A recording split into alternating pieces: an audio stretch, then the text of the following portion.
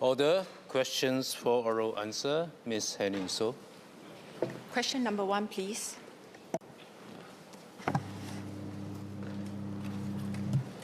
Mr. Speaker, may I please address oral questions 1 to 3 on today's order paper?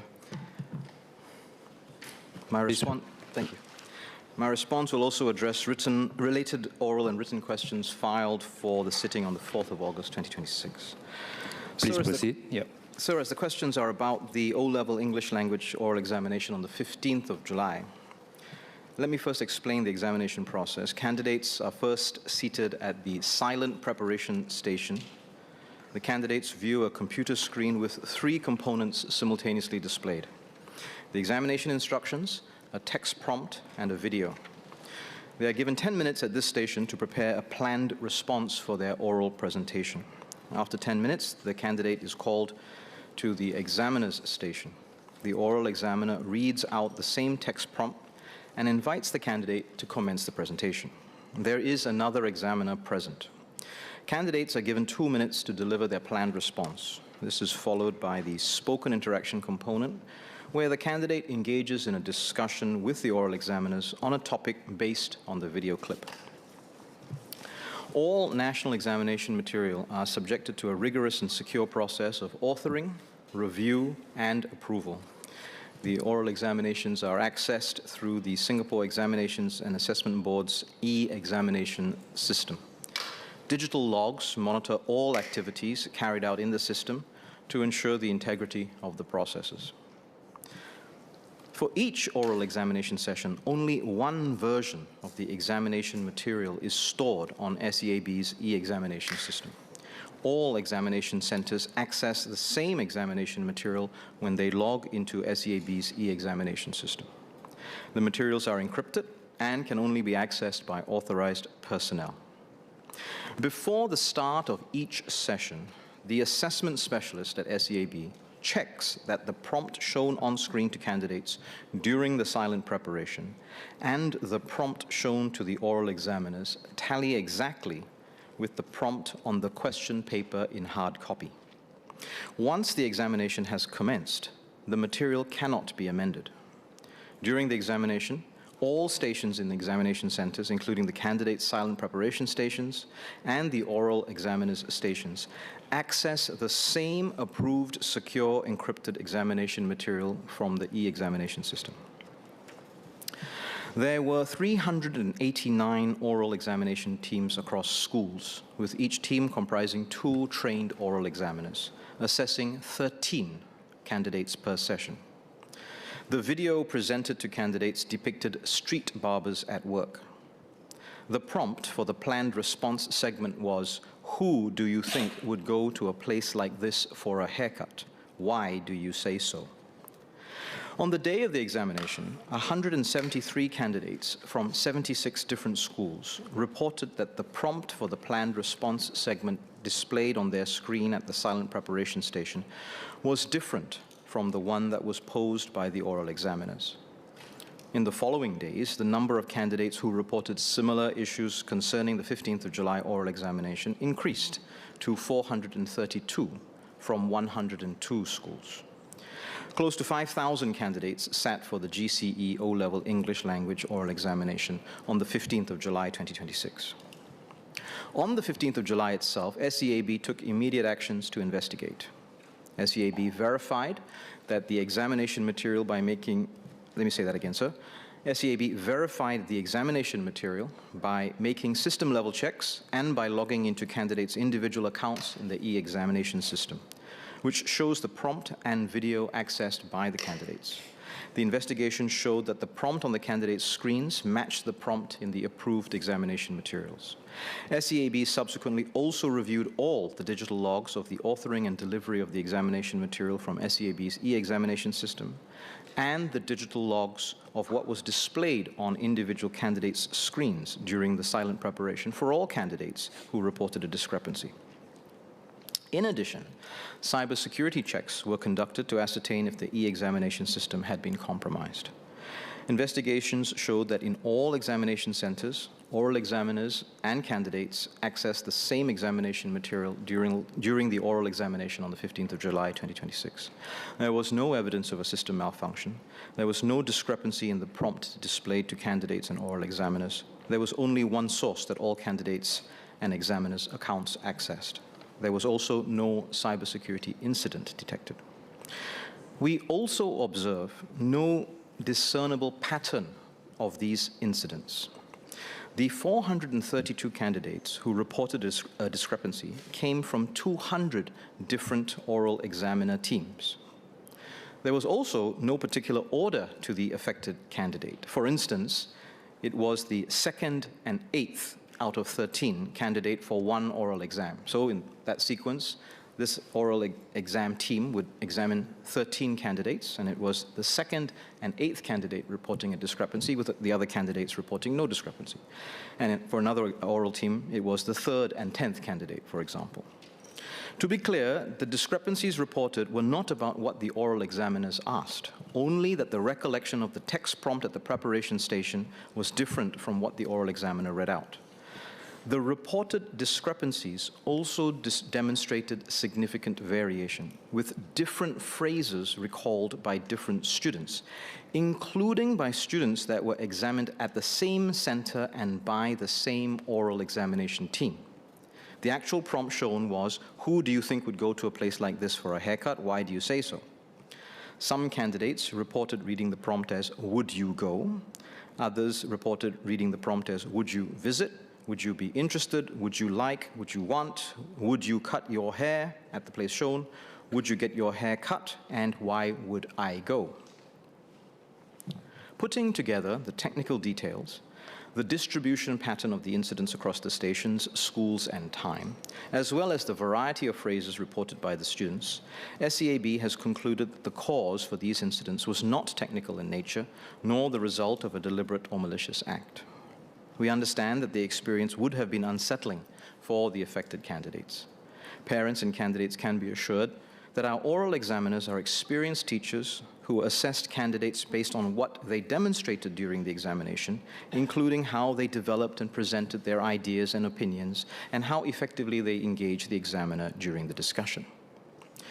The preliminary data shows that the mean score for the oral examination on the 15th of July is comparable to that of the other 4 sessions in 2026. In addition, the mean score of the 432 candidates who reported the prompt discrepancy is also comparable to the mean score of the remaining candidates who sat for the oral examination on the 15th of July 2026. So therefore, as a group, the candidates who reported discrepancies fared as well as other candidates who did not report any discrepancy. There might be some candidates who experienced significant distress arising from the circumstances. This might have affected their ability to provide a suitable response. Schools are working with these candidates to apply for special consideration.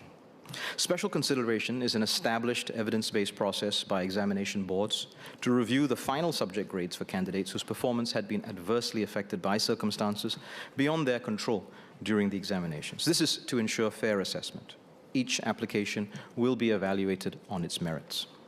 We thank candidates, parents, and schools for bringing their concerns to our attention. We take these reports very seriously. SEAB conducted a thorough investigation before coming to the conclusion that the same prompt was displayed for all candidates.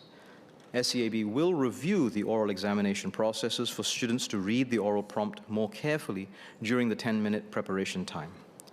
SEAB also remains committed to ensuring that all candidates, including those who might have misread the prompt, are assessed fairly. Thank you, sir. Ms. Aniso. I thank the SMS for his substantive reply. In relation to the special considerations that he has shared with this House earlier, I also understand from my resident that that has been the reply from SEAB to one of my residents whose child has been affected. In this regard, can I inquire, so far in relation to the, I think, if I recall correctly, there are over 500 cases that were reported of discrepancies that were highlighted? 100 plus 400, 400 plus in total, I beg your pardon. So have any of these students actually follow up with a special considerations, and in such instance, what will be the process taken, and whether the students who have put in the appeal will eventually be updated that their results have actually taken in the circumstances that have transpired. Thank you. SMS General.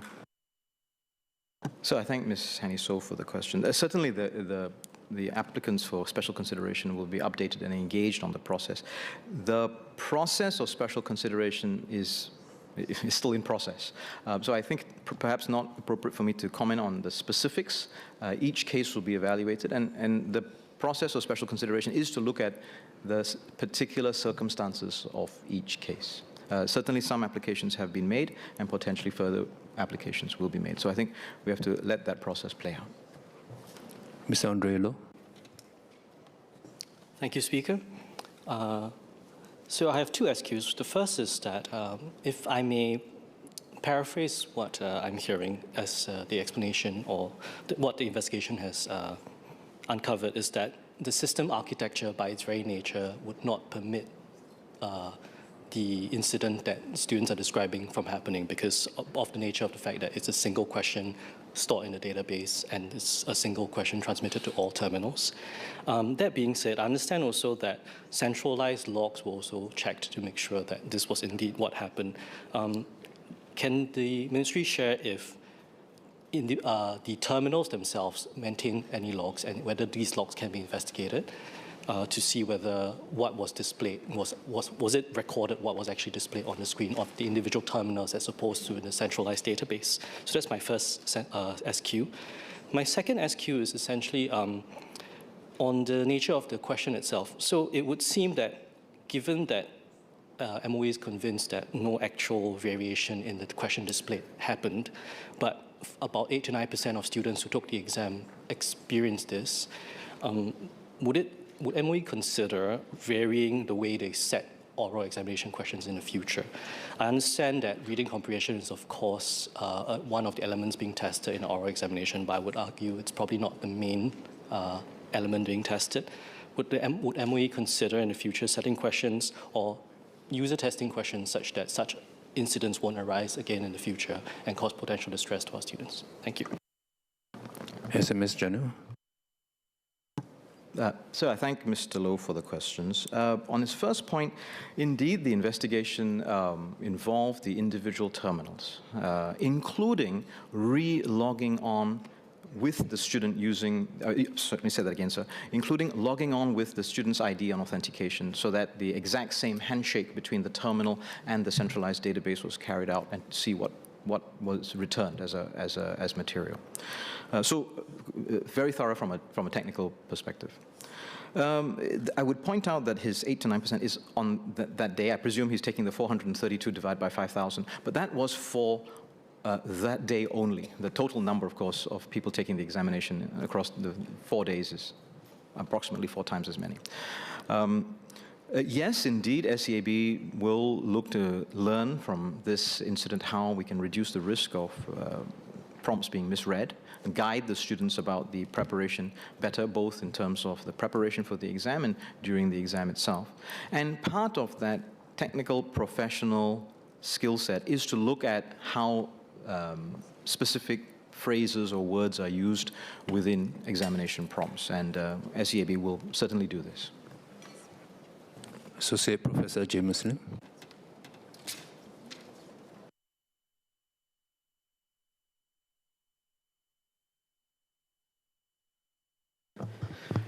So I believe the incident reports of the anomaly were made by a number of individuals, not only by, and I have to be careful about the use of this word here, at least 432 students, but also by the teachers themselves. Now, I accept that SEAB did their due diligence in verifying that there were no computer issues and that could have given rise to the alleged outcome. And it is on this basis that the SMS has asserted that there were no errors. Now, I wonder then, is SEAB implicitly suggesting that there could have been an occasion of collective hallucination that occurred on that day? And if so, does this mean that the investigation would have perhaps implicitly privileged computer forensic evidence over the contemporary testimony of a significant number of human witnesses? SMS General.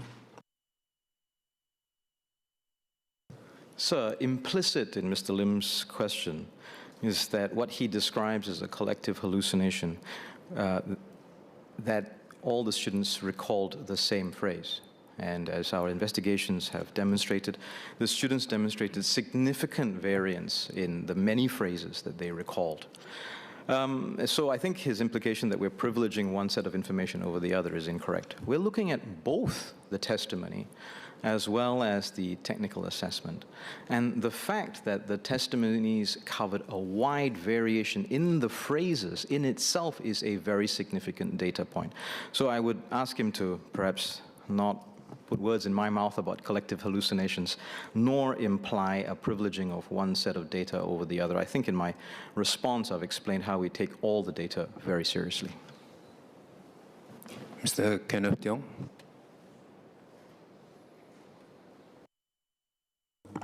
Thank you, Speaker. 3 SQs. First, factual question. Reports were filed on that day by SEAB's own examination personnel at the schools.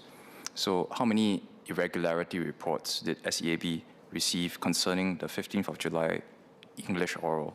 Not complaints from candidates, but actually reports filed by its own oral examiners and presiding officers. And if the ministry does not have this figure today, will they undertake to provide it? Now, it seems very peculiar to me that 432 candidates from 132 schools reported it on day 3, and day 3 alone. They didn't report it on day 1, day 2, or day 4. So to me, it's highly anomalous. SQ2, did SEAB examine the candidates' contemporaneous physical planning sheets against the examiner's script? And SQ3, since SEAB has all the evidence needed, the login logs, the examiner's marking comments, the contemporaneous planning sheets, as well as the audio from the session, will the ministry allow someone outside SEAB to look at them to conduct an external investigation? SMS General. Sir, I don't have the numbers for the officers reporting. We can certainly look that up. We have examined the contemporaneous planning sheets. Hard to correlate those with specific reports because many of the contemporaneous planning sheets did not have candidates' names written on them. That's not a requirement. But the information from the contemporaneous planning sheets does in some cases indicate that the student had misread the prompt. And in some cases, it indicates that the student had misread the prompt, started planning on that basis, and then corrected themselves. And so on one sheet, we can see the student having written down what they thought originally was the prompt, and then crossing that out, and then writing the correct prompt, and then planning from there. Indeed, we have had GovTech come in to audit the technical platforms, the processes, and so forth, and they have come to the same conclusion as SEAB. Mr. David Ho.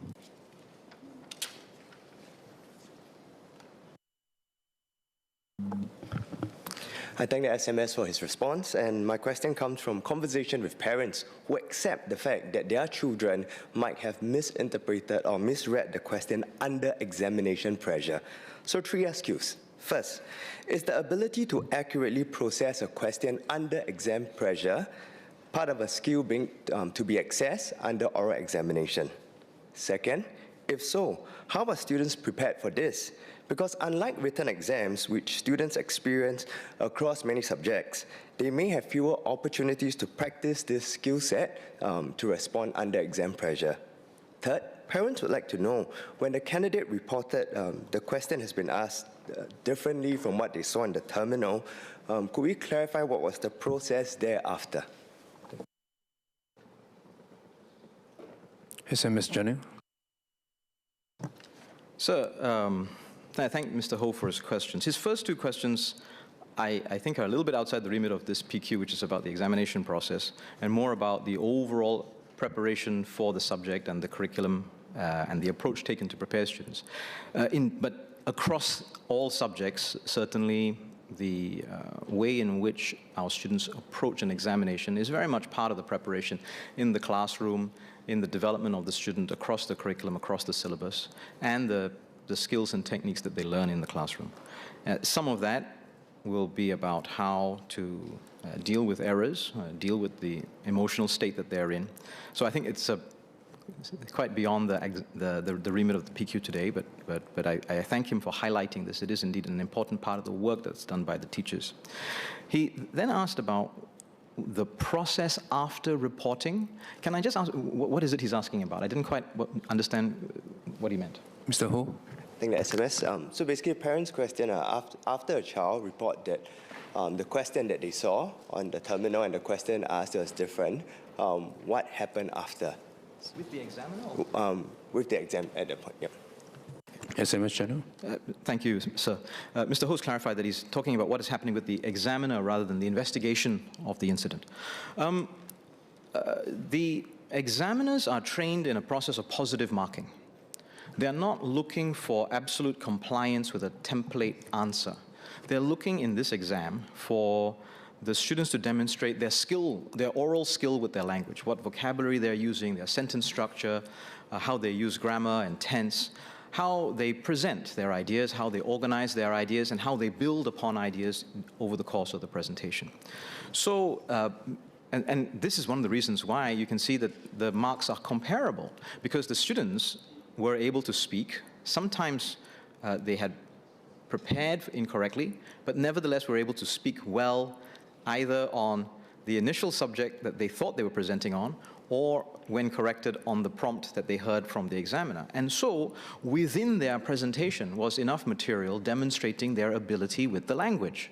So this approach of positive marking then allows the examiner to draw out the skills that the student has and provide them an appropriate mark. So that is the process.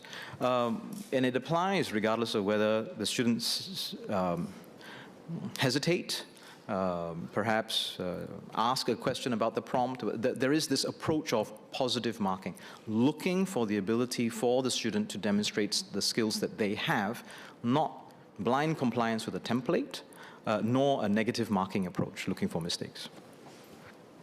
Mr. Im Hong Wing?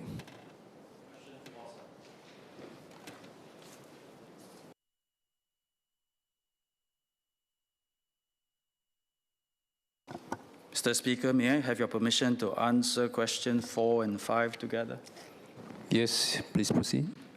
Symphony develops AI tools to provide clinical decision support for managing chronic conditions, prioritizing conditions with high disease burden in Singapore, and the feasibility of development.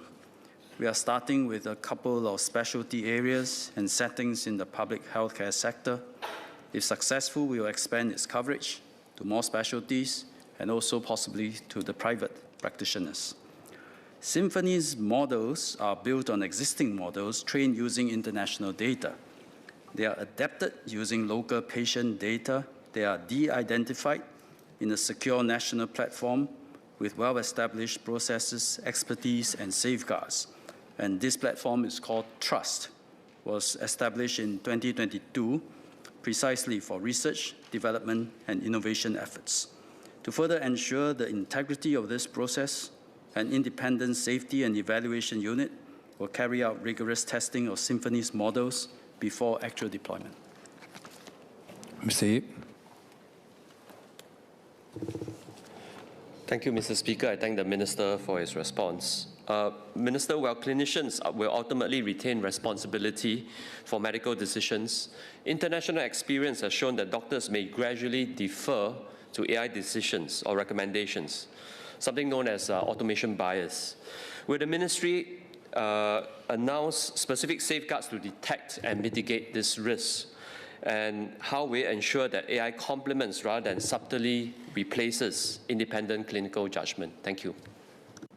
Minister Ong? We don't really announce what we are going to do to safeguard against this. This is very much in the way we approach AI, how we deploy, and how we implement them. I've given a few speeches on this matter. There's a lot of hype about AI, including in healthcare. And sometimes you really wonder why are these proposals like that. because those of us who work in healthcare, you know, it's not so simple, especially a public essential service. We have to take a very careful use case approach.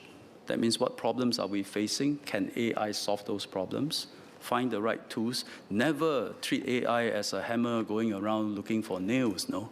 Or a solution looking for a problem. We have enough problems. Let's see what AI can do to solve some of these problems. And when you can find the right AI tool, make sure it's trained in the local context, taking into account security, de-identified data, patient data that is in Singapore. When the model is ready, when you deploy it, you have to deploy in accordance to clinical protocols. There's a certain way we do things. There are existing legacy IT system. AI is not something you plug into the socket and suddenly solve your problems. It doesn't work that way. And then how do you interface with existing legacy AI system, how the processes are thought through with the clinicians still making the judgment. It's early days, but I think we are very conscious that there's a lot of hype, a lot of use or misuse of AI. I think all this hype at some point will subside to a more realistic level where people are more judicious, thoughtful, and even sober about using AI. And we tell ourselves, why wait for that process? Why don't we start off being sober and judicious? And that's the approach that MOH is taking. Mr. Loh. Thank you, Speaker. Minister, I have 3 SQs. Firstly, is about the scope of the data that's being envisaged to be used to train this AI model. Would it encompass all health data in Singapore of all patients, including data in the national NEHR database? Secondly, it's about the nature of the consent that will be sought before patients' data will be used for training. Has the Ministry considered, or will the Ministry consider asking patients for explicit consent before their data can be used for training purposes? And third SQ is, I understand the Minister has given assurances that the data will be de-anonymized will be anonymized and have personal identifiers removed before they're used for training. However, as we can see, I have another PQ today for a similar data leak incident with the Singapore Land Authority, where a lot of these processes are failable, and sometimes anonymization of data doesn't actually pan out, and personal identifiable data can leak into publicly available databases. What assurances can the Minister give to the public that their very sensitive health data will remain safe? Minister Ong. I think we all know AI is a breakthrough technology, but we must take a thoughtful and judicious approach. So we have to decide what we want to do with it. If we start off thinking that we distrust this system entirely, and therefore let's scope down the data to be used to train models, even though we know the data is essential to train models that can improve healthcare, save lives, operate everything better, and maybe help us address some of our very stark challenges of an aging workforce, aging population with rising patient load. And if we accept that, but yet at the same time distrust the system and say, let's scope down the data, let's not believe that they can really be anonymized and de-identified because there can be leaks and traceability, and let's seek everyone's consent before we can use, then it's a non-starter. It becomes a non-starter. I think just take a balanced approach. Recognize that this is a breakthrough technology that can do a lot of good. But to do so, we will need to use the data that we have, but take the necessary precautions. Make sure that it's de-identified, anonymized and de-identified, and we started this process some years ago. So trust data has been used in various contexts already, so far incident-free. And I think we make sure it's anonymized and de-identified at by international standards. And so I think let's proceed on that basis. We must have safeguards, I agree, but we must strike a balance between leveraging the technology but putting in place the safeguards. And if we can proceed on that basis, at some point, Singaporeans will see that healthcare services is improving, yet quite incident-free.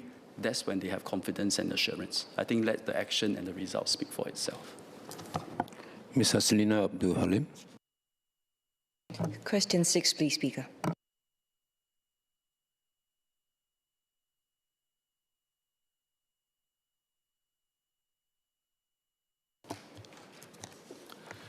Mr. Speaker, a question on Korban disruption during this year's Hari Raya Haji was earlier addressed at the last parliamentary sitting on 7 July 2026.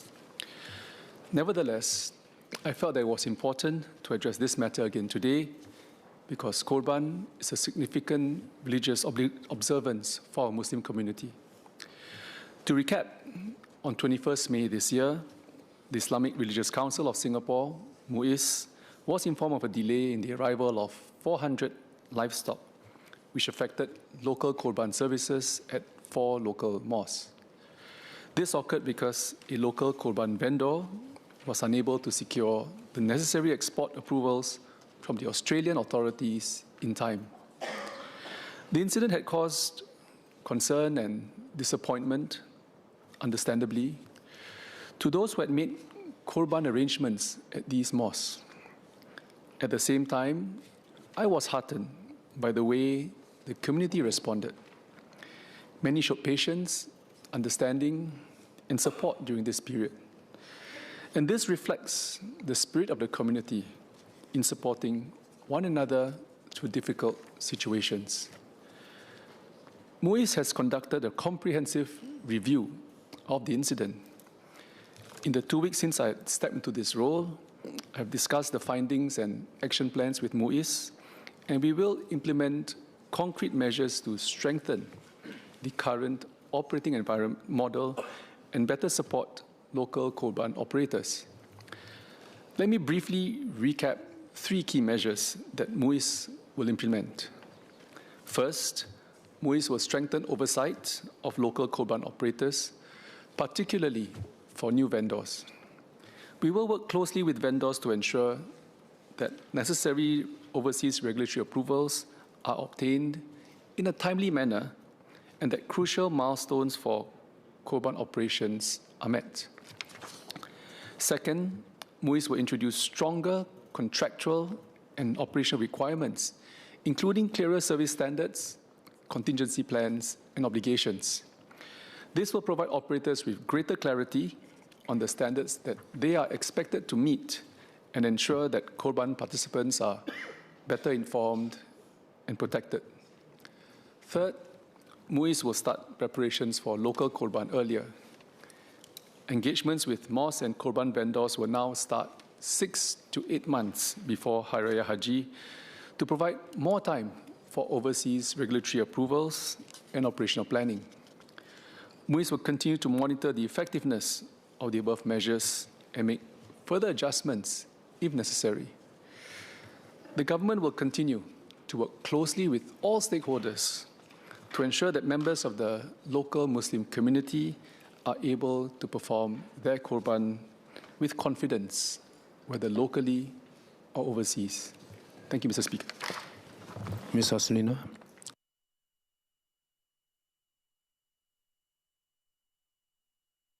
Thank you, Speaker. I thank the Acting Minister for the responses. I've got 3 SQs, 2 in Malay. The first, appreciate that there is going to be tighter control of contractual obligations as well as service standards. Could the Acting Minister please share, aside from timeliness, what other measures of performance of these vendors will be instituted to uphold this amanah or the responsibility of the service provided? Mr. Speaker, in Malay, please.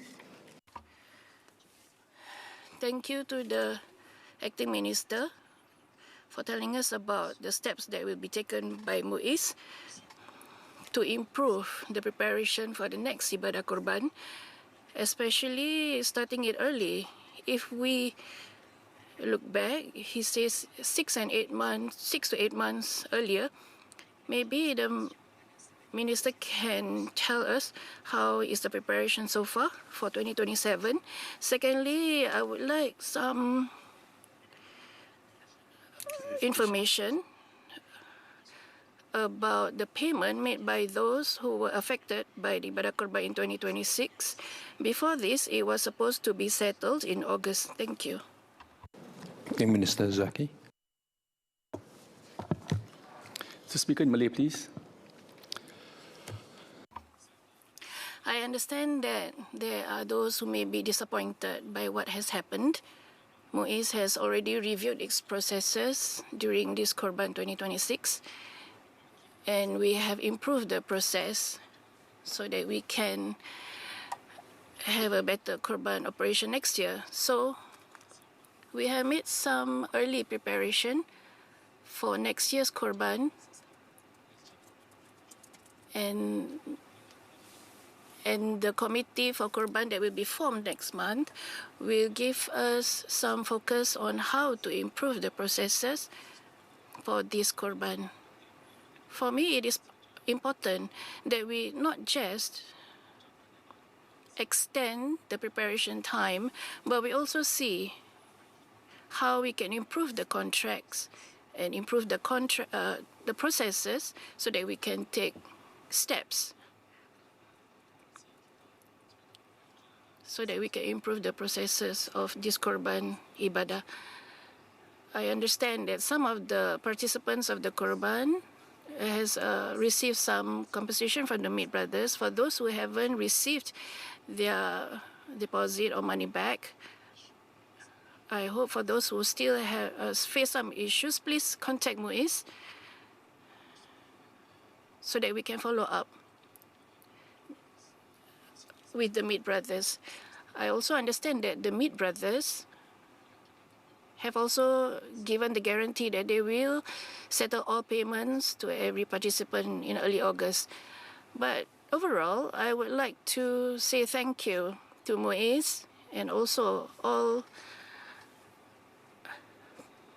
parties who have tried to manage this problem.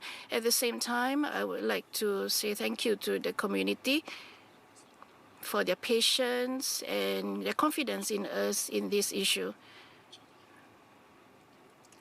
We will try to improve the processes so that the Korban can be carried out smoothly and more confidently in the future. Thank you, Mr. Speaker.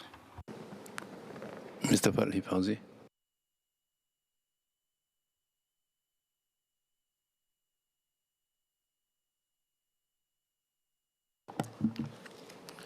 Mr. Speaker, in Malay, please.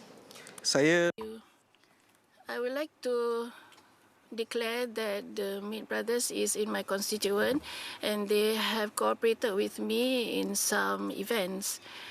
Thank you to the acting minister for your answer. I have 3 questions. First, will MUIS consider to increase the compensation for those who were affected by the Korban 2026? For example, compensation can include to allow them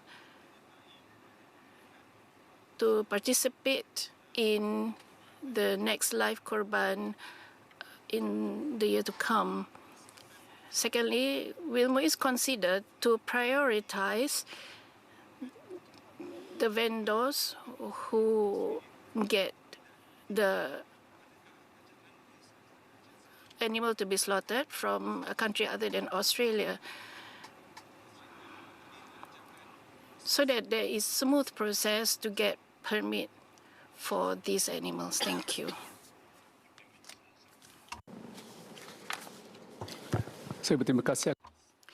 Thank you for the questions. For the first question, we will consider, we will see how we can improve our processes or whether it is appropriate for this situation. For the approval from Australia, I feel that this jurisdiction is beyond Singapore's. So we cannot control the process in Australia, but we will try. Together with MFA, I am confident that with these processes where we give more room, more time for us to carry out the operation, we can handhold these operators to give them confidence and to give confidence to the community that there is a longer runway in dealing with the Australian government. About other countries for getting the animals, we will see their ability to deliver the animals on time and give us confidence in their operations too. So today we have seen that the issue is not the source, but there are other parties. Two other parties didn't have any problem. The agencies, because the other operators who have been very familiar with the process have not had issues. The Meat Brothers is a new operator who is not so familiar with the environment. And of course, it was found that the authorities in Australia had also taken longer because they were operating with a new supply chain. So therefore, we are catering for such arrangements in future where you are new operators, and therefore we're giving more leeway, and that's why we're extending the operations time now to 6 to 8 months instead of what it is today. Thank you, Mr. Speaker. Ms. Mariam Jaffa. 7, please.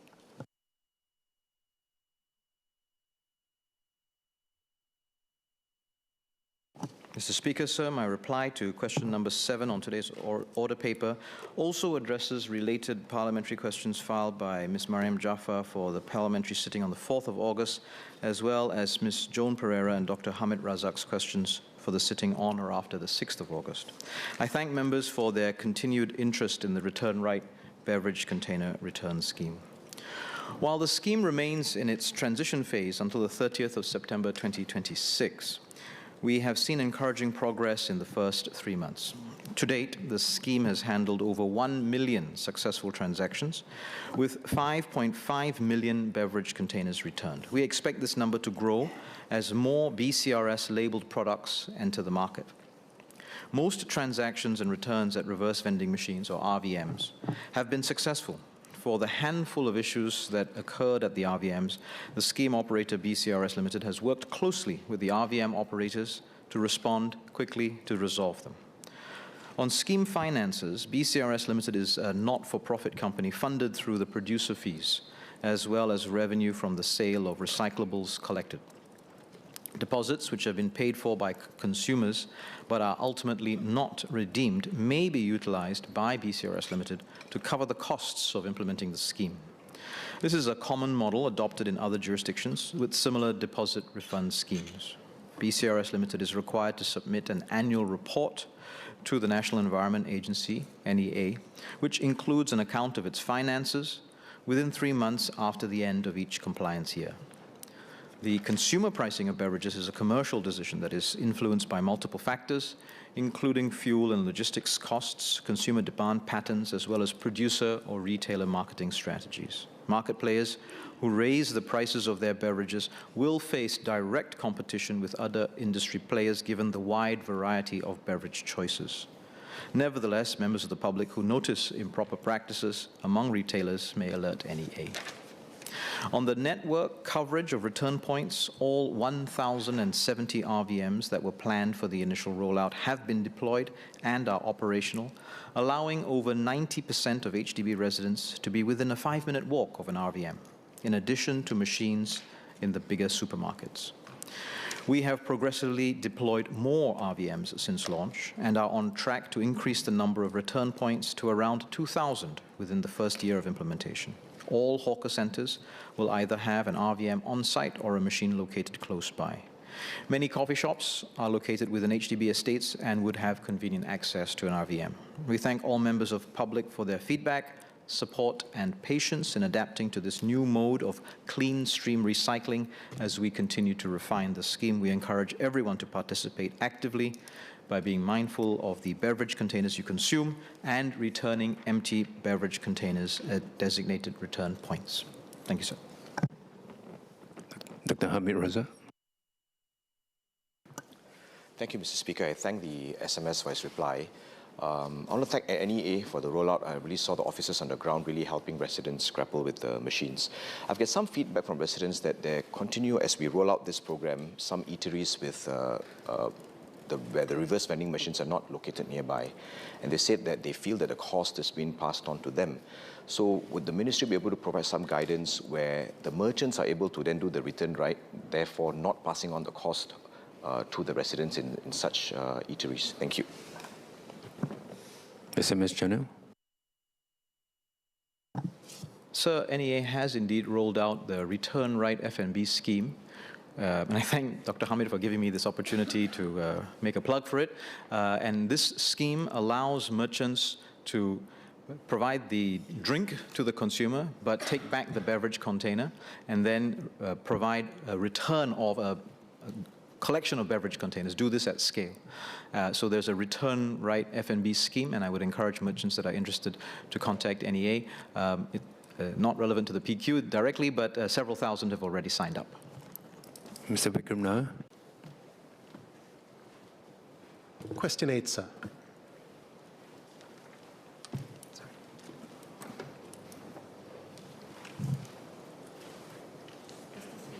Mr. Speaker, sir, may I have your permission to take oral PQs 8 and 9 together? Please proceed. The Skills and Workforce Development Agency, SWDA, has zero tolerance for fraud and has fraud detection measures in place. SWDA is currently investigating training providers and trainees involved in potential gaming behavior. If ongoing investigations indicate that any criminal behavior might be involved, police reports will be made. We will take appropriate action, including recovering grants where warranted, if investigations confirm a breach of funding terms or other inappropriate conduct. In relation to the erroneous disbursements of the enhanced training support for small and medium enterprises, SWDA has rectified the erroneous system logic in the IT system that led to the misclassification of firms as small and medium enterprises. SWDA has also revised its operating procedures to ensure accurate SME eligibility assessments going forward. There will be no adverse impact on the businesses or individuals who received disbursements based on the prior assessments. The Ministry will honour the disbursements which were used to support real training that benefited local workers. Mr. Nair.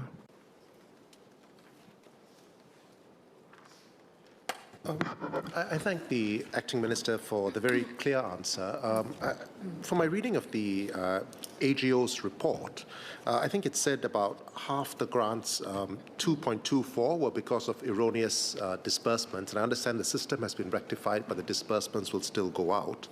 I think it said another 2.08 million would have been disbursed under other subsidy schemes. Does this suggest that there's no issue within the government that a different subsidy scheme has been used? Acting Minister Law. I thank the member for his question. The total ETSS grant amount disbursed to the affected companies was 4.32 million, but the amount that was over-disbursed was about 2.24 million. And we described it as such because the number of affected companies a number of these affected companies would otherwise have been eligible for grants totaling 2.08 million under the Skills Future Mid-Career Enhanced Subsidy Scheme, which also similarly provides a 20% cost fee subsidy for the workers who are Singapore citizens aged 40 and above. Mr. Padli Fauzi.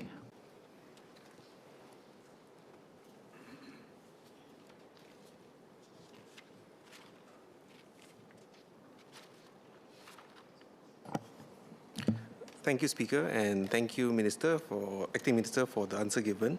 My first SQ is, how will MOM strengthen oversight over the disbursement of the Skills Future cost fee funding? For example, will MOM consider taking such steps such as asking participants to declare whether they are taking courses from a company they or their immediate family members are working for? I couldn't get the last answer. Does the government have any information on how many Skills Future credits were used by course participants on these potentially gamed courses? Thank you. Acting Minister Law. I thank the member for his question. The investigations on gaming behavior are still ongoing, so we are unable to review more. But for all such schemes, including Skills Future credits that we give out to support training, there will always be a risk of potential gaming. And over time, SWDA will enhance its efforts to detect and investigate different types of gaming behaviors. And where necessary, we will adjust the funding policies to address the risk of gaming. But we are also considerate, and we want to ensure that individuals have good access to the grants that we give out, and therefore we don't want it to be too onerous on both individual workers and also employers in supporting Singaporeans to access training. Mr. Dennis Tan. Question 10, sir.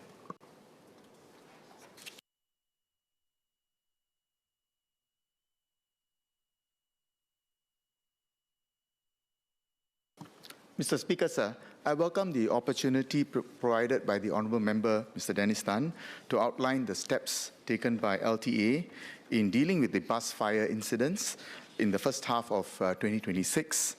No one was injured in the incidents, but every such fire is an incident too many. On his first query, as to whether LTA has investigated, the answer is yes. And based on the investigations, the fire incidents involving the Mercedes-Benz Citaro buses were caused by failure of different parts. There is no indication of a common underlying cause. The parts involved were also within their manufacturer recommended useful life. Turning to his second and third queries, the LTA has directed the public bus operators to carry out additional inspections of their Citaro buses. No abnormalities were found as a result. LTA is working with the bus operators to enhance bus inspection regime for older buses and assess whether additional preventive measures can reduce fire risk. Mr. Tan. Thank you, Mr. Speaker. Thank the SMS for his answers. I have 3 supplementary questions. First, I'd like to ask what fire detection or suppression systems are currently installed in the engine compartments of public buses, of such public buses, and whether LTA is reviewing the need for enhanced thermal monitoring or fire detection systems on especially the older buses to provide earlier warning of potential fires. My next SQ, whether maintenance audit requirements and fault reporting standards are applied consistently across all public transport operators. I believe that the buses are used by different operators. And what measures LTA takes to verify compliance and identify any gaps in maintenance practices? Thank you. SMS Murali.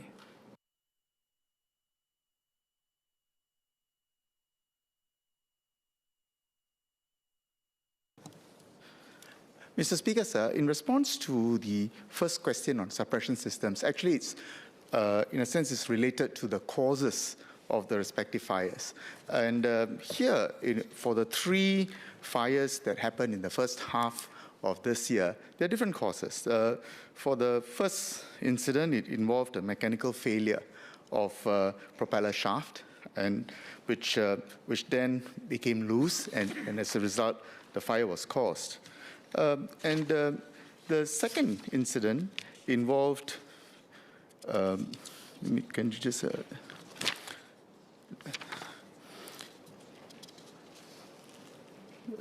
yes, the second incident involved a mechanical failure of a turbocharger. So the systems in place really depends on the, what was the cause that was, that resulted in the fire. And I would say that as far as the bus electrical systems are concerned, there are indicators which will indicate the start of a fire, and the bus captains would have to take the necessary steps if the bus is being used. Of course, beyond that, you have the maintenance regimes, and each manufacturer would indicate the service length or time for each parts that are being used. Moving on to the maintenance regime of these buses, indeed, the Citaro buses would have a certain manual that has to be complied with, and LTA's expectation would be that the manual for the maintenance must be followed. And on the third point about audit, I would say that for the 3 cases, LTA has not just been in contact with the PTOs, but also been in contact with the manufacturer, in this case, Mercedes-Benz, and they have also come in to check the systems, and they found no abnormalities, which has a system-wide impact. So we are continuing to monitor the situation and will not hesitate to take any further steps necessary to maintain passenger safety. Thank you. Mr. Tan, okay, quick one. Thank you, Mr. Speaker. Just a clarification. Actually, my first SQ relates, is asking about what fire detection or suppression systems are currently installed in the engine compartments, and whether LTA is reviewing the enhanced thermal monitoring or fire detection system on the buses, not just the cause of the problem. SMS Murali.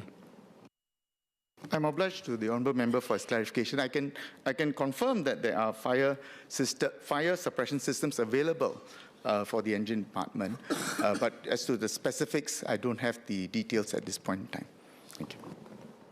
Dr. Hamid Raza. Question 11, sir. Thank you.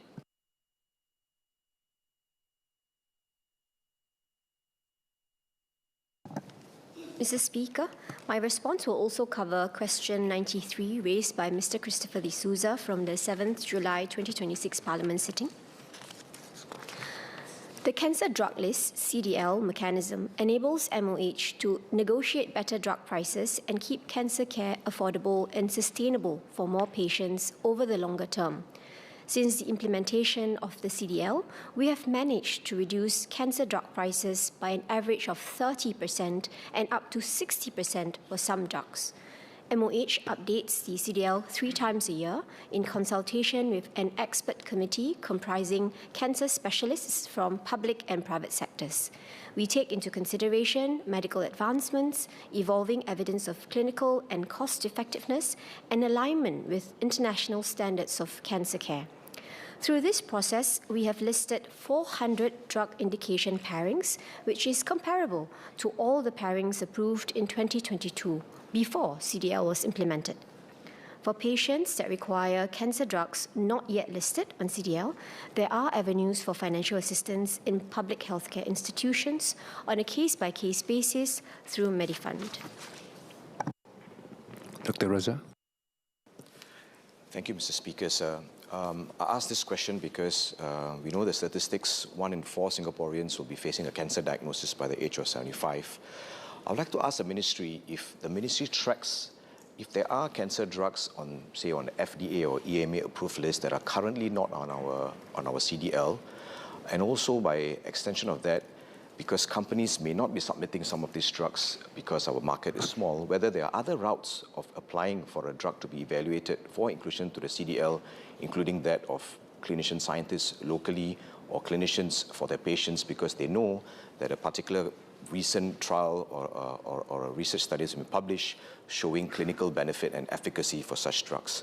And also by way of feedback, some clinicians have also given me feedback that despite drugs being on the cancer drug list, some shield providers and insurers are still asking our clinicians to go through onerous administrative processes of filling up forms and pre-approvals, which really takes time away from our clinicians from doing their clinical practice. Thank you. M.S. Rahayu.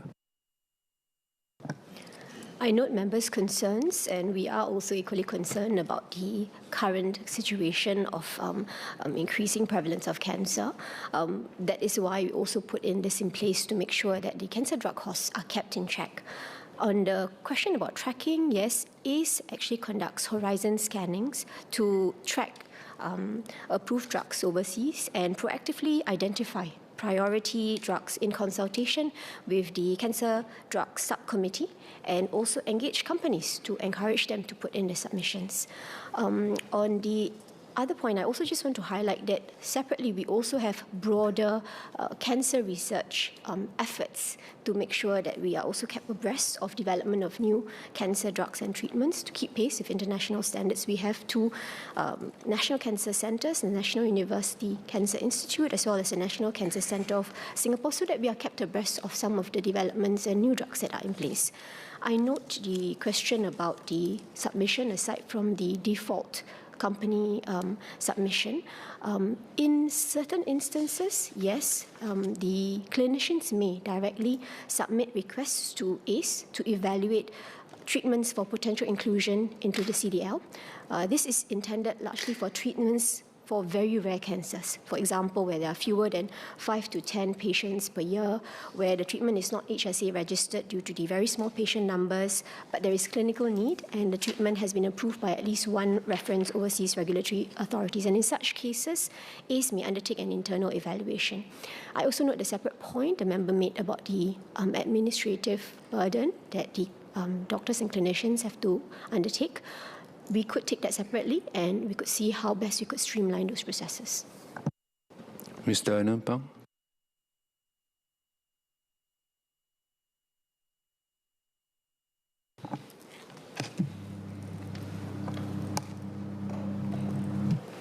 Mr. Speaker, over the past 3 years, NParks received and investigated an average of 75 alleged animal cruelty cases involving community animals each year.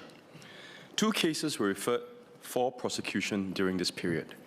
Now, to ensure that the Animals and Birds Act ABA remains effective in deterring animal cruelty and abuse, we are reviewing the ABA to enhance enforcement powers and strengthen the penalty framework for animal welfare offences. This includes reviewing imprisonment terms and disqualification orders for both first-time and repeat offenders.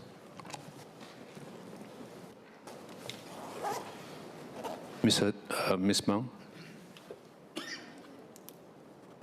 Thank you for your response. For the community animals, because they do not have a specific owner per se, is there a possibility for AVS to make it easier for them to make these report cases? Stan?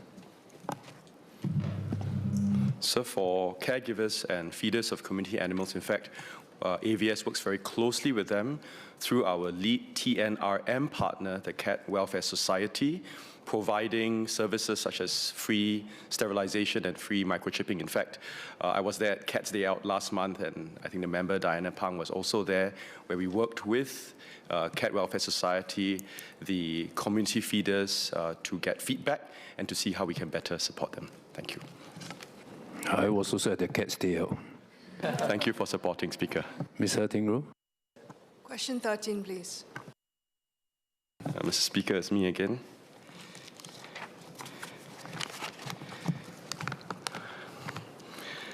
Sir, MAS launched COSMIC on 1st April 2024 to facilitate sharing of risk information among banks to detect and disrupt illicit fund flows in the financial sector. COSMIC's initial phase involved 6 major commercial banks in Singapore and targeted 3 key financial crime risks: the misuse of legal persons, the misuse of trade finance for illicit purposes, and proliferation financing. Since its launch, COSMIC has enhanced participant banks' ability to detect bad actors and strengthen our financial sector's defenses against financial crime. Arising from information shared on the platform, COSMIC participant banks filed additional suspicious transaction reports, and further, following participant banks' review and investigations, a significant number of suspicious customer accounts were closed. The information shared on COSMIC also allowed participant banks and the MAS to identify suspicious networks for timely review and supported authorities' investigations. COSMIC's effectiveness was affirmed in the recent mutual evaluation assessment of Singapore by the Financial Action Task Force.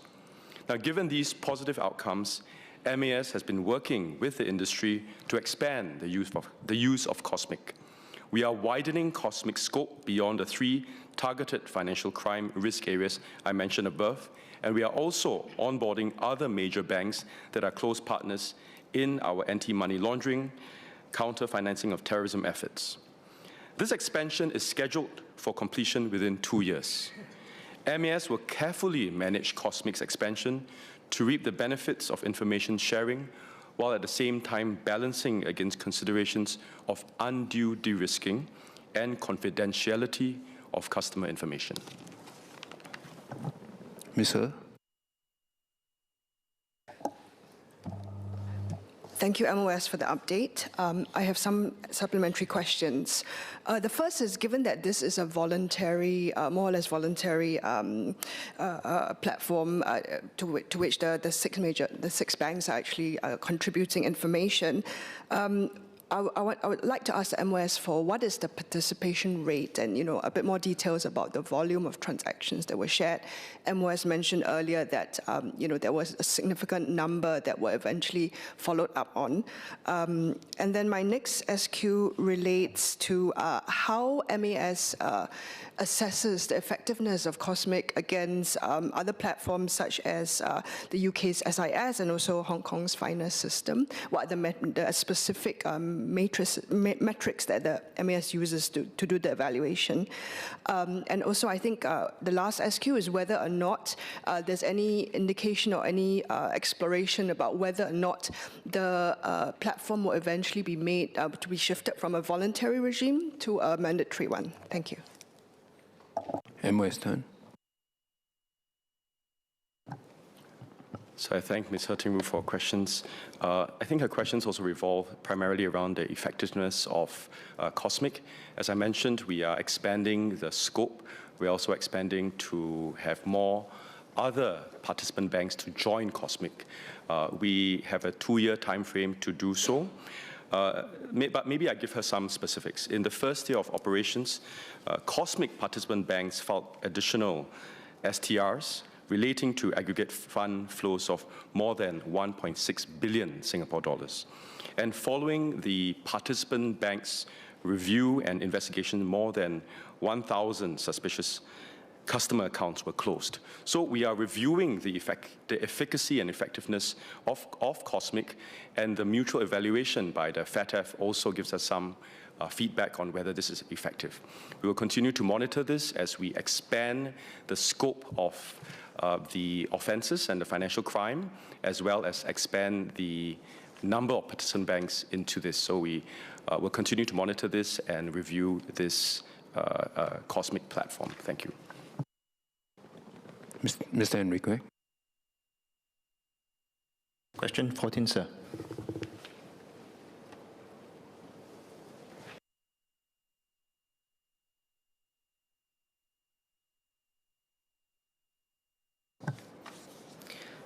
Sir, there's a range of schemes to support residents with care needs. These include the Seniors Mobility and Enabling Fund, Migrant Domestic Workers Levy Concession, and subsidized home or center-based care, such as the Enhanced Home Personal Care.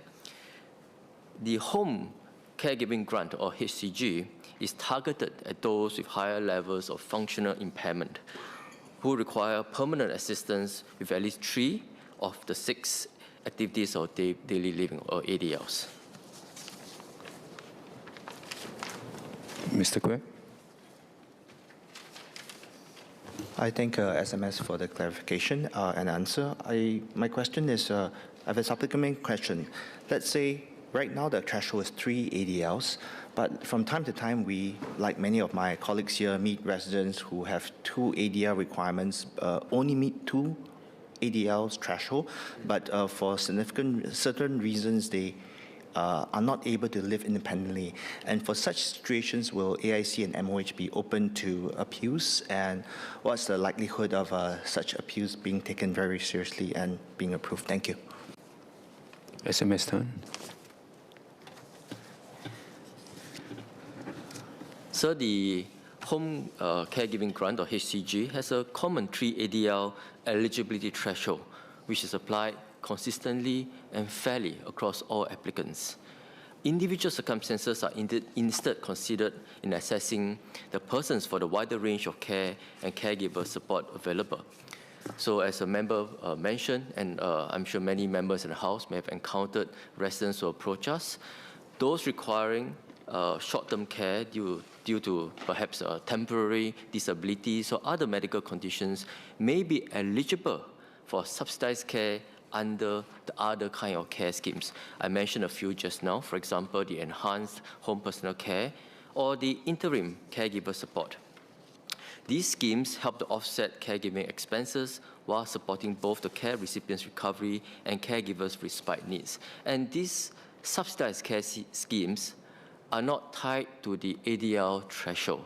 For example, I mentioned some of the schemes earlier. I can mention a few more just to provide some context to the members' question. For example, the SMF, the Seniors Mobility and Fund, which subsidize up to 90% of devices and home healthcare items, are for eligible seniors who access to require these items to support age in place. So it's not tied to ADLs per se. For example, there are also other schemes that perhaps there are individuals with significant short-term care needs who cannot be cared for at home or in the community.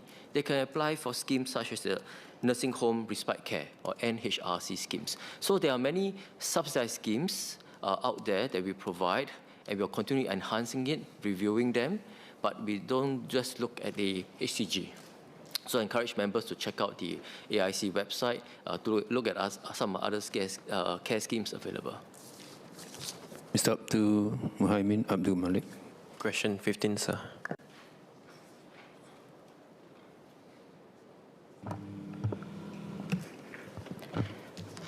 Since the mandatory water efficiency requirements took effect on 1st January 2024, 7 new projects have been subjected to and met the design requirements. Accordingly, no enforcement action has been taken. Mr. Muhaimin. Thank you, Speaker, and thank you, SPS, for your reply. I have 3 supplementary questions. First, can the SPS clarify how many of the projects subject to requirements are actually in operation as opposed to still at design or construction stage, given that the 50% recycling rate is assessed at the operation stage? Second question, does PUB independently verify the recycling rates reported in these plans, for instance, through metering or audit, or does it rely on self-declaration by companies? My third question, has the 40,000, okay, sorry. So just 2 questions. Thank you. SPS, go. So I thank the member for his question. To the first one, out of the 7 that we said were covered, most of them are in the construction phase and 1 is in the design phase. To the second question on how we monitor the compliance, the water users are then required, once they start operations, to submit their water efficiency plans on a running basis so that PUB can verify and to identify opportunities for further reduction of water use and efficiency. Mr. Andre Loh. Question 16.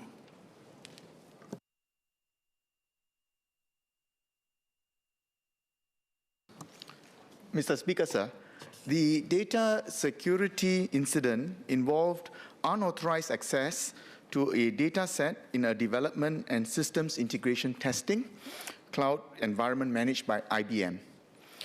IBM was the vendor appointed to support and maintain SLA's Singapore Titles Automated Registration System, or STARS, and the e-lodgement system, or ELS. The affected environment was separate from SLA's live operational systems, which were not affected. The dataset was created in 1998 for major system tests and updated periodically over the subsequent years.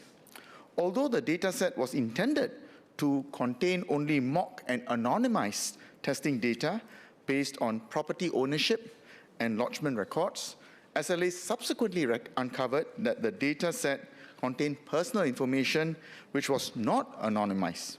STARS and ELS are subject to regular audits, with the most recent audit carried out in 2025. The appropriate contractual action will be determined after the full facts and respective responsibilities have been established. SLA is investigating the matter. Mr. Loh. Thank you, SMS. Thank you, Speaker. I have 2 SQs. First is, will SLA also be undertaking audits of any other development test environments arising from this incident to make sure that no similar issues are occurring elsewhere?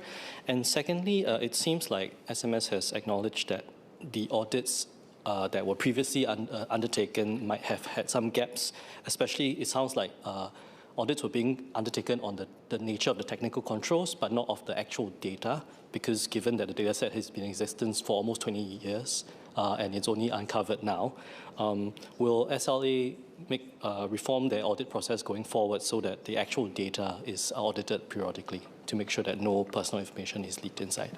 Thank you. SMS Murali.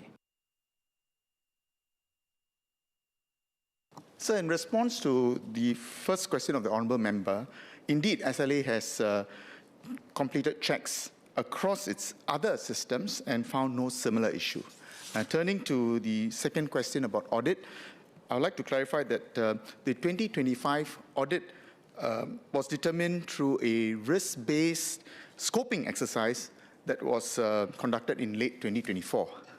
And based on the IT risk landscape known at that time, the audit prioritized broader ICT security and resilience controls, such as cloud security management, privileged access, and third-party management. The incomplete anonymization was not identified during the audit. The Honourable Member makes pertinent points, and this is something that we can consider once the investigation is complete. Dr. Chu Pei-Ling. Question 17, sir.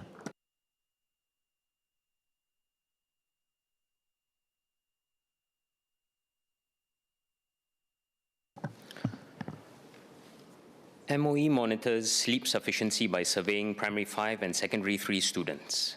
Based on the latest survey in 2025, primary 5 and secondary 3 students reported getting 7 hours of sleep on average on school days, with a slight increase compared to 2023. In schools, students are taught healthy sleep habits, self-management and time management skills through physical education and character and citizenship education lessons. For example, students learn about the recommended sleep duration and good habits such as setting regular sleep hours and avoiding caffeine and digital devices before bedtime. Starting from January this year, the personal learning devices for secondary school students has been set by default to go into sleep mode earlier at 10:30 p.m. Parents, too, play an important role in role modeling and developing healthy sleep habits.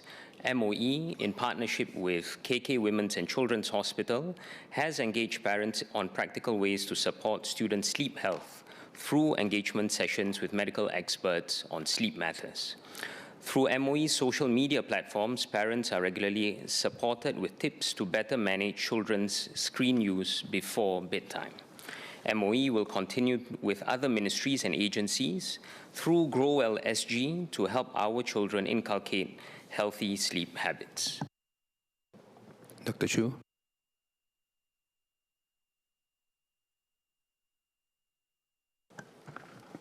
Thank you, Speaker. I have 2 SQs. The first one, beyond sleep quantity, has the ministry considered assessing sleep quality as well?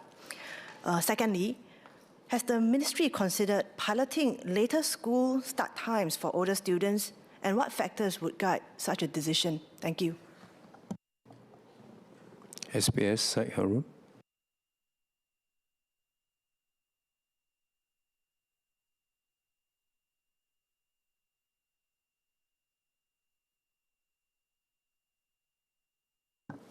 Mr. Speaker, I thank the member for her supplementary questions as well as her concern with regards to sleep in our students.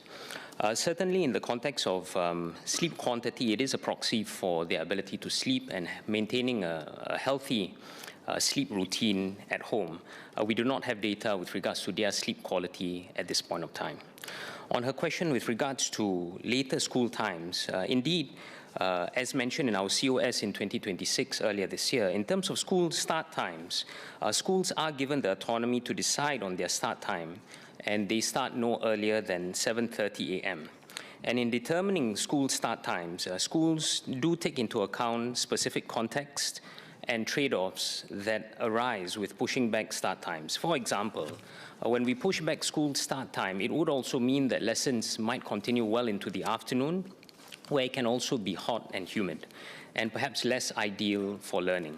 School dismissal time will also be delayed, and after-school and inter-school programs could also be impacted. So I ask that we take a balance with regards to school start times, and we give the schools the specific autonomy to do so. More importantly, we want to be able to engage our students in inculcating healthy sleep habits, including self-management and time management skills. At the same time, it is also about working with our parents, engaging them to role model and develop healthy sleep habits at home, and therefore allowing our students to be able to rest well before they engage in a day of school thereafter. Thank you. Mr. Patrick Day. Question 18.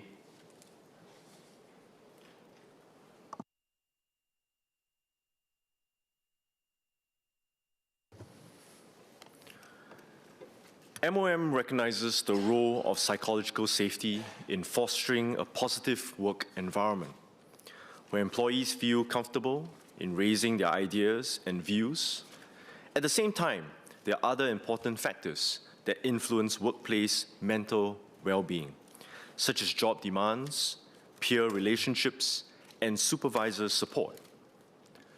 MOM's approach is to support employers to assess and address mental well-being in their workplaces holistically, rather than develop national-level indicators or benchmarks for psychological safety alone.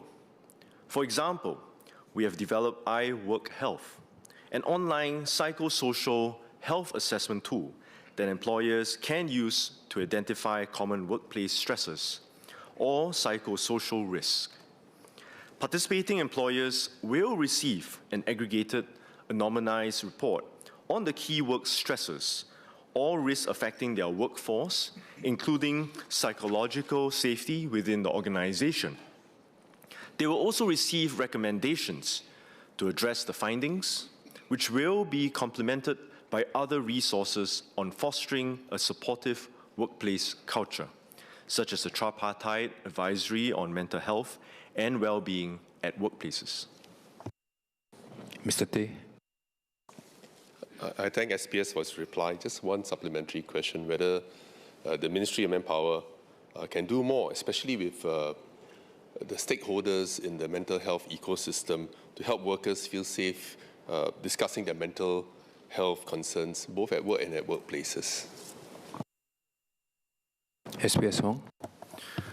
I thank the member for the question, and I agree that we can do more. In fact, for this particular case, there's no single stakeholder that can act alone. So I suggest that for government, employers, and also the unions to work together to foster a more conducive culture and ecosystem. Thank you. Moving on, Mr. Kenneth Tiong. 19, please.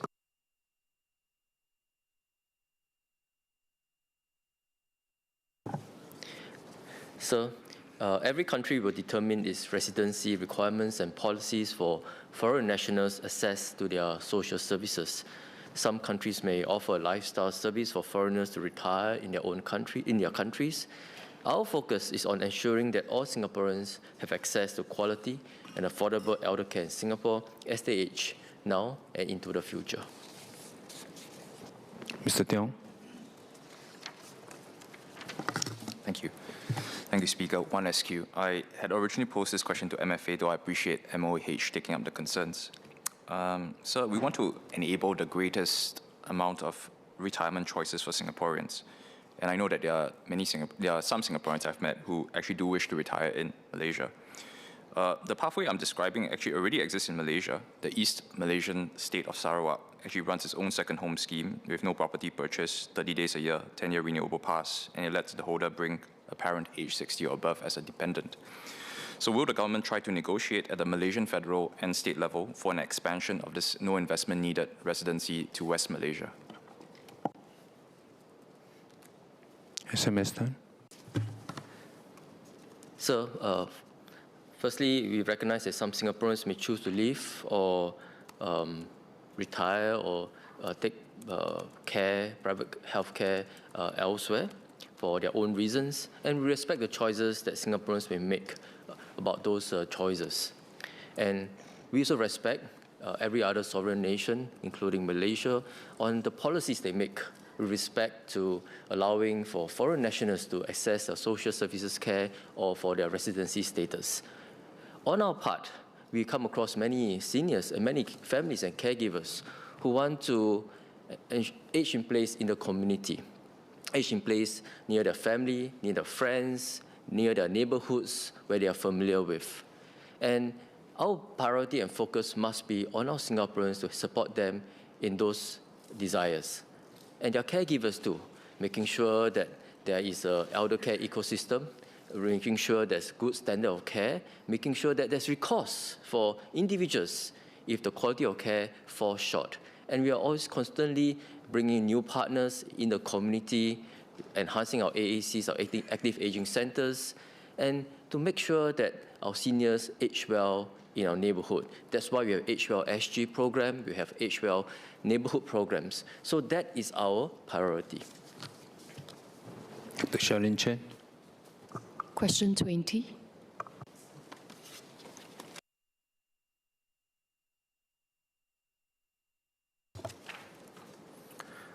Mr. Speaker, with your permission, I would like to address the PQs filed by Dr. Charlene Chen and Dr. Hamid Razak together. Go ahead. MOM monitors the adoption of workplace practices related to after-hours work communication. Based on MOM's data, in 2025, 55% of full-time resident employees reported that their employers had policies governing after-hours communication. This is up from 48% in 2022. These policies include practices such as not expecting responses to non-urgent messages until the next working day, or providing time off in lieu after hours work. We have not conducted a separate assessment of the effectiveness of each of these individual policies.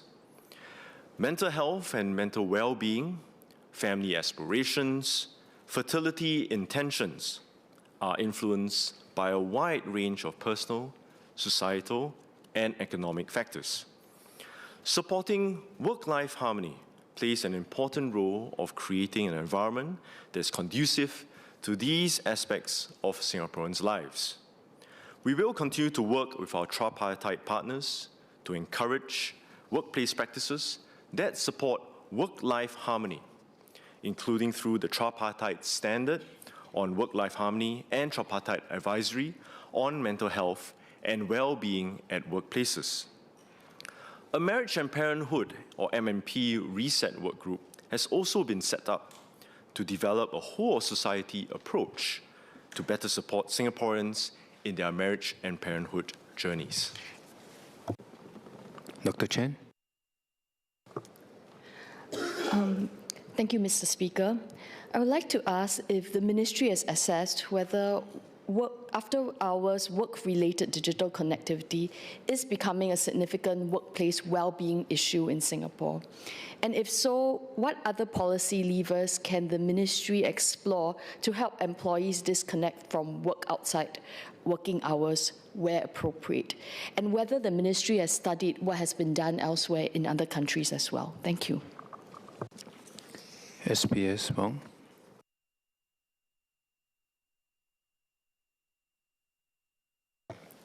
Speaker, I thank the member, Dr. Charlene, for her question. We need to understand that technology has brought many benefits, including greater flexibility for employers and employees to communicate and work. But at the same time, we also recognize the concerns of this digital connectivity that may blur the boundaries of interaction between work and personal life. And our approach is not to focus on the connectivity per se, but on the broader impact on the employee well-being and the workplace practices.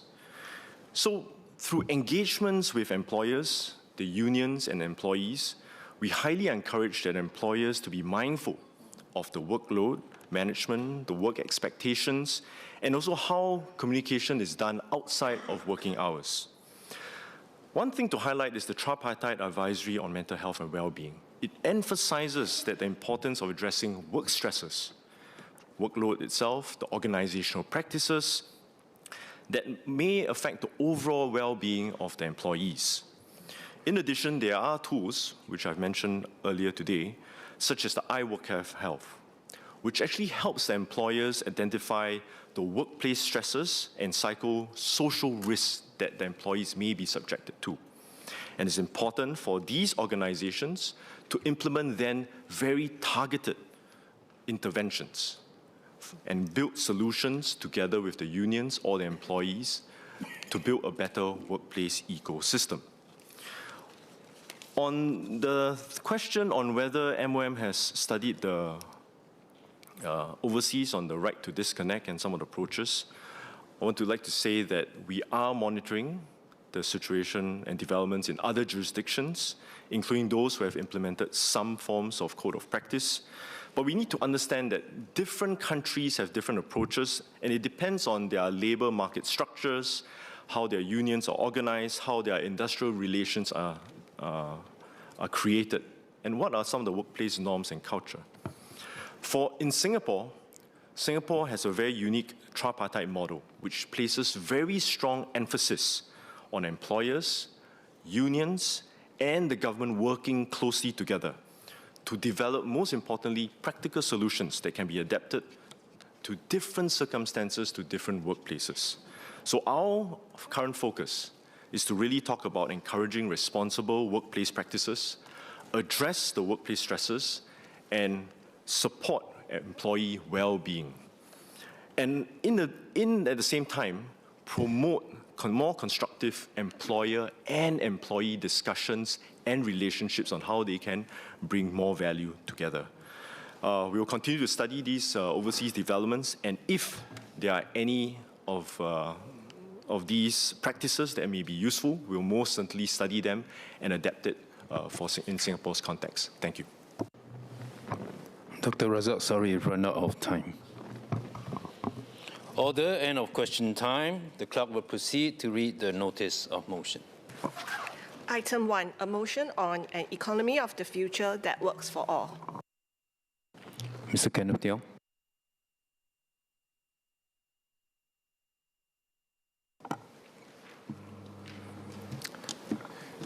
Mr. Speaker, I move that this House, notwithstanding the suggestions in the Economic Strategy Review on the future Singapore economy, believes A, in a more equal and inclusive economy with opportunities for entrepreneurs to experiment, households and businesses to succeed, workers to thrive, and ideas and innovation to flourish. And in B, in an economic engine driven by dynamic local companies, healthy domestic demand, and Singaporeans and Singaporean capital venturing abroad. Why this motion? Why now? Singaporeans face a uniquely challenging set of circumstances. The major model of Singaporeans getting on the economic ladder has been jobs. Without a job, you're not able to afford renting a place or buying a HDB flat. Without your own place, it is difficult to think about having children. And for these children, few dream of being entrepreneurs, with 9 in 10 working here, becoming someone's employee. For almost all of us, the jobs ladder is the main route up, with not many Singaporeans becoming entrepreneurs. The reasons given are variously these: that the market is small and the cost of business daunting, that they lack social safety nets for risk-taking, that not enough true growth capital exists for all the private wealth attracted here, that the biggest competitor to Singaporean startups and SMEs are the Singaporean GLCs. These we have the power to influence. Property has been a lottery ticket to many Singaporeans, but with asset prices as high as they are, it is highly questionable if a new generation can follow this model without parental support, given initial conditions of wages, lagging asset prices, and declining employment prospects. The persistence of property as a wealth vehicle breeds a rentier mindset. One generation's ideology hardens into the next generation's psychology. And as intergenerational transfers come to dominate socioeconomic status, they threaten to entrench inequity. Let me recap why our job structure is threatened, though I suspect this is not news to many. Our job structure rests on being the best place in the region for foreign companies to base themselves. We host many large companies, but build few of them. Singapore has 3 companies in the Fortune Global 500. All 3 are commodity traders. 2 were founded here, 2 were founded elsewhere and moved here. Korea has 13, Taiwan has 6. Theirs make semiconductors and ships. Theirs were built by their own people. Ours came here and can as easily go. At the high value end, tariffs are pulling production home and to friendly countries, reducing the supply of marginal new investment available to Singapore. And less of what moves can be won on tax competition. For an increasing number of R&D and manufacturing jobs, speed of iteration, equipping, and supply are decisive factors. At the cost-sensitive end, high business costs and slow manpower approvals accelerate offshoring to regional centers based in countries like Malaysia and Vietnam. The examples are not unfamiliar to this House. H&M moved its Southeast Asia regional HQ from Singapore to KL. Tiger Beer has been brewed here since 1932. By the end of next year, it will not be. Heineken is winding down brewing at Tuas and moving production to Malaysia and Vietnam, and about 130 jobs go with it. For our younger generation, they face the change playbook. The high-paying entry-level tech jobs that many aspired to have largely dried up. Many entry-level roles have been offshored due to the high cost of business, and capable AI agents and models are set to reduce the need for entry-level hiring. But whatever the cause, it is undeniably hard for a young Singaporean to find a job today. What follows is adaptation, entrepreneurship by necessity rather than by choice, second and third jobs, structural underemployment. In a high-cost economy, the work most likely to stay is work that cannot be done more cheaply somewhere else. The standard answer for advanced economies has been R&D, build what others cannot easily copy, so that firms come here in spite of our costs. But after decades and tens of billions, not one local R&D champion has emerged worth more than $1 billion. Of course, we should continue to invest, but the upshot is that our R&D complex is sadly not ready to be our growth engine. And as individual Chinese provinces and groups thereof become increasingly fiercely competitive ecosystems, every economy will need to reckon with the necessary scale, energy availability, and the cost required to compete. Alone, it is difficult. That is why I believe we must have greater industrial coordination between Southeast Asian countries and engage in transnational industrial policy, as I elaborated in both my maiden speech last September and my adjournment motion this July. These are structural challenges to the industrial underpinning of jobs. I acknowledge the government continues to try to do its best under these circumstances. Investment into Singapore is holding up. EDB committed $14.2 billion of fixed asset investment last year, up from 13.5 the year before and 12.7 the year before that. So 3 years rising. But for it, we get the opposite trend in jobs. In 2023, 20,000 jobs. In 2024, 18,700 jobs. And last year, 15,700 jobs. The value added expected went from $26.7 billion to $23.5 billion to 18. So even on official statistics, the engine of investment to jobs is faltering. Faced with such a panoply of problems, what can and should we hope for? First, we need an updated growth model that cares not only about the headline GDP growth figure, but the structure of growth. If we truly believe this is a changed world, then our policies must change with it. The structure of growth matters, and growth and distribution are not two things to be done in sequence. It's acceptable as an exigency to grow first and then redistribute by vouchers and rebates. But over the medium and long term, we should be building an economy where a fair distribution is produced by the growth itself, rather than repaired afterwards out of the proceeds. Pre-distribution or redistribution. And that's why we need an economic engine driven by dynamic local companies, healthy domestic demand, and Singaporean capital venturing abroad. Only when Singaporeans thrive and believe the ladders of opportunity are fair to all can this country be open. Second, we need honest measurement and prioritization of what matters from growth. Let me offer 3 North Stars for the distributional aspect of growth. A, the indigenous share of national income, which captures the contribution to national income of Singaporeans as workers, owners, and entrepreneurs. Its internationally comparable cousin is the labor share. How much of what stays in Singapore goes to the people who work here?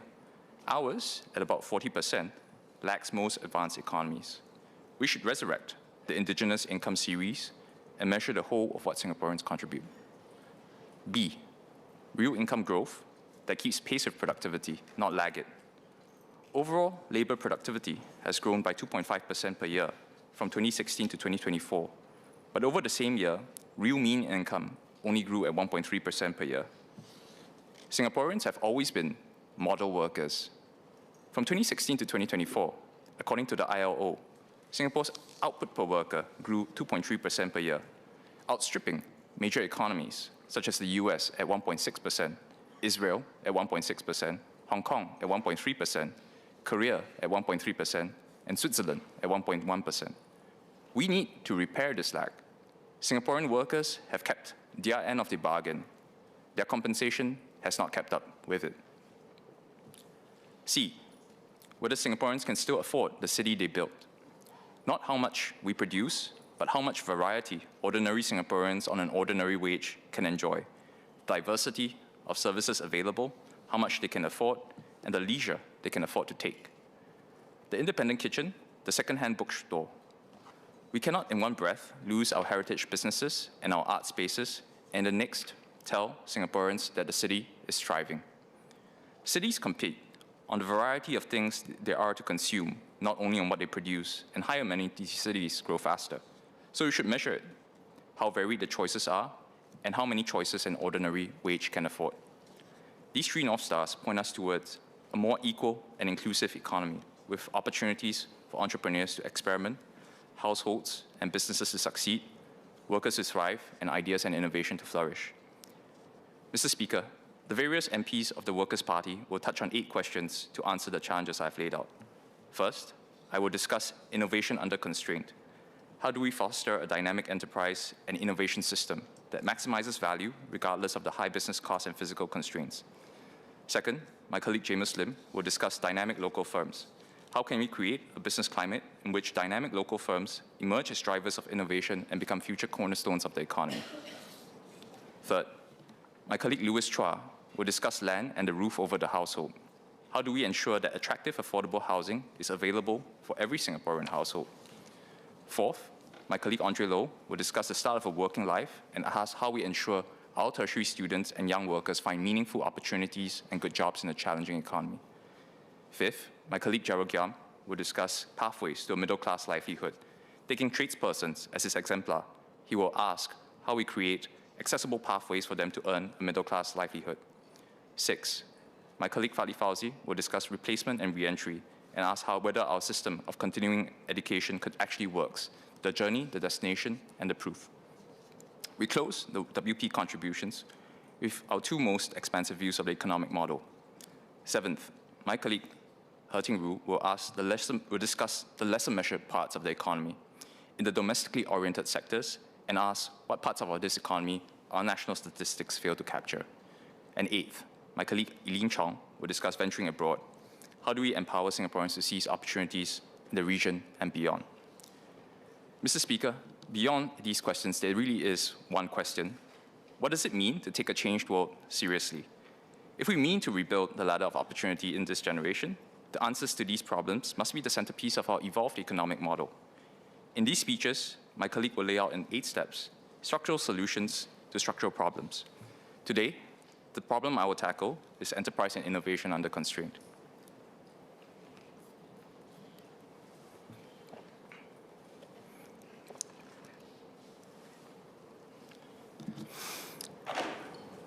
For 2 generations, we have been good at bringing other people's companies here.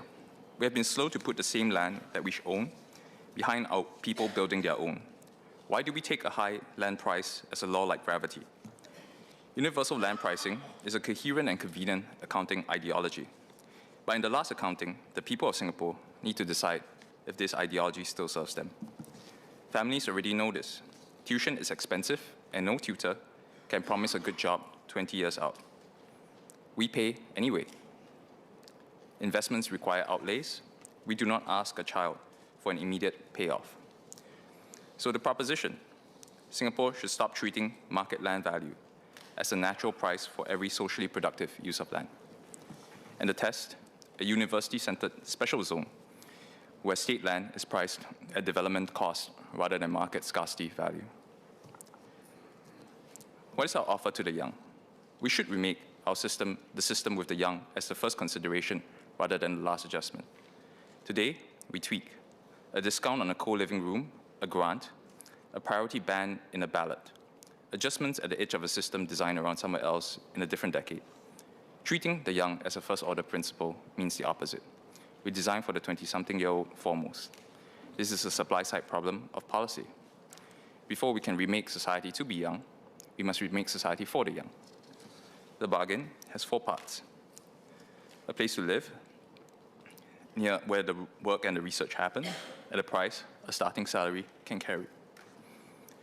In service of something the country needs, more local enterprise and R&D, with an upside staying with the risk takers and a say in the rules. Or we should create a special zone surrounding NTU where the state land is charged as cost recovery rather than market scarcity value and takes its returns in the companies that grow there rather than in rent. This experiment will span land rates for both residential and commercial space, spanning co-living, local enterprise, and R&D. It must be centered around an existing core, a university, because one cannot rustle up a cluster from nothing. But one can take one that exists and play to its strengths. It will be zoned for organic messiness, a district that is pro-worker and pro-business, built around the needs of young people and young companies. And if this experiment is reversible, if it does not work, we can simply revert to the master plan. But surely today's Singaporeans should have as much say over scarce land as the master planners of decades ago. So let me take the argument in this order: land, our tertiary institutions, and then governments and money. First, land. 30 years, tens of billions in R&D, and more again on fostering entrepreneurship. Both R&D and the ladder of growing local giants have underperformed. We are world-class at marshalling inputs, but commercial outcomes in terms of Singaporean-grown companies have not appeared at the rate the spending implies. On talent, we want to attract the very best to work alongside a strong local core. On capital, we disagree about design, but perhaps not ideology. But there is a serious methodological point. The state runs on taxpayers' money. Prudence is its duty. Innovation requires the opposite, calibrated risk-taking, which is why risk capital belongs in a policy investment bank rather than inside government, as the Prime Minister proposes. A prudence-first posture is difficult to unlearn. Where we do have an ideological disagreement is the price of land. My colleague, Mr. Lewis Tra, will also speak about this later. The ESR organizes itself around inputs to production: capital, labor, productivity. But land, an input distinct from capital, is discussed as revenue and not as a cost, a constraint to live within and not as a lever to change. And it's not a small cost. In December 2022, the government put the development cost of that year's 13,506 completed flats at 396,000 each, 234,000 of land against 154,000 of construction. Land was 59% of the cost of a flat. But of course we can test and change this cost. We have been here before. The Centre for Livable Cities, the government's own urban research arm, records what happened when One North was planned. Quote, "The idea of providing residential users in the form of affordable housing was put forth. However, it was difficult for HDB to change its public housing policies for a single project like One North. Therefore, the JTC approached the private sector." End quote. National policy then could not bend for One North, but it should have. What we need for R&D and entrepreneurship matters more than dogmatic inflexibility. A high price homogenizes. It prices out the independent kitchen and the lab with no revenue yet, and leaves whoever can pay us the rent, chains and franchises. It also programs space. A market scarcity rate selects for what can be proven in advance, and nothing new can be proven in advance. By definition, the novel has no track record. Thus, the experimental messiness of life is competed out. A zone of lower commercial pressure is a zone for messiness, a zone where land is cheap enough for the young to make their own places and their own future organically, the first variable and not an accommodation. If land pricing is an unnecessary drag on the young, on enterprise, or an R&D cluster, how do we test it? There is a formidable constraint. Singaporeans need land prices low to start something, to live somewhere, and we need them high, because many of our savings sit in HDB flats, and the state leans on land revenue. To have both high land pricing and low land pricing simultaneously we must do away with the constraint of universal land pricing. There are at least 3 ways to vary a price. First, across time, the island-wide price itself. Second, across a policy-targeted group, as the BTO does for young parents. Third, across a geographic boundary, fence one area and change the pricing function inside in service of agglomeration and enterprise. People and firms pack close enough to make each other more productive. I believe that the third is the least disruptive theory of change, if one believes that our land pricing assumptions need to be tested. And the question becomes where to test such a zone, for the young, for the R&D economy, and for an entrepreneurial spirit. It belongs around our tertiary institutions. And looking at the map, I believe NTU is the obvious candidate.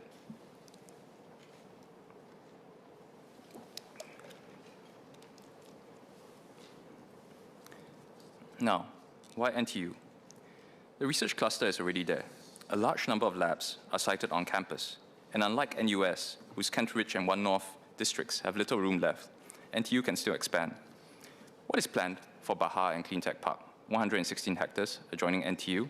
It is another industrial park. The same answer the party opposite has given again and again. If we are to clear scarce greenery, the use case must be distinctive enough to be worth the sacrifice. I believe ours is, and another industrial park is not. That is something priceless and irreversible, traded for something cookie cutter. Take Punggol Digital District, which is 50 hectares, JTC developed and anchored on SIT's campus. It proves that the government will build a district around a university, but it's more of the same we have done, a business park with a campus in it on market terms. If one accepts the first principle case for a special zone, then 2 empirical facts must be dealt with. First, the Jurong region line is being dug into NTU, with campus stations arriving at the end of the decade. Tengah's flats are rising beside it. Kept as separate plans, they make one more park that people commute into. The Jurong Innovation District, 620 hectares, holds in Bahar the next greenfield precinct, already zoned with the EIA underway. The better bargain is a district for living, working, and playing, and for enterprise. And this new district around NTU would be our last chance to run this sort of experiment. Whatever we settle on this parcel becomes how we price the ground beside every campus after it. Second, the Johor Zone Agreement was signed in January 2025. It is an experiment we must try to make succeed. But for all our hopes on foreign economic policy, it sits in another country and carries the risk that comes with that. We can and should run these experiments for ourselves, by ourselves, if we can, and we can. If we want to reorient our culture towards a spirit of independent living, towards the spirit of risk-taking, towards the spirit of collaboration, then we must provide the conditions for this spirit to flourish. We should not be distracted by procedural arguments that Bahar and Jurong are already zoned in a master plan. The experiment can be run as things stand. The question is whether we will. So, NTU as the center of a live, work, build district, distinguished by charging land for housing at cost recovery. By cost, I mean cost in the ordinary sense, with all scarcity value excluded. The actual cost of constructing, financing, servicing, maintaining, and renewing the buildings, not the hypothetical market value of the ground beneath them. What would that come to? We have a few indications. At NTU this academic year, a non-air-conditioned double costs about $412 a month, and an air-conditioned single about $657. At NUS, a double in hall runs about $494. Under the co-living scheme announced late July this year under the SG Youth Plan, a room starts at $1,800 a month at 1925 quarters, $1,950 at Koliwu, Boon Lay, and $2,000 at Koliwu, Lutheran. Before utilities and deposits, roughly 30% below the usual rate, with operators absorbing the difference. The one at Boon Lay is about 4 kilometers from NTU and costs roughly 5 times what the university charges its own students. Is it affordable? I do not think it is. The median fresh graduate from our 6 autonomous universities earned $4,500 a month last year. After CPF, about $3,600 in hand. The Boon Lay rate plus its fixed utility charge takes about 60% of it after the discount. This is not treating our young as a first-order consideration. Our young want space of their own and financial autonomy as a precondition for life, not as a byproduct of marriage. And 30% below market is measured against the scarcity market. Before the discount, the same room took more than 3/4 of a graduate's take-home pay. Affordability must be benchmarked against what a young Singaporean actually has to spend rather than market rate discounts. So what can we offer with a different basis? On a cost recovery basis, a room comes to well under half the going rate, closer to a third. Take one calculation that owes nothing to a university subsidy. A 500 square foot unit at $200 a square foot, above the construction cost implied by the government's own 2022 figures. So it's a conservative assumption and not a hopeful one. If you put 3 people in it, amortized over 10 years at 5%, it comes out to about $1,061 a month, or $202.12 a square foot. Roughly $380 a head with a sinking fund in. Stretch amortization to 20 years and it's $1.32 a square foot. Other calculations land in the same place. The university's own rate, annualized over 12 months rather than 35 weeks a term actually runs, comes out to about $478 to $549 a room. The universities are already housing people at close to cost. So we can arrive at a figure between $350 and $550 a month a room.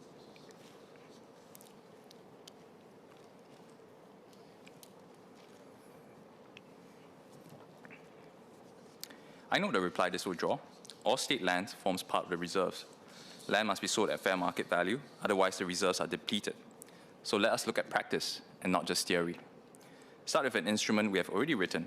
The Land Betterment Charge Concessionary Relief Order 2022 waives the betterment charge on state-leased university land put to education and institutional use, and defines university as the National University of Singapore and Nanyang Technological University.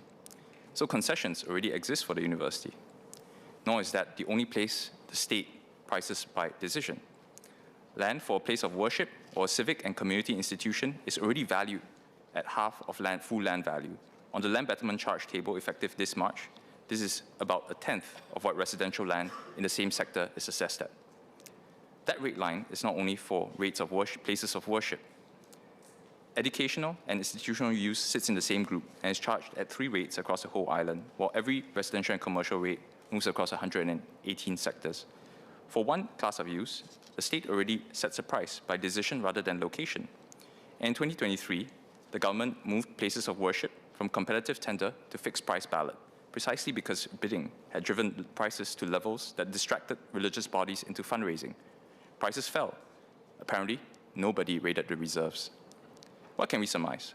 For the party opposite, fair market value is already a function of the interest granted. It is not a single number attached to a plot. Once you change the use class, the fair market value changes with it lawfully, with the chief valuer still doing the valuing. The government identified a market mechanism, was pricing a use out of its own purpose, replaced it with an administered price, got a lower number, and the chief valuer still called it fair market value. So let's use the rules as they are. Let's create a use category for non-tradable, restricted tenure, mixed housing and enterprise land, and let the chief valuer value that restricted interest. A clear valuation to build productive capacity for the next generation is not a raid on the reserves. It is the outlay side of an investment. It is what every family who pays for tuition for better economic prospects for their kids already knows. It is long-term economic foresight over short-term economic thinking. How would the zone work if demand exceeds supply? We could ballot. Once in, the rent stays low once you are part of the zone, studying, working, building, or serving it. Leaving is built in. A firm gets a fixed term and an option to renew, then graduates out upon success. And a person who loses the job and startup dies gets a years of grace before the rent resets. And if the housing is rented, never sold, it doesn't become an asset to be traded. Mr. Speaker, the price of land matters greatly, but it's not sufficient on its own. We must get the other conditions right too. On governance, an innovation district is a place where things are tried, and most of them fail. That requires us to tolerate some untidiness. Most of what I'm asking requires no new legislation. JTC lets its land on contracts it writes itself, rent formulas, renewal test quotas, carve-outs, occupancy covenants. These are lease terms and not statutes with already existing latitude. We should lift URA's planning circular, capping non-academic use of a campus at 5% of floor area, or 30,000 square meters. We can hasten visa decisions for deep tech researchers and for the people the enterprises need, and aim to have every major decision made in such a zone made within 2 weeks. We should aim to devolve operational decisions to the zone's own board. Small and nimble, with the anchor university on it, able to make bundled decisions on space, pilots, housing allocation, visas, and procurements. And the board should be responsive to the people living in the zone, who should have a say in how it is run. On money, we should give this zone the ability to back its founders and enterprises. Lower rent is part of the draw. The bigger draw should be growth capital, the zone taking a stake in the enterprises that grow inside it. Singapore and China established Suzhou Industrial Park in 1994. The zone grew its own investment arm, Ariza Holdings, state-owned, controlled by the park's administration committee, incorporated in 2001, and with about 14 billion under management today. So while we are not involved in Ariza, a zone-based financing body is not unknown to us. Many financial innovations have come from zones. China's new third board, its national over-the-counter equity market for unlisted small companies, began in 2006 as the Zhongguancun Science Park share transfer pilot and went nationwide in 2013. So we should capitalize a zone authority that can invest while providing optimal conditions for its startups and enterprises to succeed, taking a capped equity or revenue stake, and allow it to appropriate a portion of the funds it generates to further develop the zone. A zone of lower immediate commercial pressure for these enterprises is a place where experimentation and diversity can flourish. Speaker, the zone is one bounded, reversible way to try on available land at a price that takes nothing from the reserves, with land prices outside the zone exactly the way they were, a way to make more Singaporeans involved in enterprise and R&D, and not only employees. So the ask is threefold. A zone around NTU, a new use category for restricted tenure, non-tradable, mixed housing and enterprise land, valued as the restricted interest it is, and a zone authority that runs its own operations and takes stakes in the enterprises it grows. It is a controlled experiment in whether Singapore's land pricing regime is suppressing agglomeration, entrepreneurship, and indigenous capital formation. If there is a Singaporean secret sauce that adheres beyond the cost pressures of land and wages, then the zone here, alongside the one in Johor, will tell us. It is a test we should run for our younger generation. We have spent 30 years making this country a good place for other people's companies to succeed. I am asking that we spend the next 30 making it a place where ours can. Not just a better deal for the young, a country which is built categorically for the young. Speaker, in closing, there has been much talk that the world is changing and it's not changing back. We can all feel it. So here's a test of whether we are serious. We must reform significant parts of our present economic structure to deal with a changed world, to pursue growth that distributes more fairly, and to measure what makes that growth worth having: a fair share of national income, real income growth in line with productivity, and a widening range of what an ordinary wage can afford. Many of these changes must come at the national level, but some assumptions long in the tooth that must be tested. Universal market land pricing is one, and a policy laboratory at real scale is how we test it. The zone is one part. In this motion, each of my honourable friends will bring another: structural solutions to structural problems. Singaporeans deserve serious answers, and serious answers are what the Workers' Party will provide. That's why we have moved this motion to create an economy of the future that works for all. Sir, I beg to move. The question is as moved by Mr. Kenneth Tiong, Associate Professor James Lim.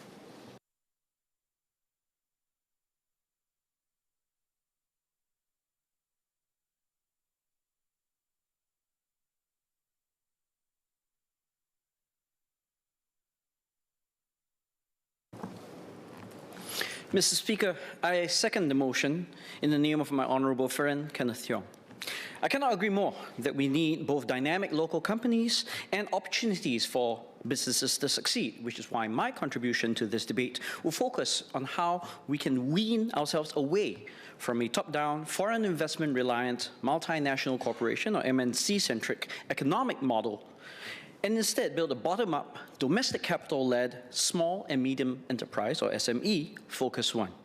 I will also weave in constructive critique on the recently released Economic Strategy Review, or ESR. To start, it's useful to sketch out what our traditional growth model has been.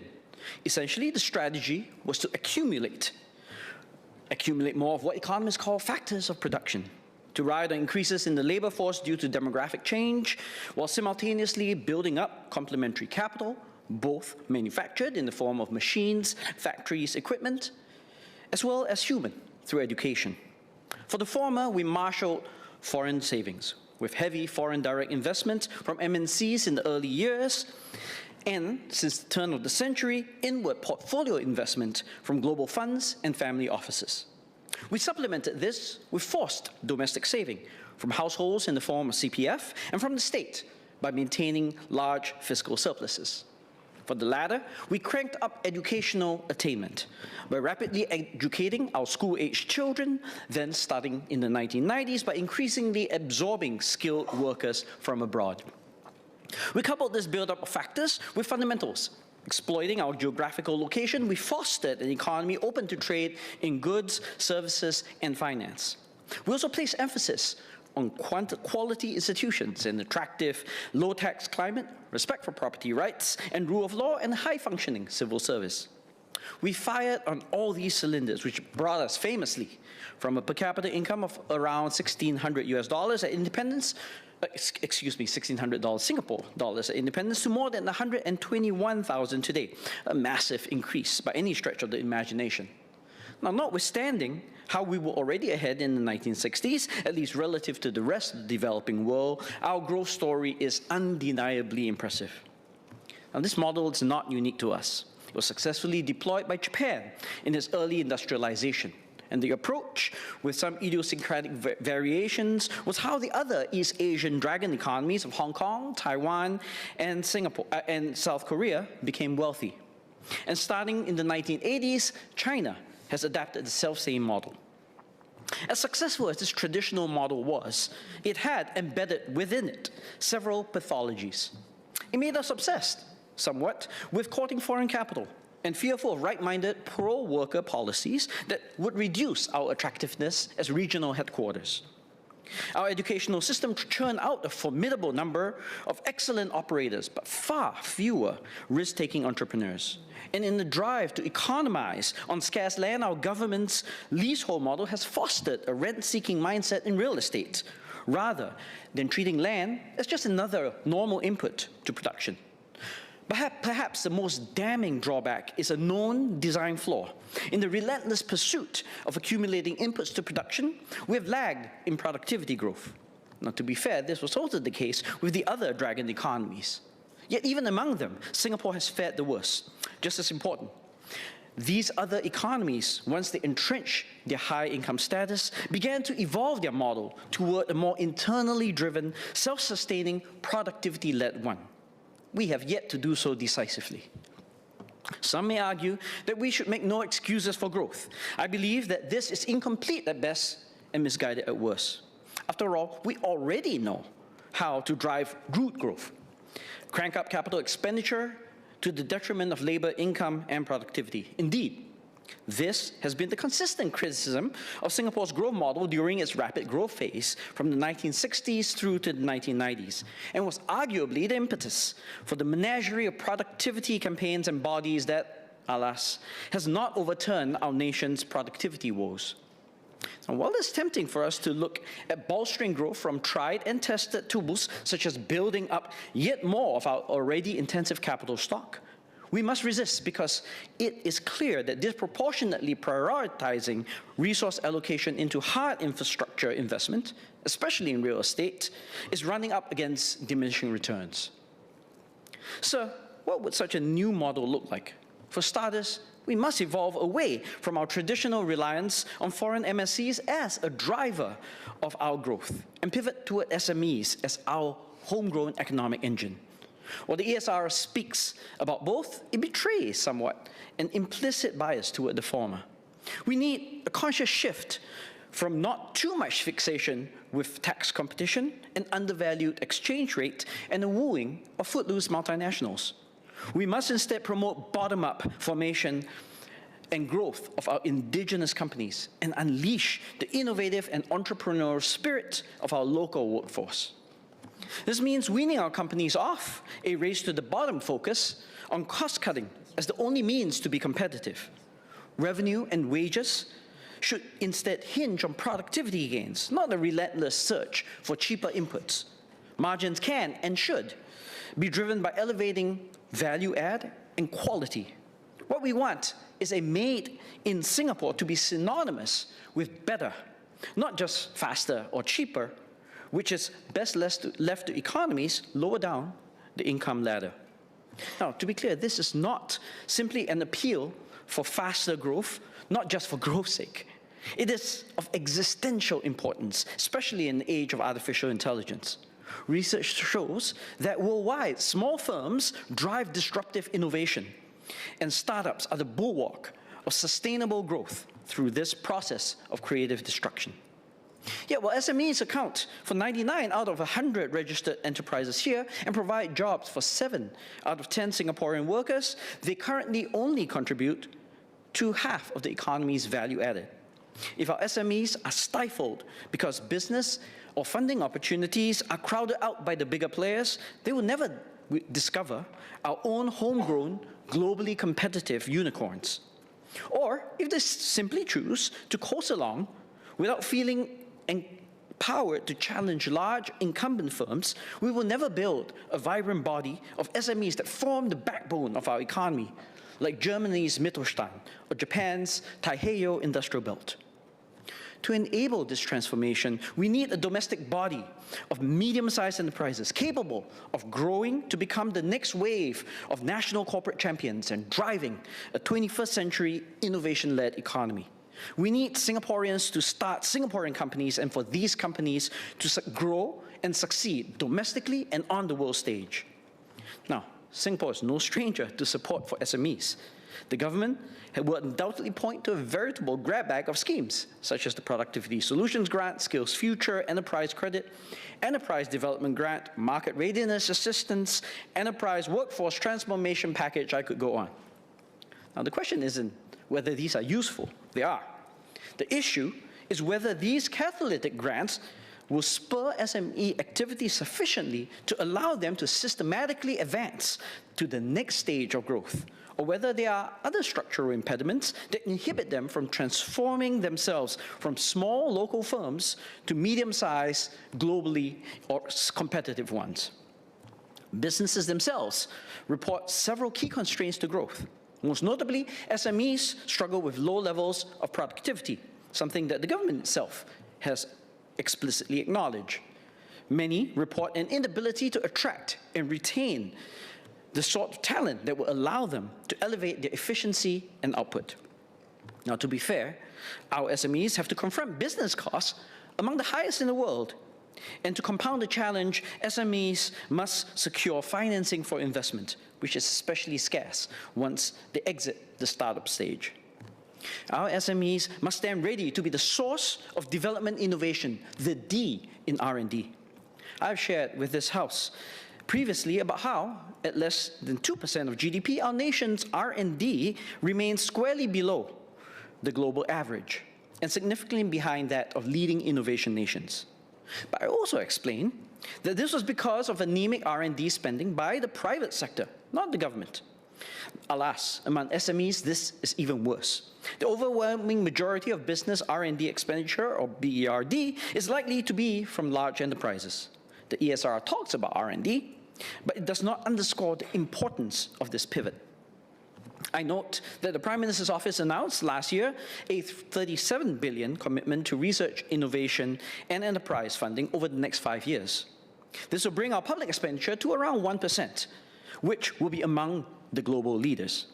But we need to accelerate private R&D, not just with more public funding, but with complementary funding from our private capital markets as well. To be fair, tax incentives for corporations to undertake R&D are already very generous, with up to 400% deduction for the first 400,000 of qualifying expenditures every assessment year, supplemented more recently by up to 100% in refundable investment credits.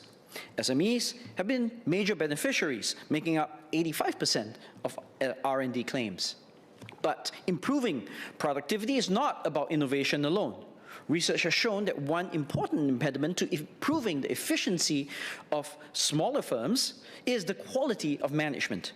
There may therefore be a case to expand the scope of qualifying R&D activities for the purposes of tax deductions for this group. This is especially for activities aimed at product commercialization, enhanced internal business operation, or overseas expansion. What is also missing is a coherent innovation pathway for all SMEs, not just those oriented towards sexy, cutting-edge fields.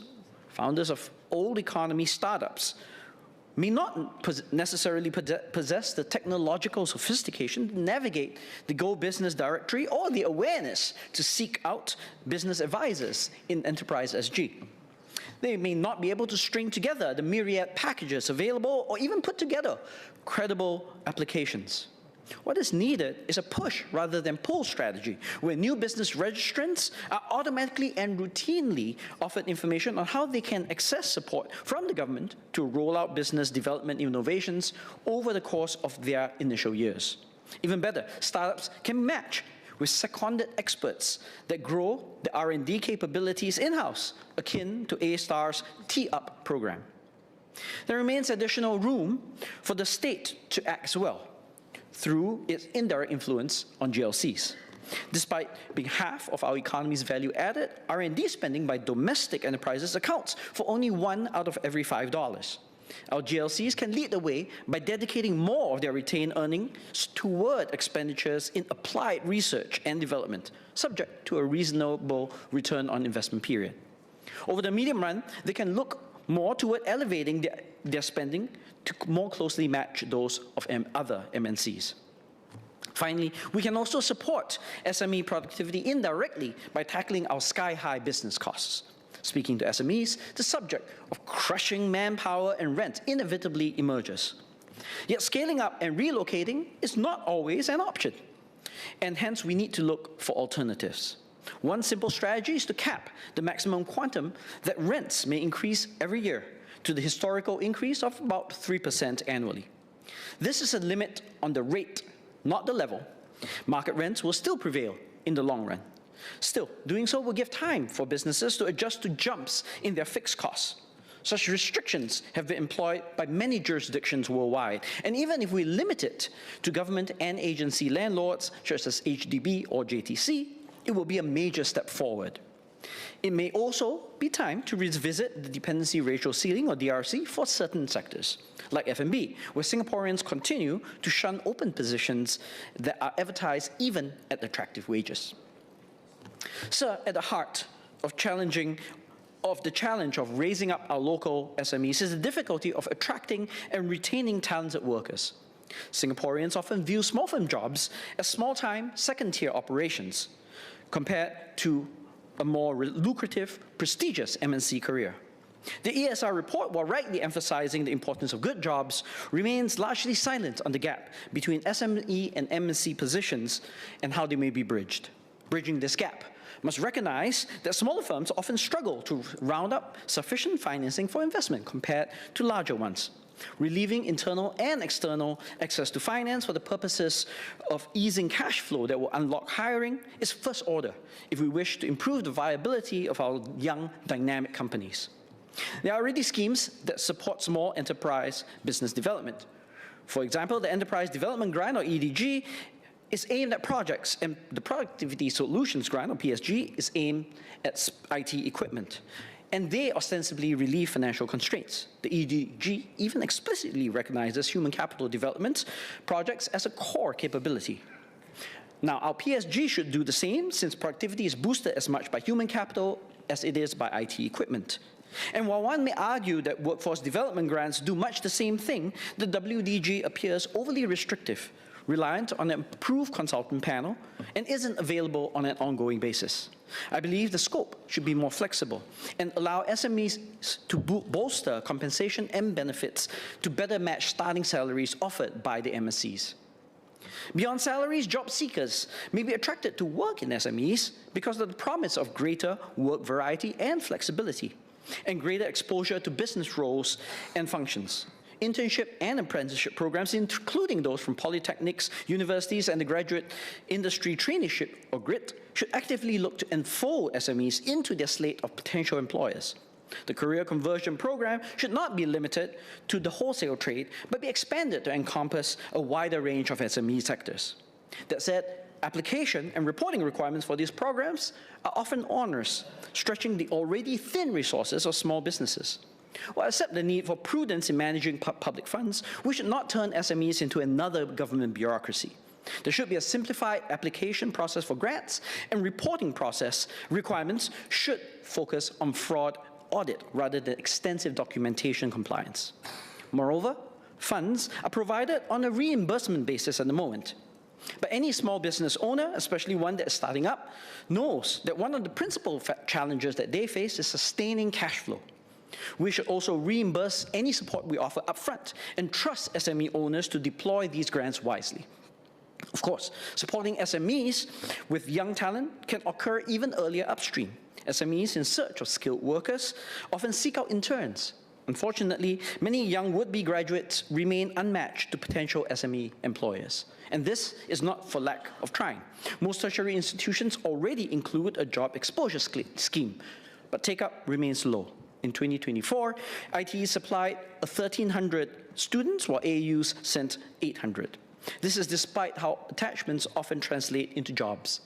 And perhaps more important, SME participation remains low. Around 300 firms have joined such programs, which are less than 1% of registered SMEs. One factor behind the low take-up rates could be because companies that hope to partner with tertiary institutions must co-design and co-deliver bespoke curricula. This can be insurmountable for smaller companies with limited resources and understanding of how to go about doing so. It may be better to take a cue from the German approach, where more than 1 in 10 companies participate in their equivalent program by expanding the scope of potential applicants, allowing interns to be hired using Skills Future funds and accepting simpler application criteria from SME employers. Yet even when directed toward hiring talent, there's little structure to ensure the systematic transfer of skills such that the benefits of human capital are spread across the firm.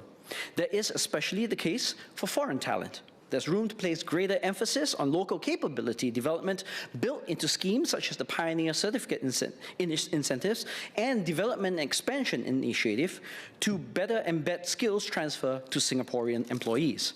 Larger grants, in particular, should be paired with a clear proposal and timetable for ensuring skills transfer, including the possibility of a sunset of foreign employment passes after a designated duration, if no additional transfer is taking place. And when local employees are sent for skills upgrading, employers of micro and small enterprises can be partially reimbursed with make-up pay to cover the costs of temporary hiring or overtime, similar to make-up pay when NS men fulfill their reservist commitments. So let me close. Professor, let me have a minute now. I hear you. To be clear, what I'm calling for is not a wholesale overhaul of our GLC-heavy, MNC-led, and foreign capital-reliant model, which has, to date, served us well.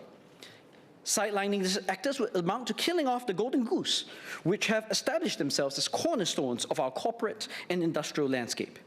Our GLCs have also been increasingly competitive on international shores, projecting the economic influence of Singapore Inc. worldwide.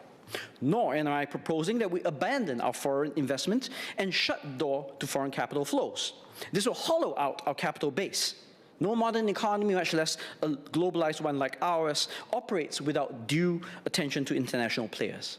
But what I am calling for are policy and institutional shifts that will usher in a changed mindset for how we should view our homegrown companies in an already wealthy, advanced economy.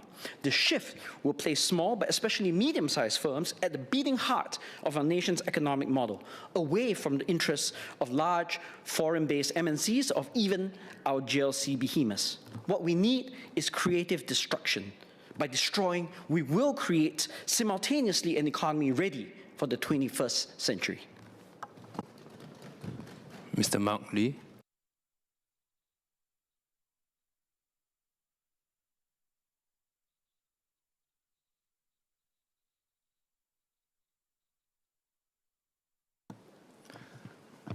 Mr. Speaker, the motion sets out aspirations that few would disagree with. A more inclusive economy, greater space for entrepreneurs to experiment, opportunities for businesses and workers to succeed, and a stronger base of Singapore companies and capital capable of venturing abroad. These are not government aspirations or opposition's aspirations. They are Singapore imperatives. The real question is not whether we want them. It is how we achieve them and who must act. But we should begin with two truths. First, Singapore's economy grew by 5.7% in the second quarter of this year.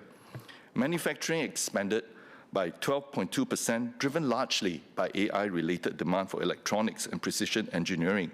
This growth is real and welcome. Second, it is not being felt evenly. On the ground, I have heard that unless your business is AI, then it must be BI. BI mean BI, which means to be sorrowful in Mandarin. Many businesses, especially domestic-facing ones, continue to grapple with uncertain demand and persistently high manpower, rental, and operating costs. For these businesses and their workers, whose livelihoods depend on them, headline GDP does not feel like growth. It feels like daily firefighting. That concern is real. Our response must therefore work on two horizons: practical, time-bound relief for viable businesses under immediate pressure, and longer-term transformation, support to help them raise productivity, scale, and reach new markets. But relief without transformation merely postpone the problem. The government must build the runway for our economy through sound regulation, infrastructure, education, fair regulation, and a strong social safety net. But firms, entrepreneurs, and workers are the planes that must still take off. From a business perspective, this means three imperatives: enable enterprises, expand opportunity, and embed responsibility. To enable enterprises, we must build an inclusive economy, one that gives people and businesses equal dignity, genuine access to opportunity, and meaningful support when they face disadvantage or disruption. But fairness is not sameness. A traditional SME trying to digitize has different needs from a technology startup developing intellectual property. A promising local enterprise preparing to expand overseas needs different support from a company whose business model that may no longer be viable.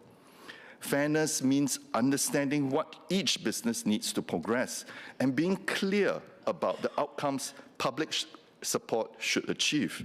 If support is spread too thinly, we fail to give enough runway to companies with the potential to break out internationally.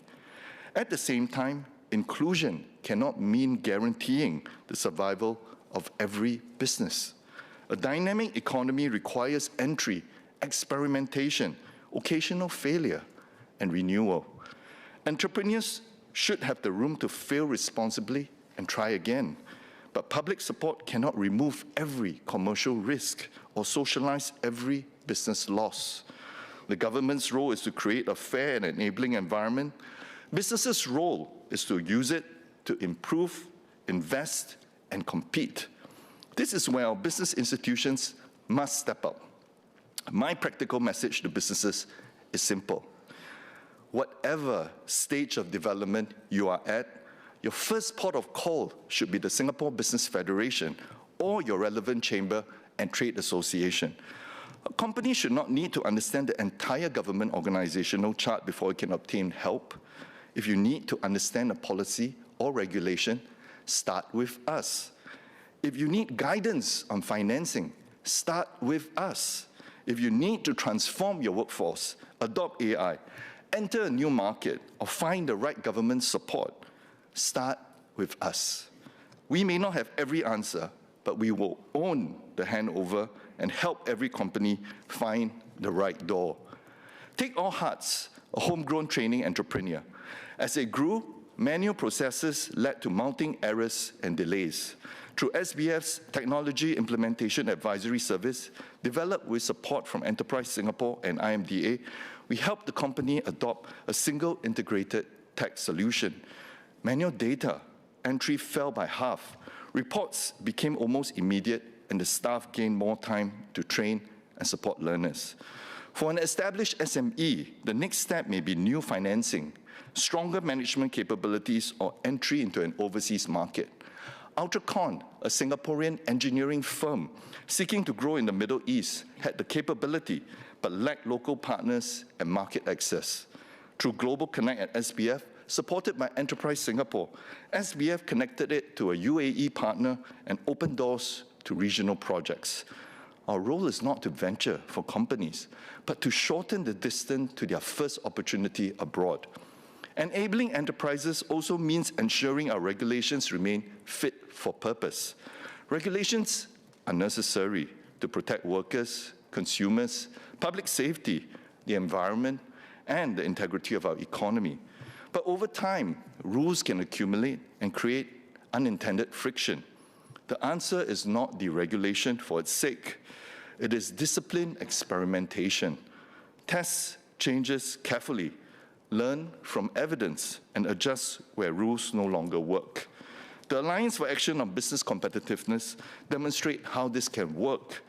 It brought businesses, trade associations and chambers, and public agencies together to 25 engagement sessions. So far, 24 out of 27 recommendations has been adopted in some shape and form.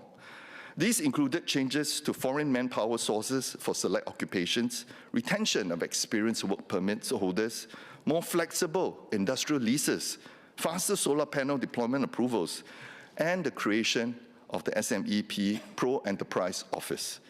The value of the FTA was not that the government agreed with every business request.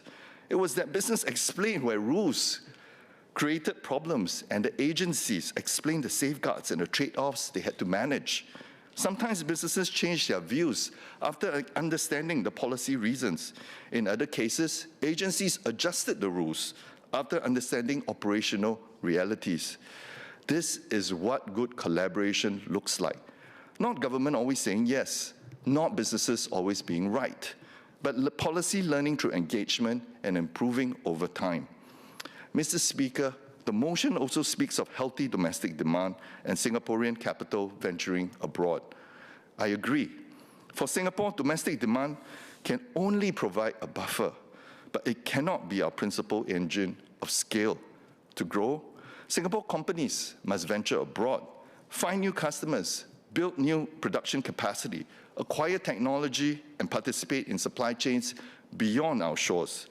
So far, SBF has facilitated 108 overseas projects for 79 Singapore companies across 44 markets.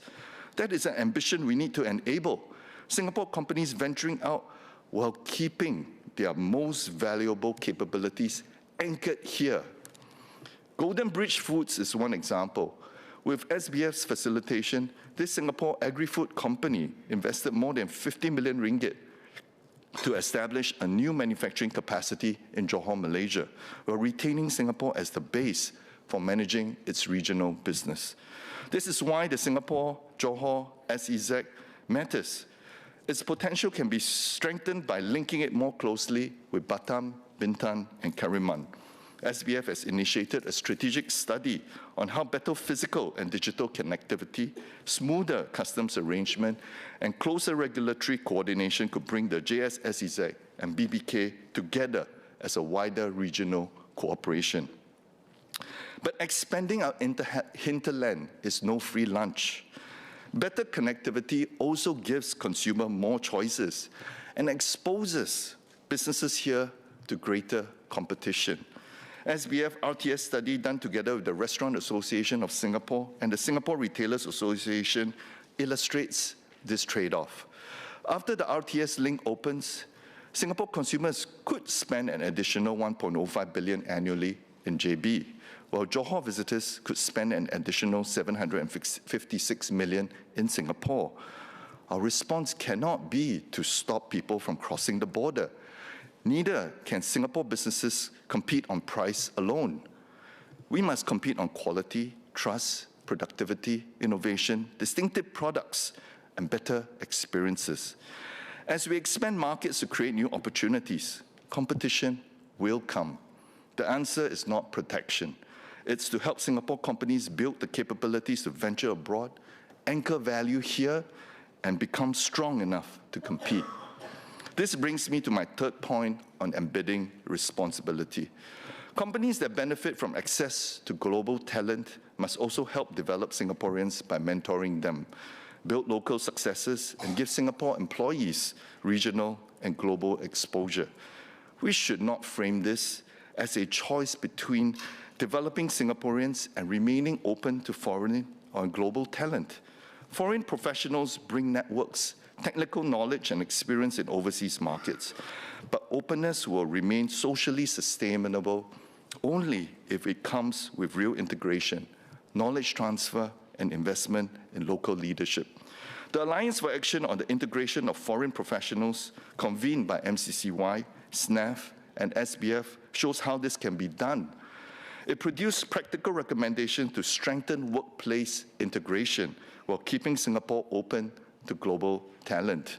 SBF, with support from MCCY, now has an Integration of Foreign Professionals Program Office. It works with the trade associations and chambers to run orientation for new EP holders, provides workplace integration resources, and conducts cultural sensitivity workshops. Finally, Mr. Speaker, economic success must strengthen our wider society. Businesses benefit from Singapore's stability, infrastructure, educated workforce, rule of law, and social cohesion. Giving back to society is not a charity, but reinvesting in the foundations the enterprise depends on. That is why the work of SBF Foundation and our social impact program matters. Through Volunteer Inc., we help companies, including SMEs, mobilize their employees to contribute skills and time in the community. Through Employ Well and Migrant Well, we create employment pathways for vulnerable groups and support migrant workers' well-being. More than 5,200 workers have taken part in these programs, but the human outcomes matters more.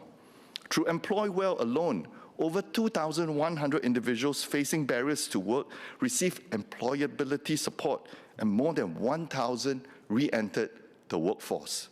This is how businesses strengthen the social compact. Mr. Speaker, what do these examples show? They show what becomes possible when businesses and government work together. Business leaders serve in SBF and our trade association and chambers, not because they have time to spare, far from it, but because they know that no company can build a competitive ecosystem alone. Government cannot know every operational difficulty that businesses face.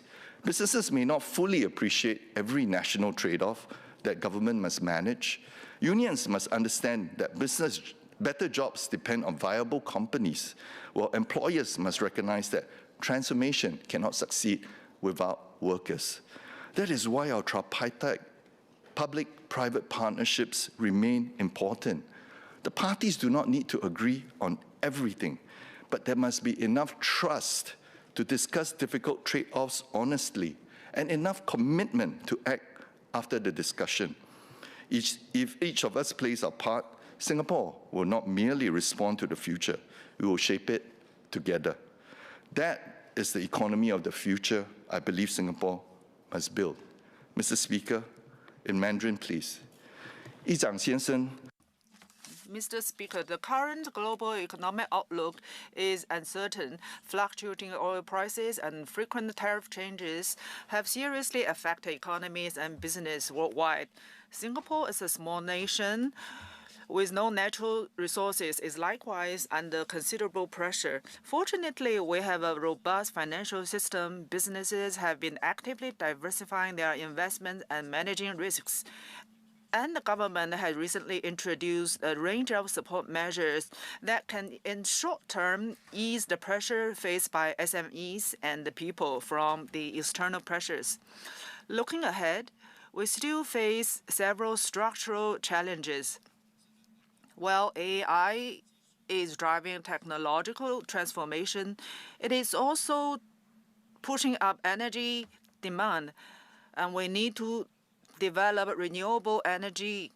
The aging population is also a serious concern. An inefficient youth population will lead to a dual shortage of both the workforce and consumer base.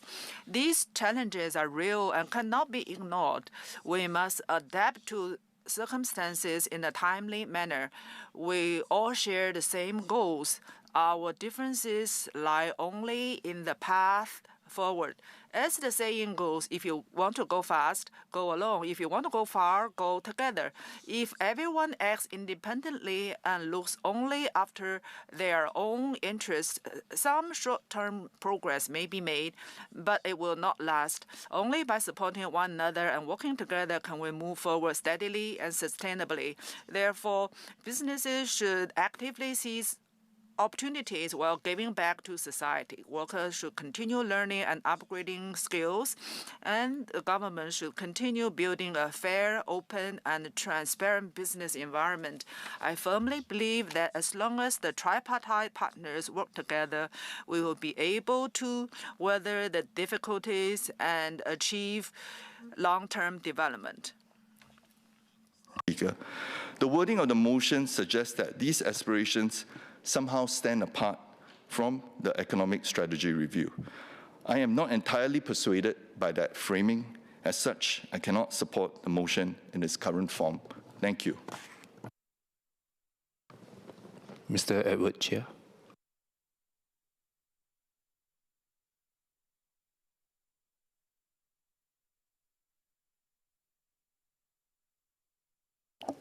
Mr. Speaker, sir, first I declare that I own and operate a biotech startup that provides circular food solutions to local companies and global enterprises.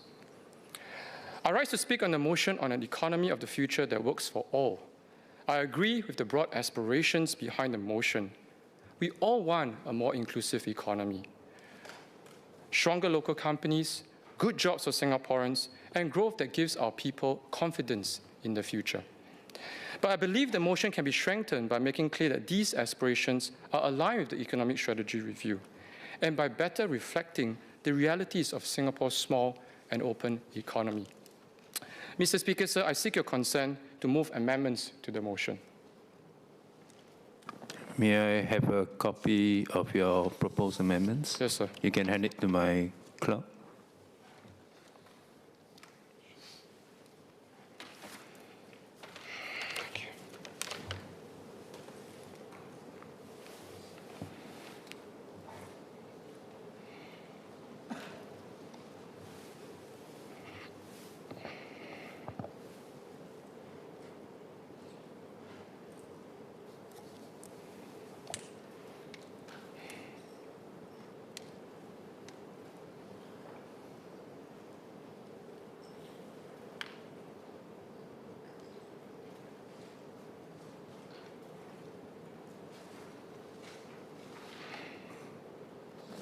Okay, I see you have 4 proposed amendments. They are in order. Are copies available for members? Yes, sir.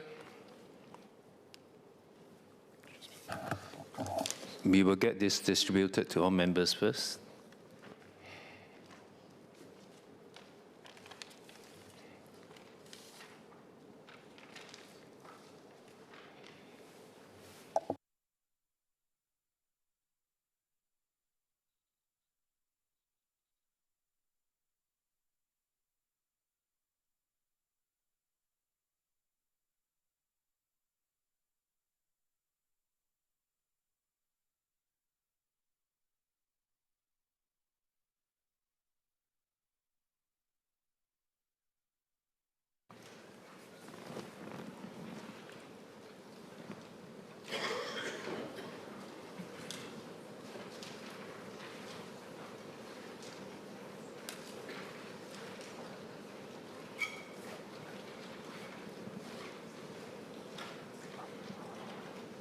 All right, it looks like every member here has been given a copy.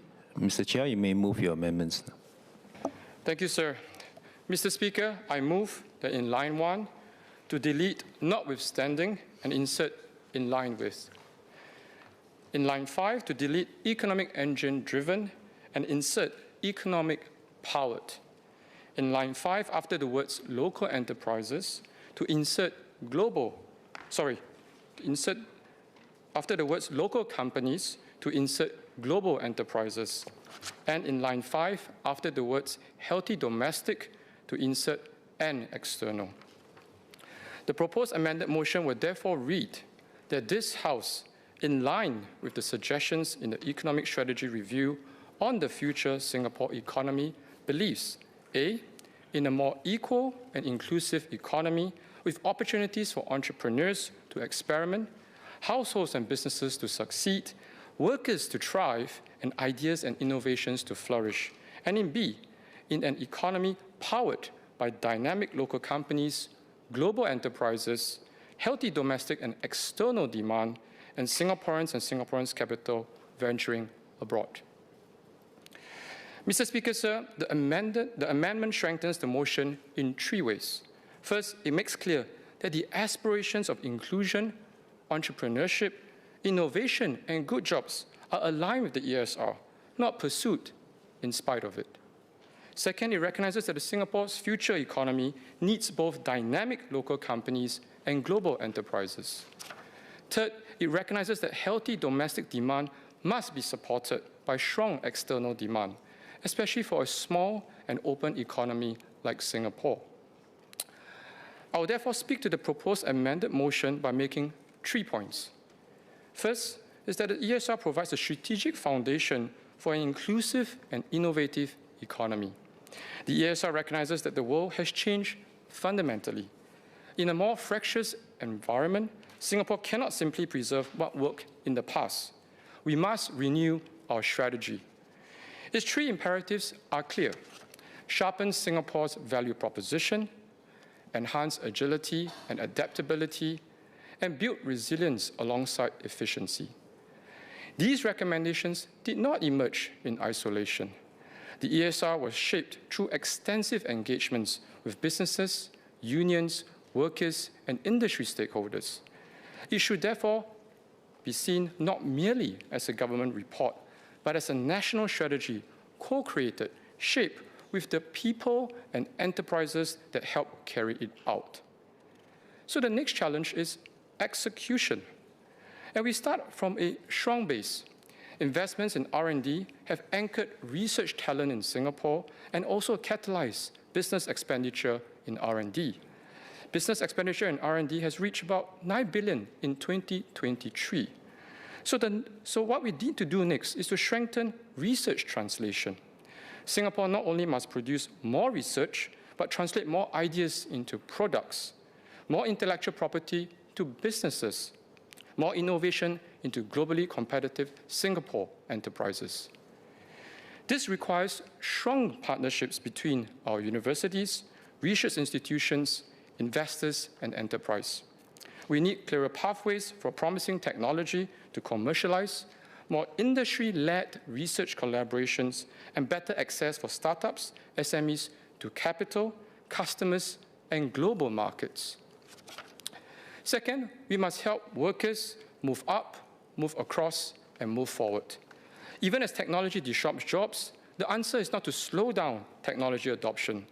That will make our firms less competitive and ultimately weaken opportunities for Singaporeans.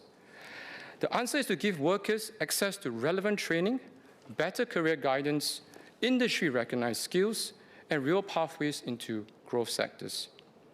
An economy that works for all must create a broad range of good jobs for technicians, operational specialists, tradespeople, associate professionals, PMETs, service workers, mid-career workers, and mature workers.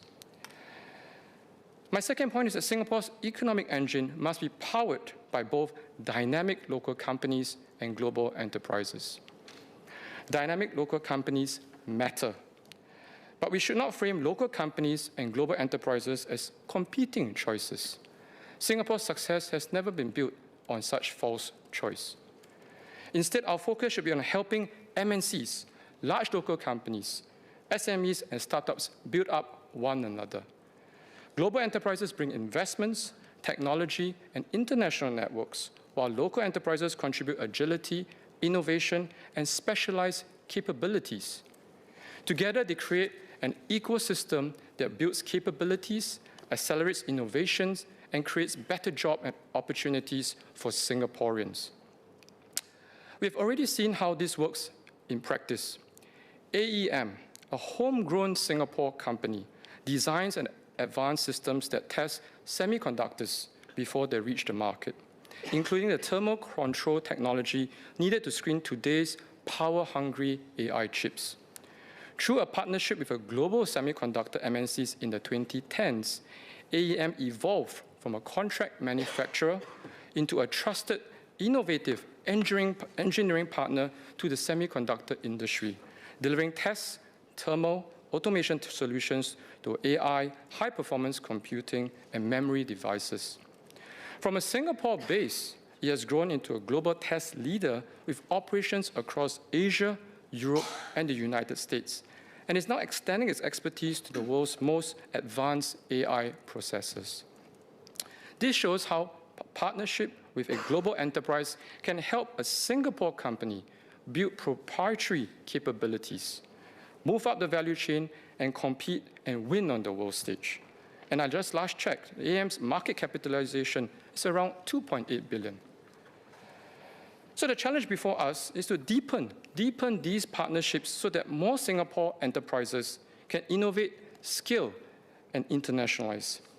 These connections strengthen research translations by bringing researchers, startups, SMEs, investors, and industry together to move innovation more quickly from the laboratory to the marketplace. We must help our SMEs startups scale while ensuring that global enterprises continue to find Singapore a trusted and valuable base. If we become less open, less connected, less attractive to global capital and talent, it is actually our local companies that will lose access to markets, partners, technology, and opportunity. Mr. Speaker, so my third point is that Singapore's future must be open and outward-looking, while ensuring that growth strengthens our social compact and benefits Singaporeans. This is why we need both healthy domestic and external demand. Domestic demand matters. It sustains many local enterprises, supports jobs, and reflects confidence among households and businesses. Yet our home market alone cannot provide the scale needed for every sector. We therefore need both a vibrant domestic market where locally focused enterprises can thrive and strong global connections that help other firms reach larger markets. In 2025, Singapore's exports for goods and services amounted to approximately 178% of our GDP. Now, this reflects how deeply our economy is connected to regional and global markets. We must continue to serve the world from Singapore as a trusted hub for finance, trade, technology, logistics, aviation, maritime, data, arbitration, green fuels, professional services, and innovation. At the same time, the benefits of this external orientation must flow back to Singaporeans through good jobs, wages, skills, enterprise opportunities. This reinforces confidence and demand at home. Now, this is why the ESR emphasis on Singapore as a connected and trusted hub is so important. In a more fragmented world, connectivity alone is not enough. We must become a place where flows are orchestrated, financed, governed, translated into economic value. This is how we remain relevant. This is how we create high-value jobs. This is how we secure our future. Mr. Speaker, sir, the proposed amended motion also refers to Singaporeans and Singaporean capital venturing abroad.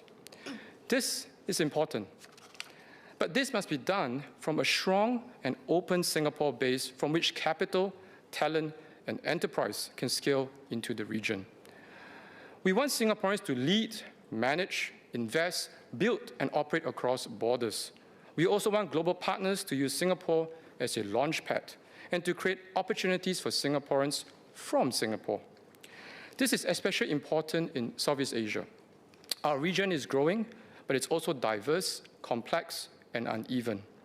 Singapore companies need support to understand local regulations, build partnerships, manage risks, access financing, and scale operations. The government can do this to help local enterprises internationalize through market access platforms, financing support, overseas networks, talent development, and stronger partnerships with regional governments and businesses. But this must sit within an open and outward-looking strategy. We become stronger by helping the world solve problems from Singapore. Mr. Speaker, sir, this brings me to the broader question of inclusion. Sometimes economic debates frame equality and competitiveness as opposing objectives. I do not agree. For Singapore, competitiveness is what gives us the resources to be inclusive. Without growth, there will be fewer jobs. Without investments, there will be fewer opportunities. Without productive companies, wages cannot rise sustainably. Without fiscal resource, we cannot fund education, housing, healthcare, social support, and skills upgrading. So the question is not whether we choose growth or inclusion. The question is what kind of growth we pursue and how we ensure that Singaporeans will benefit from it. We want growth that will create good jobs, growth that allows workers to move into better roles, growth that strengthens local enterprises, and growth that supports families, seniors, lower-wage workers, and mid-career workers. Now, this is exactly the kind of growth the government has emphasized in its broader economic strategy. Progressive wages help lower-wage workers, workfare supports workers who need additional help, Skills Future helps Singaporeans upgrade and reskill. The Forward Singapore agenda strengthens social support across different life stages. The ESR builds on this by focusing on good jobs, lifelong learning, enterprise transformation, and resilience. There is also another dimension to enterprise that we should not overlook. We should view enterprises not only as economic units, but also as social actors. Companies create jobs, pay wages, generate growth, but at their best, they can also strengthen communities, support vulnerable groups, care for the environment, and contribute to a stronger society. The MVPC's Company of Good movement is one example. It has just marked its 10th anniversary and recognizes businesses that embed corporate purpose and create positive impact beyond traditional economic indicators. The movement encourages companies to act across 5 areas: people, society, governance, environment, and economic. Now, this is not just philanthropy.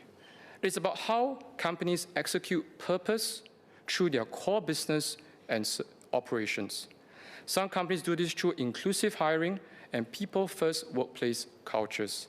Others do this through employee volunteering, mentoring SMEs, supporting community partners, reducing waste, improving sustainability practices, or using their products, services, and supply chains to create wider social impact.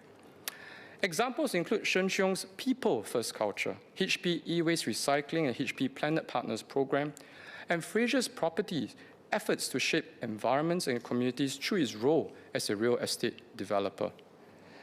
Now, in just 3 years, the movement has conferred 1,046 companies, more than 70% of them local companies.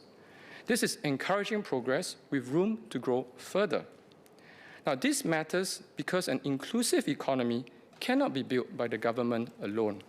Startups, SMEs, large local enterprises, MNCs, can be a force for good when they embed purpose into how they hire, buy, build, serve, and grow. A future economy that works for all must be one where businesses do well and also do good. Sir, inclusion cannot mean insulating everyone from change. The role of the government is not to freeze the economy in place. Instead, the role of the government is to help workers and businesses adapt before disruption hits, and to provide support when transitions are difficult. This requires honesty. The reality is that not every existing job will remain unchanged. Not every firm will survive in its current form. And Singapore cannot avoid global competition. But we can commit to helping Singaporeans build new skills, access new opportunities, and navigate change with confidence. We can commit to helping businesses transform, adopt new technologies, access new markets, and build the capabilities needed to compete in a changing world. This is a more honest and sustainable form of inclusion. This is why the proposed amended motion matters. It reflects the balance Singapore must strike. It is aligned with the ESR. It supports dynamic local companies and global enterprises as part of one ecosystem that creates opportunities for Singaporean entrepreneurs and workers. It values healthy domestic demand while recognizing the necessity of strong external demand. It encourages Singaporeans and Singaporean capital to venture abroad while remaining anchored in a trusted, open, and resilient Singapore. Our future economy must be open, competitive, and inclusive at the same time. We must attract the best from the world while developing the best in Singaporeans. We must support local enterprises while staying plugged into a global network. We must embrace AI and technology not to replace human capability, but to expand it, using AI to strengthen workers' judgment, free up time for meaningful interactions, and support roles where trust remains central. We must grow externally while ensuring that Singaporeans benefit domestically. We must build resilience without becoming closed. Mr. Speaker, sir, the ESR provides serious and forward-looking roadmap for the next phase. It recognizes the real anxieties that workers and businesses face. But it also recognizes that Singapore cannot respond to uncertainty by becoming smaller in our ambition. We must be bolder, we must take calculated risk, we must back our enterprises, we must invest in our people, we must strengthen our role as a global trusted hub. And we must ensure that every Singaporean has a fair chance to contribute and benefit from the future economy. An economy of the future that works for all is not built by choosing between openness and inclusion. It is built by making growth translate into good jobs. It is built by making innovation accessible to enterprises and workers. It is built by making change less frightening because Singaporeans know that we will face it together. This is the economy we must build. Mr. Speaker, sir, I seek member support for the amended motion. Thank you, sir.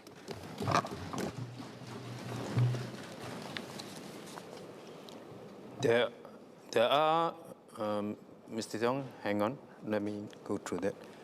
There are 4 amendments proposed by Mr. Edward Chia to the motion. Amendment number 1, in line 1, to delete notwithstanding and insert in line with. Amendment number 2, in line 5, to delete economic engine-driven and insert economy-powered. Amendment number 3, in line 5, after the words local companies, comma, to insert global enterprises, comma. And amendment number 4, in line 5, after the words healthy domestic, to insert and external. It may be convenient that the debate on the original motion and on any other amendments moved by members be proceeded with simultaneously as a debate on a single question. Do I have honourable members' agreement on this? To this? The assent of the majority of members is given. The question is the amendments as moved by Mr. Edward Chia. The debate can range over the original motion and the amendments. Before I call on Mr. Louis Chua, Mr. Tiong, you certainly have the right of reply at the end of the closing. You want to raise a clarification? Sure. Thank you. Just one clarification for the Honourable Member Edward Chia. So, we will have comments on some of the other amendments. For the second amendment, which is to delete economic engine-driven and insert economy-powered, I'm not quite sure what the purpose of this amendment is. It appears to me to use a favorite word from a minister opposite, quite otiose.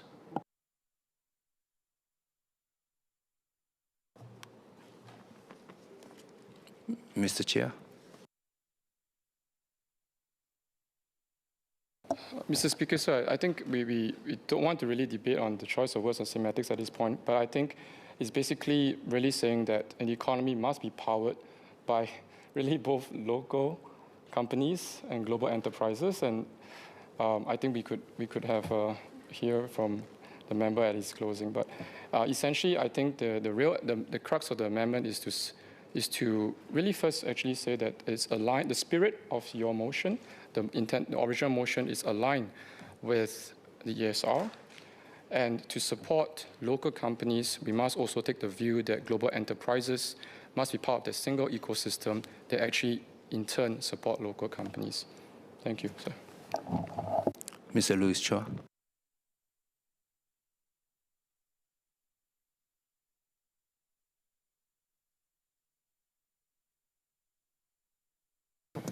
Mr. Speaker, in May this year, the Economic Strategy Review presented 32 recommendations across 8 trusts, the product of 5 committees and consultations with more than 7,700 stakeholders, with the full report released in June.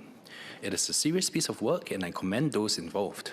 But as I noted in this House last September, Singapore has never lacked task forces and committees. The Economic Strategies Committee in 2009, the Committee on the Future Economy in 2016, the Future Economy Council, the Industry Transformation Maps, the Emerging Stronger Task Force in 2020, and now the ESR and the Singapore Economic Resilience Task Force.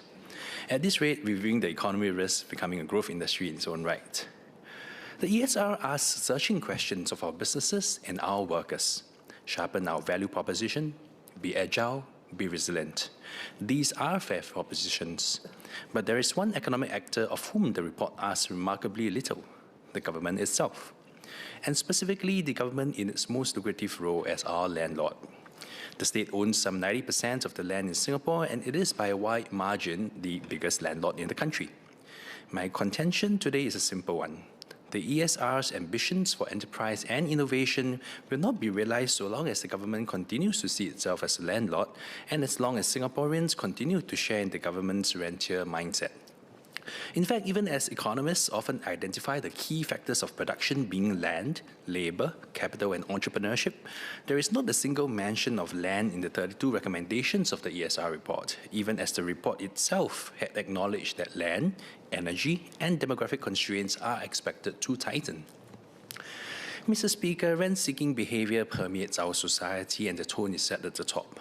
As I've shared in my speech at the opening of this term in Parliament, policy should not inadvertently reward the highest bidder at the expense of wider societal outcomes. And it is in upstream land costs that we must go further. State land forms part of our reserves, but excessive land prices push up development costs and rents, impacting tenants and companies and eventually consumers. As a local C-suite member of one of Asia's largest real estate groups has shared in the past, in Singapore, land costs now form roughly 70% of total project development expenditure, up from just 4% in the 1980s for Raffles City. These costs do not vanish. They cascade from developer to tenant, from tenant to hawker, clinic, shopkeeper, and finally to every consumer. Now, I anticipate the familiar reply that rental is not the largest cost businesses face. Indeed, when this House debated hawker culture, the Senior Minister of State cited an NEA survey showing that rental forms less than 10% of storeholders' operating costs, against 56% for raw materials and 20% for manpower. But this argument proves too little. Where does the hawker suppliers operate from? A rented industrial unit on state-priced land. Where does the wholesaler store his goods, the logistics firm park its lorries, the central kitchen prepares its ingredients, or on land whose price the state sets and extracts? High land prices feed into rentals, and rentals feed into every line of the cost structure, including the 56% we are told to look instead. Rent is not one cost amongst many. It is the cost embedded in all the others and an important fixed overhead that cannot be avoided. Members will recall the $52,000 monthly rental bid for a GP clinic in an HDB estate. Minister Ong Ye Kung himself acknowledged that this must feed through to healthcare costs one way or another, and that the highest rental bid does not deliver the best care for the community. I agreed with his view then, and I continue to hold this view. During this year's Committee of Supply, I appreciate that HDB is expanding the price quality method for commercial tenders of neighbourhood shops. But if we accept this logic downstream, at the level of a single shop tender, we must have the intellectual honesty to apply it upstream to land policy itself.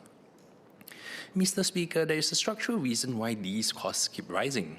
Our land sales system is built so that prices can only ratchet upwards. Sites are awarded to the highest bidder generally, subject to a reserve price that is not published for any individual site. When the market bids above the reserve, the land is sold and a new benchmark is set. When the market bids below it, the tender is simply not awarded, barring other specific circumstances, and the state waits for a better day. Heads, land prices rise. Tails, land prices are not allowed to fall. In a reply to my parliamentary question in July 2021, the Minister for Law disclosed that the reserve price is pegged to 85% of the estimated market value assessed by the Chief Valuer's Office, and that of the 133 sites launched for tender between 2016 and 2021, 17 were not awarded because the highest bids were deemed not reflective of the fair market value of the land. That is roughly 1 in 8 tenders aborted rather than allowed to clear at what the market was actually prepared to pay. The pattern continues in February 2024, where the URA declined to award the Marina Gardens Crescent White site because the sole bid of 770 million, or 984 per square foot per plot ratio, was assessed to be too low. The history of Paya Lebar Quarter, one of my favorite mixed-use sites in the east, tells the same story. In November 2011, URA rejected the sole bid from a consortium of UOL Group and Singapore Land for a mixed-use site in Paya Lebar Central at 529.5 million or 566 per square foot per plot ratio on the grounds that it was too low. The consortium asked for reserve prices to be made public given the cost and efforts of submission of such a scale. URA declined, saying disclosure would not be in the public interest. When the site was eventually tendered and awarded in April 2015, it was sold at 1.67 billion, or 943 per square foot per plot ratio, at a rate some 2/3 higher than the bid the government had earlier refused. The land waited 4 years, the price went up by about 2/3, the state coffers are higher by $1 billion, even as the site area is now bigger, and we saw private residential prices in the area reach new highs. After Park Place Residences was eventually launched. Is this a healthy development? The irony is that the government understands this perfectly well in certain cases. The NEA proudly sets no reserve rent at all for hawker store tenders since 2012 and does not set a minimum bid price for hawker store tenders. My first call, therefore, is that maximizing revenues from land and buildings should no longer be a primary consideration of land policy. As I've argued in this House before, we should bring back two-envelope concept and price tenders as the default for strategic and community-facing sites so that land is awarded on the quality and value of what is built and not simply to whoever bids the most. The government, as the biggest landlord of all, benefits, but it does so at everyone else's expense. The same logic applies to households. Home loans make up at least 70% of total household liabilities in Singapore, and mortgage borrowing grew 5.8% year-on-year in the first quarter of this year. Our own regulatory framework, the total debt servicing ratio, contemplates households committing up to 55% of gross monthly income to debt service obligations. A household servicing a 30-year mortgage at anywhere near that level does not leave the perceived security of a monthly paycheck to start a company with no visibility over cash inflows for years. It optimizes for the next paycheck because it must. Moreover, according to ADP research, 60% of workers in Singapore were living paycheck to paycheck as of 2024. What capital is there for entrepreneurship? It is no wonder that risk aversion in Singapore is not some cultural mystery but a lived balance sheet reality. That is why in the last term of Parliament, I moved an adjournment motion calling for rental housing to be developed as a genuine housing model and not merely a residual safety net for those with no other options. The build-to-own model has served asset accumulation well, but it front-loads a lifetime of leverage onto Singaporeans in precisely the decades when they are most able to take entrepreneurial risk. And in many other global cities, young professionals rent for years without stigma, preserving the flexibility to move, retrain, and build. My second call is therefore for a meaningful public rental option for young and middle-income Singaporeans with tenure security and rents set with reference to income rather than market value. We already have a variant of this in the Parenthood Provisional Housing Scheme for married or engaged couples with more modest incomes and who wish to rent a temporary flat while waiting for their new home to be built. If we want a generation of founders, we should stop shackling them to mortgages in their 20s and 30s. Mr. Speaker, since the government seems to relish its position as being the largest landlord in the country, let me offer a new estate to develop. In the AI economy, compute is to value creation what land was to the industrial economy, the scarce foundational input on which everything else is built. We have made a start, and I acknowledge that an enterprise compute initiative was announced at Budget 2025 with up to 150 million of funding support.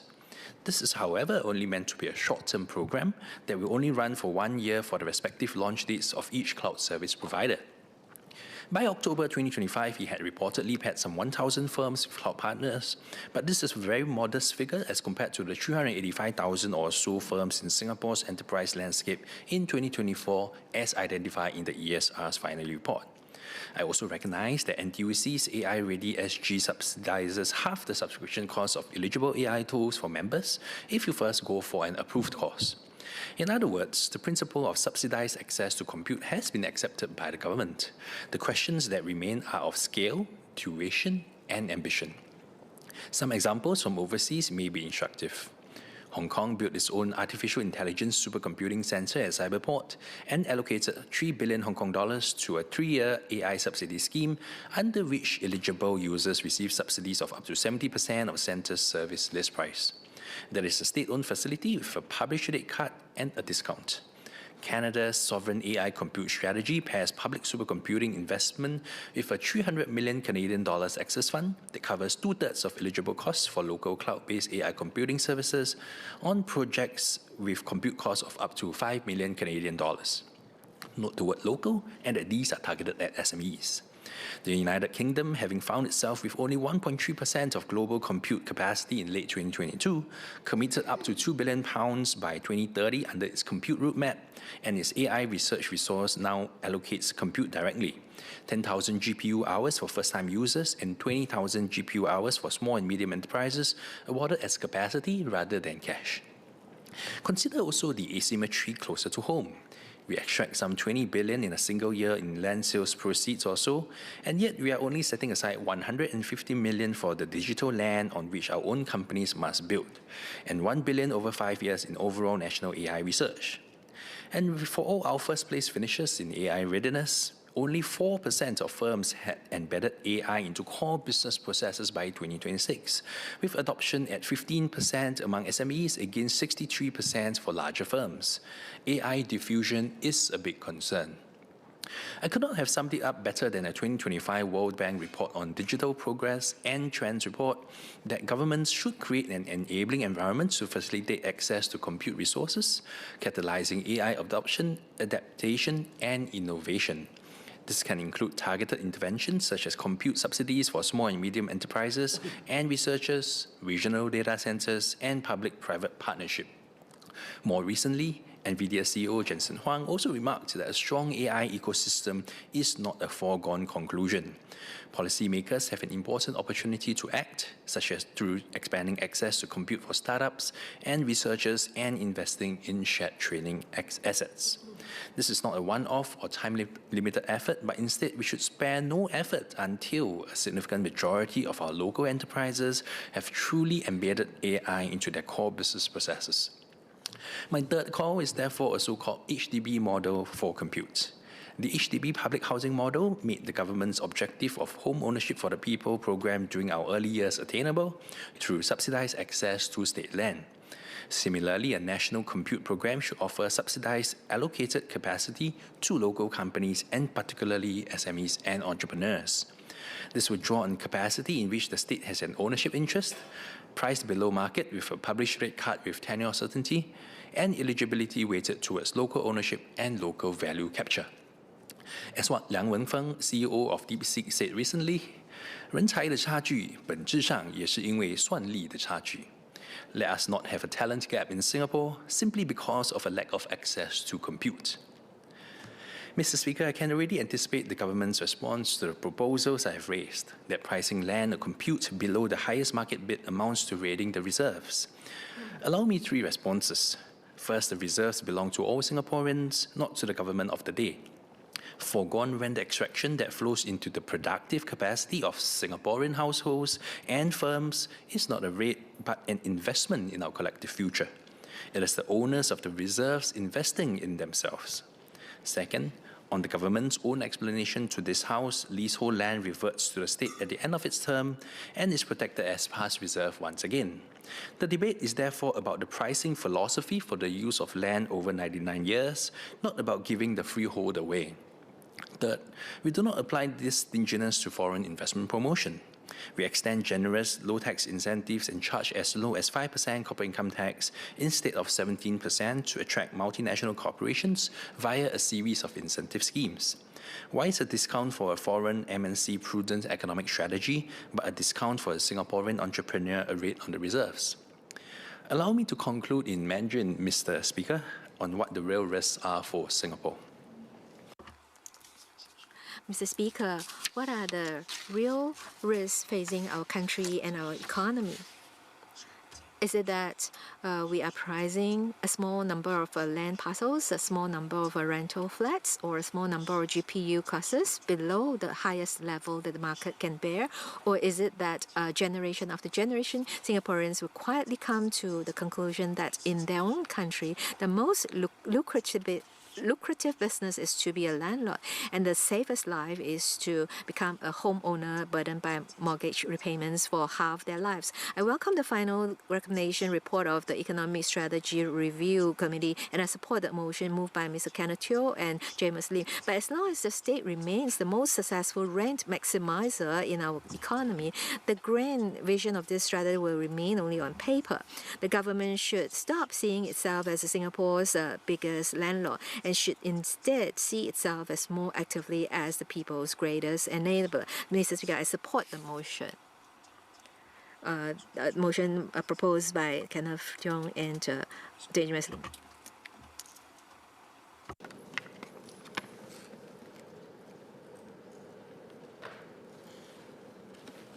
Mr. Speaker, I rise in support of the amendment moved by the Honourable Member, Mr. Edward Chia. Let me begin by acknowledging something important. The Honourable Members, Dr. James Lim and Mr. Kenneth Tiong, have tapped into a sentiment that some Singaporeans genuinely feel. Some business owners feel the economy has grown harder to navigate. Some SMEs feel squeezed by costs, including rents, by manpower, and they feel crowded out for business and funding opportunities by larger competition. Some workers, including younger workers, wonder if opportunity for them is expanding as fast as the economy itself. Those feelings are real. If Singaporeans feel anxious about the future, it is our job to listen carefully. But listening carefully also means diagnosing carefully. Understanding how people feel is not the same as understanding why they feel that way, and more importantly, what to do about it. And that brings me to the central question before this House. How does a small country like Singapore continue to create prosperity in a changing, more volatile world? It is a question every generation of Singaporean has had to answer. Singapore's answer has never been abundant resources, nor a domestic market of scale, nor has it been abundant land. We have never had those luxuries. Everything we have achieved has depended on our ability to create far more value than our size would suggest possible. That has been Singapore's story for the last 60 years. It must be Singapore's story for the next 60. Mr. Speaker, a successful economic strategy for Singapore has to do two things. First, create as much value as a small nation possibly can. Second, make sure that Singaporeans create, capture, and own a growing share of that value. Both questions matter, but they must be answered in the right order, because no nation has ever captured value it did not first create. Chapter 1 must come before Chapter 2. Sir, I have spent the bulk of my career advising companies on growth and competitiveness. One lesson has remained remarkably constant. The strongest organizations don't succeed because of one advantage. They succeed because they build complementary capabilities that reinforce one another. Technology, talent, capital, customers, partnerships, compounding together. None of these strengths is sufficient on its own. Together, they create greater value than the sum of the parts. The modern 21st century economy works the same way. It isn't built around one company or one sector. It is built around ecosystems. Singapore has never competed by trying to be bigger than anyone else. We have competed by bringing complementary strengths together faster and better than other countries many times our size. We connect capital with ideas, research with enterprise, talent with opportunity, local ambition with global markets, global enterprises with capable local suppliers. Each connection strengthens the next, each success attracts another. Over time, these connections become an ecosystem that is far more competitive than any individual company, institution, or sector can be on its own. Singapore's advantage has been our ability to combine complementary strengths that reinforce one another into ecosystems that create more value.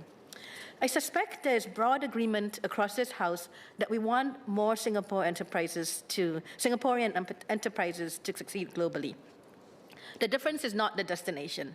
It is the path we believe gets us there. That is why we should be careful about thinking of our choices as trade-offs, a tug-of-war, a zero-sum game. Local enterprises versus global enterprises, domestic demand versus external demand, growth versus inclusion. These are not opposing forces. They are mutually reinforcing. Take the relationship between global enterprises and local enterprises. Dynamic local companies are essential to Singapore's future. They embody Singaporean entrepreneurship, innovation, and ambition. We should want more of them, larger ones, more productive ones, more that succeed well beyond our shores. Global enterprises are equally indispensable, not because they are larger, not because they create jobs, but because they expand the productive frontier of the entire economy. They bring frontier technologies, they bring world-class management practices, they develop Singaporean talent, some of whom will one day set up their own companies. They connect Singaporean companies to global customers and supply chains, even if those supply chains are reconfiguring. They create demanding customers for local suppliers. They expose our companies to international best practices. They raise the standards of the ecosystem around them. In short, they expand the frontier of what Singapore's economy is capable of achieving. But none of these happens by accident. It is built deliberately. When EDB approves a major investment, it is not simply asking how much capital will come or how many jobs will be created.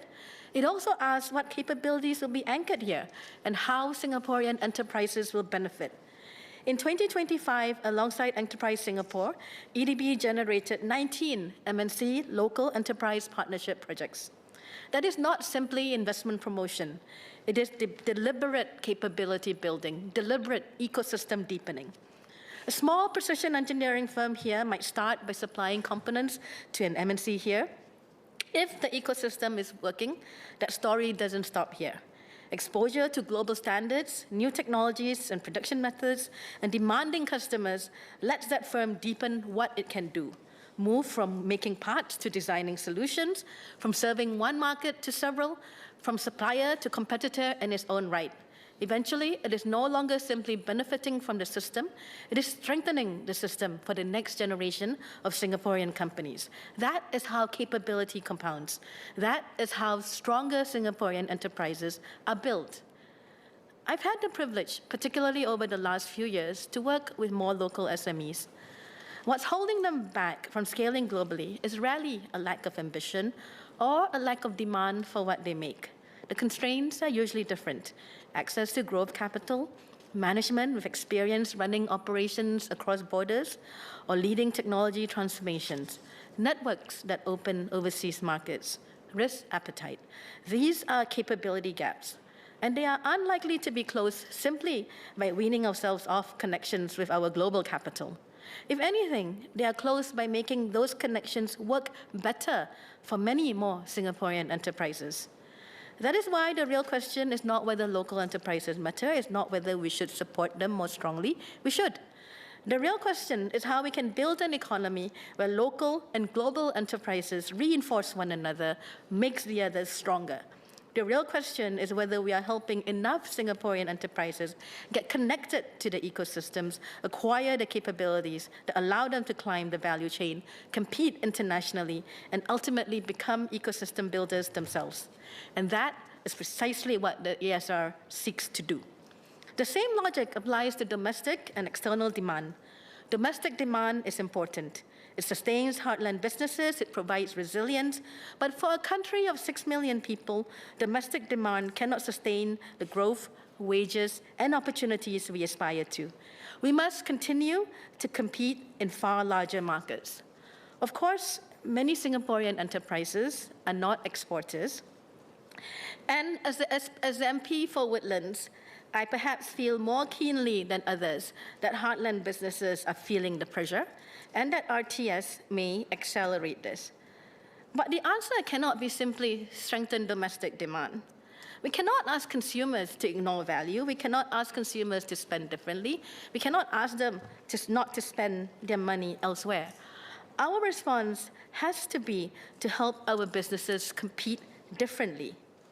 Also, ultimately, domestic demand for every hawker, every family business, every heartland retailer ultimately depends on Singaporeans' spending power. That spending power comes from productive jobs, rising wages, competitive industries, and companies succeeding in global markets. In turn, a vibrant domestic economy provides the stability, talent, and confidence that enable more firms to grow and venture abroad. Again, these are not competing priorities, they are complementary strengths. Mr. Speaker, some members have asked in the past who ultimately captures the value. It is the right question, but I think we should answer it in the right way. Ownership matters. It matters who owns the intellectual property. It matters who owns successful enterprises. It matters who owns the next generation of global competitive companies. But ownership doesn't just become reality simply because we declare it to be our objective. It is built patiently, capability by capability, enterprise by enterprise, institution by institution. Capability makes ownership possible. Take PSA. It began as a domestic port operator. Today, it operates over 70 terminals across more than 180 locations in 45 countries. But the most valuable thing PSA has now is not simply a larger portfolio of terminals. Managing ports across the world's major trade routes gives PSA a unique view of global supply chains. By combining operational expertise with digital technologies, data, automation, and AI to design solutions its customers cannot get from a single port operator. The ports were the entry point, the data advantage, the capability, that's a competitive advantage, and ownership follows. Ownership is most durable when it's built on capability, because capability is what allows ownership to endure and grow. Singapore will not own every company shaping the global AI economy, nor do we need to. These companies create enormous value for Singaporeans through jobs, supplier ecosystem, knowledge spillovers, capability building. And yes, an MNC may one day leave Singapore. Investment can move. Capability stays. The most important question is whether Singaporeans are building the capabilities to create value alongside them as founders, as engineers, as researchers, as investors, suppliers, technology leaders, and increasingly as owners of globally competitive enterprises themselves. Ownership in the modern economy takes many forms. A founder building the next regional champion, an employer with stock options in a growing company, a Singapore supplier moving into higher value-added design and engineering, an investor participating in the growth of world-class businesses, our sovereign wealth funds investing on behalf of every Singaporean. These are all ways in which Singaporeans participate in, capture, and own the value that our economy creates. The goal is therefore not simply to own more assets, it is to build an economy where more Singaporeans have meaningful ownership in the value they help create. And we do this by building the whole innovation ecosystem: research, talent, capital, patient financing, market access, regulation, strong global partnerships. These are complementary strengths, and when they come together, they create something larger than any one policy, say on research, could achieve. I want to go back to where I started. Now, if an SME owner says, I don't feel these benefits, we should listen. If they say, I feel crowded out, we should listen. If they say this ecosystem seems to work for everyone except businesses like mine, we should listen. Global firms do compete with local ones for talent, for capital. Wages feel the pressure, and it falls unevenly, and this is real. Openness is not costless. But the answer to that real cost is not to become a less open economy, when openness is where capability comes from. The answer is to make sure more Singaporeans capture the upside instead of only absorbing the cost. Skills that move a worker towards the frontier rather than away from it, capital markets deep enough, partnerships between MNCs and local firms that help local firms become suppliers, adopters, internationalizers, and owners in their own right. And that is firmly embedded in the ESR strategies. Mr. Speaker, we all want to see more large, successful Singapore companies, more value captured here, more Singaporeans venturing abroad. But if we make rebalancing the organizing principle of our strategy, we may end up with not end up with more of those companies. We get fewer. Target ownership before capability and competitiveness, and we don't own more of the pie. We own more of a smaller one. That is why I support the Honourable Member, Mr. Edward Chia's amendment.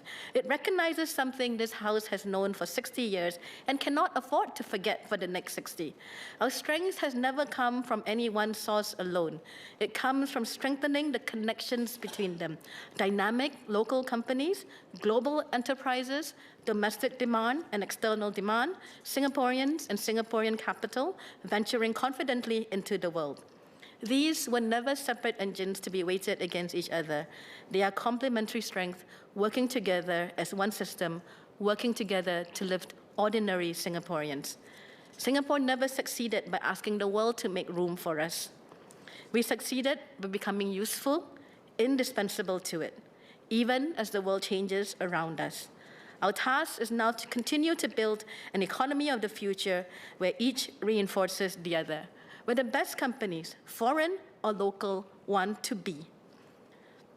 And to make sure more Singaporeans have the capability, the confidence, and the opportunity to shape that future, to create value, to capture it, and increasingly to own it, so that every generation of Singaporean begins with opportunities greater than the generation before. Mr. Speaker, I support the amended motion.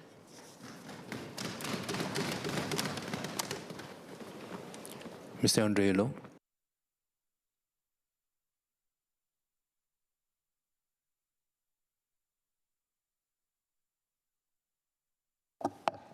Thank you, Mr. Speaker. Mr. Speaker, the Economic Strategy Review is organized around workers adapting again and again. It proposes training, pathways, and career bridges between jobs, but it gives far less attention to the all-important first transition from education or national service into stable work, and to whether young people get a fair start. In February, during the budget debate, I called this phenomenon the broken bottom rung of the career ladder, when young Singaporeans are unable to make that first meaningful step. The first job is where someone takes a chance on you. It is where you gain the experience that every subsequent employer expects you to have. A young person cannot create that opportunity alone. When firms stop taking chances on beginners, Singapore eventually stops producing experienced workers. Today, I want to ask the government a practical question. If a young Singaporean has prepared for work, searched earnestly, and still cannot secure stable employment, what must change so that their sustained effort can lead them somewhere? Today, most graduates still manage to find work.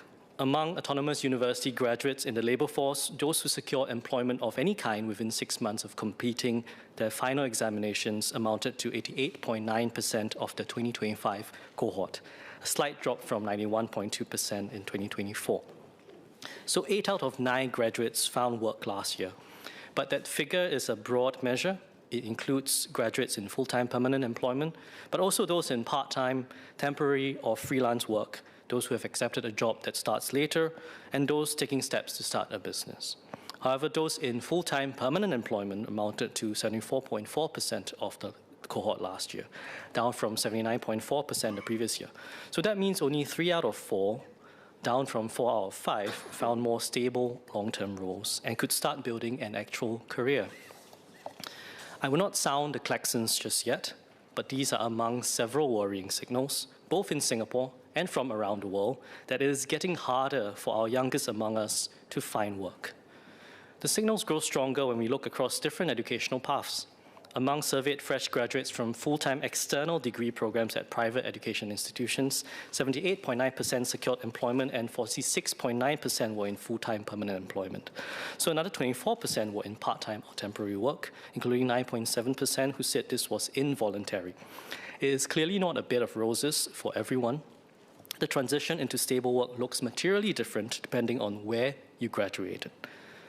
Now, behind these figures are young people who have done what was asked of them and still cannot get started. I've heard from young graduates who told me about searches running into the hundreds of applications. One submitted more than 500 applications over 6 months and received few interviews. Another submitted close to 200 in 4 months without securing a single one. For these young people, the first transition meant repeated effort, very little response, and no clear place to turn should their efforts repeatedly fail to net a reward. A confluence of factors is likely driving the cooling job market for young Singaporeans, with the increased adoption of both artificial intelligence and old-school technological and productivity advancements.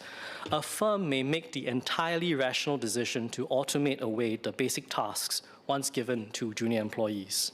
It may decide that training a beginner is too costly in today's high-cost environment, and when that person can ultimately leave after gaining critical experience.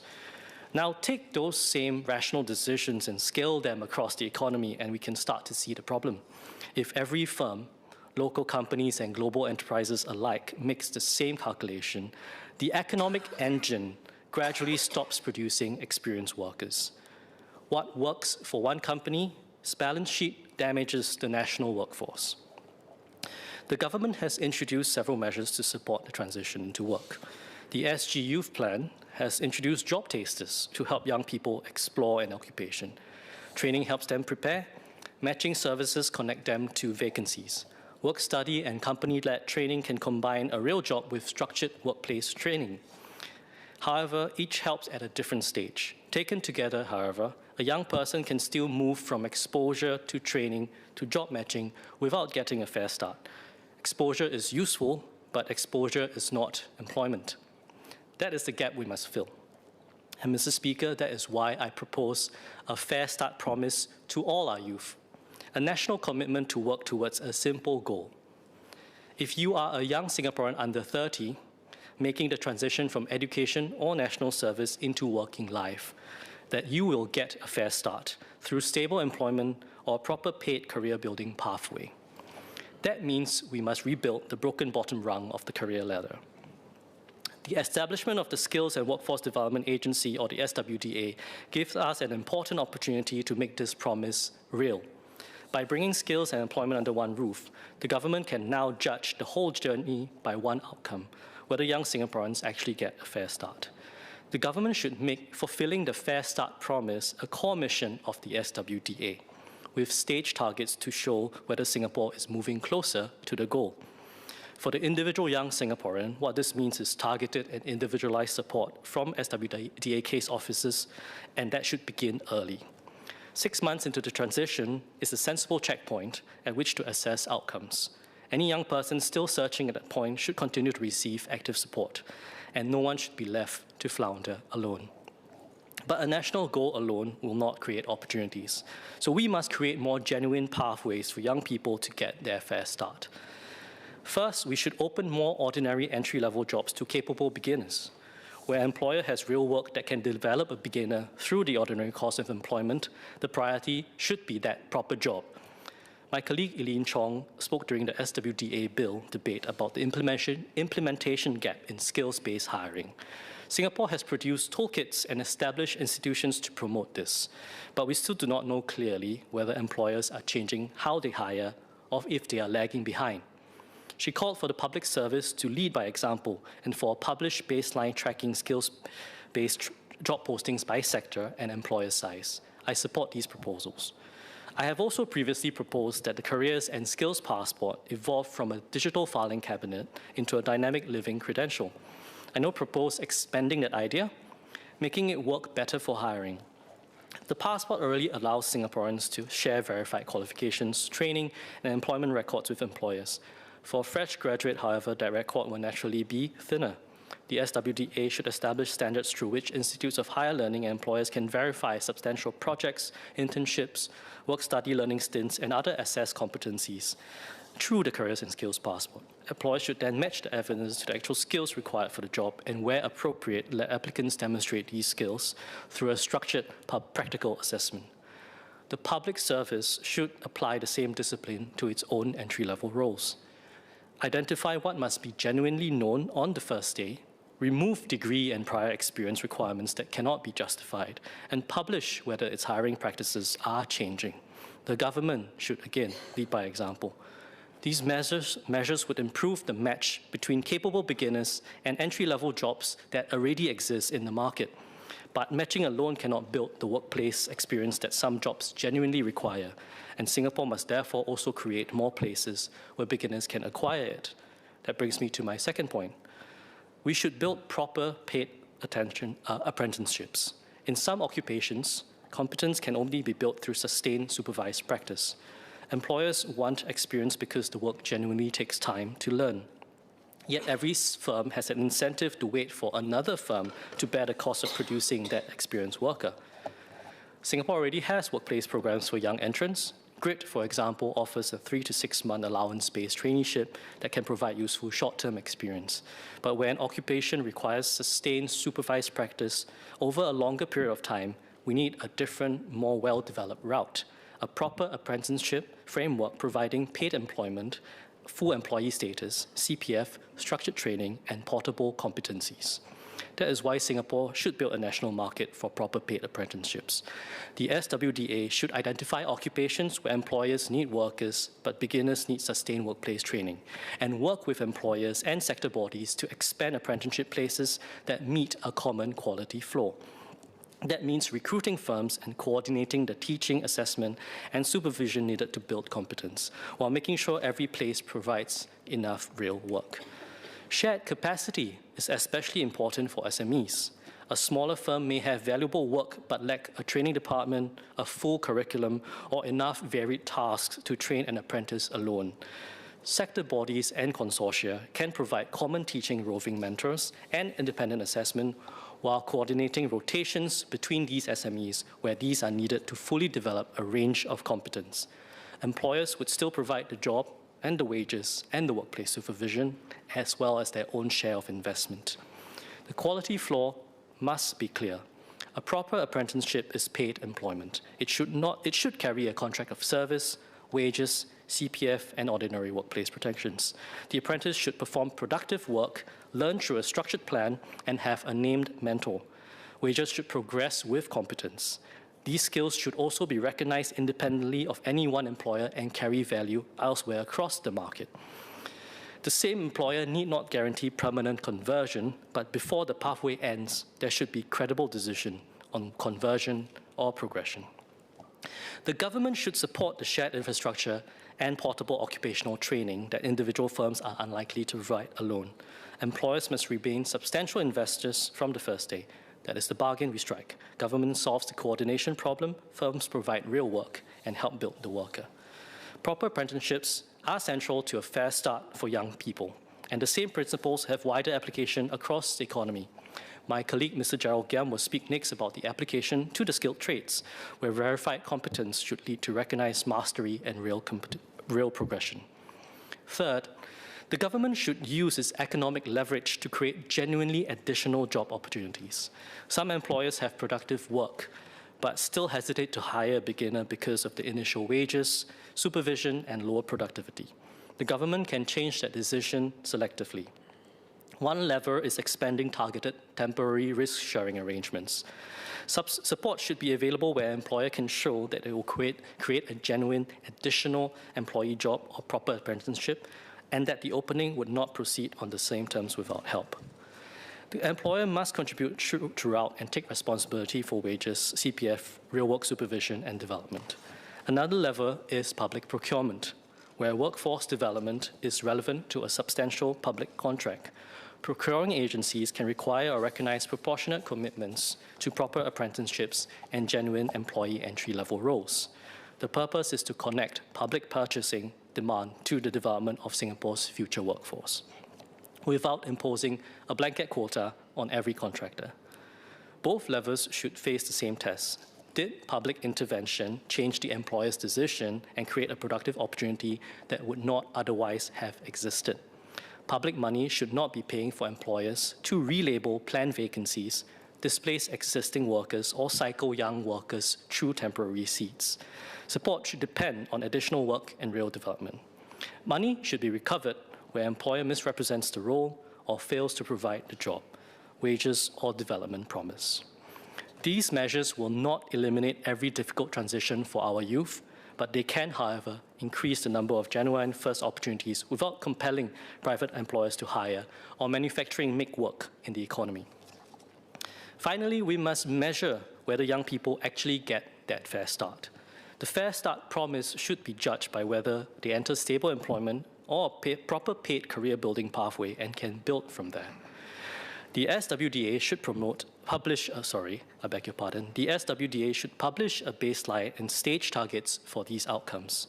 It should report whether employment lasts, whether job responsibilities and wages progress, and whether the results differ across different groups.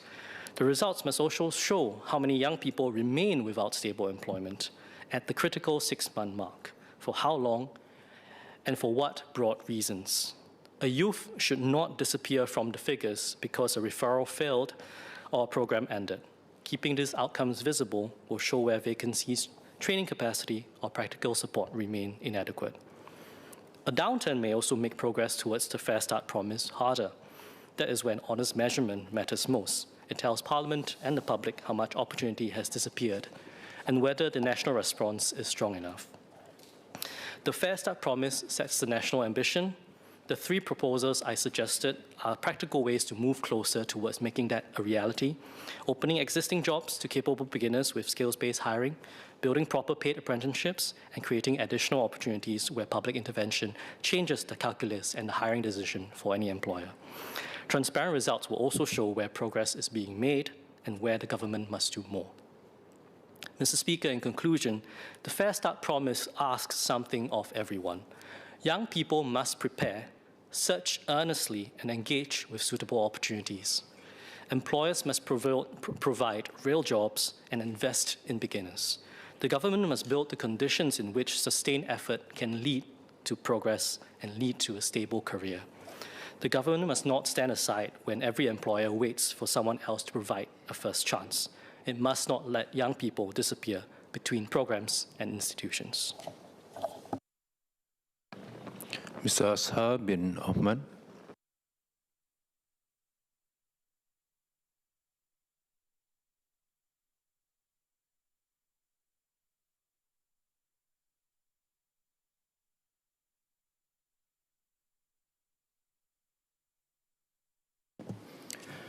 Thank you, Mr. Speaker. I rise to speak on the motion, an economy of the future that works for all. I would like to declare that I am the Deputy President of the Singapore Malay Chamber of Commerce and Industry, Chairman of SME Centre at SMCCI, a Council Member of the East Asia Business Council, and as an Executive Chairman of Anacon Asia Private Limited. I'd just like to highlight that the motion itself is quite important, and more importantly is the collaboration between private sectors and the government. And the reason I say this is because we do not want to go into a motion whereby we want to reinvent everything. I think the most important part, do not break what is already working. And I say this because in my context of traveling with SME Centre to one of Central Asia country, and we did a business study over there, and the government of the day, or the chamber that we met, was quite amazed about what we have. Having a system where from Ministry of Trade of Industry down to Enterprise Singapore, down to the SME Centre, that create a cohesiveness between the government down to the ground. And this does not exist in other countries, and it's something that we should be proud of, and we should retain the ability to grow together. The fundamental of our livelihood cannot be disrupted nor changed. That is trade. So we live in an era of heightened geopolitical tension and a multipolar world. Countries are turning inward, protectionism is rising, supply chains are being reconfigured along political lines. In such a climate, the instinct of many nations is to build walls. For Singapore, that cannot be our response. Trade is the lifeblood of this nation. We must not become a trade barrier. We must be the bridge of trade. Our strategy must be clear, open, connected, trusted, and resilient. We must double down on what makes Singapore unique, a credible, rules-based hub that can link markets, capital, talent, and ideas across a fragmented world. I would like to highlight the importance of working together that includes the government-linked organizations, Enterprise Singapore, private sectors, SMEs, the union that represent the workforce, TAC, Trade Association and Chambers, as what our House member, Mr. Mark Lee, has commented, how important the trade chambers are. There are 7 parts to my speech which I believe will put a clear perspective to achieve a concentrated network of help as one ecosystem of support to tackle the challenges ahead and devise a set of common strategies to ensure we progress and be very successful. The first one, trade as our lifeblood in a protectionist world. Mr. Speaker, Singapore's prosperity has always been anchored on trade. In a world where major economies are de-risking, diversifying, and sometimes decoupling, we must be the connector others can rely on. To do this, we must expand our network of free trade agreements. We must pursue FTAs with as many countries as possible, not just big economies, but also emerging markets, Africa, Latin America, Central Asia. Every new FTA is a new door for SMEs, a new channel for our services, and a new vote of confidence in Singapore's open economy. Position Singapore as a bridge of trade. While others raise tariff and impose quotas, we must lower friction. We must be the neutral ground where east meets west, where north connects with south. Our legal system, financial infrastructure, and logistic capabilities make us ideal for this role. Empower Enterprise Singapore to be a global conduit and creating a Queen Bee company from GLC that supports SME. This is something that I'd like to share that recently happened. And I think for us to be able to be an economy, a strong economy, which is unique to our country, whereby the cohesiveness of working together is very, very important. Right? Enterprise Singapore international presence must be leveraged more aggressively. Their overseas centers should act as a business matchmakers, linking Singapore companies with partners, distributors, and joint ventures opportunities abroad. They should not just be officers, they should be deal makers. And recently I attended Enterprise Singapore talk on the Middle East situation and shared with local businesses about what to expect and what are the opportunities. Of course, there's challenges, of course, there's risk. But through that informed setting, we are able to make good judgment on should we come in or should we not come in. I think, but overall, the value that given to companies allow us to evaluate with certainty and with clarity. I think that's the part that I see going together, having Enterprise Singapore overseas and bringing the information back to the ground. Now, for a GLC company, I think that plays an important role as well. And the same case, I attended a session with, organized by Singapore Business Federation, where they are trying to connect the Queen Bee or the GLC company to local businesses in Singapore. I think that's very important as well. I think we are overdue on such kind of collaboration. And we have companies that goes all over the world that tender for a big project. And I think the ability to work together is quite more important. I think it's more important than ever. I think this is quite crucial. And through that collaboration and interaction we have, that also shows that we are in the right sentiment whereby business can work with government and GLC very, very well. Moving on, reduce the cost of error for SMEs going overseas. Expanding abroad is risky, especially for SMEs. A single misstep can be fatal. The government should enhance grants, as what we have seen before, and financial support to de-risk internalization. This include shared warehousing or logistic hub in the key markets, tax incentive for reinvesting overseas profit back into R&D or capability building. When we reduce the cost of failure, we increase the courage to try. And that's how Singaporean companies grow into regional and global champions. Second, Singapore has the hub of hubs. Mr. Speaker, in a fragmented world, Singapore's greatest advantage is our ability to be everything to everyone, a one-stop hub for all major industries. We must consciously position ourselves as financial hub, continue to deepen our capital markets, attract asset managers and investment, and become the leading center for green finance and fintech in Asia. Logistics hub, leverage our port and airport connectivity to be the premier transshipment and distribution center for the world. Transport hub, expand our aviation and maritime networks to remain the gateway between various countries. Education hub, attract top global universities and research institutions and nurture homegrown talent to serve regional and global needs. Management hub, position Singapore as a regional headquarters for MNC and the base for professional services in law, accounting, consulting, and so on. Medical hub, build on our world-class healthcare system to attract medical tourism, clinical trials, and biotech innovation. Of course, AI hub, invest in AI research, talent, and infrastructure to become the leading AI ecosystem in South Asia. The Sustainability Hub is another part that I think quite important to create a center of excellence and trust for sustainability reporting and deployment. This hub of hub strategy is not about doing everything ourselves. It's about creating an ecosystem where global players want to base their operations, where Singapore SMEs can plug into global value chains, and where talent from around the world wants to work with and innovate.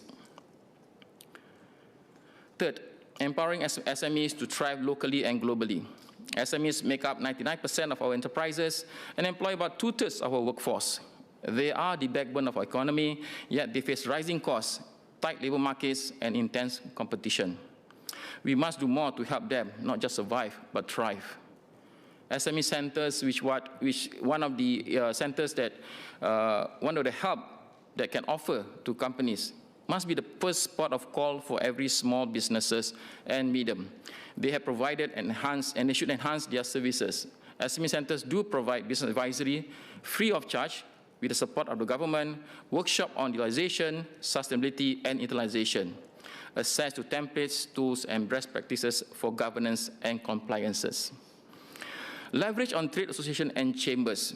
Organizations like Singapore Business Federation, Singapore Chinese Chamber of Commerce Industry, Singapore Malay Chamber of Commerce Industry, Singapore Indian Chamber of Commerce Industry, Association of Small and Medium Enterprise, and others must be empowered to do more and not limited to the following.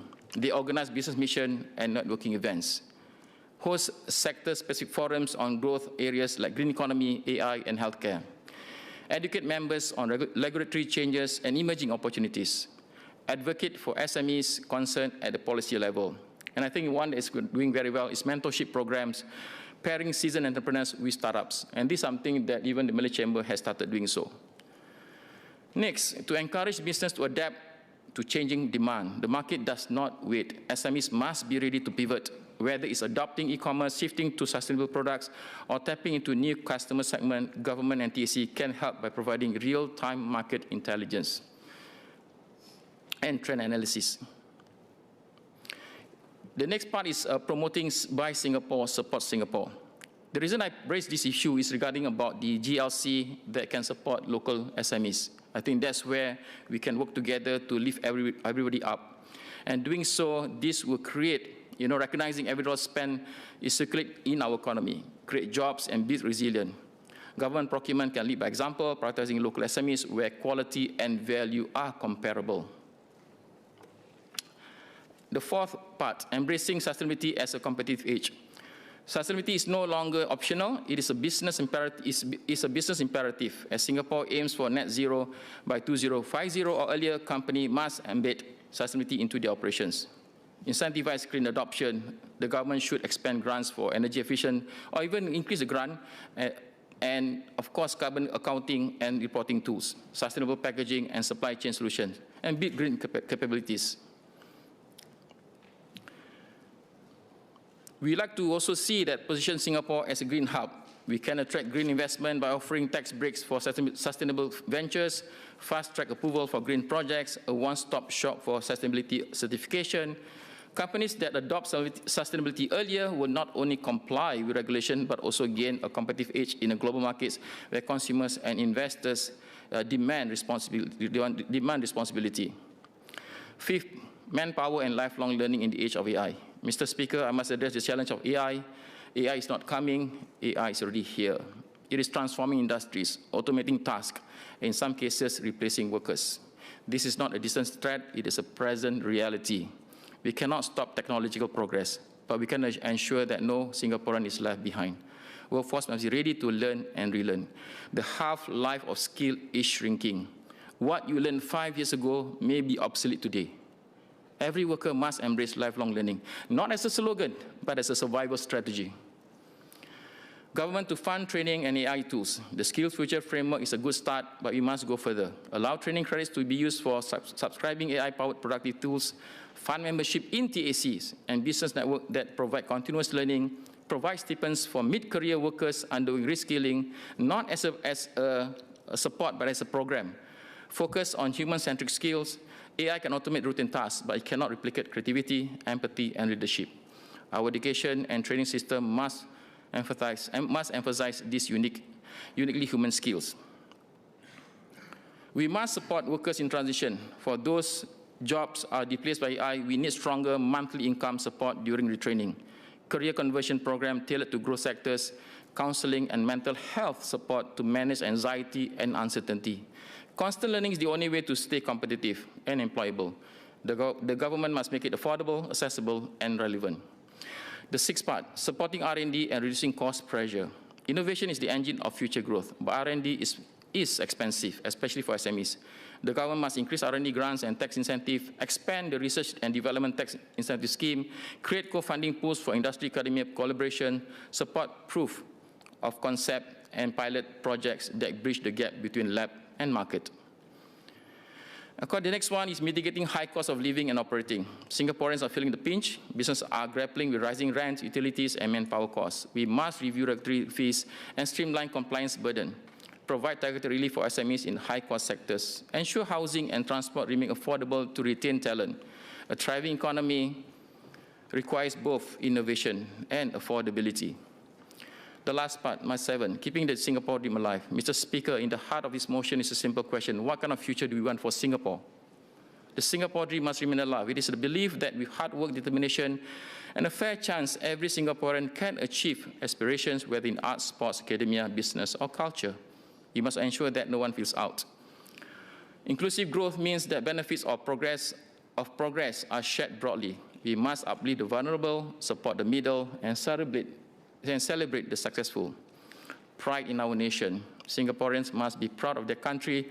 They must see themselves in our economic story, not as a bystander, but as a protagonist.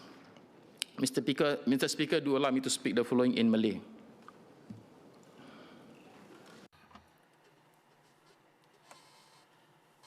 Mr. Speaker, the motion before us calls for an economy that is fair, inclusive, and driven by dynamic local enterprises. In a world that is increasingly turning inward, Singapore must stand firm as a beacon of openness. We must be a bridge for trade, not a barrier. We must be a center of excellence in finance, logistics, transportation, education, management, medicine, sustainability, and AI. We must empower our SMEs to thrive both locally and globally. We must embrace sustainability as a competitive advantage, and we must prepare our workforce for the AI revolution. We must ensure that the Singapore dream remains alive for all. Let us build an economy where every Singaporean can flourish, where every enterprise can prosper, and where our nation continues to make its mark on the global stage. The world changes, bringing uncertainty. Singapore companies make their preparations. The government's strategy as a rightful guide, united and strong, we achieve progress. The motion before us calls for an economy that is equal, inclusive, and driven by dynamic local companies. In a world turning inward, Singapore must stand firm as a beacon of openness. We must be the bridge of trade, not a barrier. We must become the hub of hubs: financial, logistic, transport, education, management, medical, sustainability, and AI. We must empower our SMEs to thrive locally and globally. We must embrace sustainability as a competitive advantage. We must prepare our workforce for the AI revolution. and we must keep the Singapore dream alive for all. Let us build an economy where Singaporeans can prosper, where enterprise can grow, and where our nation continues to punch above its weight on the global stage. Mr. Speaker, I support the amended motion on the context that we have to work together as one. Thank you, Mr. Speaker. Mr. Gerald Gill.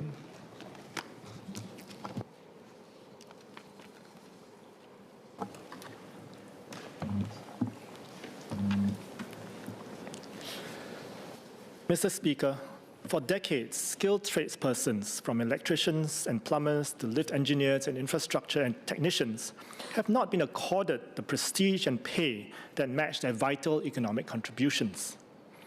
We have relied on foreign labor arbitrage and allowed unlicensed workers to perform tasks meant for certified practitioners, inevitably suppressing local trade earnings over time.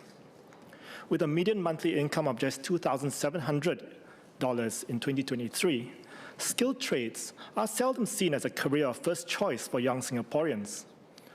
Over the past decade, the local craft workforce has shrunk by 40 to 50%. Of the 186,000 craftsmen and trades workers in Singapore, only 28% are locals, and their ranks are aging, with a median age of 56 years old. Yet, skilled tradespersons form the bedrock of our national infrastructure.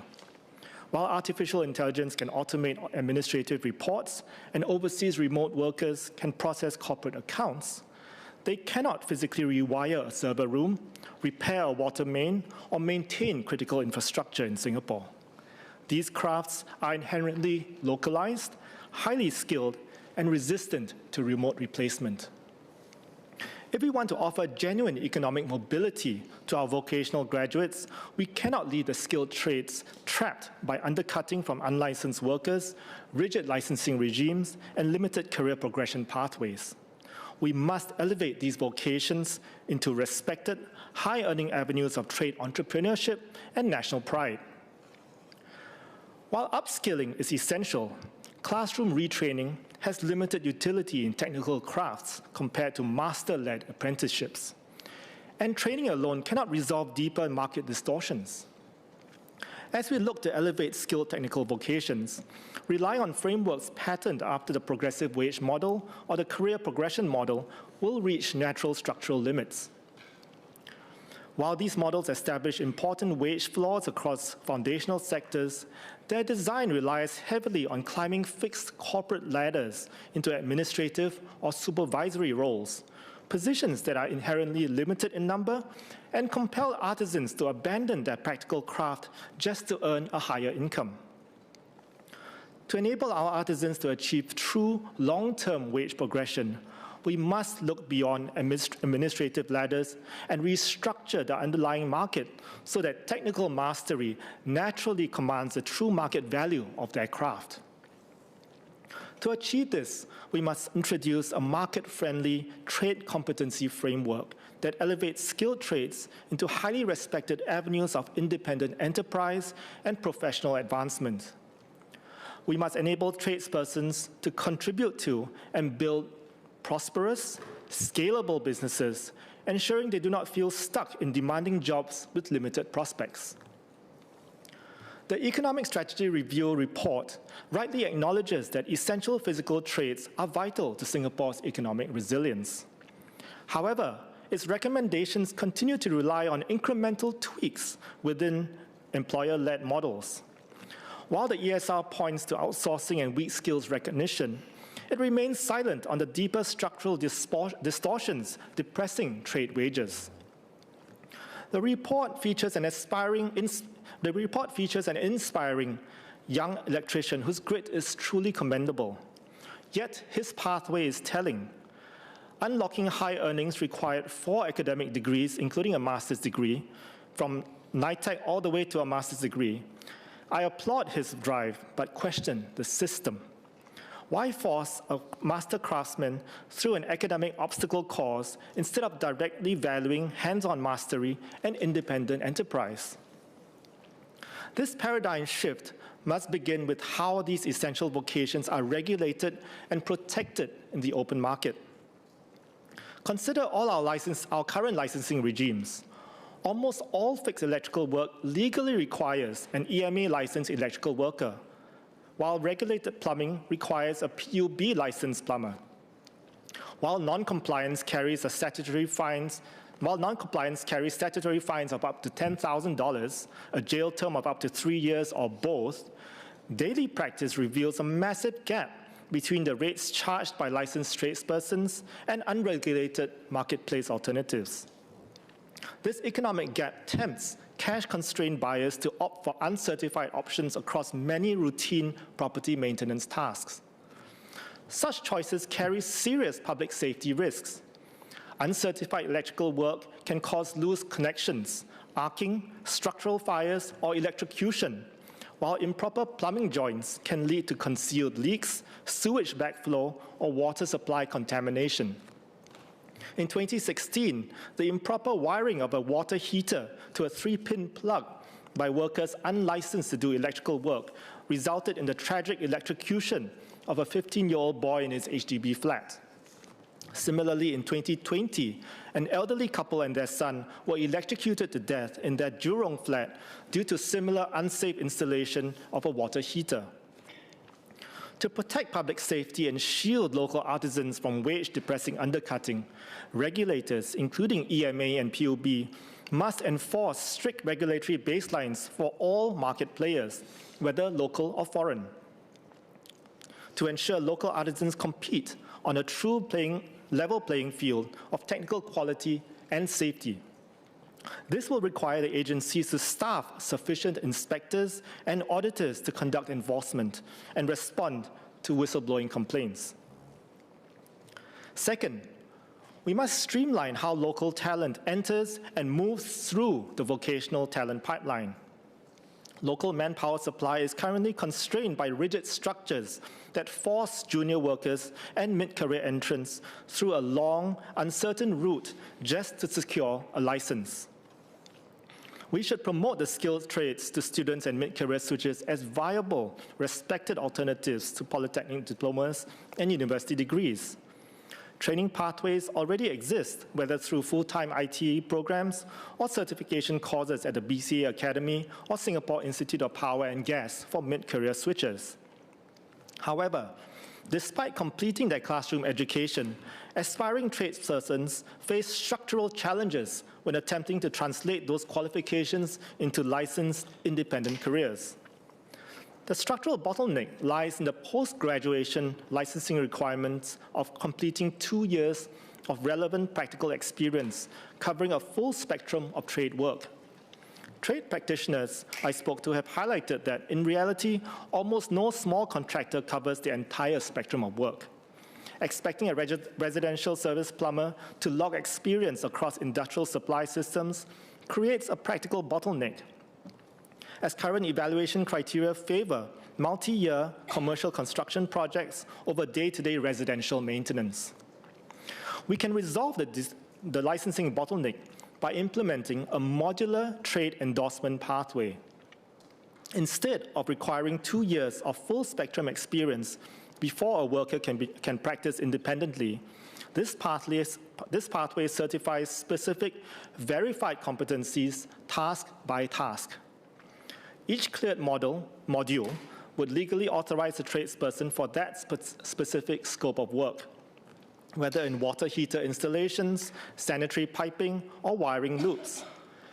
These milestones are verified via hands-on practical assessments, customer ratings, and structured peer reviews by master practitioners. This allows local apprentices to start practicing legally and earning a respectable living for the tasks they have mastered, while progressively expanding their certified scope over time. To operationalize these modular endorsements, we need a modern digital architecture, an official tradesperson skills ledger platform. This platform serves a dual purpose. It allows tradespersons to log task-specific trade endorsements verified under the supervision of licensed artisans, creating an immutable record of their practical milestones. It can also double as a national trades marketplace, connecting buyers, both enterprises and homeowners, directly with licensed tradespersons based on verified modular competencies, domain expertise, and clear rate schedules set transparently by the artisans themselves. Clear benchmark call-out rate bands can be established, providing upfront price transparency for property owners while guaranteeing fair off-hours compensation for artisans, eliminating both predatory surge gouging and artificial wage caps. By streamlining, matching, and reducing administrative overhead for both small contractors and buyers, the system enables tradespersons to establish sustainable commercial clients, secure corporate procurement contracts, and build long-term business equity. Fourth, we must eliminate the structural over-reliance on an employer's sole discretion to advance an apprentice's career. Across skilled trades, the government currently enforces safety through a rigid employer-tied licensing requirements, inadvertently granting employers veto power over an entry-level worker's advancement.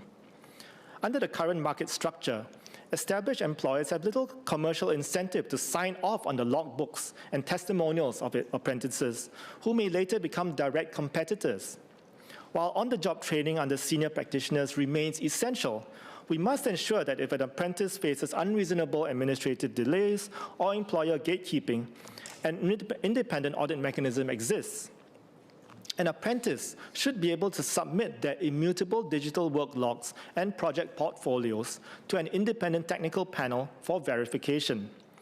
This preserves direct supervisory accountability while protecting apprentices from career stagnation and employer holdup.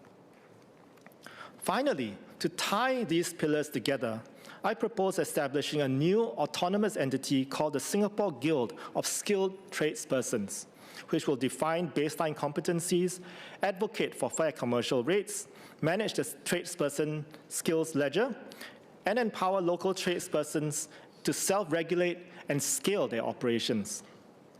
Existing industry bodies like the Singapore Plumbing Society, the Singapore Electrical Contractors and Licensed Electrical Workers Association, and the Specialist Trade Alliance of Singapore possess relevant sectorial familiarity. These trade societies can be reformed and integrated as dedicated chambers under this guild. This will give every tradesperson a direct voice, remove corporate employer gatekeeping, and empower artisans to govern their craft under a self-regulatory model similar to those enjoyed by doctors, engineers, and accountants. Under this four-sided partnership of shared accountability, employers provide structured apprenticeships with all progress and milestones logged transparently in the tradesperson skills ledger. The Singapore Guild of Skilled Tradespersons acts as an independent quality auditor and serves as a safety guardian. Tradespersons maintain verified digital profiles and direct statutory accountability for work within their endorsed scope. And consumers gain direct access to a trusted, transparent marketplace with verified quality assurance.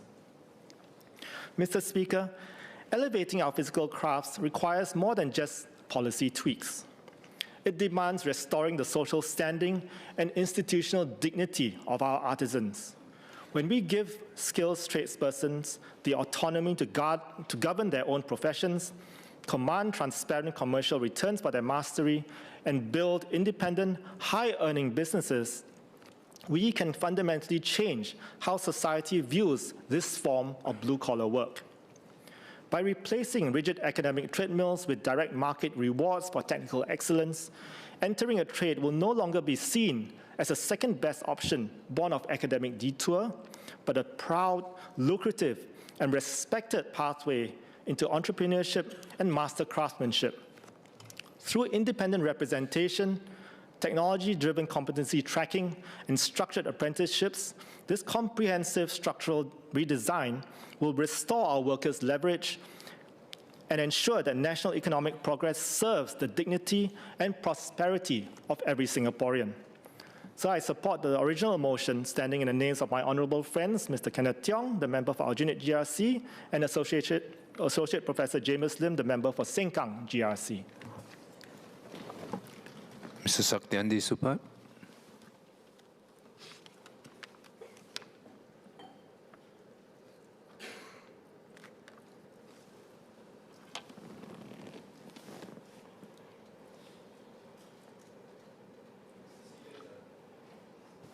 Mr. Speaker, sir, let me first declare that I work in a foreign financial institution based in Singapore serving SMEs and corporates. I rise to speak on a motion before this House. There is much in the motion's aspirations that I support. We want stronger Singapore enterprises. We want our entrepreneurs to succeed and internationalize. We want good jobs and rising opportunities for Singaporeans. Ultimately, economic progress must translate into better lives for our people. I also recognize the argument made by members proposing this motion. Singapore's traditional economic model has served us well, but the competitive environment has changed. On this, there is common ground. Costs have risen, technology has made it easier for corporate functions to move, other economies have developed deeper capabilities, geopolitical fragmentation is reshaping investment and supply chains. So yes, Singapore's economic strategy must evolve. But a more competitive environment does not make external demand or global companies less important to Singapore's next phase of growth. It makes our ability to compete successfully for them and, more importantly, to capture greater value from their presence here, and even more important. Healthy domestic demand can strengthen our resilience, but we should be cautious about suggesting that it can substitute for the scale and opportunities provided by our global economic connections. Mr. Speaker, there has been a suggestion that Singapore needs a new economic playbook. I agree, but this is precisely what the Economic Strategy Review already seeks to address. The ESR was informed by more than 80 engagements involving more than 7,700 businesses, workers, unions, and trade associations, some of whom are in this room. It recognizes that the assumptions underpinning Singapore's success are changing. Its response is not simply to repeat the strategy of the past 6 decades, it is to upgrade it. And in fact, many of the ESR's recommendations are strikingly similar to the aspirations contained in today's motion. The ESR's recommendations will drive the next bound of economic growth and workforce transformation amidst drastically changed global environment. The ESR calls for stronger support for entrepreneurship and access to growth capital, more and better jobs, stronger career transition support, and lifelong learning for workers, strengthening Singapore's position as a global leader in AI and a hub for global flows, and building a more dynamic enterprise ecosystem so that more Singapore-based companies can start, scale, and succeed globally. These are not merely aspirations on paper. Many have already begun to find expression in government policy, including measures announced in the recent budget, enhancing enterprise financing, supporting SMEs and internationalization, strengthening workforce transitions, and investing further in our AI capabilities. This suggests there is considerable common ground between the aspiration in today's motion and the direction Singapore is already taking through the ESR. The useful question for today's debate, therefore, to me, is where the substantive difference lie, whether they concern the overall economic model or the balance, emphasis, and policy choices within that model. So I think that distinction matters. Because the debate is not really between an old playbook and a new one, it is about what should be in the new playbook and where we may differ on the balance and emphasis. So one area where I believe we should be careful is the weight we place on external demand and global companies in Singapore's next phase of growth. We've heard many speeches before me on this, but just want to reiterate it again briefly. There's one economic reality Singapore cannot escape. For a small country like ours, domestic demand alone cannot provide the scale of opportunities that Singaporeans aspire to.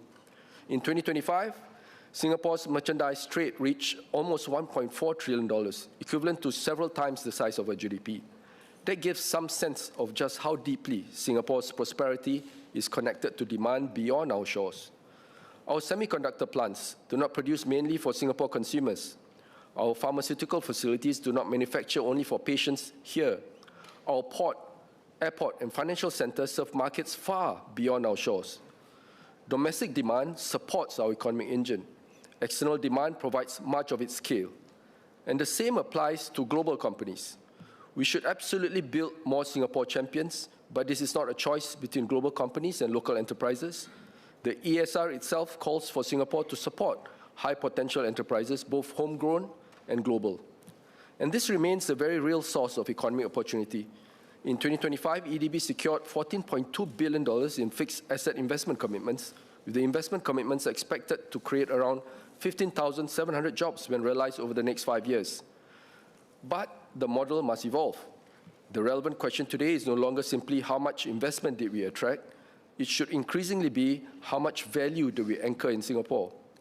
Our strategic functions located here, are Singaporeans progressing into specialist and leadership roles, are our SMEs becoming suppliers and partners, are technology and capabilities diffusing into the wider economy.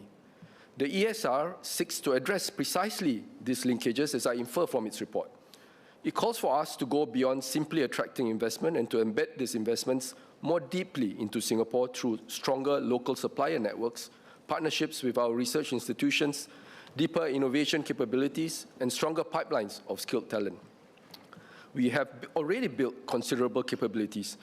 Private sector R&D expenditure more than doubled, from $4.3 billion in 2013 to $9 billion in 2023. The next challenge, as the ESR recognizes, is to connect these capabilities more tightly to industry needs.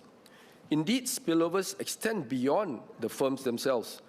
And a 2025 MTI study estimated that between 2012 and 2019, each EDB-supported firm generated net spillover benefits averaging $48.5 million in value added annually for non-EDB firms. Significantly, these spillover benefits accounted for 41% of the firm's total direct and spillover economic contribution. And much of this came through the labor market, as skills and capabilities developed in these firms benefited the wider economy. Being an economist, I read the report. It's quite rigorous. I can see that the numbers actually do show benefits on Singapore's front. In other words, the objective is not simply to bring global companies here, but to anchor more of their capabilities here and ensure that their presence strengthens Singapore companies and Singaporean workers as well. That should increasingly be our test of successful foreign investment. Let me make this less abstract, Mr. Speaker. My office is in 1 Raffles Quay in Raffles Place. Almost every morning I take the lift up and down. Now I see young Singaporeans going into offices occupied by global companies, including firms such as ByteDance, financial institutions and technology companies. They work in technology, data, finance, compliance and regional functions. These are young Singaporeans, building careers in global businesses while remaining based in Singapore. When these companies choose Singapore as a regional hub, they do not simply rent office space. They create jobs and demand for local services. They bring technology and managerial capabilities. They contribute to the vibrancy of our business districts. And this brings me to the concern about a two-speed economy narrative. We should take that concern seriously. Indeed, I note that the ESR itself recognizes the capability and cost constraints faced by SMEs and the difficulties smaller firms can face in navigating and accessing existing support. In areas such as AI adoption, the ESR specifically calls for support to extend beyond leading firms to the wider business space. So the challenge facing small enterprises is not absent from the ESR. The more important question is whether our transmission mechanisms are strong enough to reach them. But the answer is not to slow down firms operating at the productivity frontier. It is to strengthen the transmission mechanisms and help more firms move towards that frontier, to create convergence upwards. A Singapore SME supplying an advanced manufacturer may have to meet exacting global standards. In doing so, it builds capabilities that can help it win other customers and enter new markets. Workers trained in MNCs carry skills and experience throughout the economy. Technology and management practices can diffuse, and anchor companies create demand for suppliers, professional services, logistics, and specialized skills. But these spillovers are not automatic. That is where policy matters. Openness must create capability, and this principle applies to workers too. Take the administrator or driver working in the logistics and supply chain industry, for example, and in which I serve as a union advisor to the Supply Chain Employees Union, or SEU. As AI, automation, and digitalization transform supply chains, our objective cannot simply be to preserve today's job exactly as it exists. We must help workers move up the same value chain that we want Singapore's economy to move up. That is also why capability transfer matters. We already have the Capability Transfer Program, supporting companies in bringing foreign specialists to transfer capabilities to our local workforce, as well as overseas training for Singaporeans. Could we go further, for example, by facilitating more structured capability transfer from foreign professionals already working here to Singapore colleagues. This is precisely the transmission mechanism we should strengthen. Openness must create capability, global expertise anchored here with Singaporeans progressively equipped to take on more sophisticated roles. There is not a retreat from our hub strategy, it is an evolution of it. Mr. Speaker, there is one further area I would like to touch on, costs and the policy choices involved. Singapore cannot compete with much larger economies principally on cost. We must compete on value through skills, connectivity, trust, infrastructure, innovation, and our ability to manage complex regional and global operations. I think members on both sides of this House would agree that many local enterprises face significant cost pressures. That is not in dispute. But if business costs are an important concern in today's debate or in other speeches later on, I hope we can also have greater clarity on the policy choices that would address them. For many SMEs, particularly in sectors such as services, retail, logistics, and F&B, significant cost pressures include labor, rental, and energy. So the question I have is, so what are the policy choices? I've heard some from the earlier speeches.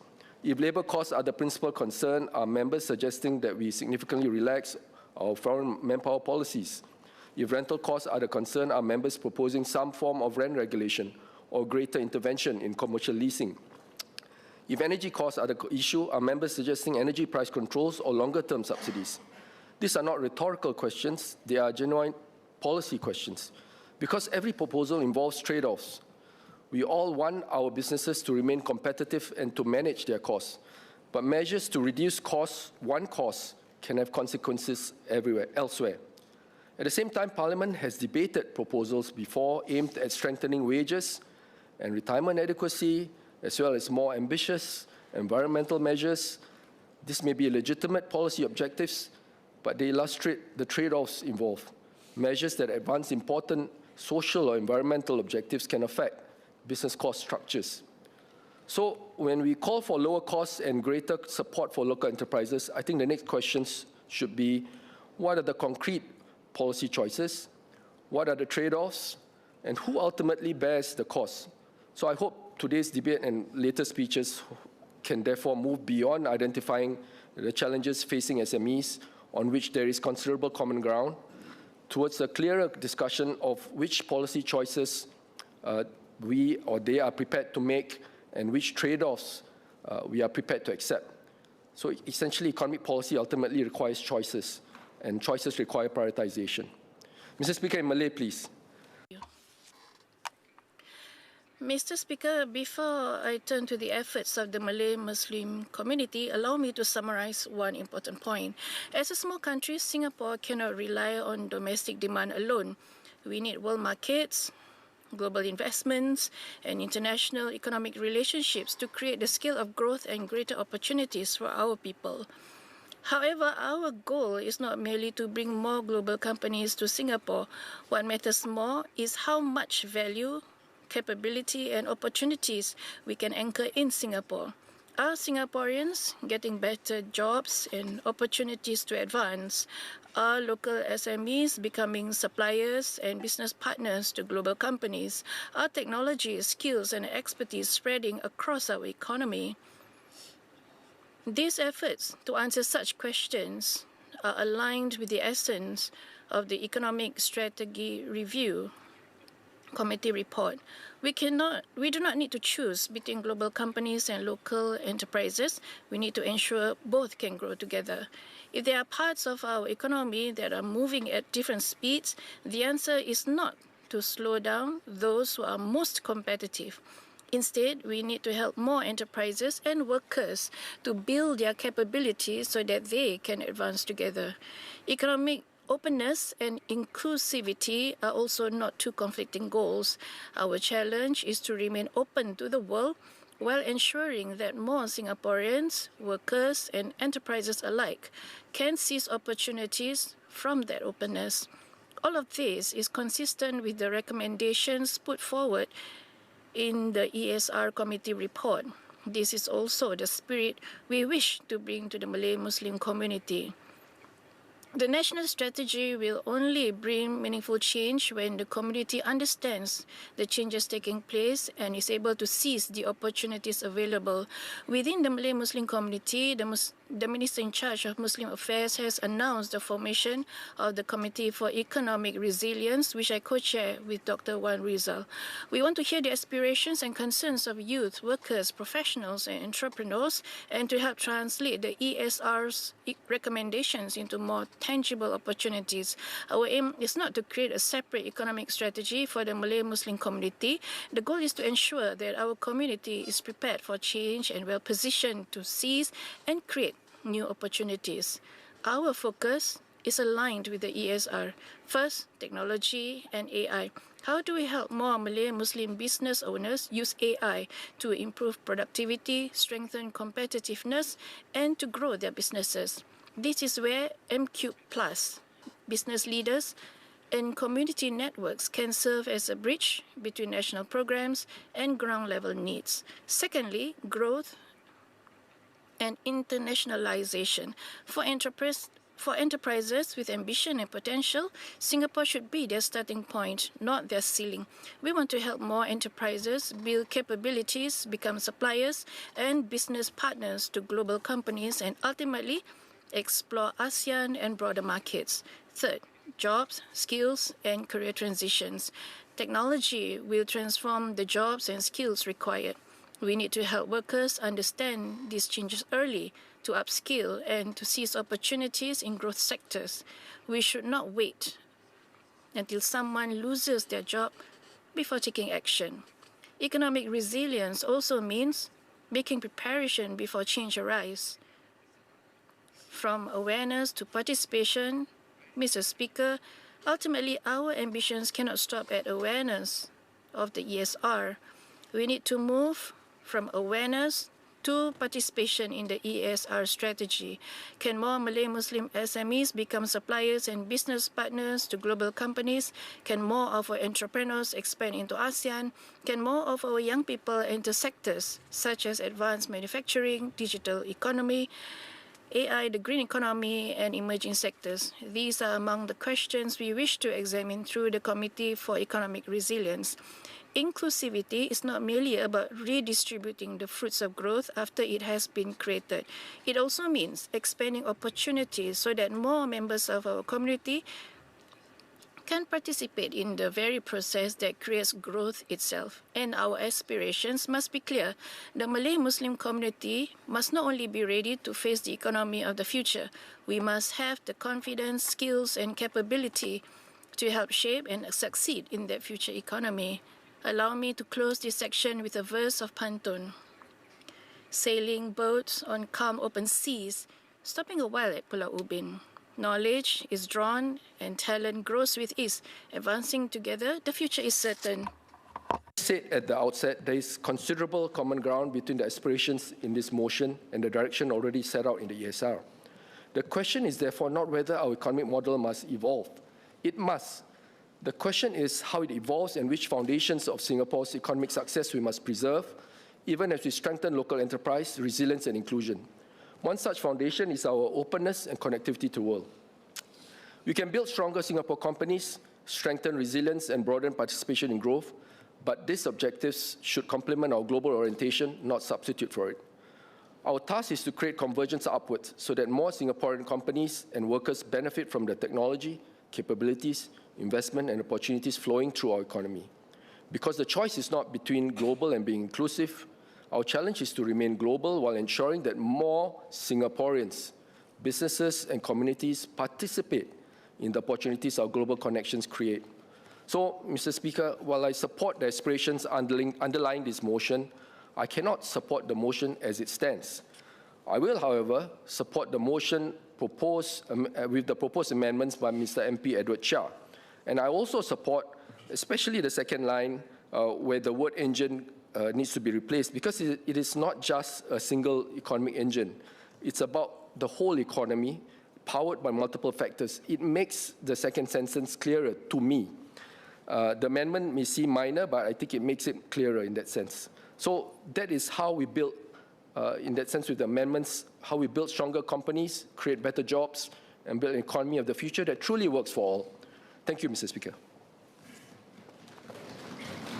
Mr. Fadli Fauzi.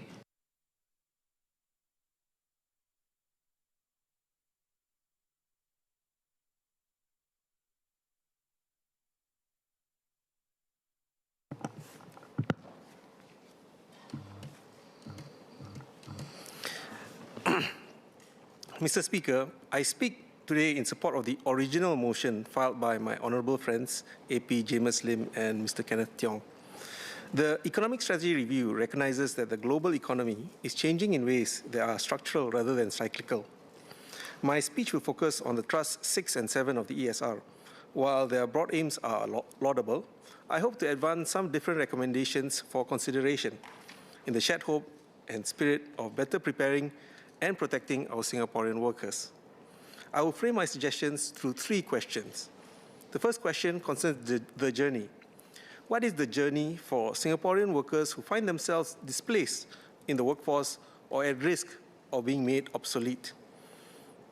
The second question is about the destination. What is the destination for those who undertake skills training or upgrading? And how can we ensure that such retraining or upskilling results in a job on the other side? The third question ties the previous 2 together. What is the proof that our continuing education system actually works?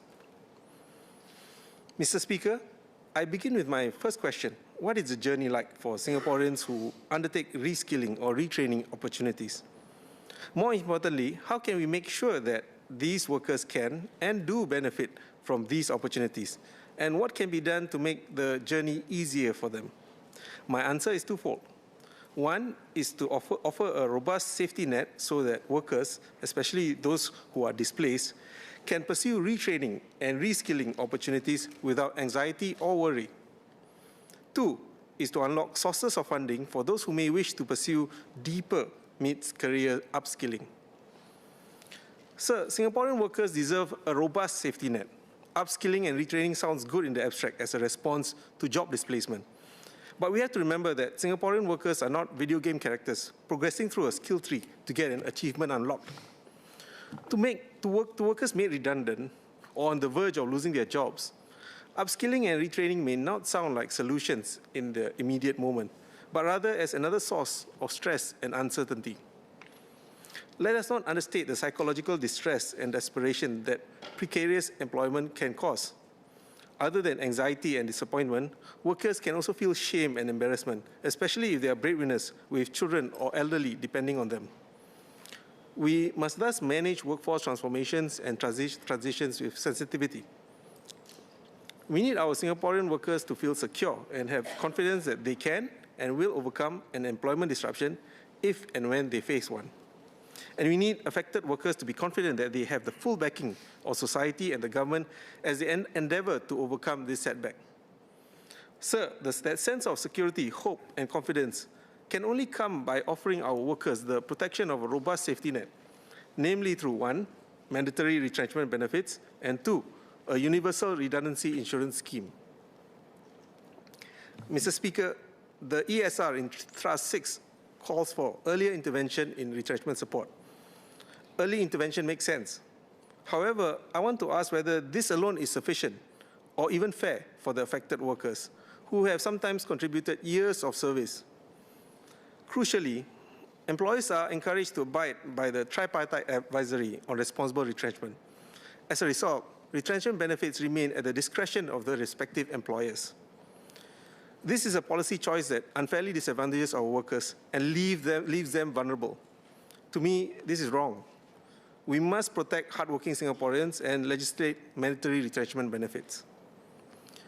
So now I turn to another concern raised in Thrust 6 of the ESR about strengthening support for our professional managers and executives. We believe that a redundancy insurance scheme offers better protection for all workers, including our PMEs. In contrast to the Skills Future Job Seeker Support Scheme, our proposal is meant to be universal and funded by joint contributions from both employers and employees, amounting to a combined 0.1% of the worker's monthly salary. And because every worker pays into it, every worker will be eligible to benefit from it. The basic idea for each retrenched worker is to receive 40% of their last drawn salary, which will be further capped at 40% of Singapore's prevailing median income. These payouts will last up to 6 months at most. Sir, one of the advantages of our redundancy insurance scheme is that the payouts are straightforward. Workers will not have to go through an application process or face an agonizing wait about the outcome, or stress themselves out further about what they should do if their application was rejected. Our proposal offers displaced workers the assurance, peace of mind, and financial buffer to properly reskill and seek better job fit, since the worker would not need to jump at the first offer that comes along. This will also reduce the prospect of underemployment. Mr. Speaker, at this point, I can already hear murmurs about moral hazard from honourable colleagues across the aisles. I want to reassure them that our redundancy insurance features the following 4 C's to address this. The 4 C's are coverage, conditionality, caps, and cushion. First, coverage is restricted only to cases of involuntary redundancy, thus eliminating the concerns that workers may quit in order to collect benefits. Second, conditionality payouts for the second and subsequent months will be made conditional on the individual's job searching or retraining efforts. Third, caps. The payouts are modest and limited by a double 40 cap. That is, only 40% of the last drawn salary, which is also further subjected to a cap at 40% of median income. Lastly, cushion. These payouts are time limited and not meant to fully replace lost income. Rather, it is intended to merely cushion the harsh impact of retrenchment and provide a semblance of security and assurance the worker and his or her family and dependents in their immediate future. Beyond the 4 C's, Mr. Speaker, let me make a more fundamental point about the redundancy insurance scheme. Here, I'm glad to see that the Prime Minister is here in the House, because he would perhaps best appreciate how our universal redundancy insurance scheme can reflect and foster a we-first spirit by pooling our resources collectively and engaging in risk sharing. It is a reminder that all of us Singaporeans are in this together and that we mutually help and support each other when things get difficult. So I return back to the question about the journey. What else can we do to better support workers who are retraining or upskilling? And what I want to suggest here is especially pertinent for Singaporeans who have spent time in the workforce and may now want to upskill in a major and deeper way. This could mean taking on a postgraduate degree. In doing so, workers would then gain the qualifications and competencies needed to either value add to their current work or even to pivot to new industries. However, such deep upskilling is often more demanding, very time and energy intensive, and involves a longer-term commitment. It can also be financially exacting. Here I am in agreement with ESR's diagnosis and recommendation in Trust 7, which calls for expanding funding support to cover a broader range of deeper reskilling pathways, including postgraduate programs offered by IHLs. I have 2 specific proposals in this regard. First, the government should directly offer mid-career Singaporeans undertaking a postgraduate degree with access to education loans that are interest-free for at least the duration of their course, and with repayments to start at a modest rate before progressively increasing after a certain period. What I have in mind here is something like the Mendaki study loans, which has a repayment arrangement that scales up over a period of time. Second, the government should expand the CPF education loan scheme to cover part-time and full-time master's programs at our IHLs. This is currently not possible. Finding the funding for postgraduate studies is often a challenge for many working professionals. Yet postgraduate degrees remain useful in improving employability. For instance, employers sometimes reduce the years of working experience needed for applicants with a postgraduate degree. So these suggestions partly emerged from my own experience of pursuing a mid-career switch a few years ago.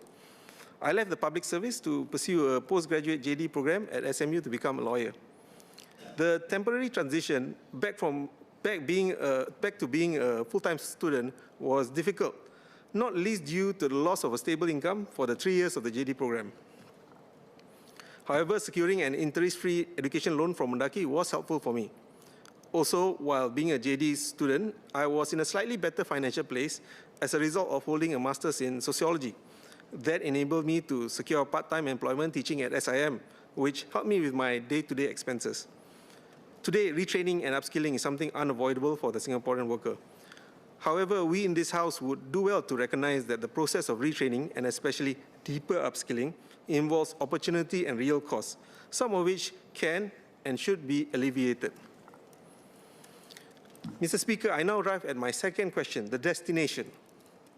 Training by itself is not an economic outcome, and obtaining a certificate does not necessarily translate into a livelihood. If retraining ends with a worker returning home to search job portals alone, then we have merely replaced one form of insecurity with another. I am thus encouraged by the opportunity presented last month by the merger of Skills Future Singapore and Workforce Singapore into a single statutory board. The Skills and Workforce Development Agency has the potential to serve a new integrated system where workers can be supported actively by the state throughout the entire process of displacement, retraining, job matching, and re-employment. I believe this is in line with recommendation in Thrust 7 of the ESR. As such, the SWDA should avoid merely becoming a larger training administrator. Instead, it should be connecting together employers, training providers, and workers so that retraining culminates in a real opportunity for employment. The SWDA should serve as a premier one-stop employment center where every involuntary unemployed job seeker can be assigned with a dedicated caseworker. Job seekers will meet with a caseworker for one-on-one guidance on the job search process. After a careful consideration of the job seeker's circumstances, skills and experience, as well as the expected vacancies in the job market, the caseworker can then either match the job seekers to available jobs or else recommend retraining or upskilling courses that can prepare these job seekers to transition into another role. To properly fulfill this bridging and matching function, SWDA will have to do two things in tandem. One, tracking the macro developments in the job sector, and two, ensuring that its program offerings are fit for purpose. The first task is for the SWDA to have a good understanding of the ever-evolving needs and demands of the job market so that they can better match or train job seekers for these jobs. Here, SWDA can work with employers to understand which sectors are expanding, which firms are expected to have vacancies over the next 6 to 12 months, and which industries face persistent worker shortages. The second task requires the SWDA to build a culture of rigorous evaluation so that taxpayers' monies are funding courses and training programs that actually provide good employment outcomes for workers, or at the very least provide skills needed by the industry. For example, in many industries, there are companies that compete commercially but require many of the same foundational competencies. SWDA can work with industry partners to build training programs that focus on sector-wide skills during the first few months, followed by a shorter company-specific immersion. SWDA should also work with industry professionals to design training curricula for workers. It should regularly collect employers' requirements across each industry, or perhaps even receive curricular proposals from these employers, as suggested before by two of my honourable friends, Mr. Gerald Graham and AP James Lim. Training providers that should then demonstrate how their own programs meet these industry's identified needs. And if this is not the case already, industry representatives should sit on curriculum steering committees. Skills future providers should also be governed by tougher quality assurance frameworks with frequent audits of providers and trainers. There should also be industry input on the assessment standards for skills future courses. Every skills future program, from curriculum to assessment, should require sign-off from 3 stakeholders: an employer or industry representative, the government, and the training provider. Finally, SWDA should work with employers to provide probationary opportunities for successful graduates from Skill Futures programs. This will demonstrate that there are solid training programs that can prepare workers to enter new jobs or new industries. I believe that a new SWDA can best serve our workforce by becoming the national convener for matching displaced workers, employers, and training institutions into a single coherent system of retraining and rehiring. The SWDA can then develop a niche in creating the career bridges, which the ESR talks about in Thrust 6, those structured pathways for at-risk workers to gain employment in more resilient occupations. Mr. Speaker, my third question is on the proof. How can we be confident that our system of continuing education actually works? Where is the evidence to tell us that our training programs actually succeed? We spend billions of dollars supporting workforce development, but surprisingly little outcome data enters the public domain. We know, for example, that around 55% of previously unemployed trainees who participated in the Skills Future Career Transition Program found new jobs within 6 months. But we do not know which courses perform better at helping trainees find new jobs, which providers consistently deliver stronger outcomes, whether wages rise after retraining, and whether workers remain employed 1 year later. I understand that SkillsFuture and continuing education more generally should not be narrowly evaluated in terms of employment outcomes. SkillsFuture also serves the purposes of enrichment and lifelong learning, which is why one of my honorable colleagues shared with me, even her 88-year-old mother receives SkillsFuture's credit. However, Mr. Speaker, the point remains, if the government is primarily relying on SkillsFuture as a platform to deliver workforce retraining and upskilling, then surely our evaluation of SkillsFuture and its offerings must reflect that priority. The government should thus publish more metrics to help workers assess the effectiveness of specific SkillsFuture programs in relation to employment prospects. For example, for each provider and course, we should publish how many trainees found new jobs within 6 months and the average wages of these new jobs. The availability of such data would transform accountability throughout our training ecosystem. Providers would be forced to compete on outcomes rather than marketing, and workers would make better informed decisions before going for training. Government funding should then flow towards programs that demonstrably succeed. Mr. Speaker, one last point on why we invest in the upskilling of our workers. Singapore has built one of the world's most generous systems of continuing education. Without a doubt, the government has invested significantly in our people. But as always is the case with government expenditure, where the money goes and how it is spent matters as much as how much is spent. The recently released report of the Auditor General raises questions about whether the money has been fruitfully used. The AGO flagged some issues with the Career Conversion Program and Mid-Career Pathways Program. In page 65 of the report, the AGO found that 6 groups of 30 related entities had engaged in patterns that suggested, and I quote, potential gaming of the programs to maximize grant claims rather than genuine training initiatives. While I understand that Workforce Singapore has addressed some of these findings, my concern is about the vulnerabilities in the system that can be exploited. The government must remain vigilant in detecting any abuse of the system and plugging these gaps, so to ensure public monies can deliver genuine training of our workforce. Because every dollar diverted and wasted is a dollar not spent to retrain or upskill a worker to stay employable. And we must ensure that taxpayers' money we spend to support reskilling and career conversion should produce genuine workforce outcomes and meaningfully help displaced workers rebuild their careers. To recap the proposals in my speech: 1. Legislating mandatory retrenchment benefits. 2. Implementing universal redundancy insurance. 3. Introducing interest-free education loans and allowing CPF to be used for postgraduate studies. 4. Consolidating SWDA into a one-stop shop for employment and upskilling with dedicated caseworkers. 5. Collaborating more closely with industry partners to fine-tune SkillsFuture offerings and curricula. And 6. Publishing more public outcome data by provider and course. Mr. Speaker, the ESR rightly observes that Singapore's greatest asset has always been its people.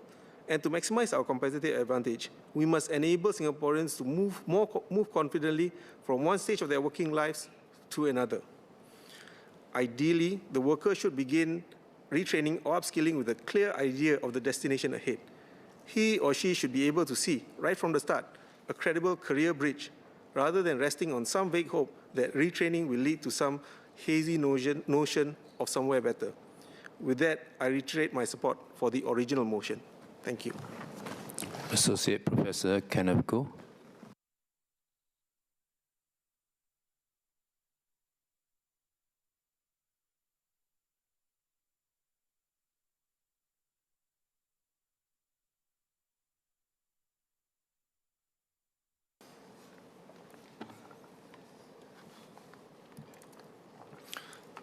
Thank you, Mr. Speaker. I would first like to declare my interest as a faculty member at an autonomous university. Mr. Speaker, the Economic Strategy Review sets out how Singapore can remain competitive in a fast-changing world. Its central themes are adaptability and resilience. It also calls for a more dynamic enterprise base, stronger support for career transitions, and AI that augments workers. Now, the movers of the original motion have described it as complementary to but distinct from the ESR. And I agree with many of the aspirations in paragraph A of the motion. Entrepreneurs should be able to experiment, businesses should have room to succeed, and workers should thrive and innovation should flourish. But agreement with those aspirations is not the same as support for the original framing of the motion. My concern is that the wording does not adequately address the trade-offs involved. I will begin with fairness, then turn to enterprise dynamism and the relationship between workers and innovation. Let me start with the phrase, a more equal and inclusive economy. Now, a more equal outcome is not always a fairer one. Equal pay for equal work may be fair, but we also give more help to households with greater needs. It can also be fair to reward greater contribution or responsible risk-taking. The appropriate principle really depends on the issue. So the question is not simply whether outcomes are equal, it is whether they are fair. This doesn't mean that we should simply accept inequality. Large differences in income and wealth can generate wide social and economic costs. They can entrench advantage, weaken mobility, and leave people with very different capacities to pursue opportunities or recover from setbacks. Where essential costs overwhelm lower-income households, greater support should be provided. Where family resources determine access to education or career opportunities, the pathways available to those with fewer means should be widened. So the response to the social and economic costs of inequality should be to target those specific costs, rather than assume that equality is always the appropriate remedy. We should also not only look at the distribution of wealth, but also at how that wealth is put to use. So this points to a broader understanding of inclusion. People should not only have access to opportunity at the outset, they should have the ability to change direction throughout their lives. The ESR's proposal for proactive career bridges for workers in at-risk roles is an important step in that direction. And I would extend the same principle more broadly across education and work, employment and entrepreneurship, and transitions between different careers. Consider university students who discover during their first year that they have chosen the wrong course. When they transfer programs, the subsidized semesters already used count against the tuition grant available for the new program. Any additional study required may therefore attract non-subsidized fees. Now, the fiscal rationale for that is understandable, but the ability to correct an early mismatch can then depend on family means. Could there be a limited one-time cost correction allowance for a first transfer made during the first year? For example, 1 or 2 subsidized semesters could be disregarded, subject to appropriate academic advising and maximum recognition of credits already completed. Now, this is not the case for unlimited switching or subsidy. It's about ensuring that an early mismatch does not become financially irreversible. It may also reduce the pressure on families to secure the right course at the first attempt. Our systems can sometimes behave like conveyor belts. They work very efficiently when the destination is known, but they're a lot less forgiving when someone needs to change direction. So a more adaptable system should allow people to switch pathways without losing all the progress they have already made. And that's how I would calibrate the motion's reference to inclusion. Not identical journeys or destinations, but real opportunities to change directions as people develop. Now, sir, my second point concerns opportunities for entrepreneurs to experiment and for businesses to succeed. The ESR is right to emphasize enterprise renewal, including restructuring and exit. Indeed, enterprise dynamism must work for people too, not just for capital. Experimentation involves uncertainty, so some ventures will pivot, others will end. And when that happens, the learning should not be lost, and the entrepreneur should not be permanently penalized. A worker who leaves a job to pursue a venture should be able to return to employment, regardless of the venture's eventual outcome. Employers should recognize the judgment and practical experience gained rather than viewing that period as a blemish in that person's career. At the same time, business success should not be defined only by scale or profitability. Consider Better Group. It's a homegrown specialty coffee company that combines its business with training and inclusive employment for people facing social and economic barriers. Its value lies not only in its commercial activity, but also in the skills and opportunities it helps create. Better Group reminds us that enterprise dynamism should make room for a wider range of enterprises and forms of value. A healthy economy should allow experimentation and exit. It should also give enterprises that create wider societal value a fair opportunity to develop. And so my final point concerns the motion's call for opportunities for workers to thrive and for ideas and innovation to flourish. Now, both the proposed and amended motions' use of the word thrive is one I support. It sets a higher aspiration than simply keeping people employed, and it's worth striving for. Workers should be engaged in their work and able to build a good life through it. They should also see a path to develop and progress. Now, this builds on the ESR, which calls for AI to augment workers through job redesign and training, and for learning to be integrated more closely with real work and employers' needs. Realizing this high aspiration requires reciprocal commitments. Let me turn first to workers and then to employers.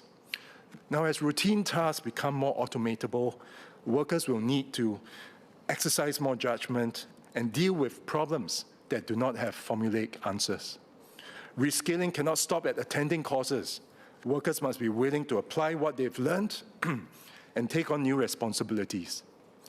Employers, in turn, can decide how technology changes work. They can use it mainly to do the same work with fewer people, or they can use it to help the organization grow and create more valuable roles for workers. Where workers take on greater responsibilities and help generate productivity gains, this should be reflected in their pay or greater autonomy over their work and time. This doesn't mean preserving every task or preventing disruption. It means that workers should take responsibility for adapting, while employers should use innovation not merely to reduce costs, but to grow the organization and share the resulting benefits with those who produce them. Mr. Speaker, my concern is not with the aspirations in paragraph A. It is with compressing distinct principles and trade-offs into a single proposition. Fairness does not always require equal outcomes, but inequality should not become a lasting barrier to opportunity. Enterprise dynamism requires room for experimentation and exit. It should also recognize wider societal value. Now, workers and innovation can flourish together, but only through a reciprocal commitment. Workers must adapt, and employers must create more valuable work and share the gains. I therefore retain reservations about paragraph A as presently framed. I would have preferred a more nuanced and calibrated formulation, one that preserves its aspirations while making the trade-offs and responsibilities clearer. That said, the amendment proposed by Mr. Edward Chia brings the motion closer to my position and is more consistent with the points I've made. And on balance, I will support the motion as amended. Thank you, Mr. Speaker. Mr. Pritam Singh.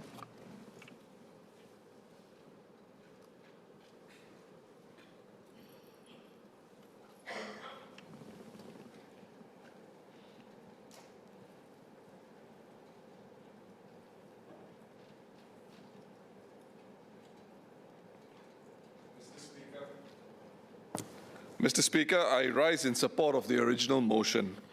The full report of the Economic Strategy Review, or ESR, released on the 24th of June, goes to the heart of what kind of economy and what kind of society we want to build for Singapore and for our workers. It is situated within a world increasingly shaped by artificial intelligence, technological disruption, geopolitical fragmentation, and intensifying economic competition. In addition, the ESR speaks extensively about jobs and strengthening resilience, with Section B of the report specifically devoted to it. Thrust 6 makes a specific call to shorten the current requirement for companies to submit a mandatory retrenchment notification within 5 working days after workers are notified. My speech expands on this and will focus on worker resilience, the reality of how retrenchment hits our workers, and how we can better support them, because a resilient economy cannot be built on the backs of insecure workers. That is why I believe the time has come for Singapore to legislate minimum retrenchment benefits, a subject I have pursued previously in this House, most recently in April this year and separately in the context of the ongoing review of the Employment Act. In advocating for the legislation of retrenchment benefits, my speech will cover 4 broad sections. First, I will provide an overview of the retrenchment situation in Singapore. Second, I will summarize the legal position on retrenchment benefits in Singapore. Thirdly, I will explain why retrenchment benefits are important for workers. And fourthly, I will address the common reasons against the legislation of retrenchment benefits and how they should be reviewed in light of the ESR's broader recommendations. First, the local situation. Last Friday, the Straits Times, published an article titled, "Singapore adds more jobs in Q2, even as retrenchments rose." Within the story, it was reported that the 4,500 retrenchments from April to June this year were the highest since the last quarter of 2020.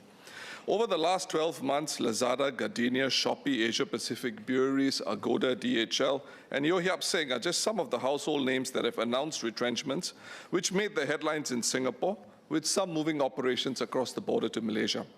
In 2024, the major technology companies in Singapore, such as Meta, TikTok, Dyson, Microsoft, and Google, collectively cut at least 9,000 jobs in Singapore. In this regard, 2 specific data points are noteworthy. Firstly, in 2024 and 2025, total employment in Singapore grew, and the unemployment rate has remained low at around 2% in 2024 and 2025. However, recorded retrenchments have increased in recent years from 6,440 in 2022 to 13,020 in 2024 and 14,490 in 2025. Secondly, from 2020 to 2025, 8 out of 10 eligible employees were paid retrenchment benefits at or above the prevailing tripartite guideline of 2 weeks' salary for every year of service. This bodes well for a baseline legislated minimum retrenchment benefit starting point for all workers. This data point provided by the Ministry of Manpower, however, does not specifically reveal how many workers received the unionized norm of 1 month's salary for every year of service, although I understand this is not uncommon in many collective agreements. Critically, though, what we can reasonably extrapolate from both these data points is that in 2024, for example, potentially close to 3,000 retrenched workers in Singapore either received no retrenchment benefits at all or received less than what is prescribed by the tripartite guidelines.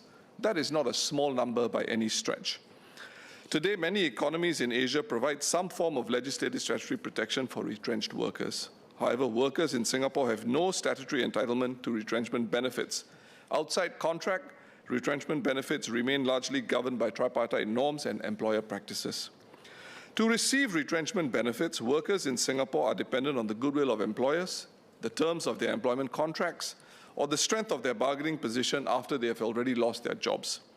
This legislative omission in our employment laws sits in stark contrast to the reality our workers face as set out by the ESR report. First, that Singaporeans should not assume that economic growth will automatically result in the same extent of job creation as before. And secondly, that despite Singapore's positive employment situation, worker anxiety has increased across a wide range of sectors. I now move on to the second section of my speech on the legal position. Singapore's courts and tribunals have reaffirmed a legal position that does not sit easily with workers. In JIF versus JIG, the Employment Claims Tribunal held that Section 45 of the Employment Act does not create a statutory entitlement to retrenchment benefits.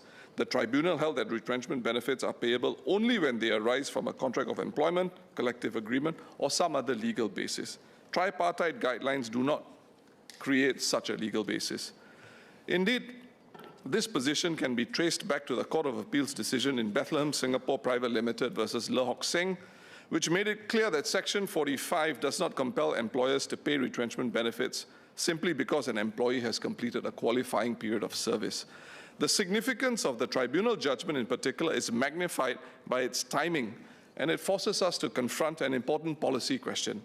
At the very moment the ESR is asking Singaporeans to prepare for an era of more frequent restructuring, more rapid technological disruption, and greater economic uncertainty, the courts have reminded us that workers facing retrenchment possess no general statutory entitlement to retrenchment benefits.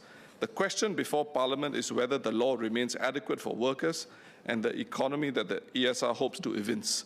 In my view, the law has fallen behind. Let us look around the region. China legislates economic compensation for workers affected by redundancy and restructuring. South Korea imposes significant legal requirements before redundancies may be carried out. Taiwan legislates severance entitlements. Malaysia legislates termination and layoff benefits. Thailand legislates severance payments based on years of service.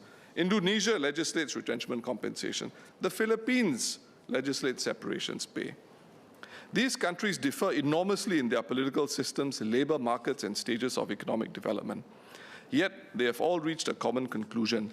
Business flexibility for employers and worker protection are not mutually exclusive. I now move on to my third section on why retrenchment benefits are crucial for our workers. Retrenchment benefits matter because they support workers and their families precisely at the stage of life when financial obligations can often be at their greatest. They represent an important layer of support provided by employers, complementing taxpayer-funded assistance such as job seeker support. In the Singapore context, this additional financial relief is especially important given how leveraged many households are. According to DBS Bank's 2025 installment of its Financial Wellness Series, which analyzed, aggregated, and anonymized data from approximately 2 million DBS and POSB retail customers, Gen Zs and millennials aged 25 to 44 are increasingly shouldering heavier liabilities and are falling behind their older counterparts in building retirement savings. Among pre-retirement age groups, those aged 35 to 44 are the most financially stretched, with debts slightly overweighing liquid assets, largely due to housing, vehicle, and credit card loans. Outside these age bands, when a worker in his 50s loses his or her job, the consequences extend far beyond immediate income loss. CPF contributions stop, retirement balances grow more slowly, housing obligations continue, healthcare expenses continue, caregiving responsibilities continue. Retrenchment is not merely a labor market issue for many.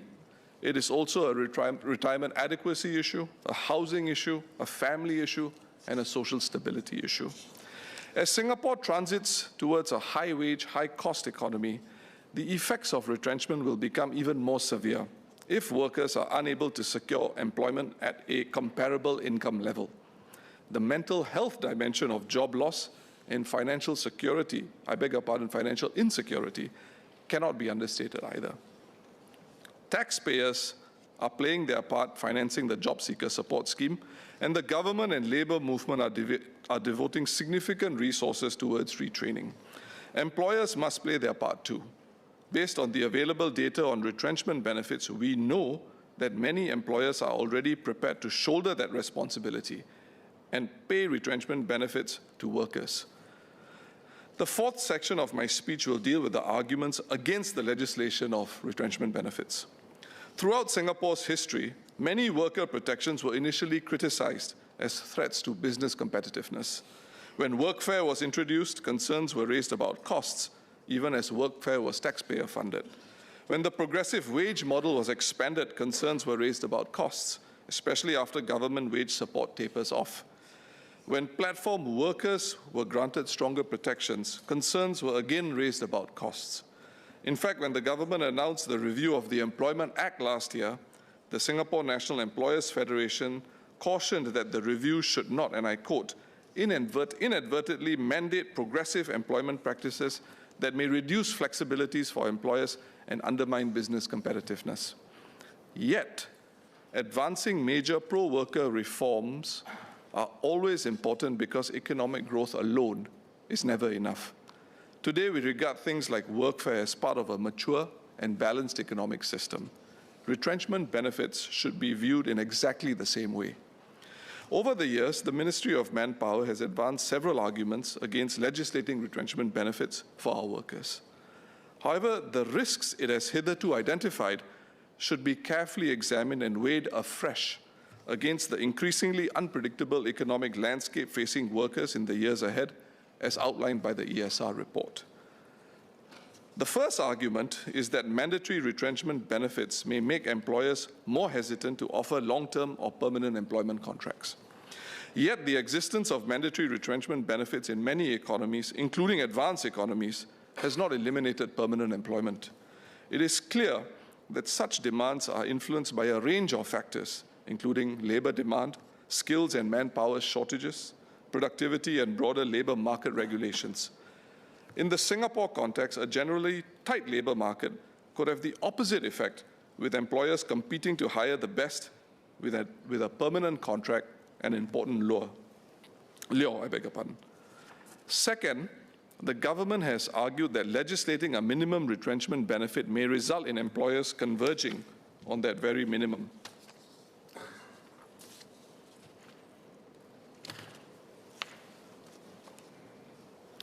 However, the facts do not fully support this concern. There is already a tripartite guideline. There are already collective agreements that prescribe retrenchment benefits, and the vast majority of employers converge at those benchmarks anyway, with a very small number paying more than the 1-month norm for each year of service. It is therefore not obvious that legislation would necessarily result in a different status quo, with employers prevented from paying a higher amount should they deem it appropriate to do so.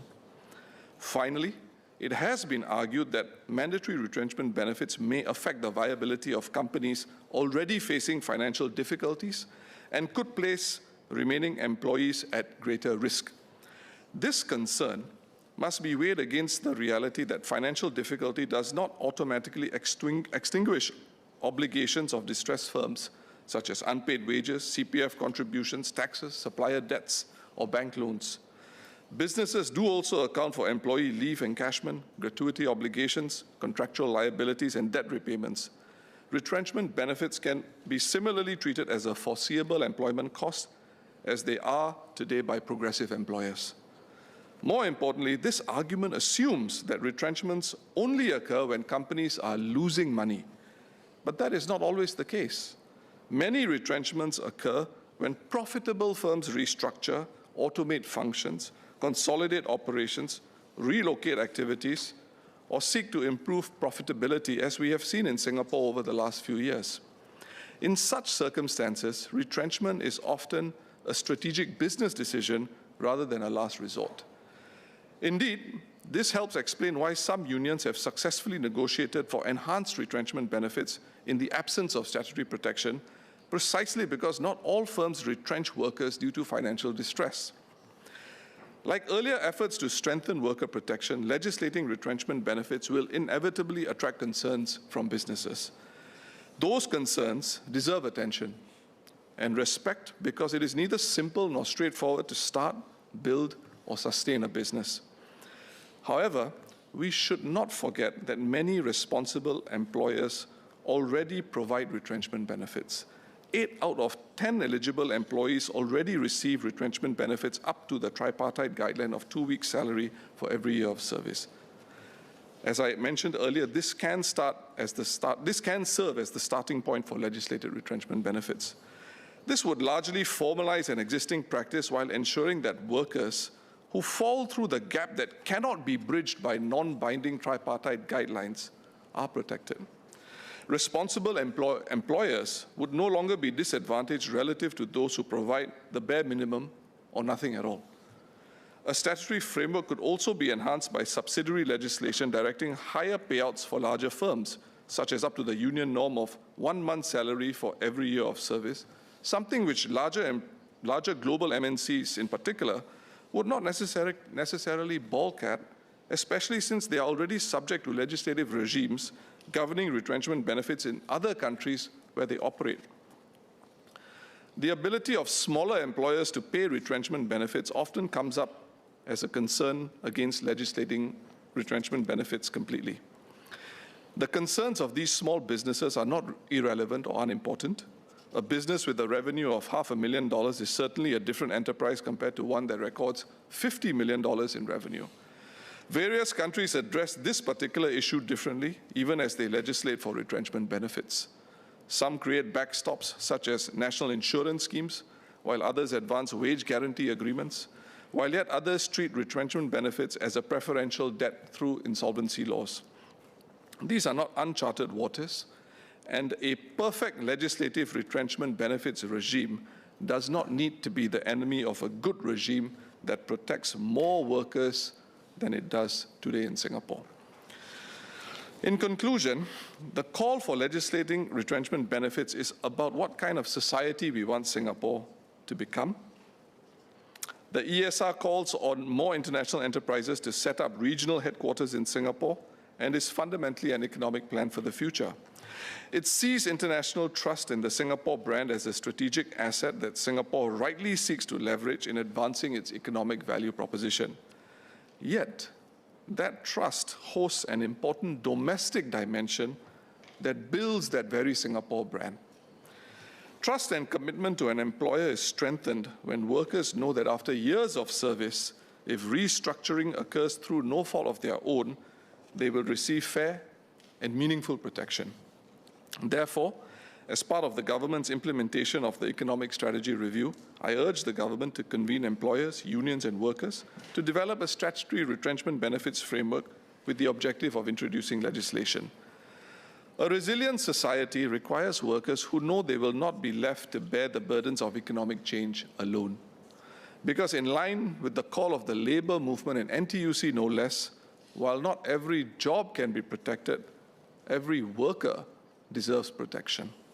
I support the original motion in the names of MP Kenneth Thiong and James Lim, which calls for an inclusive and equal economy for all Singaporeans. Thank you, Mr. Speaker. Order. We have been in session for close to 5.5 hours. So I propose to take a break. I suspend the sitting and we'll take the chair at 4:20 p.m. Order. Order.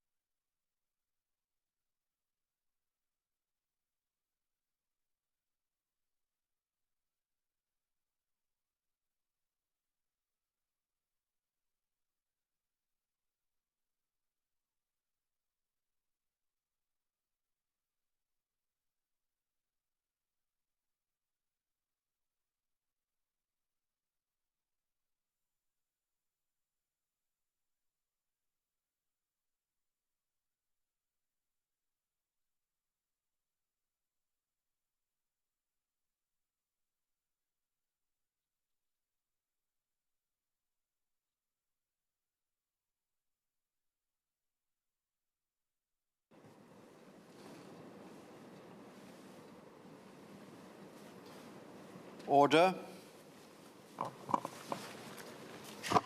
Item 1, resumption of debate on the motion, an economy of the future that works for all. Associate Professor Terence Ho.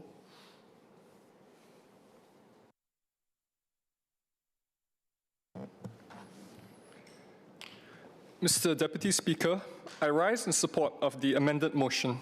I would like to declare my interests as the Executive Director of the Institute for Adult Learning, the National Centre of Excellence for Adult Learning.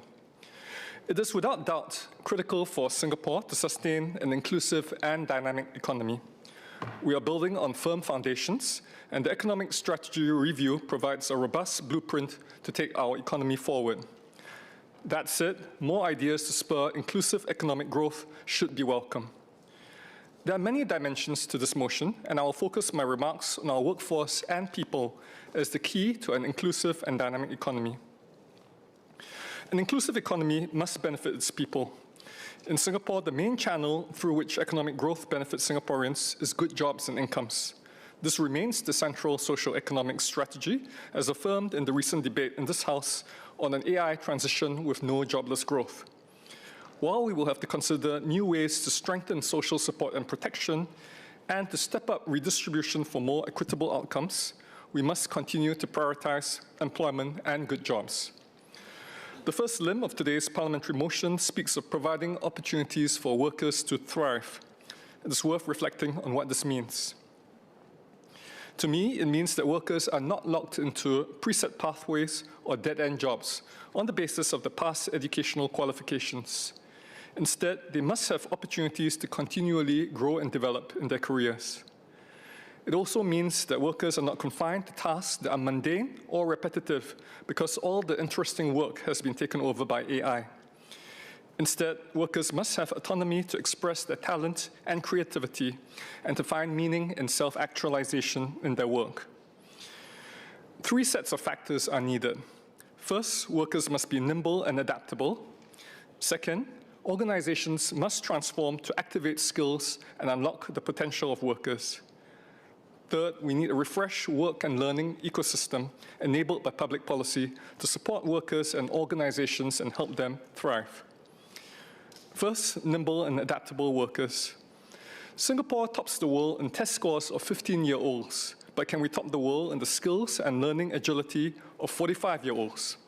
The OECD's survey of adult skills suggests that we are only in the middle of the pack relative to OECD economies in adult literacy and numeracy.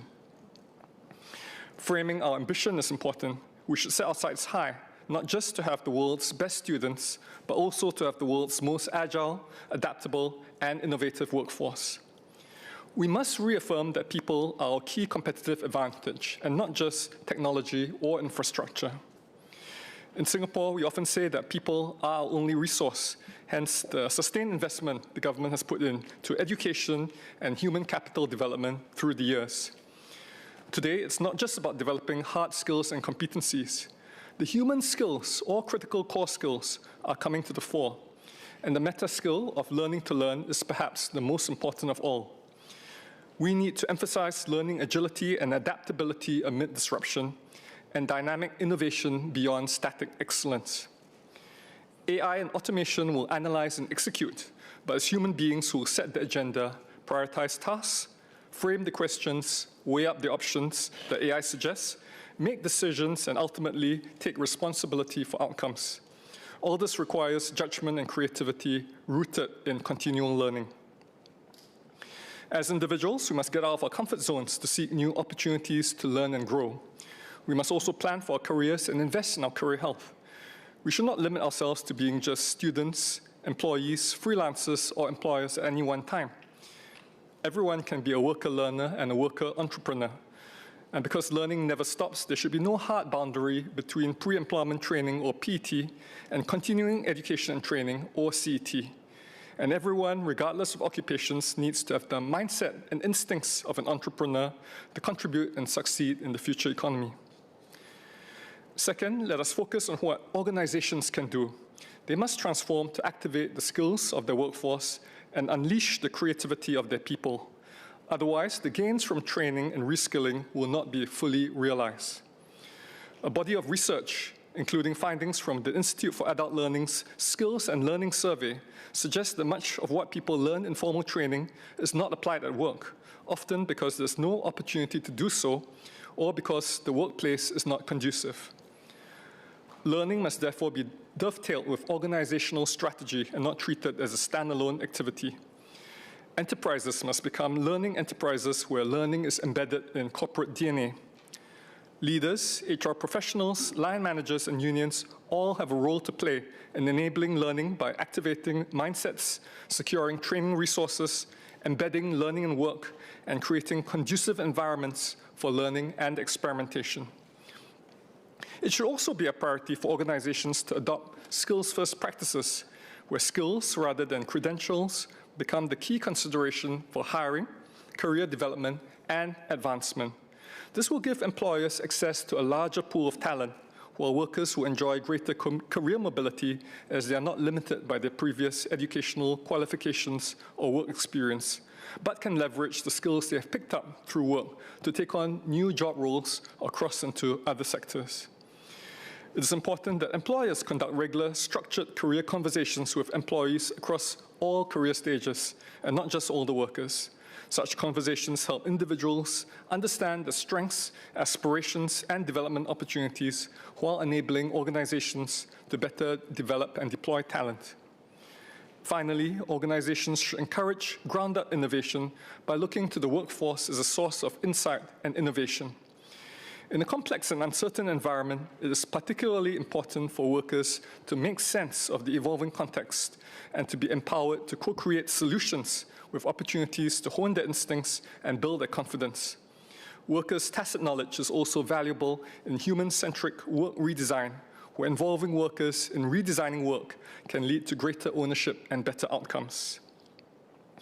Third, a refreshed, integrated work and learning ecosystem is necessary to foster an agile, adaptable, and innovative workforce, along with a labor market characterized by quality jobs, skills alignment, and strong labor mobility.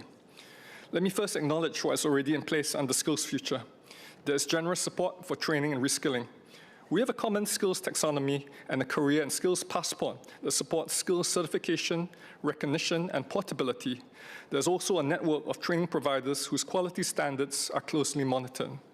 Labor market intelligence is made available to individuals, firms, and training providers via a suite of online tools and dashboards. What more can be done? First, I think we need to accelerate efforts at making skills-first practices more prevalent and indeed the default for firms and organizations. The Institute for Adult Learning will be launching a skills-first framework for action in October, which will set out concrete actions and behaviors that we hope will become widely adopted by individuals, employers, and training providers. Second, we need to develop robust skills credentialing. Today, there's a gap in the career and skills passport in that it primarily captures formal training and credentials along with work experience. As workplace learning becomes an increasingly important part of lifelong learning, we need to be able to assess and recognize skills acquired on the job and demonstrable at the workplace.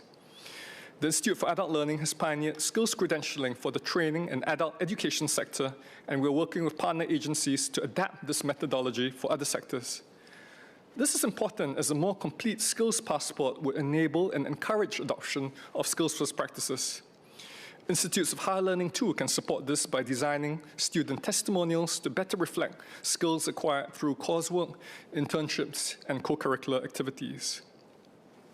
Third, there's a need to support enterprises in becoming learning organizations by providing practical toolkits and resources to strengthen organizational capabilities while helping leaders, HR and OD professionals place learning at the heart of organizational strategy and unlock the potential of their workforce. Fourth, there's scope to further invest in personalized career guidance and job matching capabilities, not just recommending jobs based on skills, but also on values, aspirations, and personality fit. A senior consultant psychiatrist recently told me that job fit is a major factor for human health and happiness. He observed that different kinds of work may be better suited to different personality types. Forcing a square peg into a round hole may lead to stress, burnout, and poor mental health. Conversely, good job fit is likely to result in personal fulfillment, more engaged and energized workers, along with higher productivity and creativity on the job. A more comprehensive and effective system of career coaching and guidance, not just for displaced workers, but also for those in employment, can moreover support better career health and resilience. Fifth, we can strengthen support for micro-entrepreneurship. Thanks to AI, individuals can now put their business ideas to the test with much lower barriers to market entry. AI is making one-person companies increasingly viable. The government could review what more could be done to support such ventures, whether through financing, access to AI compute, business networks and mentoring, or other targeted forms of support to encourage micro-entrepreneurship as a viable career pathway or source of supplementary income for Singaporeans. Finally, we need to invest significantly in understanding the nexus among technology, adult learning, employability, and business performance. Every chief HR officer I spoke with recently has shared that one of the central challenges facing their organization is AI and its impact on work and their workforce. In this new reality of rapidly advancing AI, no organization or government has all the answers. We need to experiment, test, iterate, and scale up what works in AI-enabled learning, work redesign, and employability across a range of sectors and organization types. Just as we have built up considerable expertise in pedagogy that has placed Singapore at the forefront of global education for school-aged children, we need to similarly build up expertise in lifelong learning and employability. We should bring to Singapore the world's leading experts, not just academic researchers, but practice-oriented academics who can bridge the world of academia and industry with timely research that informs practice in a fast-changing landscape. By building up our research and practice ecosystem, Singapore can be at the cutting edge of learning and employability in the AI age. Let us match our ambition for our workforce with sustained investment in expertise and capability. Our guiding star should be to give our people the best chance of succeeding and contributing in the AI age, which is critical to a dynamic and inclusive economy and fundamental to renewing our social compact. Ms. He Ting Ru.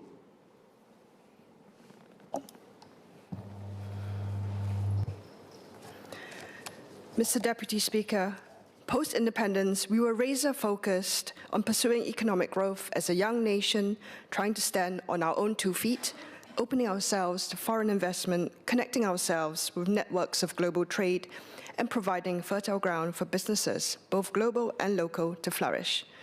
This resulted in vast improvement of the quality of life for large swathes of our population, and for many, the promise of a better future for our next generation was a beacon of hope for which we work towards. Yet, in recent years, it is not unheard of for our residents to ask, should economic growth be our ultimate endgame? The latest Economic Strategy Review report provides us a valuable opportunity for reflection and to rethink what progress means to Singapore. But in a time when retrenchments dominate newspaper headlines, anxious residents worry about unstable livelihoods, and our little red dot feels the ever-rising heat from climate change, it is timely for us to think how we can put economic growth in service of broader societal progress. We need a Singapore economy that provides breathing room for each and every one of our people to be the best version of ourselves.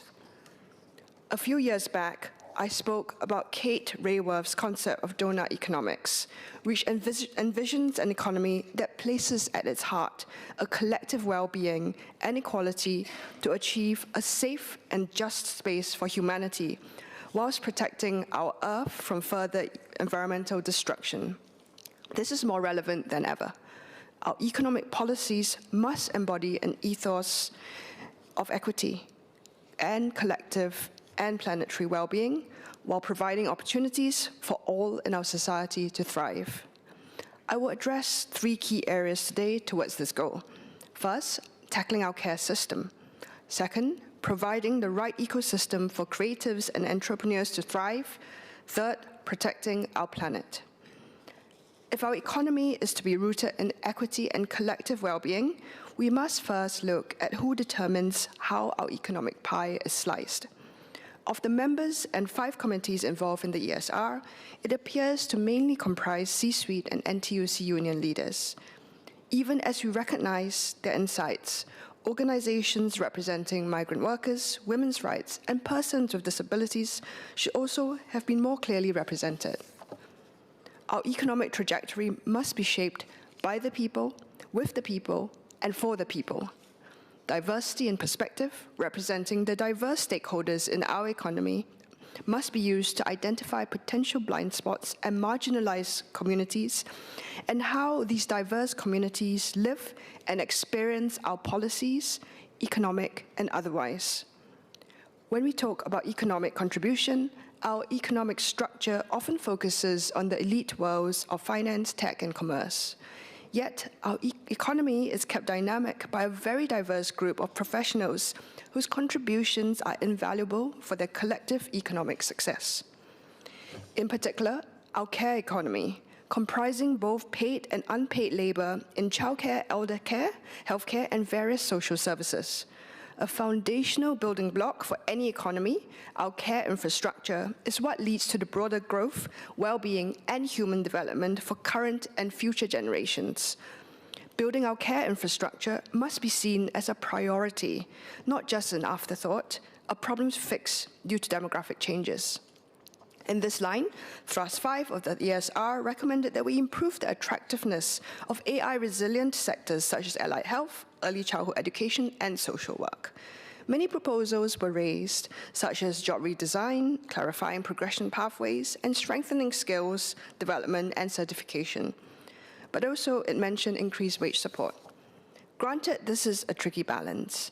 An example can be seen in action by the UK's latest attempt to reform social care, which is envisaged to be a long and costly process involving difficult decisions, even as there is room for statements that carers need to be the best paid in society rather than the worst. Yet even in Singapore, wage support is sorely needed for our caregivers. Latest MOM data as of June 2025 indicates the median gross wage earned by registered nurses at $5,129 per month. Social workers earn $4,565. Preschool teachers earn $4,150. These numbers are lower than the overall median gross monthly income from employment of $5,775. Even as we acknowledge that wage support is overdue, care workers must also be better acknowledged and supported for their invaluable contribution towards our society, regardless of their ability to weather AI-induced disruptions. Wages in the care economy must commensurate with the rising cost of living. We also need to address the heavy emotional toll faced by care workers.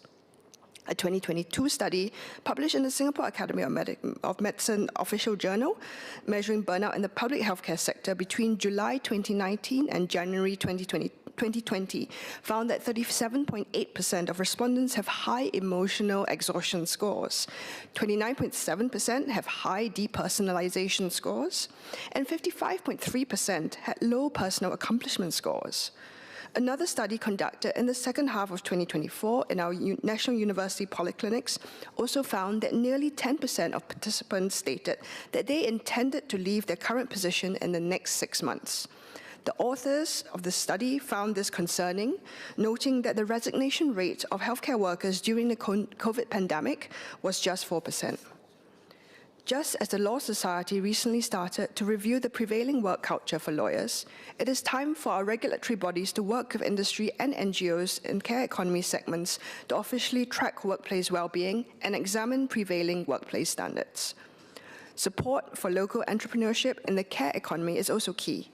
The care economy is highly labor-intensive, and our general grants supporting capital needs in entrepreneurship and capability building need closer scrutiny. While the current existence of the Venture for Good grant administered by RAISE supports early and growth stage social enterprises for up to $300,000 in capital expenditure and operating costs, how can we support more startups and commercial enterprises in this space to bring sustainable investments into the care economy? RAISE SG must work with MTI and MSF jointly to review the care economy investment ecosystem to build a more sustainable investments and employment ecosystem. Caregiving is also borne by informal carers, such as family and friends. This labor of love is not reflected in GDP figures, but its importance is underscored by the inaugural Duke NUS study, which valued the economic contribution of informal caregiving for seniors at $1.28 billion annually. The efforts of our caregivers often come at a cost, sacrificing health, careers, and leisure time to care for loved ones. It is also why I have been calling since 2020 for official, regular time use studies for us to better understand our carers' needs and to measure the hidden economic and personal costs behind care. Carers also need better support, which is why our party's manifesto has called for, amongst others, compensation for family caregivers and the expansion of respite care. Singapore must bridge the gap of seeing care beyond being a cost. We must see caregiving as a growth segment that builds not just the economy of today, but the society of tomorrow. Our society of tomorrow must also support creatives and entrepreneurs who dare to dream and pursue their own passions. How do we ensure that our local entrepreneurs and dreamers can have their passion made possible in Singapore? To create the conditions for entrepreneurship to grow, we must first, as a society, foster a culture of self-discovery and exploration from young, expanding entrepreneurship-related programs in schools and encouraging critical thinking and empathy, as prescribed in the ESR report, only goes so far if our system does not reward risk-taking or having room to make mistakes and learn. How do we explain the gap between the decades-long efforts to build an education system to be more holistic against the reality that these additional layers simply create new pathways for education arms races? What do we need to do to address parents or would-be parents' fears for the next generation in an age of million-dollar HDB resale prices, ever-soaring COE prices, and the never-ending sense of scarcity? While this is a whole nother topic, it is relevant to our economic policies for the future. For today, I would like to instead focus on our creatives and entrepreneurs. Our creatives are risk-takers and visionaries. They turn ideas into commercial and cultural value and inspire the wonder that a thriving society needs. Yet, a career in the arts remains a difficult choice in Singapore. Regulatory hurdles have forced artists to alter or remove public artworks, while beloved art spaces have shuttered under rising costs and redevelopment pressures. These are not small setbacks. They chill the very activity we say we want to nurture. The one-off culture pass is only a first step. What our creatives need is sustained support, dedicated work, display, and commercial spaces to hone their craft and earn a decent living, backed by sensible commercial space regulations. These should sit alongside spaces for budding entrepreneurs, much like the creative and cultural parks we see in cities such as Beijing and Taipei, proof that culture and commerce can thrive side by side. Next, supporting the growth ambitions of our businesses, large and small. Small home-based businesses can be a testbed for aspiring founders to launch businesses. But the next step is often daunting, with commercial overheads quickly becoming prohibitive. Can the government across agencies provide more affordable short-term stalls and shop spaces across HDB, URA, and JTC managed properties for first-time entrepreneurs, taking inspiration from the now ubiquitous shared office facilities to offer smaller modular units with lower renovation and deposit requirements, and allow tenancy periods that are shorter or easier contractual conditions for potential exit? For SMEs looking to scale, the ESR report acknowledges that companies still find it difficult to secure growth stage capital and that Temasek already participates in SME co-investment. But what our businesses need to grow is bolder and broader based access to financing catalyzed by private and public capital. ESG co-invested companies through the Startup SG Equity Scheme should be required to list on either the SGX mainboard or Catalyst. And ESG should work with SGX on governance and disclosure requirements for co-invested companies to ease the path to listing. Together with the Equity Market Development Program, this can improve liquidity in our domestic equity market and attract more liquidity into these companies. Such companies should also be explicitly tracked on the impact they have beyond returns, for example, their contribution to activity and employment in Singapore. This is similar in spirit to Ireland's Strategic Investment Fund, which has a double bottom line mandate. To further encourage would-be entrepreneurs, we also need an ecosystem with structural measures to promote necessary risk-taking for success. After I spoke in early May this year about supporting entrepreneurship amongst youth, including a call to adapt our current bankruptcy framework, a Straits Times article on 26th May indicated that business failure is among the top reasons why individuals go into personal bankruptcy. Yet working out of bankruptcy is often difficult, with practical limits on day-to-day activities and no automatic discharge. This can hold back those with bold ideas from taking the plunge. Pro-data reforms have been found to be linked to better entrepreneurship and innovation outcomes. An EU expert group report in 2011 suggests that, quote, a second chance policy that enables formerly bankrupt entrepreneurs restart may represent one of the most promising and underexploited policy options for company creation and job growth. The EU has since adopted a more balanced, preventive restructuring approach for bona fide entrepreneurs seeking a second chance. I will thus repeat our call to see if our bankruptcy regime can be reformed to encourage more would-be entrepreneurs to step up. Finally, thriving humans need a flourishing planet.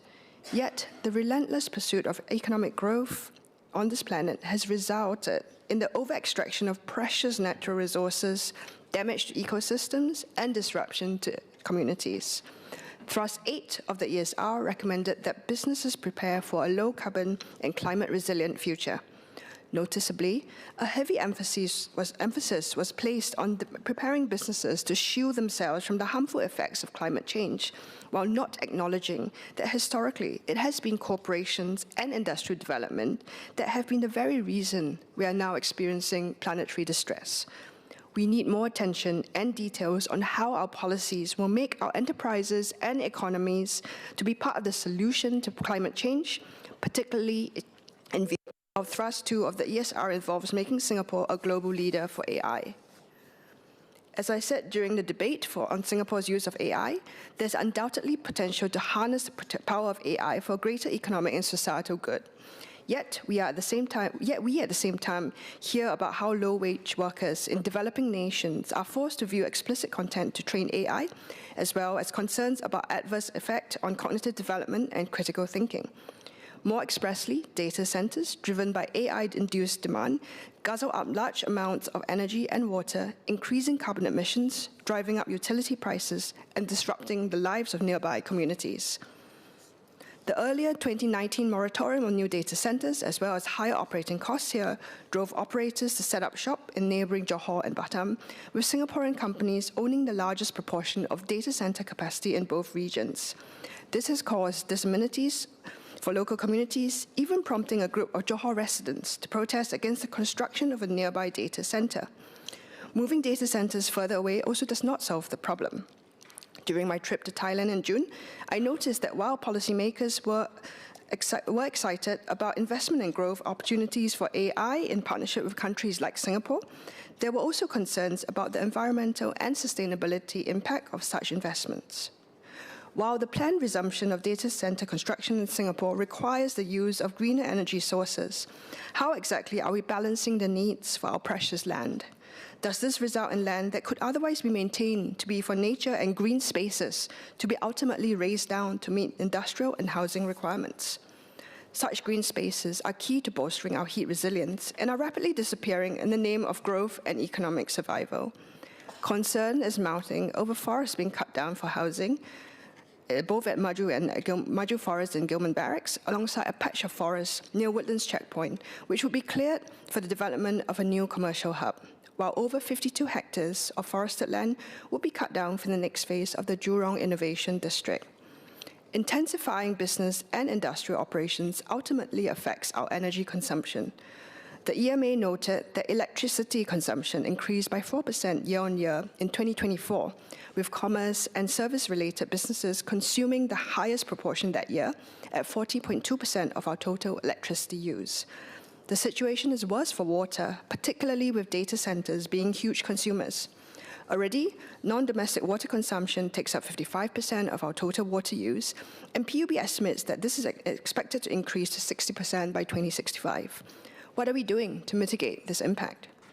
And even before we craft our policies to address the impact on the climate, we must first measure the environmental impact.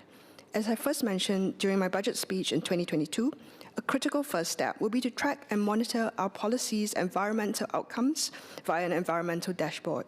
This could be aided by the recent introduction of the Singapore Classification for Environmental Purposes, which is used to classify data relating to environmental activities and products.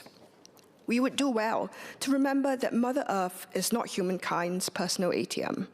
We must ensure that our economic policies should not result in further destruction of our planet, and a transparent accounting of its environmental outcomes would be a helpful tool to keep us on our toes. Mr. Deputy Speaker, progress towards tomorrow does not mean that we compromise on our collective well-being for the sake of GDP growth. Progress means that we, as a society, support balanced and well-rounded lifestyles, weave strong safety nets for our people, recognize all who contribute meaningfully to society, provide opportunities for everyone to dream big, and uphold our responsibility as stewards of Mother Earth. The society of tomorrow that is built in Singapore must be one where all of us will thrive and enjoy the fruits of our effort together. And I believe that we can achieve that and so much more for us and the generations that come. Thank you. Mr. Patrick Tay.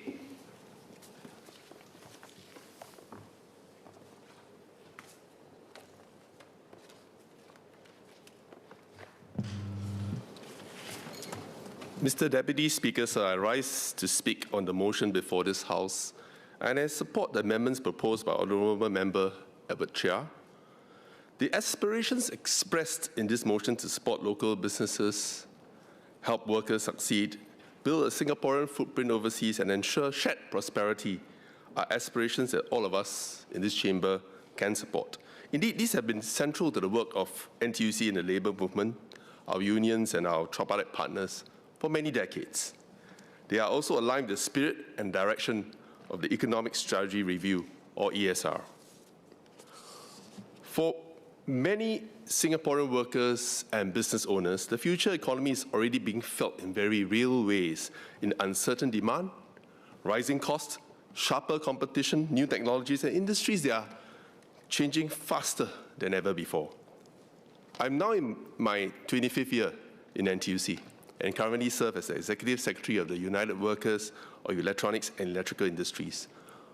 Over the past more than 2 decades, I've walked with workers through many storms, from SARS to the global financial crisis to the COVID-19 pandemic, and every crisis was different. Every transition was painful in its own way, but the lessons was the same. Workers must never be treated as collateral damage in economic change. At every phase of Singapore's development, we needed clear national direction, and most importantly, the assurance that those who work hard, adapt, and contribute will not be left behind. The ESR is our latest national roadmap to create a broader range of good jobs, stronger enterprises, and growth that benefits Singaporeans fairly and tangibly. Today, I want to focus on 3 priorities, what I call the 3 S, that are essential to build an economy that works for all. First S, safeguard the rules. Second, share the gains. And third, strengthening our Singaporean core. First, safeguard the rules. Part A of the motion speaks of an economy where workers thrive. But workers cannot thrive on aspiration alone. They need fair rules, fair opportunity, and fair protection. When the economy changes faster than workers can adapt, many feel that the odds are stacked against them. Our duty is to level the playing field for them to compete fairly. Artificial intelligence, or AI, will disrupt jobs at a speed and scale that we have not seen before. It can raise productivity and create new possibilities. But if poorly managed, it can also widen insecurity, compress career pathways, and place too much risk on workers. Workers must not be asked to carry the burden of this transition alone. There are two topics in this space, firstly on retrenchment benefits and unemployment support. And on the topic of mandating retrenchment benefits, well, the NTUC and the labour movement, including myself, have been working with tripartite partners to ensure that no worker is left behind. Well, in the NTUC and labour movement, including with many of our union leaders and unions, we have been negotiating collective agreements, unionizing companies to ensure that they are well protected in the event that there's a layoff and retrenchment benefits can be paid out. In fact, we have such strong existing mechanisms such as conciliation and Ministry of Manpower, and even the Industrial Arbitration Court, very unique, creature of statute, which I appeared before on multiple occasions to support and obtain retrenchment benefit payouts for workers, including PMEs. And in fact, we have been trying to lobby, myself inclusive, in this House for the past decade, including as early as this year, for further strengthening of the retrenchment protection regime here in Singapore. And it's in the common intent of everyone, I'm sure, in this House to ensure that affected workers are taken care of, as every worker matters. In fact, the tripartite partners, as I'm involved in the negotiations for the Employment Act, as well as all the relevant statutory provisions, as well as advisories, we remain open in negotiating, and discussions are in way, whether it's the Employment Act, reviewing the tripartite advisory to strengthen it, to a tripartite guidelines which I've raised before in this House, and even stronger measures against companies that flout or fail to comply with the advisories. I think these are things that we have been raising, and I believe it's a journey which requires all our tripartite partners to work closely together so that we achieve what we always say, a win-win-win outcome. And it's always in NTUC and the labour movement's interests and our agenda to look after workers and their families, especially if they are affected by layoffs. And there are a whole plethora of measures and support measures to help them land the next job, support them, well, in the company as well as in many occasions. And I've done this, in fact, in the last couple of years, in my capacity as ES of the UWEI. I've been very, very involved in the many layoffs that you see in the manufacturing sector. And, well, the key is we will continue to lobby, advocate on behalf of our workers, but more importantly, to work with our tripartite partners closely to ensure that we have a regime and a mechanism. And, well, I think we are also observing that the tripartite partners are very open to see new ways and mechanisms to overcome this, to ensure no worker is left behind in the event of a layoff or retrenchment. And on the topic of unemployment insurance and support, this is something I spoke about more than a decade ago, lobbying for some form of unemployment support for workers in Singapore. And I'm very happy that it has been introduced last year, 26 April, I remember the fateful date, the Skills Future Job Seeker Support Scheme implemented. And I think what's unique about the scheme is that unlike an unemployment insurance where there's premiums to be paid by both employers and employees, this is a situation where government picks the tab and gives that needed support through and with active labour market policies. I think that's something which will lessen the burden on workers having to fork out premiums. And at the same time, in this same House, also lobbied for this area to be further expanded and reviewed. Now that we are seeing in the last 24 months more professionals, managers, executives being affected by layoffs. So I think that's an area which we can review. The threshold, whether the income threshold of the Skills Future Job Seeker Support Scheme can be raised, because currently that's 5,000. Whether it can be raised to the median salary of PMEs, I think that's one avenue to explore. Or even another new scheme to support PMEs now that we know they are equally vulnerable as rank and file workers. And local PMEs, I must say, are a definite group which I've constantly spoken up for in this House, and they form the broad middle of our workforce. They are also those most exposed to technical, or should I say technological disruption, yet may not always enjoy sufficient representation and protection. So over the years, NTUC has worked closely with our tripartite partners to build stronger institutional safeguards. For example, the Compass Framework for Employment Passes to the newly enacted Workplace Fairness Act. I'm therefore heartened that the ESR recognizes PMEs as a group deserving enhanced support, and that it prioritizes investment in AI technologies that augment rather than displace workers. I think that's the right direction. And earlier this year, MOM, NTUC, and SNEF announced the formation of the Tripartite Jobs Council. Initiated by NTUC, this Jobs Council brings together unions, employers, and government as a central node to coordinate existing and new programs to help workers reskill and to help businesses redesign jobs responsibly so that AI becomes a tool for uplift, not displacement. I think the difficulty of landing a new job is not a new discovery. I've raised this on numerous occasions, and we must pay particular attention to younger PMEs entering the workforce. They may be among the hardest hit if AI compresses entry-level roles and creates a broken rung of sorts at the very start of their careers. And we unanimously agree that if our young graduates cannot get the first meaningful foothold, their long-term progression may be affected. And we cannot allow the first step of a career to become the weakest link in our labor market. This is why I've lobbied also for, in this House, coaching, mentoring, and expanding the Skills Future credits for use in the area of coaching and mentoring, which has been supported, and really to help to have a stronger mechanism to help those transiting from school to work effectively and efficiently and seamlessly. And through the GRID program, the Graduate Industry Traineeships program, NTUC works hand in hand with government and employers in sectors such as financial services, ICT, manufacturing to give young graduates a structured industry-relevant experience. And beyond the traineeship period, NTUC and WSG through E2I and Careers Connect help these young workers move into full-time roles and build confidence with AI tools so that they are not just job-ready for today, but career-ready for tomorrow.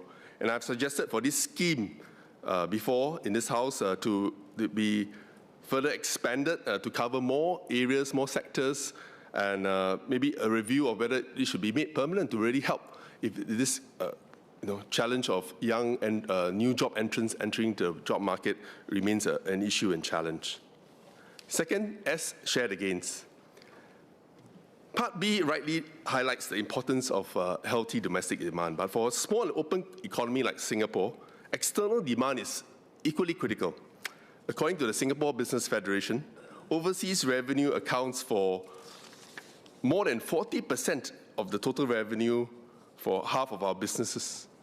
I'm glad that ESR has identified a dynamic enterprise ecosystem for Singapore-based companies to succeed globally as a key thrust.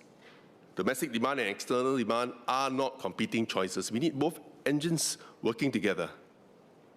External demand helps Singapore grow the pie, but growth alone is not enough. The real test is whether the growth translates into better jobs, higher wages, and stronger skills, and expanded opportunities for Singaporean workers and local businesses. Global enterprises locate in Singapore not only for our domestic market, but to tap growth in Asia and beyond. But if Singapore is to remain a trusted global node, our workers must also move up the value chain. This is where the NTUC Company Training Committees, or CTCs in short, play a critical role. Since 2019, our CTCs have brought company management, workers, and union leaders together to drive business and workforce transformation. In fact, in 2022, the government provided NTUC with $100 million to scale up this initiative, and subsequently another $200 million after it showed results in producing real shared gains for workers.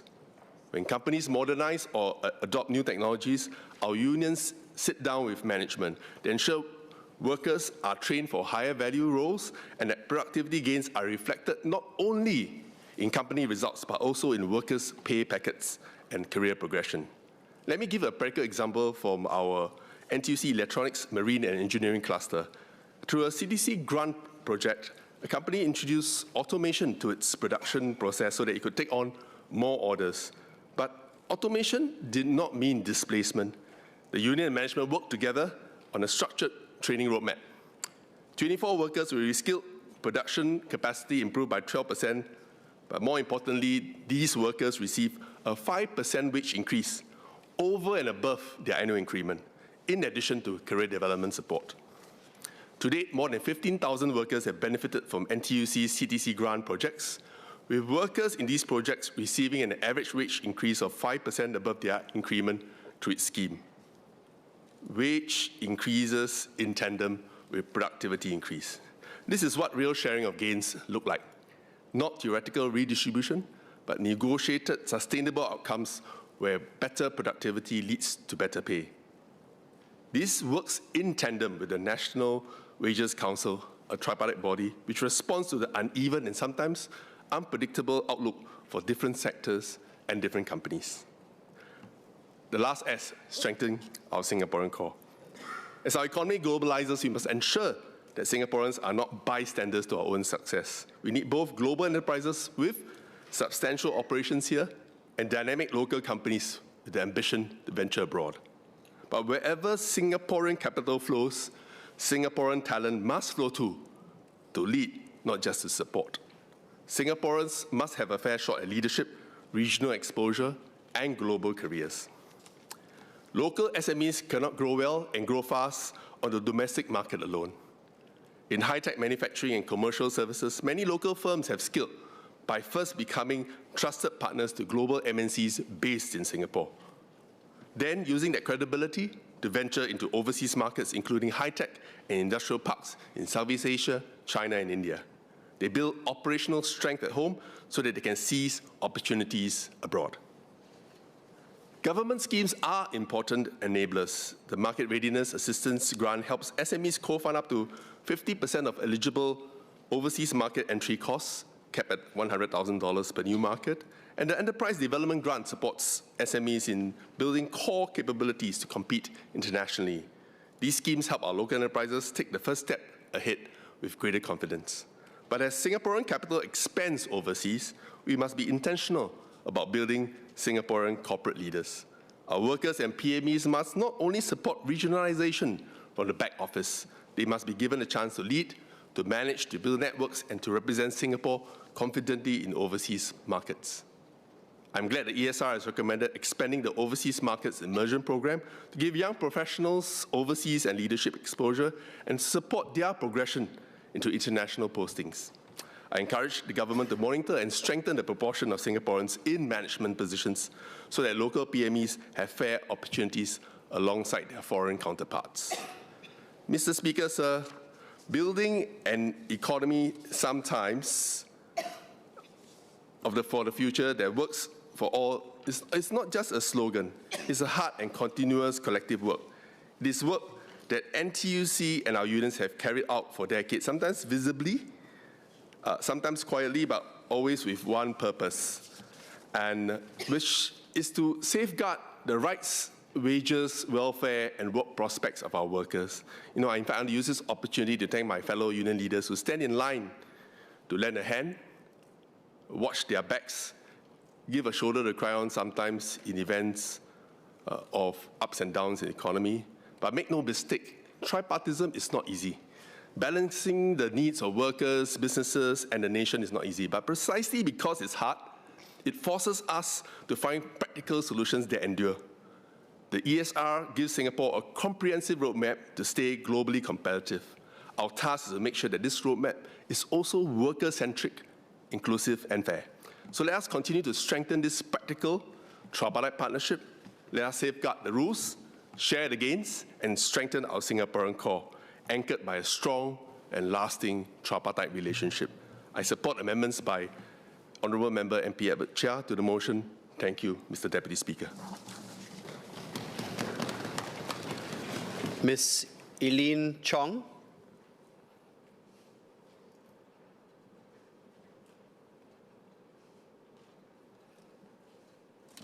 Thank you, Mr. Deputy Speaker.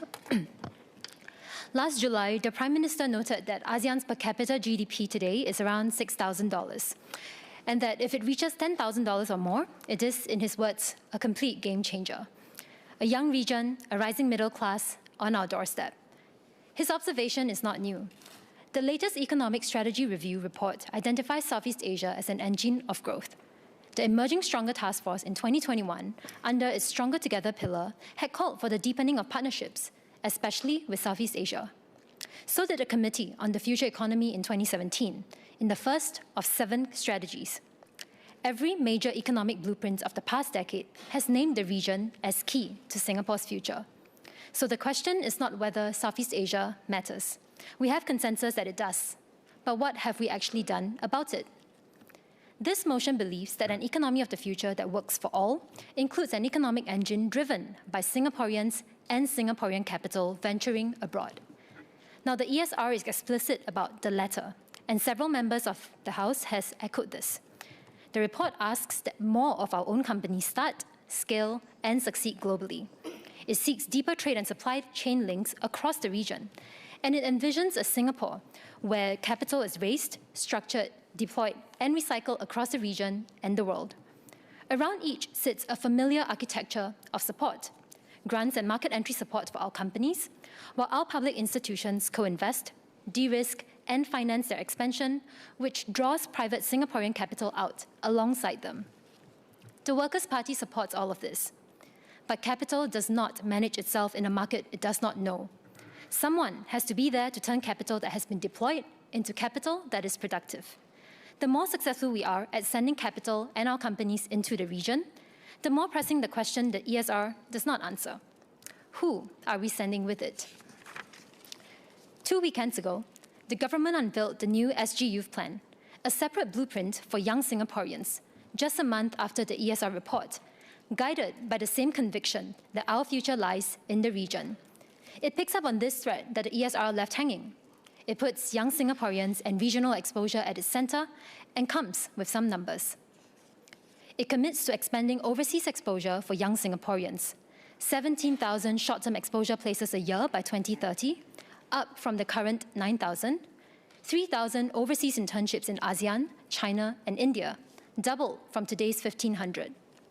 It expands on what young Singaporeans say we want.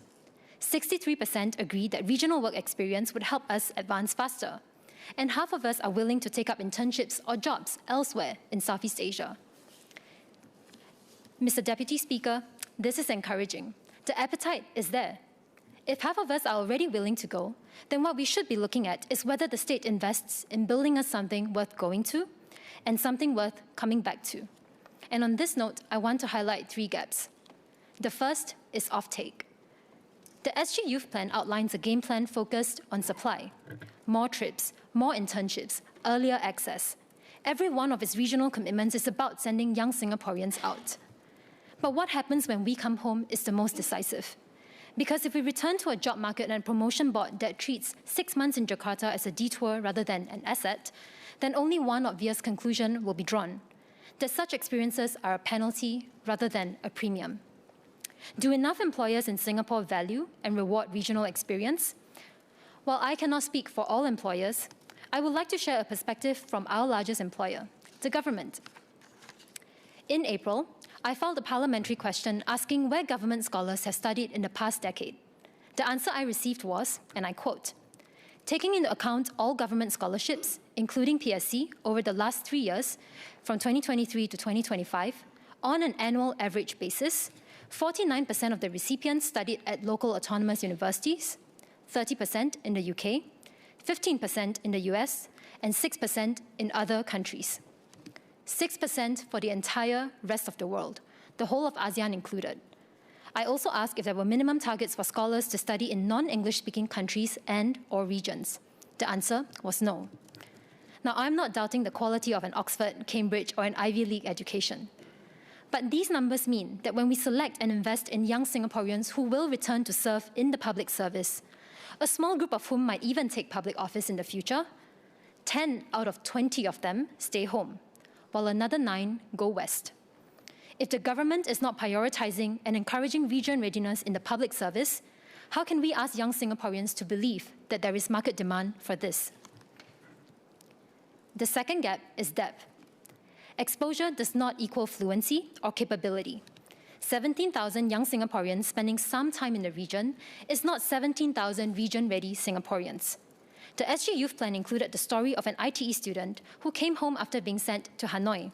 She was more confident and eager to explore opportunities beyond our shores.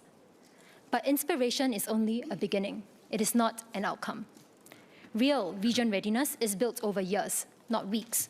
The language learned, the workings of the market understood from the inside, the network that answers when you call. Have we invested sufficiently in structures that will deepen this?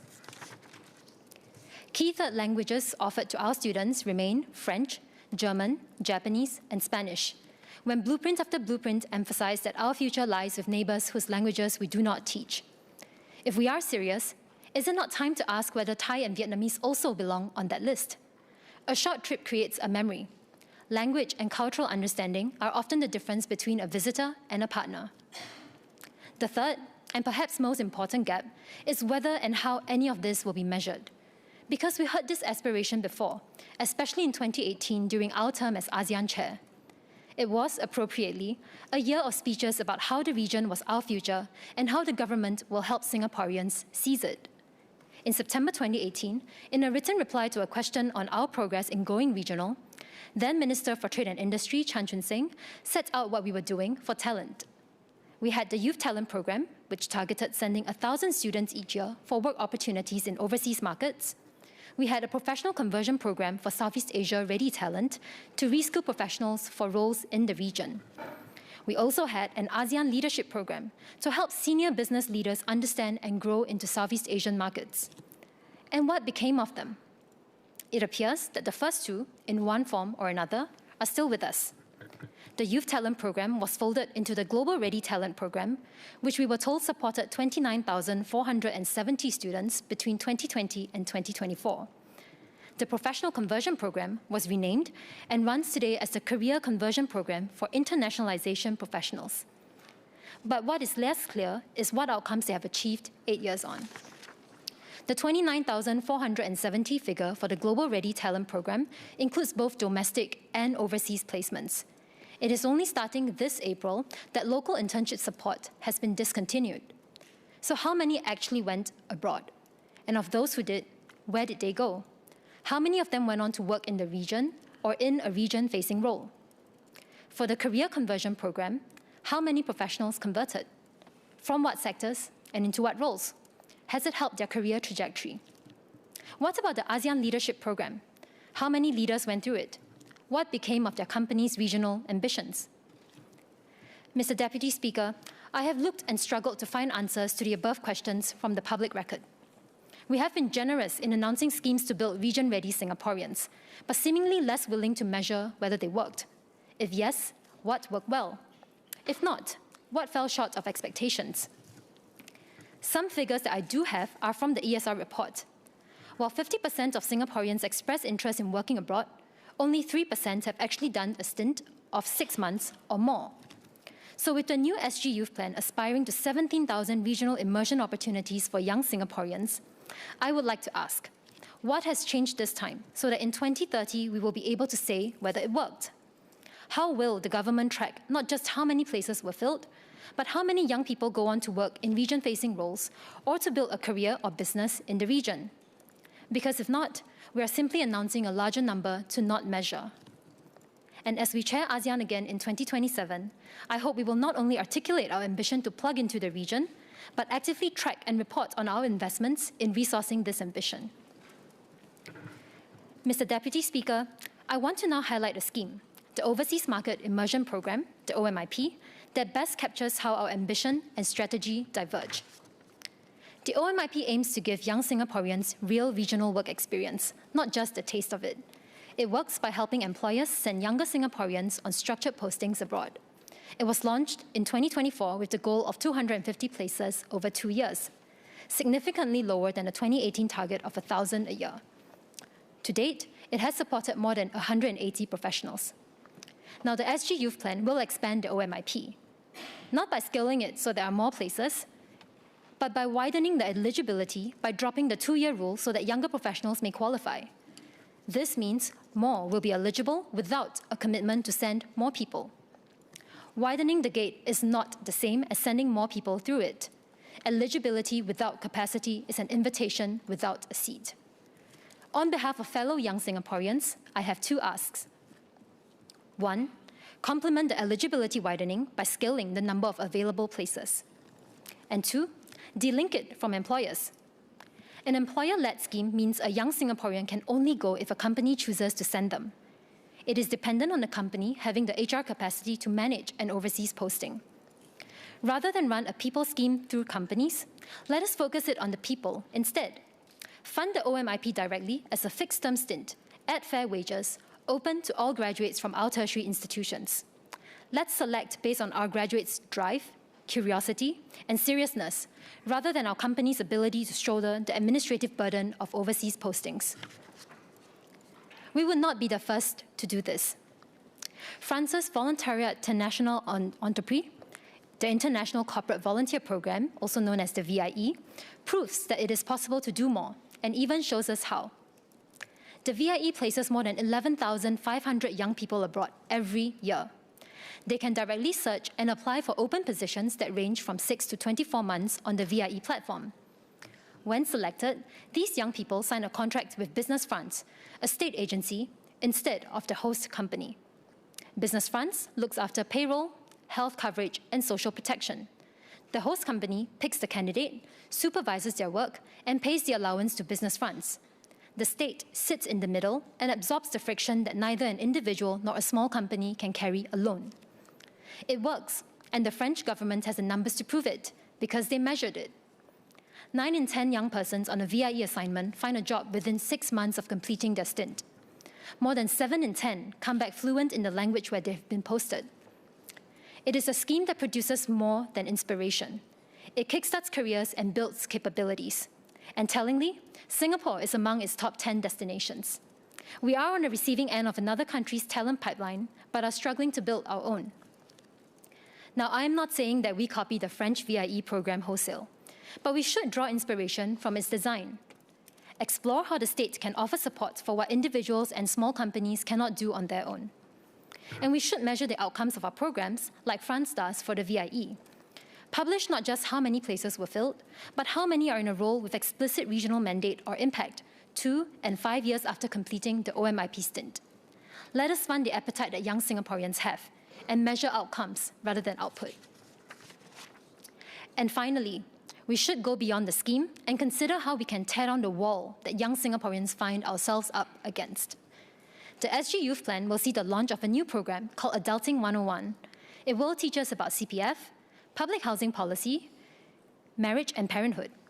It correctly identifies the very things that weigh on a young person deciding whether to take an overseas work opportunity. But these are not just facts to be explained. They are structures that will need to change for those who aspire to be regionally mobile. A young Singaporean weighing 3 years in Bangkok or Ho Chi Minh is not only weighing salary against salary. She is weighing it against a BTO queue that rewards those who stay home, against CPF contributions a regional employer will not make, against the challenges of coming home to a housing and healthcare system she stepped out of. We have built a domestic architecture so finely tuned for staying home that leaving often means accepting penalties. During his IPS lectures last year, Mr. Philip Yeo acknowledged this wall. His account of his EDB years was blunt. Send officers out while they are young and single, because by their mid-30s, with children and a mortgage, it becomes too hard. So developing region-ready Singaporeans means we should also consider how we can better support those who choose to go out. Explore how we can ensure that a regional posting does not complicate BTO opportunity and obligations, that children who go on post with their parents can have a seamless re-entry into school in Singapore. These cost only a fraction of the benefit they could bring and could go a long way to quell a family's hesitation. Now let me close by drawing these threads together. The ESR speaks of creating good jobs, and the SG Youth Plan echoes it with the moves to help Singaporeans land them. But for too long, we have pictured the good job as a high-value role inside an MNC that chose to base itself here in Singapore. It is a good job that depends on someone else's decision to come. There is another kind of good job, one we seize because a field is taking shape around us and Singapore is well placed to lead it. The growing social impact sector in Southeast Asia.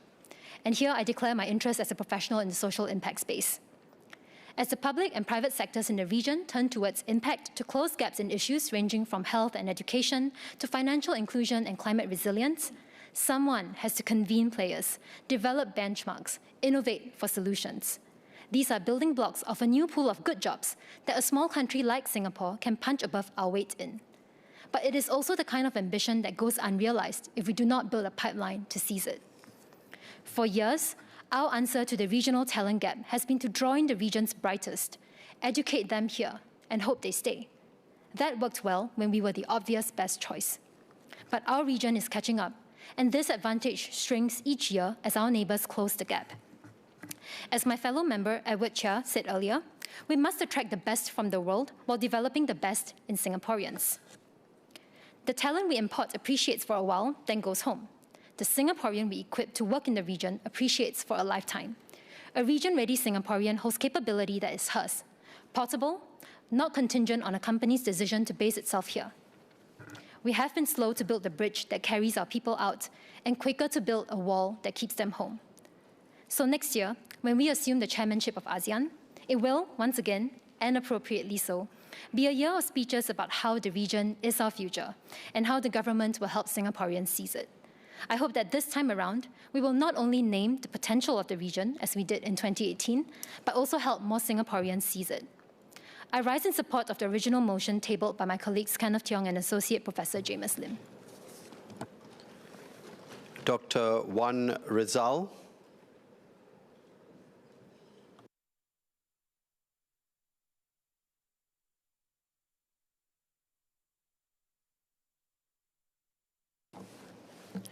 Mr. Deputy Speaker, the question before us is not whether our economic strategy points the right way. It is whether it reaches the worker who needs it.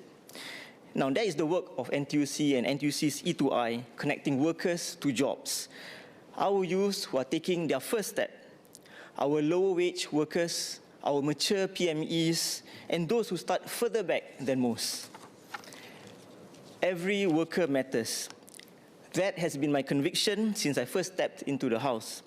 The Economic Strategy Review gives us a clear direction, and our task now is to turn that direction into something that a worker can feel. Together with fellow member Mr. Saktiandi, we co-chair the Committee for Economic Resilience, or Jawatan Kuasa Daya Ekonomi, for the community. And our job is to mobilize the community so that these strategies become opportunities for our youth, businesses can scale further, and higher wages for our workers. And we should be honest about our size. Our domestic market is limited, and we have to tap demand in our region and beyond. The global enterprises based here support a large number of local workers. They have been a source of innovation, management practices, and technology that help our local businesses grow. They have also spurred the development of startups and new local enterprises. What I want from our global enterprises and our local enterprises is the same thing.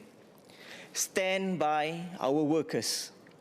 Help those who are retrenched bounce back with dignity, and help the rest become AI ready before the changes arise rather than after.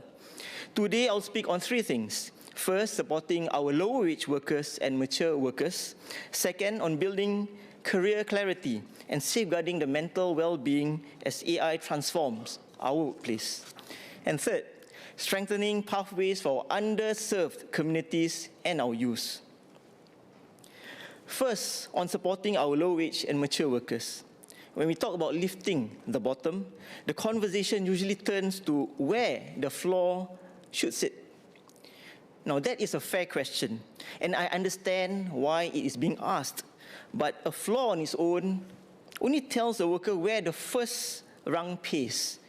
It does not tell him whether there is a second rung or who will help him reach it. Now, that is the thinking behind the progressive wage model. It sets a wage and it attaches a ladder to it, with training and a higher wage at each step, differentiated by different sectors. Cleaning, security, landscape, retail, food services, waste management, lift and escalator.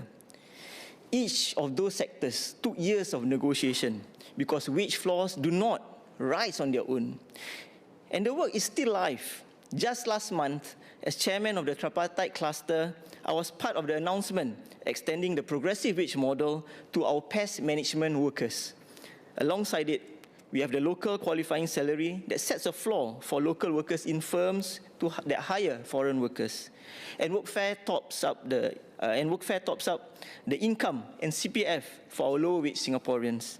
So the question is, has it worked? Over the past decade, incomes at the 20th percentile grew by 2.9% a year, ahead of the 2.1% at the median. And the ratio between what a worker at the 20th percentile earns and what a worker at the median earns has risen to 0.55. That gap is narrower in 2020 and narrower than it was in 2015. So to put it plainly, over the past decade, workers at the bottom of our ladder have been climbing faster than workers in the middle. But I will not pretend that our work is over. It is progressive, it is sector by sector.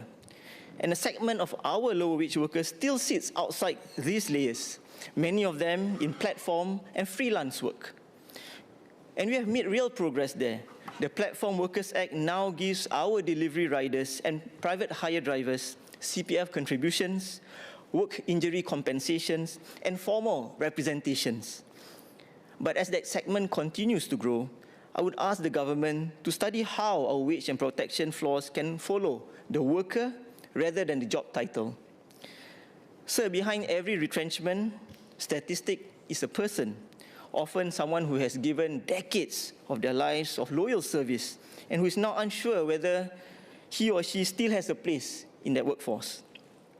So that is why the NTUC set up the Jobs Security Council in February 2020. Managed by E2I, the council supported more than 110,000 workers with job matching between 2010 to 2020, between 2020 and 2024. So let me be clear about what the council is for.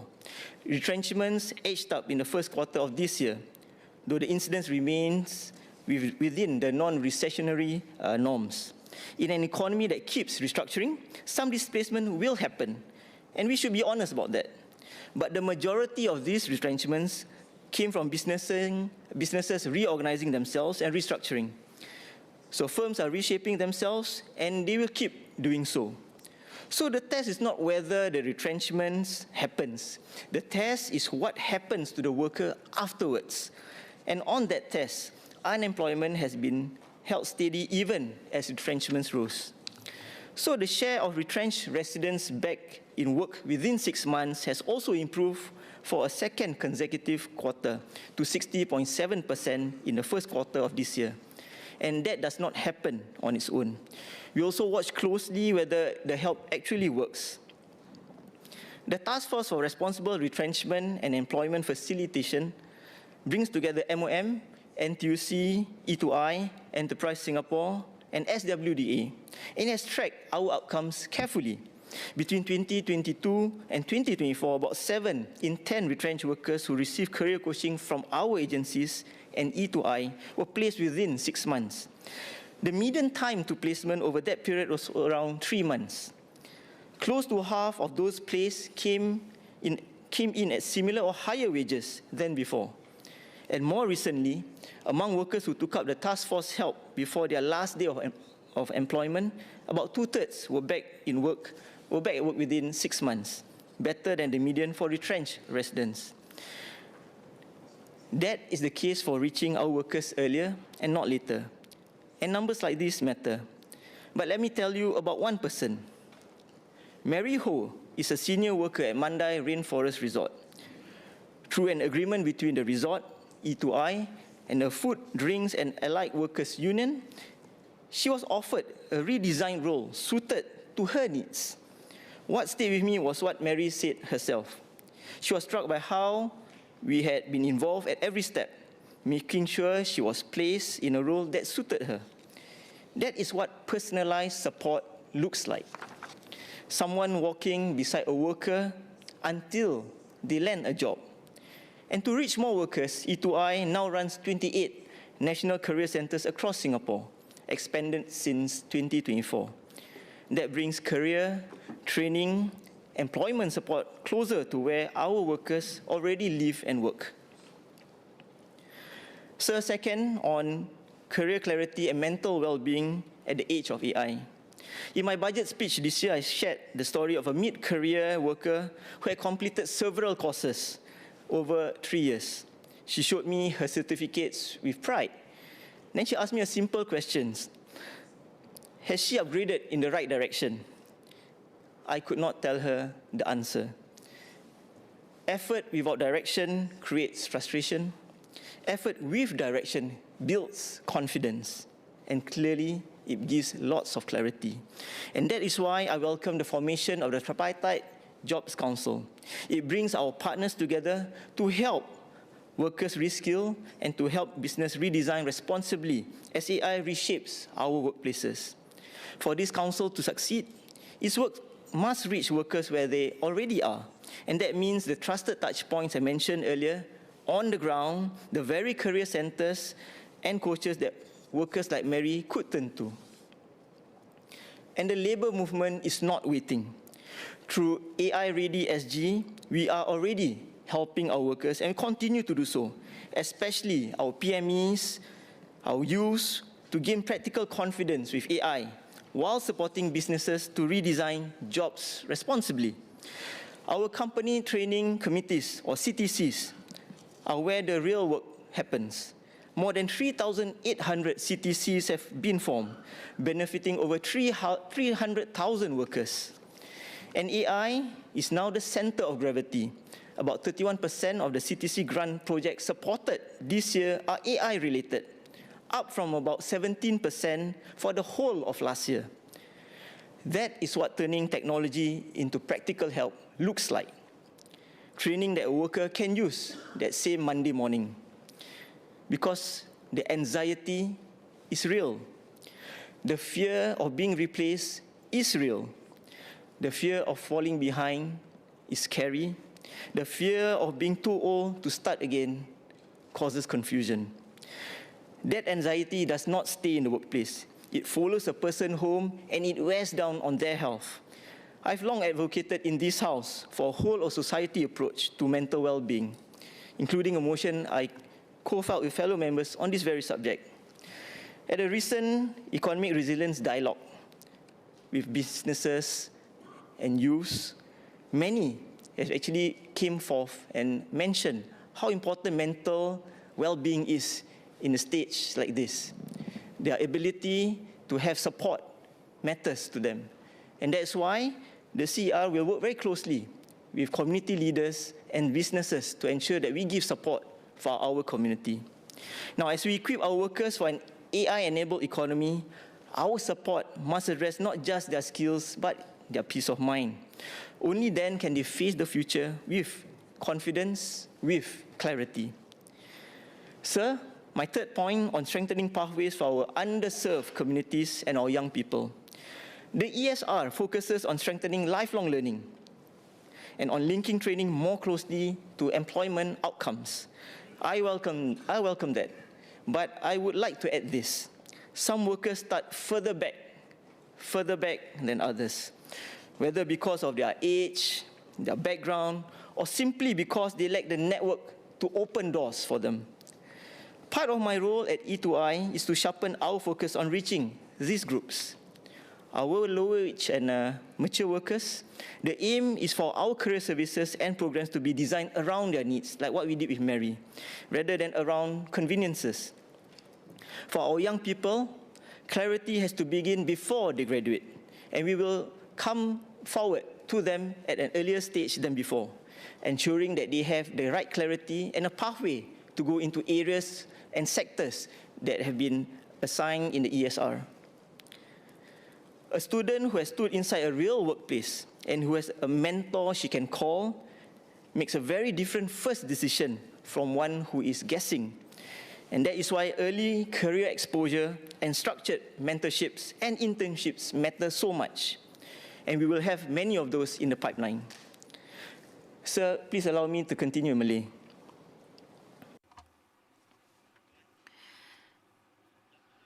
Mr. Speaker, this Economic Strategy Review report is comprehensive and it gives us a clear direction for the economy of the future.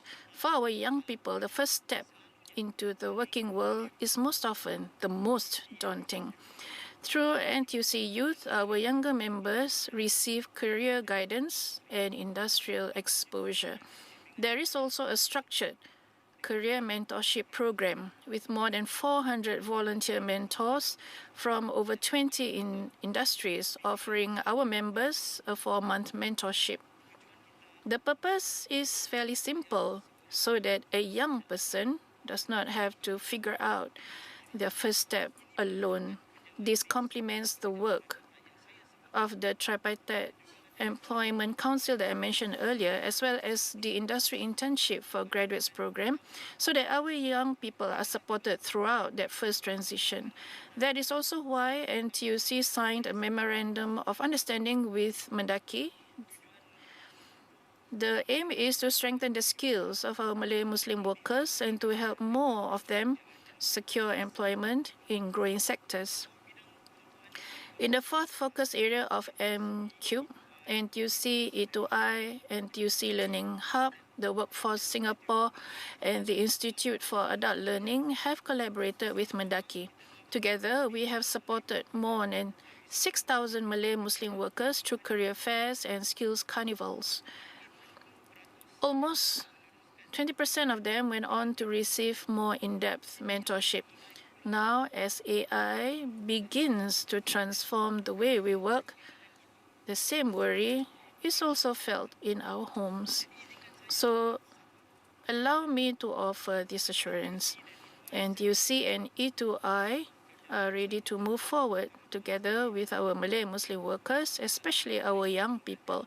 We will help them upskill, adapt, and access meaningful employment opportunities, whether in global economy companies or in our own growing local enterprises. Mr. Speaker, before I entered this house, I spent nearly 25 years as an educator.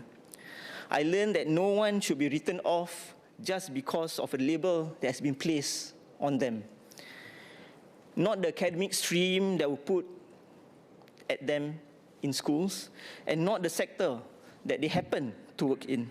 And that belief still guides me in my work today. An economy of the future means an economy where every worker has someone walking alongside them and gives them a clear path forward. Whatever their age, whatever their background, whatever their starting point. It means that our national strategies on AI, on skills, on enterprise growth are only as good as how well they reach the worker who really needs them. They will be judged in the career centers, in the union offices, and in the community partnerships where the real support is being delivered. Let's make sure that no one, no Singaporean is left to struggle alone in this journey of AI where clarity is needed the most, because every worker matters. Mr. Speaker, I support this motion as amended by Mr. Edward Chia. Thank you. MOS Dinesh Vasu Dash.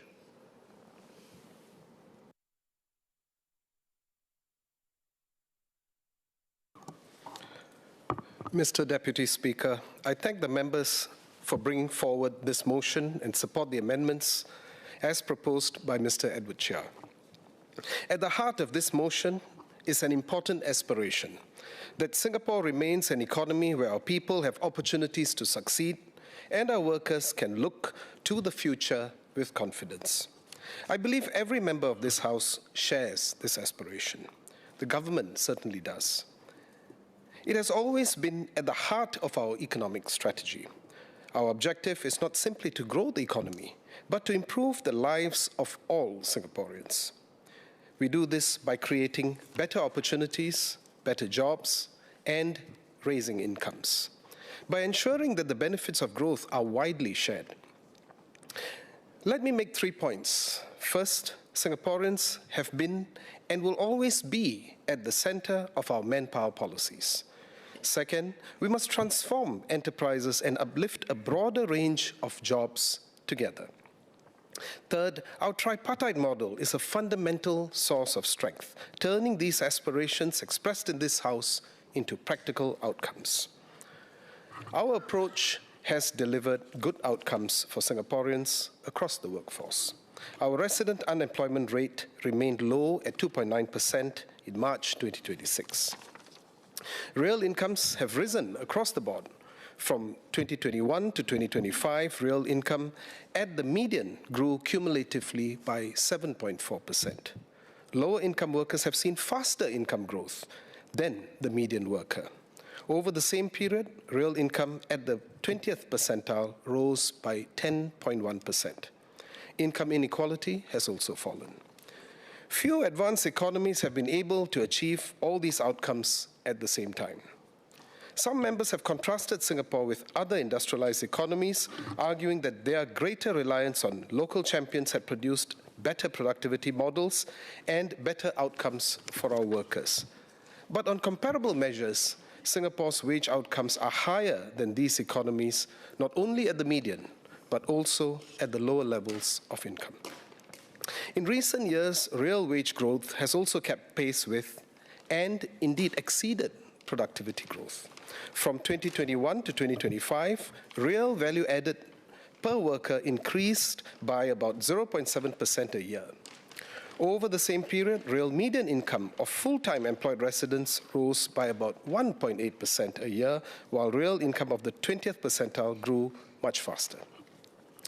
This did not happen by accident, but through sound growth policies and strategies and tripartite efforts like the progressive wage model, workfare, and the local qualifying salary that have uplifted wages.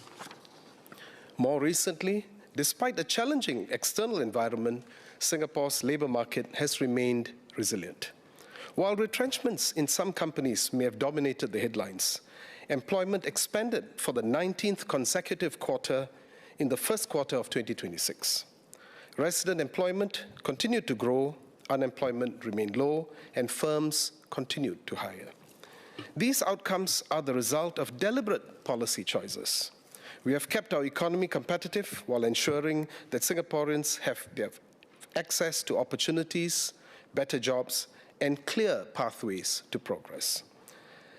This had only been possible because government, employers, and unions have worked closely together.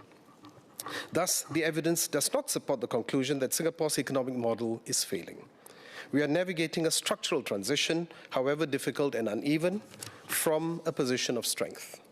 The system has served us well, but we must and will remain adaptable to the changing world. Importantly, we are not standing still. We know the pace of change has accelerated. Workers expect more churn and disruption. Those who are displaced worry about how long they will take to find another job and whether the next job will be as good as the previous. So how should we respond? Some fundamentals remain. As an open and small economy, Singapore's prosperity has always depended on our ability to compete successfully in global markets while ensuring that Singaporeans benefit from that success. I'm glad that there's broad agreement in this House on this fundamental point. The ESR provides an actionable blueprint to address the very challenges that our economy faces. It was not a theoretical exercise. It was shaped by engagements with more than 7,700 stakeholders, including businesses, unions, and workers, and grounded in Singapore's realities. The ESR has put workers at the heart of its strategies, and let me elaborate this in 4 ways. First, clearer pathways from skills to jobs. Second, a stronger first step into work for our younger workers. Third, a trampoline back to work. And finally, stronger ladders of mobility. First is to make it easier for Singaporeans to access career and skill support. Therefore, after more than a decade of Skills Future, we have built a stronger culture of lifelong learning. We will now focus even more sharply on employment outcomes so that training leads to better jobs, better wages, and better career progression. Mr. Fadli Fauzi asked about the outcomes of our workforce programs. In 2025, more than 62,000 job seekers secured employment after benefiting from Workforce Singapore's programs and services. Among job seekers who received career matching services in 2023, about 6 in 10 found employment within 6 months. Our career conversion programs show what we can achieve, when we journey with our workers. In fact, about 9 in 10 participants remained employed for 24 months after embarking on the program, and about 6 in 10 earned more than their previous salaries. These are not perfect outcomes, and we must continue to improve them, but it made a real difference to those 62,000 job seekers. They show why we should strengthen the system, not dismiss it. Mr. Fauzi also called for more robust reviews of Skills Future training programs and for funding to be channeled to industry-relevant training.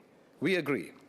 We have been strengthening quality assurance and sharpening our focus on causes that address identified skills gaps, improve employability, and support workforce transformation.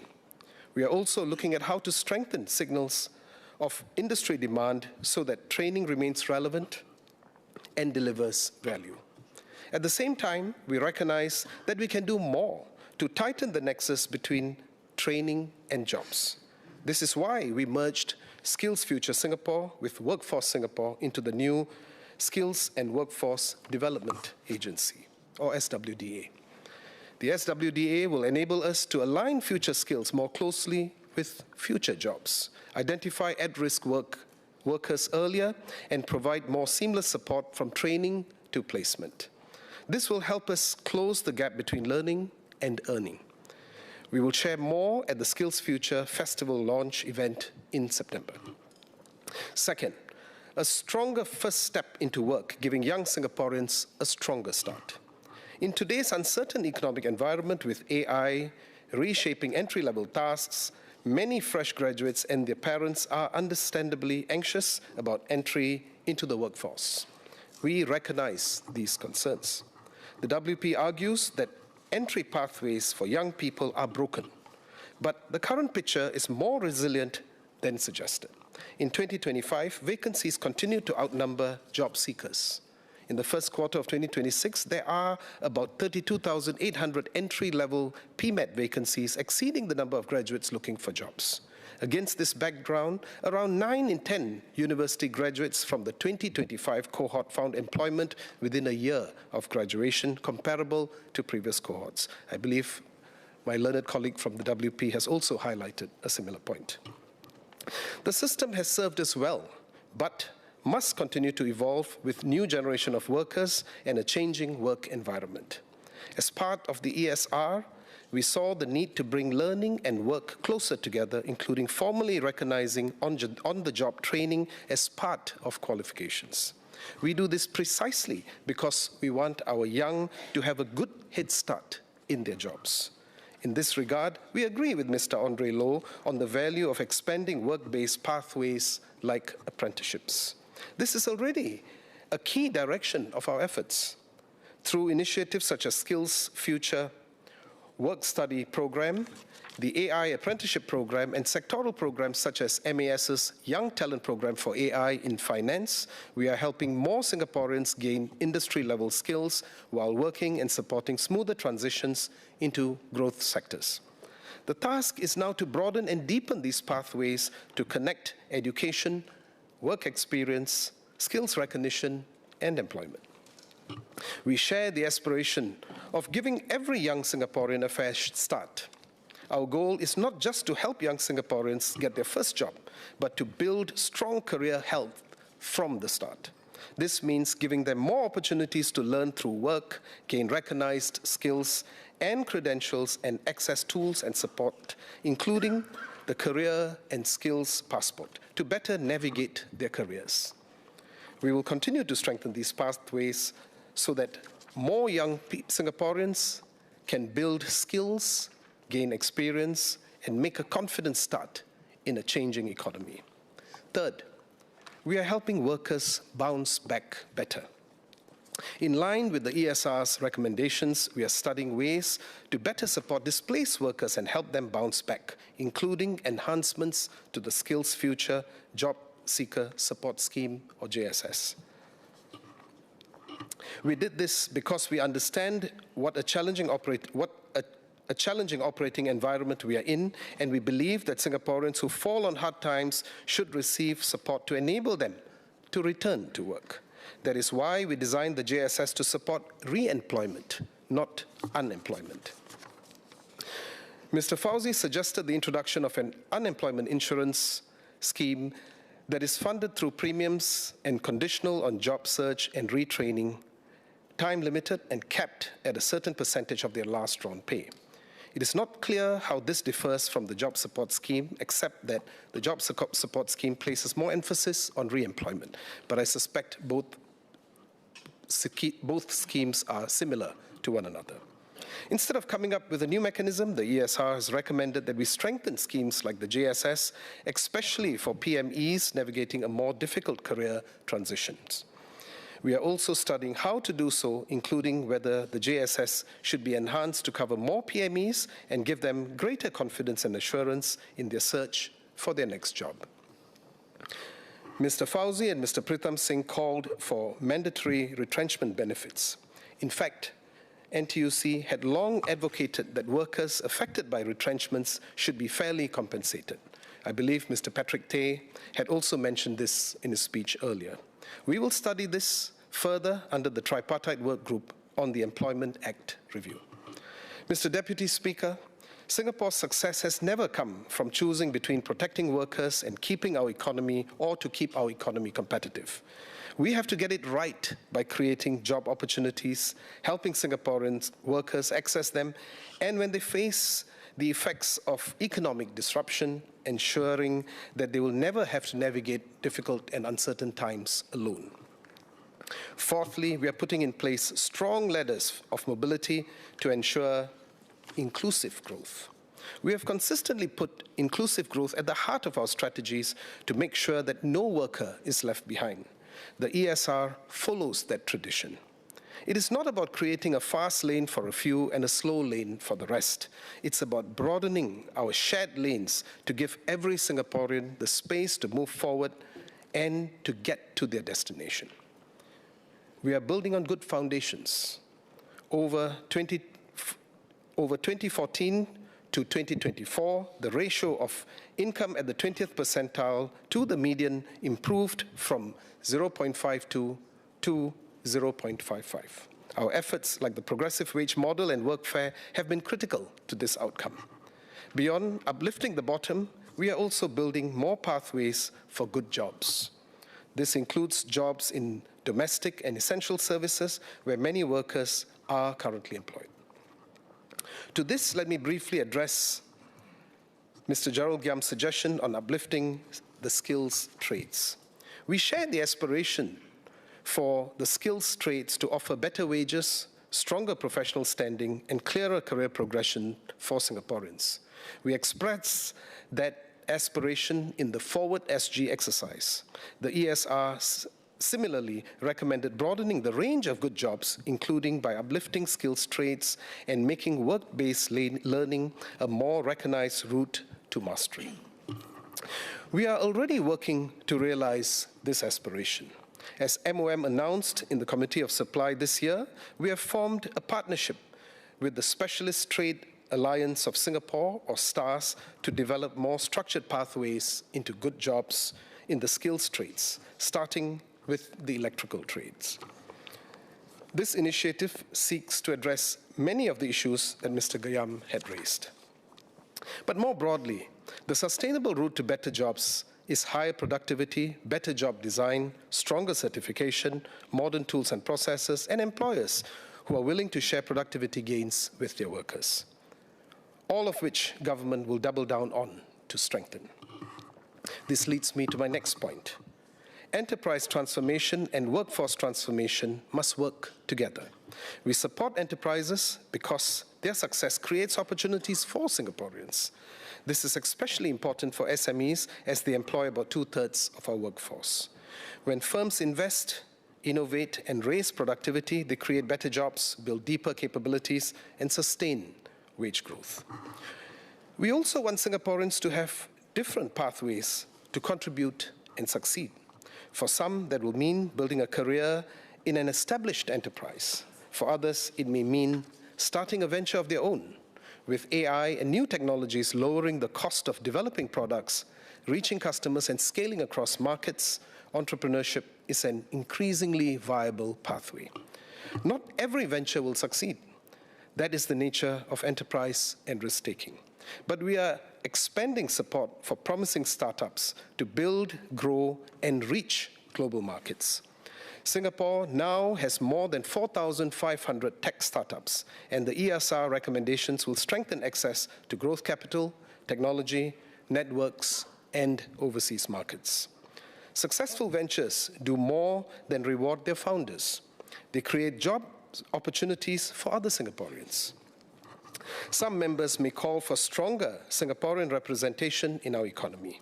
We too want more of our local businesses to thrive, but the answer is to build them up, not to shut them out. Take Carousel, for example. Founded by 3 NUS graduates, Carousel began with a simple idea: to make selling pre-owned items as easy as taking a photograph. What started as a mobile-first classifieds app, it has since grown into a leading online marketplace and omni-channel e-commerce business operating across Southeast Asia, Taiwan, and Hong Kong, serving tens of millions of users across the region. This illustrates how Singapore firms grow as they access international markets, overseas customers, global technologies, and world-class business networks. We will continue to support young Singaporeans to go abroad and gain exposure through programs like the NUS Overseas College and the Overseas Market Immersion Program. Strong local enterprises and global companies are not mutually exclusive. They complement one another. Let's also not forget that MNCs support Singaporeans too, not just Singapore businesses. Foreign-owned firms make up about 1/5 of firms in Singapore today, but employ nearly 1/3 of resident workers. In 2025, Singapore citizens and permanent residents held about 85% of senior management roles in these MNCs. My final point is on the importance of tripartism. In many countries, economic debates have become increasingly confrontational and divisive. Singapore has avoided this outcome, but we should never take this for granted. I've listened carefully to how this motion frames its vision of our economic engine: entrepreneurs, households, businesses, workers, capital. 2 partners are notably missing from that list: employers and unions. This is not a small omission.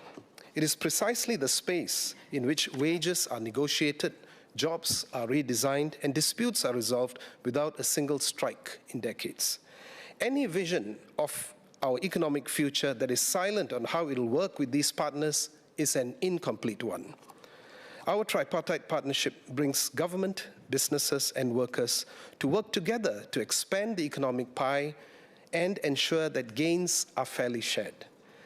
That is what turns inclusive growth from an aspiration into practical outcomes: more investment, better jobs, rising wages. The company training committees are one practical example of tripartism in action. Since 2019, more than 3,800 CTCs have been formed, benefiting over 300,000 workers. Through the CTC grant, companies and unions redesign jobs, build new capabilities, and translate business transformation into better wages and career prospects. We will continue working with both NTUC and the Singapore National Employers Federation to build on this model so that more enterprises and workers can benefit. Mr. Deputy Speaker, the aspiration behind this motion is one that we all share. We want an economy where Singaporeans can participate, contribute, and succeed. An economy where workers can build meaningful careers, enterprises can innovate and grow, and more Singaporeans can create opportunities not only for themselves, but for others as well. This is precisely what the Economic Strategies Review seeks to achieve. Not by choosing between growth and inclusion, local enterprises and global connections, or competitiveness and worker protection, but by pursuing all of these together. This is how we turn economic growth into broad-based progress, through better jobs, better wages, and better pathways for advancement. That is how we have and will continue to build an economy that works for all Singaporeans. Mr. Speaker, I support the amendments to the motion and the motion as amended.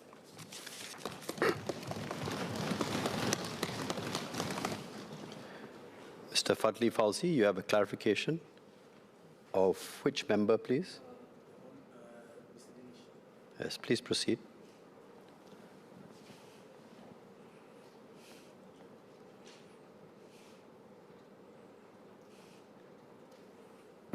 Mr. Deputy Speaker, first I would like to thank the MOS's openness towards the legislation of retrenchment benefits for the workers, and I hope that this will lead to a bill for this House's consideration sooner rather than later. However, I would like to address the MOS's statements on the JSS in comparison to the redundancy insurance scheme. He suggests, if I caught his point correctly, that both schemes are broadly similar, but I just want to make the following point. Because the redundancy insurance is funded by joint contributions from employers and employees, the payouts are automatic and seamless. The JSS, however, requires the retrenched worker to go through an application process and face the prospect of rejection. In fact, last year only 4,000 out of 10,000 applicants were successful. Hence, there are three questions, Mr. Deputy Speaker. Yes, Mr. Fadli Fauzi, if I could invite you to ask your clarifications promptly. I will. Thank you. One, would it not be better if retrenched workers did not have to go through this arduous application and waiting process, which can be very stressful to such workers in that situation? Two, would our automatic and universal redundancy insurance scheme also not reduce the risk of underemployment, since the worker will not have to jump at the first job available? And number three, it was reported in CNA on 6 April 2026 that MOM expects the Job Seeker Support Scheme to cover only 60% of the involuntarily unemployed each year. Again, would a universal redundancy insurance scheme not be better in providing 100% coverage to our retrenched workers? Thank you, Mr. Deputy Speaker. MOS Dinesh Vasudash, would you like to reply to those three clarifications of you? Mr. Deputy Speaker, I thank the member. Maybe just to highlight that our positions are not really very far. The only difference is perhaps the fact that for the JSS, the need for the worker to indicate that they are in the process of applying for re-employment, and perhaps the friction is for that particular purpose. But if you read the ESR report also highlights the need to consider whether an insurance scheme of sorts is indeed useful, and that's something that will have to be studied as well. So I'd probably frame it from that perspective. And to add that friction in the process is not one that is intended to make it difficult for someone who's already going through difficult times, but is to make sure that they can bounce back and bounce back stronger. Thank you. Mr. Gerald Giam, you have a clarification. Of whom, please? Yes. Please proceed. Thank you, sir. I have a clarification to seek from MOS Dinesh. Sir, he mentioned about the Specialist Trade Alliance of Singapore initiative that MOM is working with. My question is, the upgrading certification and tools only work if certified practitioners aren't continuously undercut in the open market. So how will this initiative address this structural problem of uncertified operators who drag down market rates for properly accredited local tradespersons? MOS Dinesh Vasudash, would you like to respond to that clarification? I would just add that we are still studying that particular perspective. I think it's a bit easier from the electrical trades because there's EMA as one of the agencies who will oversee parts of the system. But more importantly, increasing costs in itself may result in other considerations that we have to study fully to make sure that it doesn't end up in a situation that results in increase in cost of the service, and that then will have other unintended knock-on effects. It's still being studied, and perhaps we can have a fuller discussion when the scheme is a bit more ready to be discussed. Thank you. There being no further clarifications, we'll move on with the debate on the motion and the amended motion. SMS Low Yen Ling.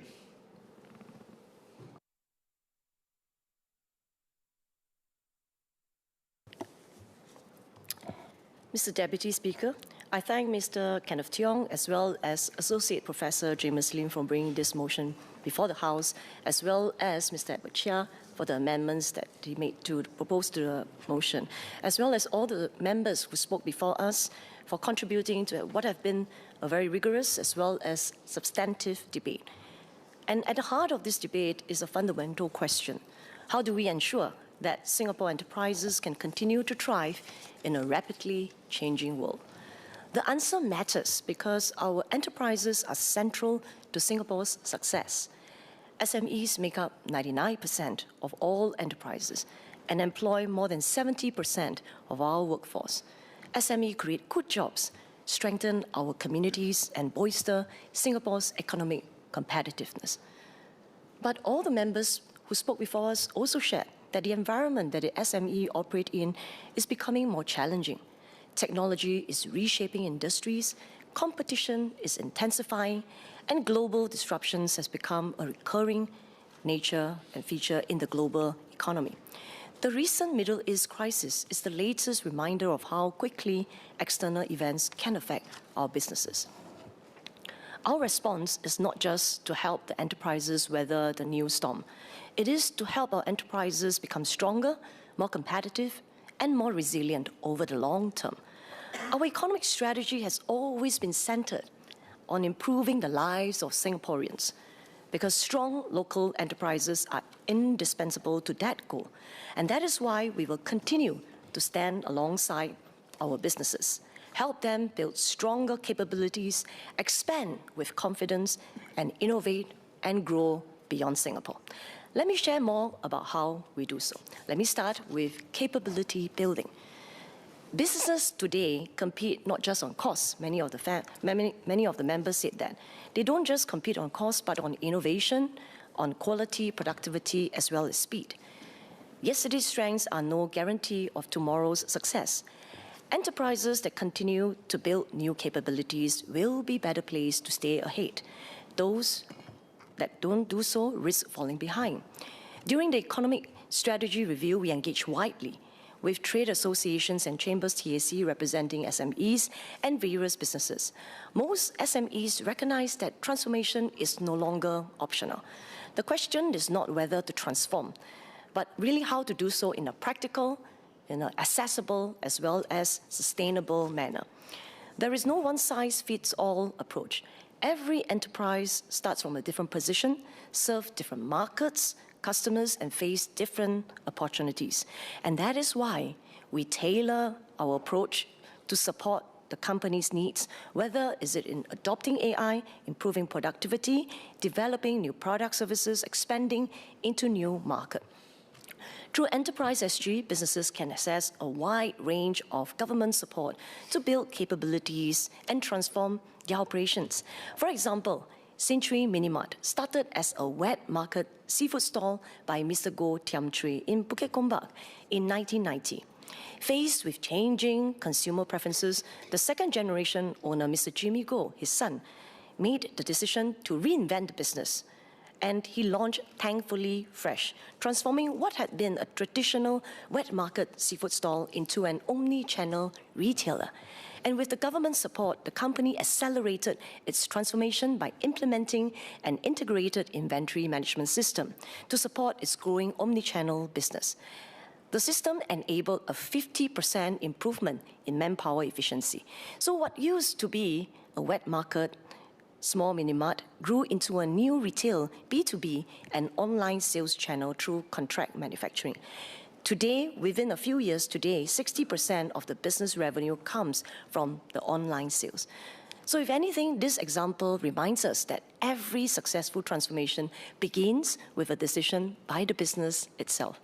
The aim of our efforts is to help enterprises build the capabilities that matter most to their business at that point in time, so that they can become more productive, more competitive, and more resilient. Members over the last few hours have spoken about the challenges facing our F&B businesses. We Singaporeans, we love our food, and we treasure our distinctive food culture. But the industry is changing rapidly. Operators face higher manpower, rental, and operating costs, while consumer expectations continue to rise. this is not unique to Singapore.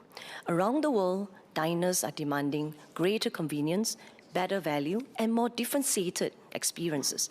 Digital platforms, food delivery, and social media have transformed how customers discover and consume food. These trends present challenges, but also new opportunities. In fact, many of our F&B businesses in Singapore are responding with determination. They are redesigning their operations, they are embracing technology, they are centralizing food preparation and adopting AI and digital solutions to improve productivity and to serve their customers better. Our role is to support these transformation efforts with practical assistance that help the businesses become more productive, competitive, and resilient. Our objective is not simply to help F&B cope with higher costs. It is to help them operate differently and compete more effectively, because that means improving productivity, redesigning the processes, embracing technology, and finding new ways to deliver better value to their customers. And that is why Enterprise SG has put in place a range of initiatives to support the transformation. Businesses can improve productivity and redesign their operations through the F&B Process Optimization Program. Smaller businesses can lower their costs and achieve greater scale through FoodX by sharing manufacturing and food preparation facilities. We also offer help for businesses to adopt digital and AI solutions. Coffee chain Kopi and Tarts, which has about 20 outlets all over Singapore, they have benefited from this initiative that I talked about. And across their outlets in Singapore, it has reduced more than 40 hours of food preparation time each day by outsourcing part of their ingredient preparation through FoodX. 40 hours a day is almost equivalent to allowing them to avail 4 full-time staff to focus on greater value-add services. Another group of businesses close to our heart are the Heartland Enterprises. They are more than places to shop. They help define the character of our neighborhoods, bring communities together, and contribute to our social fabric.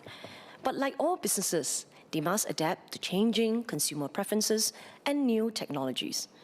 Ms. Mariam Jaafar will be glad to know that we have been supporting the Heartland Enterprises through the years with many initiatives such as the Heartland Enterprise Placemaking Grant and the Enhanced Visual Merchandising Program. In fact, earlier this year, just a few months ago, we enhanced both of these schemes by increasing the support level from 50% to 70%, helping our Heartland Enterprises refresh their concepts, improve their storefronts, and to attract more footfall, more customers into their shops.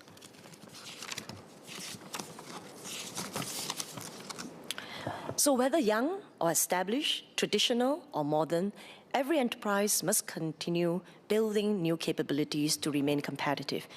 And we will continue to support our businesses in this journey. And this journey includes going beyond Singapore to the world, because our domestic market is limited. Enterprise must venture beyond our shores to grow. Our small economy also needs strong external demand in addition to healthy domestic demand.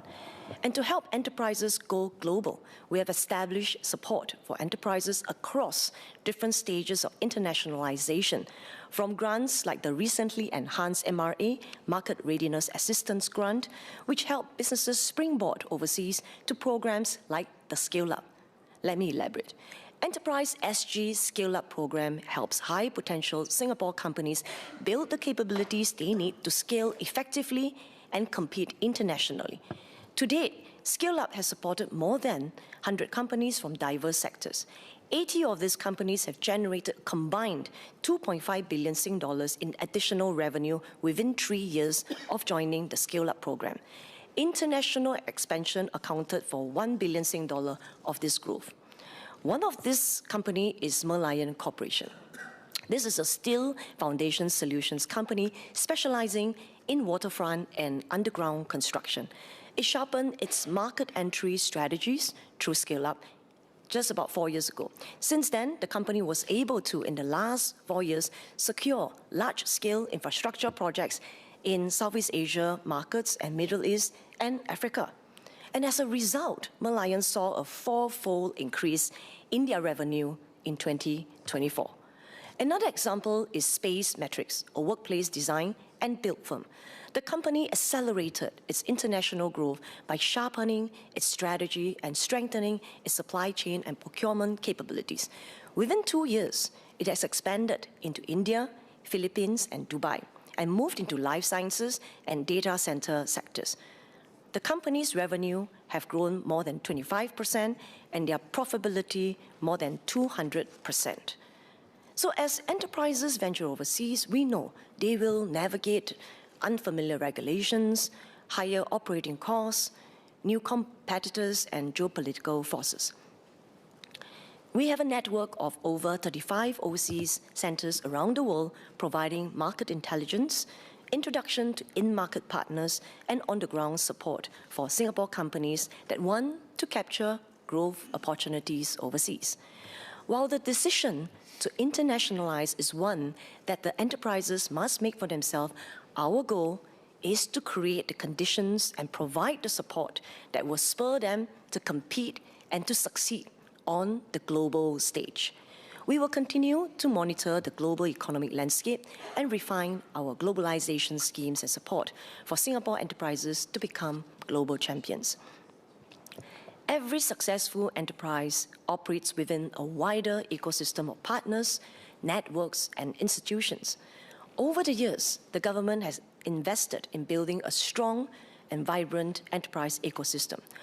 Our goal here is to create an environment in which enterprises can succeed, one that enables them to innovate, to build deeper capabilities, to gain access to talent, technology, and market, and to be able to seize opportunity to enter new markets overseas. And Ms. Mariam Jaafar shared very eloquently earlier.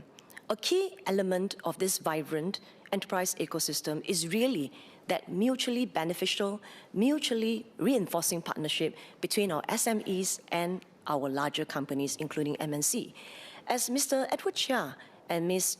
Mariam Jaafar mentioned earlier, local and global enterprises in Singapore can work together to strengthen their capabilities, accelerate innovation, and in so doing, create better jobs and opportunities for Singaporeans. Look around at the MNC's C-suite executives over the years.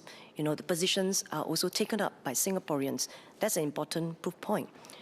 Mr. Deputy Speaker, if I may share my previous working experience, which attests to the symbiotic working relationship between the smaller companies and larger companies. I recall, as an EDB officer some 26 years ago, I had worked on the LIUP program, LIUP.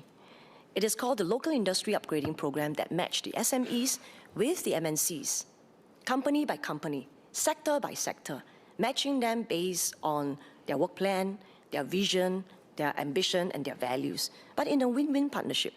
And the program allows the MNCs to gain a strong base of suppliers while allowing the SMEs to learn from the larger industry players and upgrade their capabilities.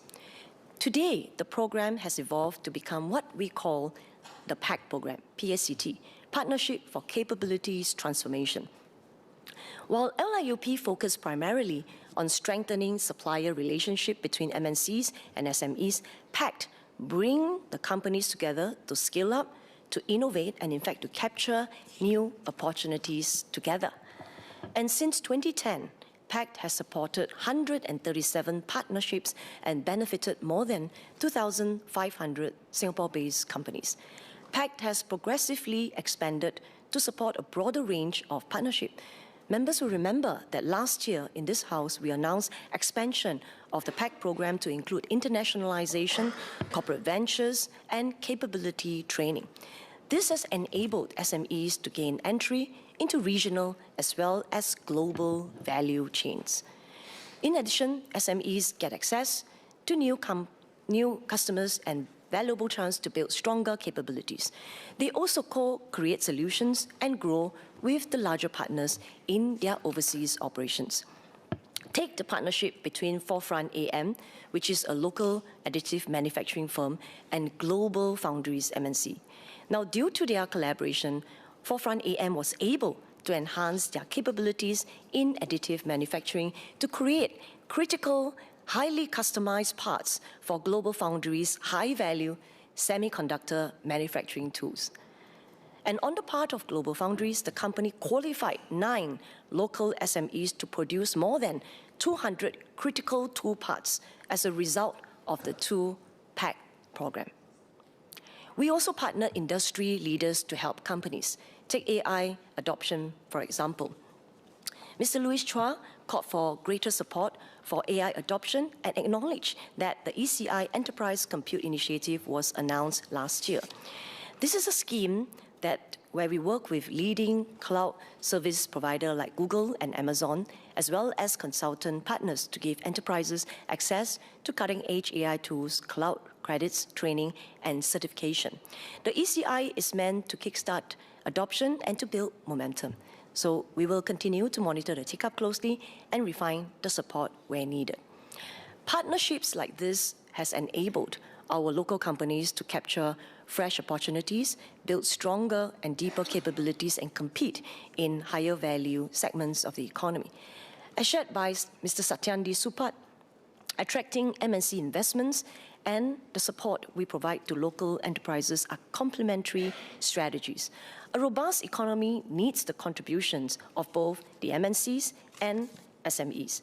On that note, let me now turn to another important pillar in our vibrant enterprise ecosystem, our close partnership with TACs.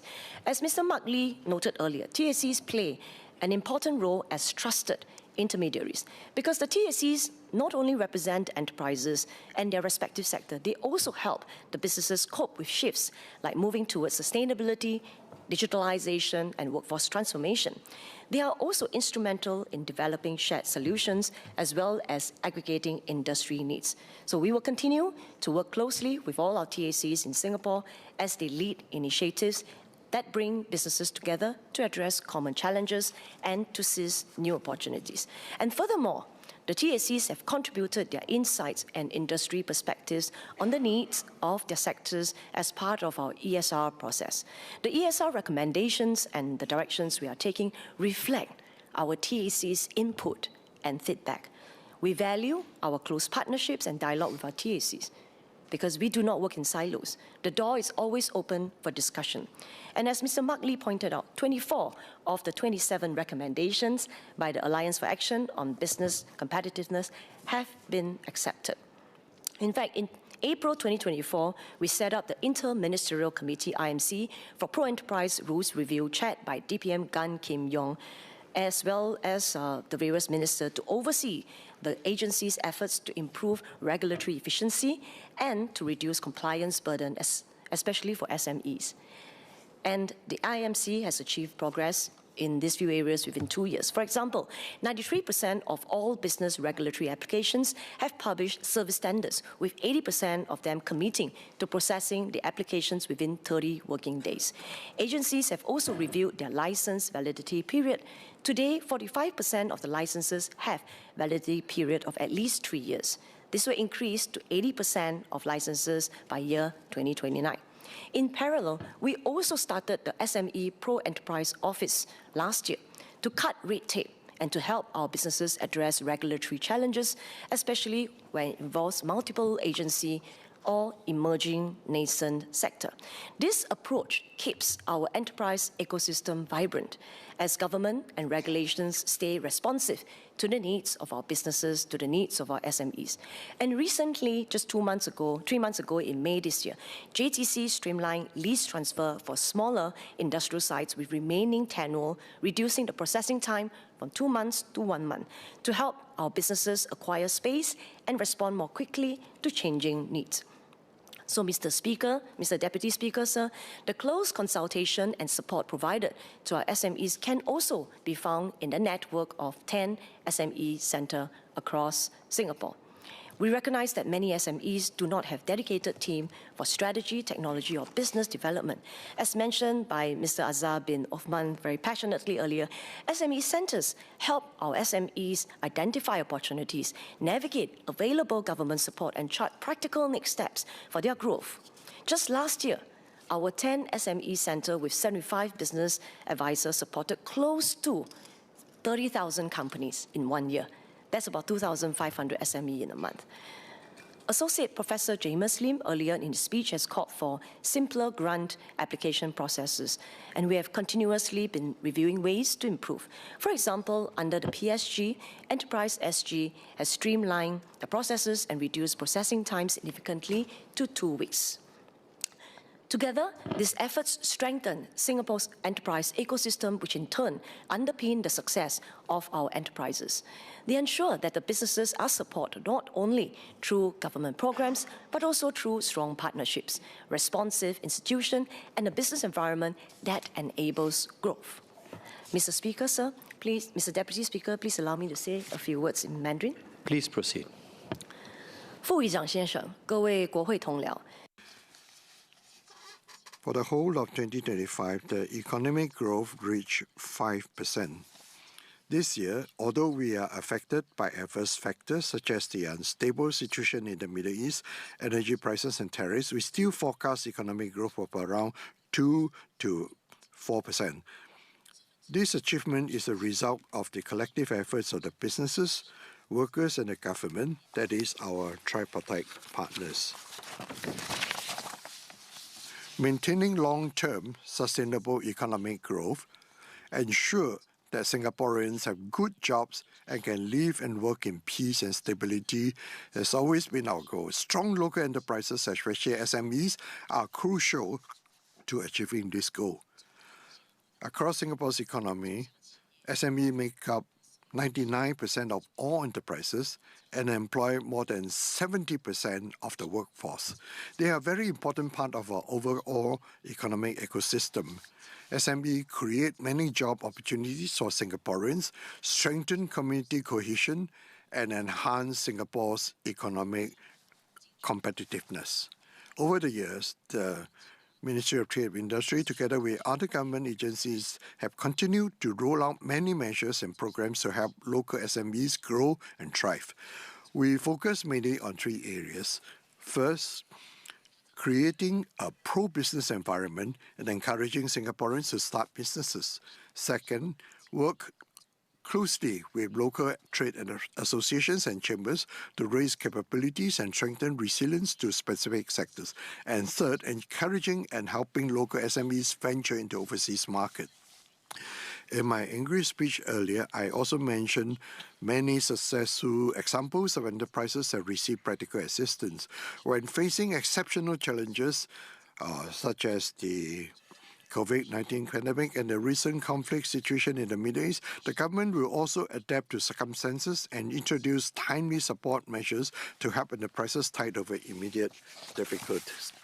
But Mr. Speaker, Deputy Speaker, sir, we must remember that Singapore is a small country with no natural resources, a small market and an aging population. In the last 61 years since nationhood, although we have accumulated a certain level of economic strength, we must never think that we can simply live off what we have built up. Like businesses government must also maintain an enterprising spirit, constantly upgrading, improving, adopting, so as to secure a better future for our next generation. During the Economic Strategy Review, we held extensive discussion and engagement with 7,700 enterprises as well as representatives from trade associations and chambers across various sectors. These included local heritage businesses and representatives from heartland merchants associations. We listened to their concerns and gathered their views. Mr. Deputy Speaker,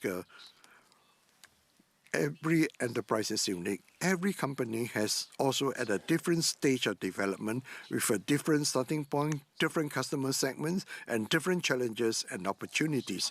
The key is whether the owners, partners, and employees have the will to find ways to keep the business going for the long term and achieve sustained success. We all know that yesterday's strengths do not guarantee tomorrow's success. Enterprises that continue to work hard to upgrade their capabilities will be able to go further. Mr. Deputy Speaker, sir, Singapore's economic development and future success will depend on our company's enterprising spirit and the unity of our people. We believe that as long as local enterprises commit themselves to upgrading their capabilities, seizing developing opportunities at home and abroad, and cooperating with one another, they will be able to sustain their operations and achieve sound growth. The government will continue to create favorable conditions for enterprise to flourish and work hand in hand with businesses and Singaporeans to build a better tomorrow together. 会长先生，我们 suggestions. We share the same vision to see Singapore's economy succeed, businesses thrive, and good jobs created for Singaporeans. The government continues to support and stand alongside our Singapore enterprises. Our goal is not just to help businesses weather the new storm, but to help them grow, to help them improve their competitiveness and strengthen their resilience to scale and compete internationally. We will continue to create the conditions of a vibrant and effervescent enterprise ecosystem to help them to flourish and thrive. And while we catalyze the ideal environment, it is the enterprises that continuously innovate, adapt, and strengthen capabilities that will thrive and conquer new markets. Together, we can build a strong and resilient economy for the future, for better lives for Singapore. I support the motion as amended by Mr. Edward Chia. Thank you. Associate Professor James Lim, do you have a clarification of whom? Please proceed.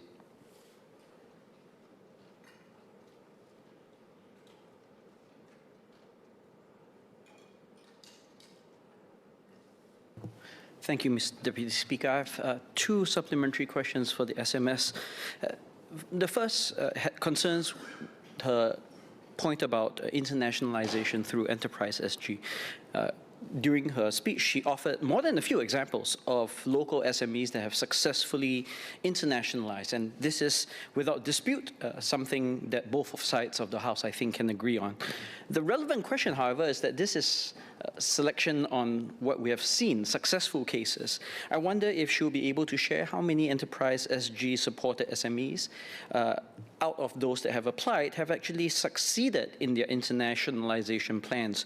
What is the ratio of applicants to these programs versus those that have successfully managed to break into foreign markets and remain there after, say, 5 years? And what is the internal rate of return for Enterprise SG internationalization grants? My second question has to do with the F&B sector, which SMS Low also spoke about.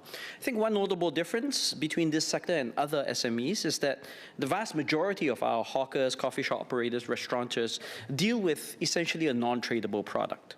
And this is why suggestions that they raise profits by scaling up often ring hollow to them, at least based on our conversations with them.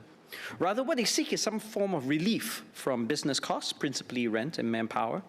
Now, I had suggested two channels in my speech on rental rate increase controls and different DRC quotas, but if this is not something that the government will entertain, I wonder what other suggestions, other than trying to scale up, which is something that these companies struggle with doing. Professor James Lim, if I could invite you to promptly come to your second clarification. So my second clarification is what the government is doing to help these local F&B operators with their business costs.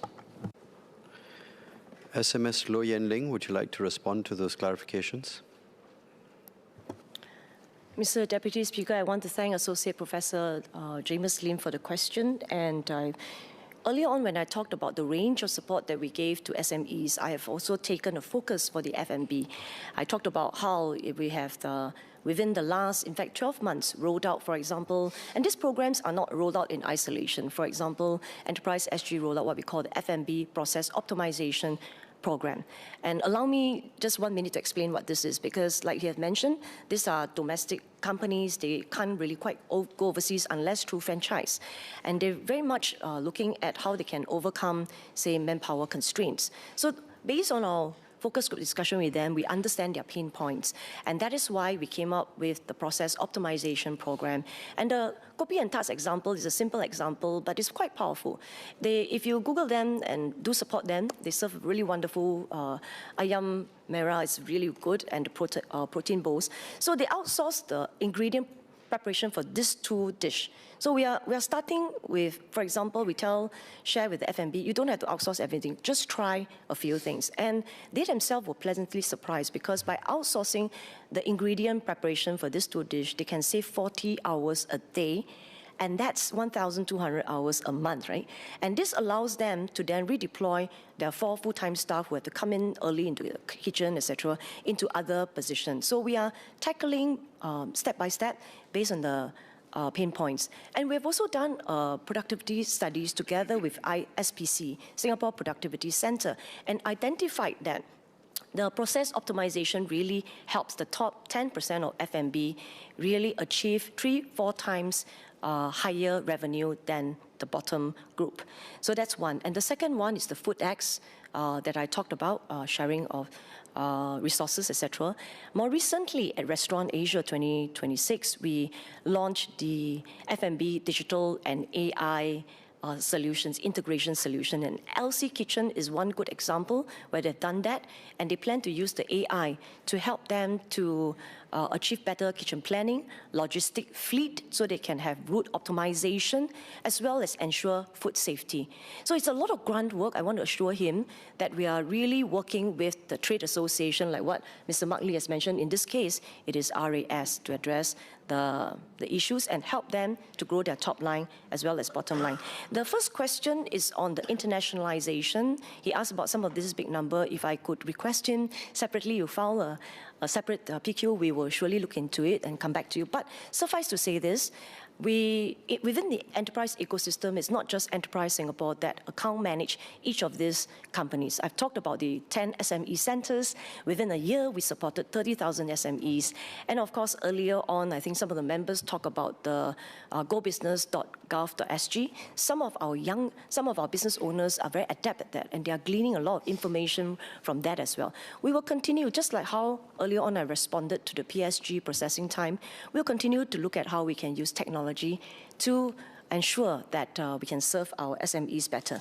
On internationalization, it's not just the companies like Space Metrics or the Merlion or manufacturing company that I talk about, Forefront AM. Let me cite an example called Hegan. I've known Miss Yvonne Bock for close to 10 years. And 10 years ago, it was a startup. I think some of you are smiling because you probably use the company's product. And we connected them to overseas. They took part in Shuang Shi back then, Double 11, and that's how we helped them to really leapfrog to China, to various provinces. And now Hegan has grown into a global consumer brand with a very significant international footprint. In fact, their products are available in more than 25 markets. I'm using Hegan to say one thing. I'm using Hegan to say that if we work together to ensure that in Singapore we have a vibrant, effervescent enterprise ecosystem, our companies are not just selling products and services, but our companies can also twin it with the Singapore brand, which stands for integrity, quality, reliability, which is what Ms. Yvonne Bock told me. Thank you. There being no further clarifications, Leader of the House.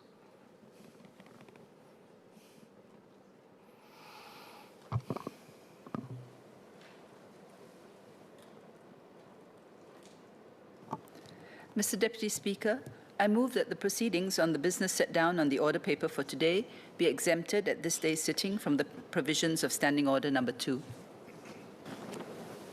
The question is the motion moved by the Leader of the House. Those who agree say aye. Aye. Those who disagree say no. I think the ayes have it. The ayes have it. Dr. Neo Kok Peng.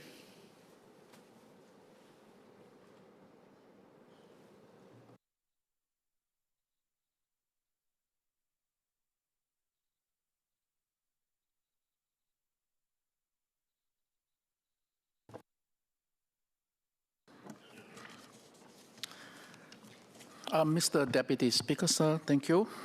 I would like to state that I have been recently elected as Vice President of the Institutions of Engineers Singapore, and I'm tasked to take care of all technical committees, including innovation acceleration, technology entrepreneurship, and the first thing I did was set up the technical committees for space engineering, nuclear engineering, and quantum engineering, the latest stuff. So we try to transform the IES from the built environment to the latest emerging technology cluster.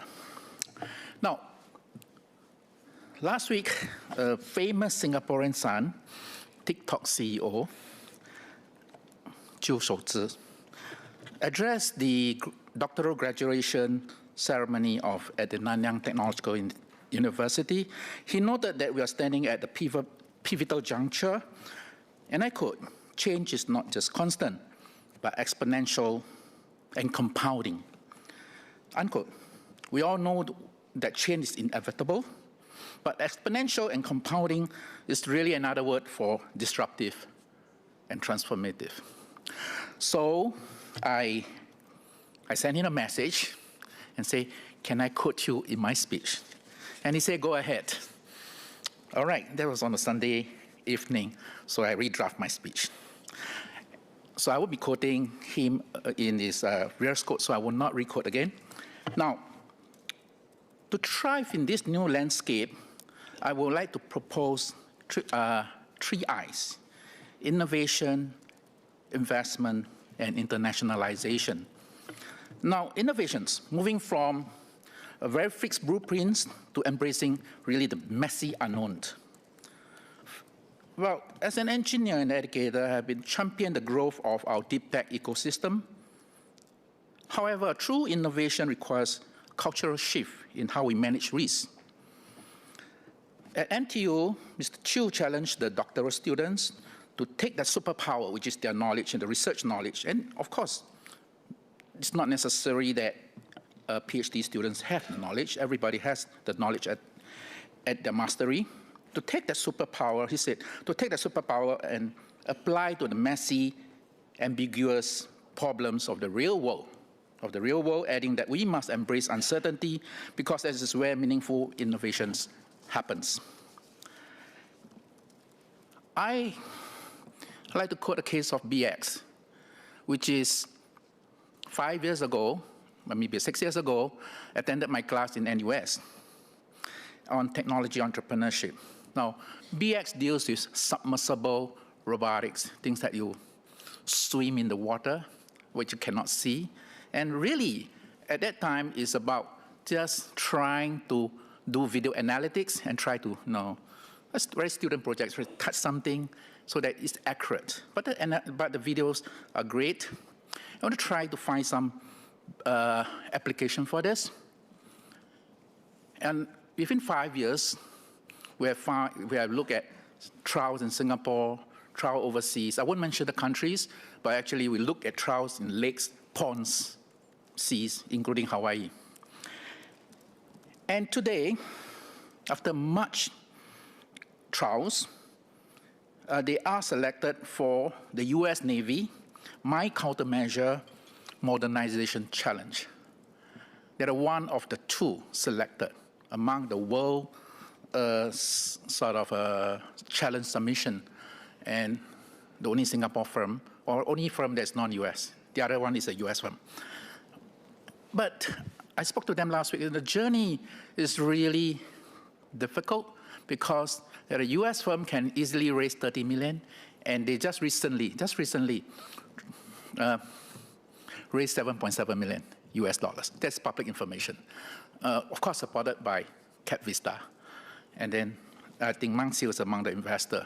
Now I state my interest. I'm an angel investor because when I see that they're really startup, I will put some money in for them to help out.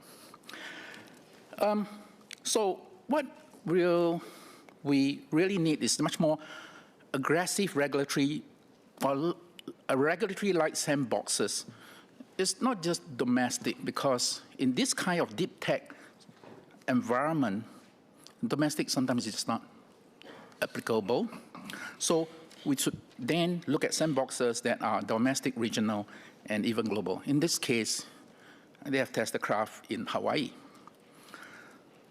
And therefore, I call on the MTI to expand funding lines specifically for early-stage, high-failure, high-impact deep tech ventures, and allow them to fail so that we can't have sure bets, but we can actually give them opportunities to ride out that phase for the next generations of breakthrough technologies. It takes 6 years. Now this is, of course, they need very sophisticated equipment and labs. And in the first 2 years, or first 3 years, we are actually operating out of NUS labs. So my suggestion is that we take a leaf from the partnership between MOE and MCCY, where facilities that are unused, for example, badminton hall, football fields, if you are unused, then open it to the rest who can use it. Or so we can kick football on Sunday in certain school fields, right? So the same thing, whether it's the University Polytechnic or A-Star, all these research labs, they have really expensive equipment and very sophisticated equipment that all these deep tech startups can use. The question is how to manage it. So it's like facilities on a shared economy basis. Well, if you believe in IES, then maybe IES can help you to manage. All right, so that is one proposal. Now, coming to investment, the second I, shifting capital to scale up revolutionary ideas. So our investment philosophy really must evolve, highlighting the significant trend, right? Mr. Chiu also noted that the massive shift in investments towards early stage startups that emphasize the true impact lies in, quote, taking a single idea and giving it the skill to reach millions or billions. He said, if you're lucky, unquote. Now, the reality on the ground for Singapore is really difficult to get Series A. And you have to prove profitability and the likes. Now, last year, A-Star's spin-off, Meta Optics, pre-profitability, a little bit of revenue, but high potential listed on Catalyst. And it's about 30 over millions, and now he has a capitalization, a market capitalization about 200 millions, and it's going to NASDAQ. Now that points us to a path for all these deep tech startups. Let's not depend too much on the VCs. Maybe public money or public funding, public funding might be a better option or another option. So I convened a group of tech entrepreneurs, investors like Catalyst sponsors, and investors. And we meet at SGX. Now, SGX is very supportive to give me the rooms, and SGX participate in what we term special pathway for Catalyst listing of technology ventures. Now we note that in Hong Kong Exchange, Chapter 18A for pharma companies, Chapter 18C of the Hong Kong Exchange basically say that pre-revenue, pre-profitability company can list, but the size is huge, right? We're talking about 2 billion or 1.5 billion to 1.8 billion Hong Kong dollars. We have the GLB, but there's also a big numbers. So perhaps the sweet spot is not really to go for the $1 billion size, but actually to go for 50, 100 million as a pathway to get them funded properly, because these are really long-term kind of investment, but with a high potential to go global and worldwide. So that's case 2 of Meta Optics. Now, internationalization. So using our knowledge or education passport for global impact, Mr. Chiu pointed out Singapore has historically looked outwards and upwards and has created an outside global footprint, advising the graduates to use the extraordinary educational passport to take their work to the world. I give you another case. Space engineering. Elena, I'm not sure you're familiar with them, or with Dr. Mark Lim, and he developed plasma-based propulsion for spacecraft. Now, I invited him to sit on my, of course, on my technical committee. I'm going for after all of these people. And his business, obviously, is not really much in Singapore. Singapore, we probably have 1 or 2 customers. Excuse me, NMP Dr. Neo. Yeah. I've given you 10 minutes of latitude. I'm beginning to ask whether you are going to draw any of your insights to the subject of the motion. Okay. And I turn you to Order 50 Sub 1, and these are rules and standing orders that apply to all people. So you do have a few more minutes. Okay. Could I kindly invite you to draw your observations, insights, and experiences to the motion or the amended motion at hand? Sure. Thank you. Okay. All right, so let me finish this. So what we need is actually not just encouraging the startups to work, but also to tap on the ecosystems. And the ecosystem is really like, the institutional engineers who has a global or regional setup. Now, all right, so as far as the motion is concerned, okay, it's not just getting startup, giving resources to go to push them. I think the motion has to include the system of innovation, and the system of innovation doesn't just have a couple of parties, competitors, especially MNCs, suppliers that are based here.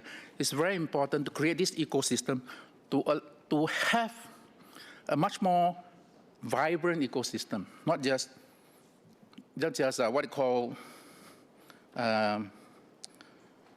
okay, I'll stop at that. Now I just want to declare one more interest. I quote so much of Mr. Chiu So-Tzu, and my mother maiden's name is Chiu. He's my nephew.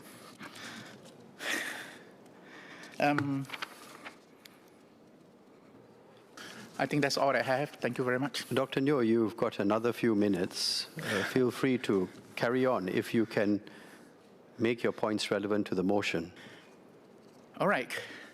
So as far as the motion is concerned, Mr. Edward Chia takes my technology entrepreneurship class in NUS also. And he understands that to build a tech ecosystems really need a complete system innovation. So I, therefore, supported his amended motion. Thank you.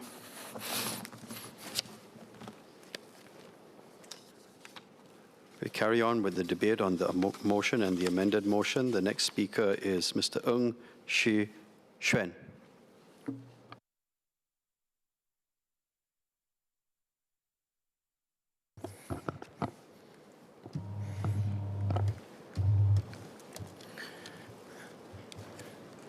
Mr. Deputy Speaker, youths and/or aspiring entrepreneurs catching snippets of today's debate may think that there's a dearth of ideas or entrepreneurship in Singapore, or that this is a place where there's no room for experiment. I beg to differ.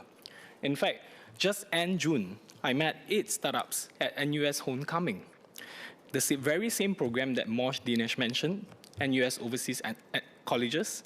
I met companies involved in robotics, social enterprise, and edutech. And that's just a very small subset of the thousands of entrepreneurs that NUS Overseas Colleges have bred. But every generation of startups and companies face challenges. And we are here to diagnose and address the gaps to help them succeed. Now, the aspirations expressed in this motion are ones that members on both sides of the House can support. An economy where Singaporeans can thrive, entrepreneurs can experiment, businesses can succeed, workers can progress, and good ideas can flourish. The more important question is, how do we turn these aspirations into reality? My central argument today is simple. Thriving Singaporeans drive thriving Singapore businesses, and thriving Singapore businesses build a thriving Singapore. Businesses need skilled, confident, and adaptable Singaporeans to grow.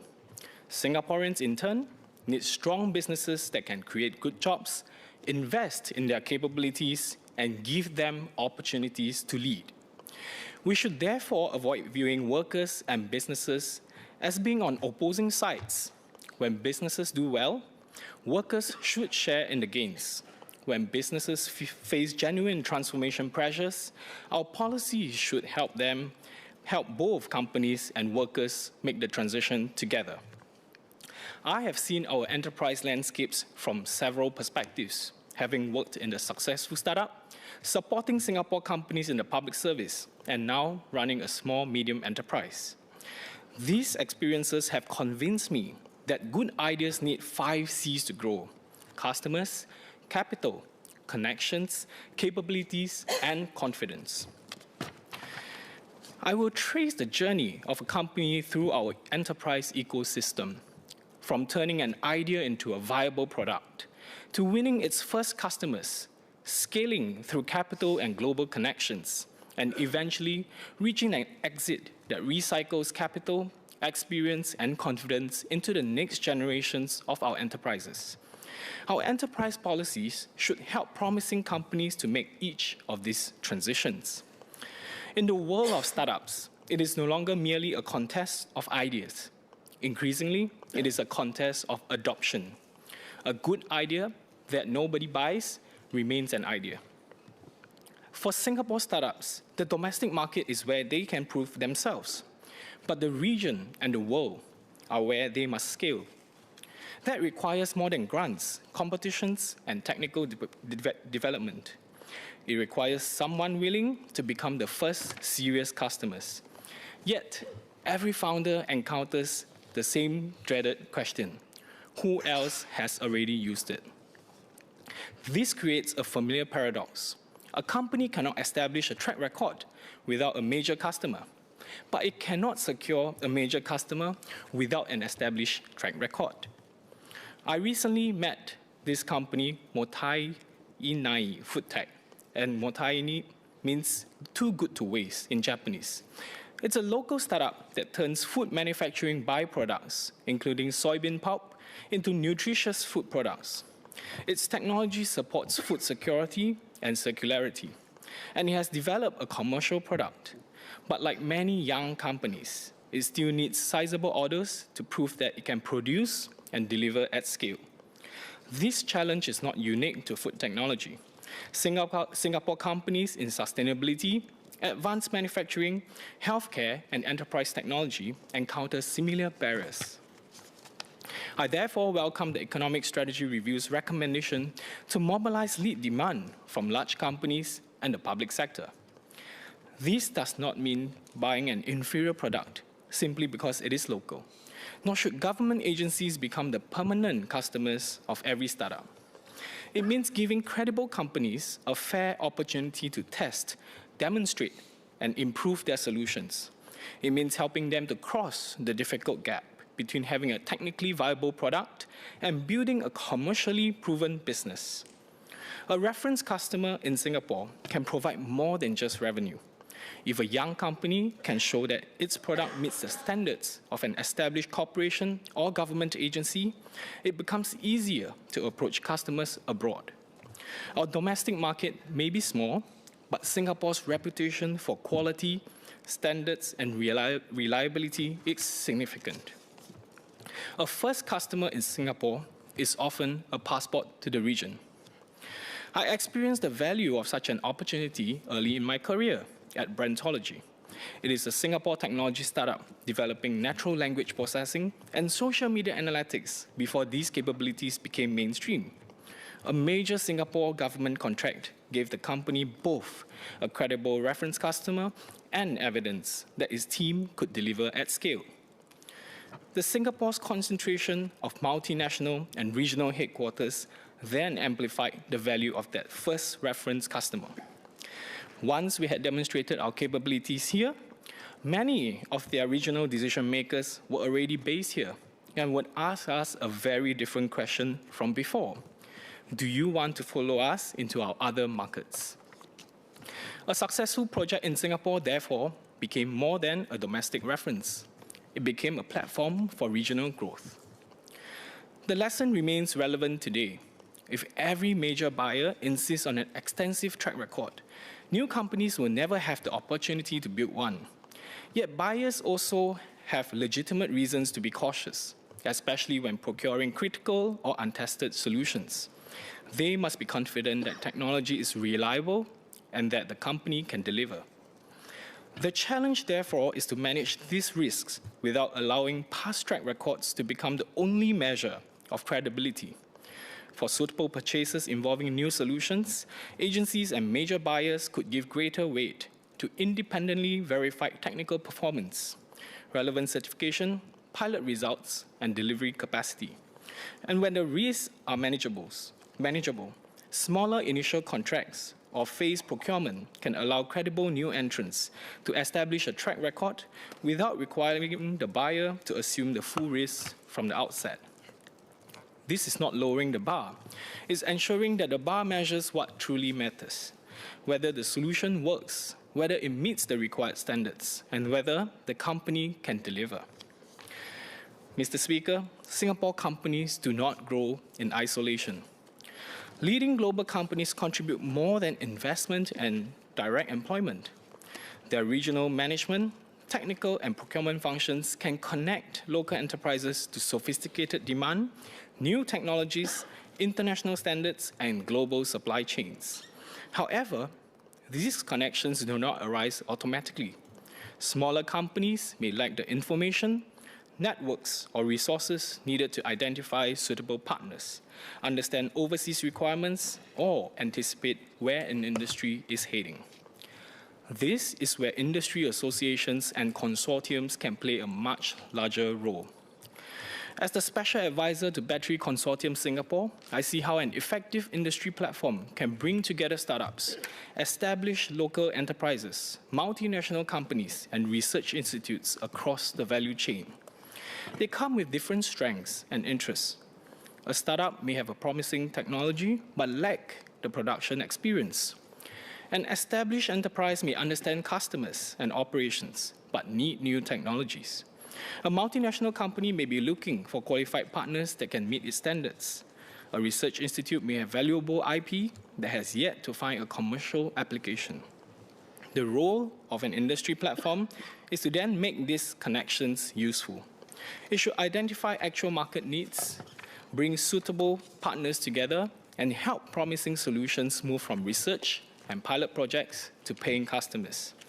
Its effectiveness should therefore be measured not by membership or number of events organized, but by partnerships formed, standards attained, projects commercialized, and contracts secured.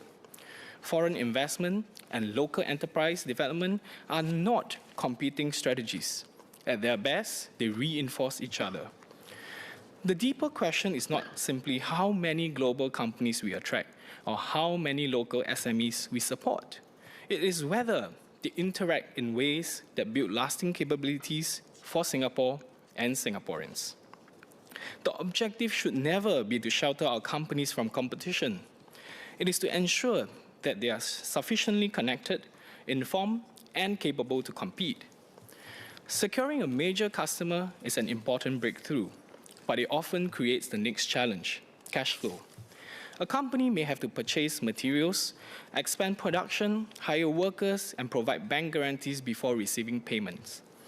A healthy order book does not necessarily mean that there is enough working capital to fulfill those orders. Penguin International's Electric Dream project illustrates how customers and capital must come together. After securing Shell as a customer, Penguin obtained a green loan under the Enterprise Financing Scheme Green to support the design, construction, and operation of Singapore's first fully electric sea-going passenger ferries and their rapid shore charges. The customer provided the demand and commercial validation, while suitable financing enabled the company to deliver an innovative project at scale. That successful delivery can in turn become a track record for winning future projects. And financing requirements change as a company grows. Early funding may help develop and test a product. Fulfilling the first major order may require working capital, while expanding production or entering overseas markets may require longer-term financing. Deep tech companies may need capital that is willing to wait several years before earning a return. We therefore need suitable financing at every stage, from developing a product and fulfilling the first major order to expanding overseas or preparing for acquisition or listing. Different businesses will also require different forms of financing. These include equity, venture debt, private credit, and acquisition financing. Not every promising company will fit the venture capital model of rapid and exponential growth. Some will go more steadily while creating good jobs, accumulating valuable capabilities, and becoming strong regional businesses. Our financing landscape should have room for the whole range of companies. Government intervention should not replace commercial discipline or protect unviable companies. Our role is to address genuine financing gaps and crowd in suitable private capital. I also want to touch on a point on enterprise policy. Singapore has built up a large and active startup community today. Our next challenge is to help more promising companies survive, scale, and expand overseas. This should also shape how we evaluate enterprise policies. Too often, success is measured by participation. How many companies receive a grant, joined a program, attended a trade fair or mission, or completed a pilot. These figures tell us whether support has been delivered, but not whether enterprises have progressed. We should also track how many companies move from pilot to first contract, from first contract to export, and from export to scale. This does not mean that every company must follow the same path or grow at the same speed. It means each program should be clear about the next commercial milestone it is intended to help companies reach. Where companies repeatedly stall at the same stage, whether in securing their first major customer, obtaining working capital, or finding overseas customers, that tells us where our support system must improve. Enterprise policy should therefore be evaluated not merely by participation, but by progression. In practice, though, business progression ultimately depends on its people. While policies, financing, and connections matter, businesses do not transform automatically. People transform businesses. For an SME owner, AI, higher labor costs, overseas expansion, and new regulations do not arrive as separate projects handled by different departments. They all land on the same desk. The owner must manage cash flow, chase payments, retain workers, serve customers, and resolve the day's operational problems, while still finding time to invest in technology and plan for the future. The owner must work in the business while also finding time to work on the business. Enterprise transformation, therefore, cannot be reduced to giving a company a grant to purchase equipment or adopt a new system. We must also invest in the capabilities of SME owners, directors, and business leaders. Leadership development should be practical. It should help them interpret new technologies, assess overseas opportunities, understand financing options, manage people, and decide when to adapt, expand, pivot, or diversify. This matters because entrepreneurship must remain a viable path for capable Singaporeans. We have strengthened protection, support, and progress for workers, and rightly so.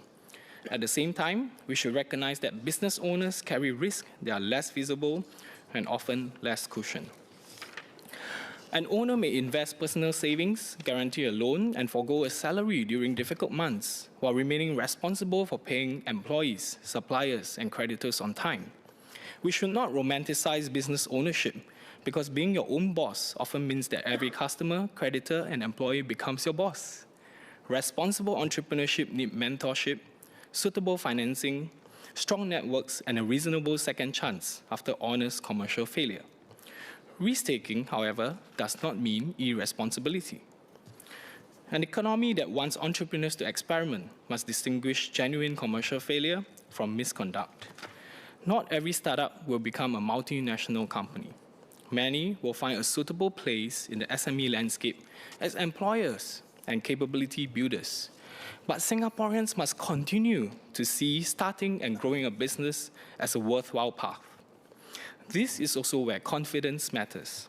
Entrepreneurs need confidence that a credible idea will receive a fair hearing, that financing will be available when real demand emerges, and that one honest failure need not end their entrepreneurial journey. This returns me to the relationship between workers and businesses. It is tempting to view economic policy as a choice between supporting workers and supporting businesses. But businesses succeed through people, and workers progress when their companies become more productive and competitive. Every successful transformation, therefore, depends on whether employees understand it, contribute to it, and share in its benefit. A grant may help a company purchase a new machine, but workers must learn to operate it. Artificial intelligence may improve productivity, but managers must redesign jobs and equip employees to use it effectively. Internationalization may open a new market, but Singaporeans must be prepared to lead teams, serve customers, and operate across cultures. Wage standards provide an important floor, but sustained real wage growth must also be supported by higher productivity, stronger capabilities, and businesses that create greater value. Crucially, workers must share in these gains through better wages, stronger career progression, and greater opportunities to take on skilled and leadership roles. Workers also need confidence that the transformation will lead not simply to disruption, but to better skills, wages, and opportunities. Workers and businesses are therefore not opposing interests. Their success is interconnected, and our economic policies must help them progress together. Sir, in Mandarin, please.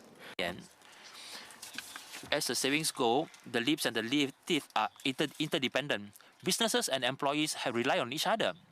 Only when a business develops well that employees can enjoy better salaries, and only when employees continue to improve that the business can become more competitive.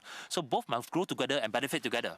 There's considerable common ground between the aspirations of this motion and the economic strategy review.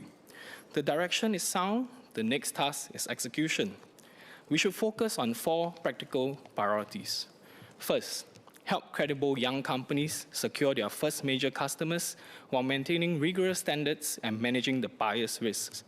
Second, connect global companies, local enterprises, and research institutions through industry platforms that are accountable for actual partnerships, projects, and contracts.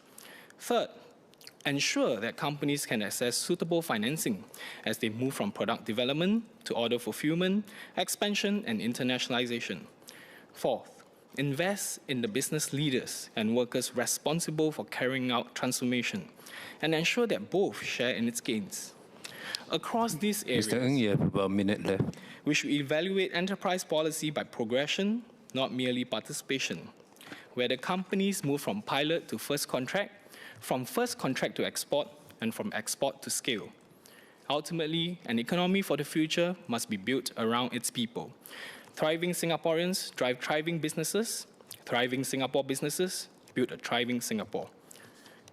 Our task is now to give Singaporeans a fair chance to build, grow, and lead successful businesses from Singapore. And the ESR recommendations set out how we can get there for both businesses and workers. I support the motion as amended, especially Part B, where local and global enterprises should be interacting with each other and not grow in isolation. Thank you. Minister Jeffrey Seow.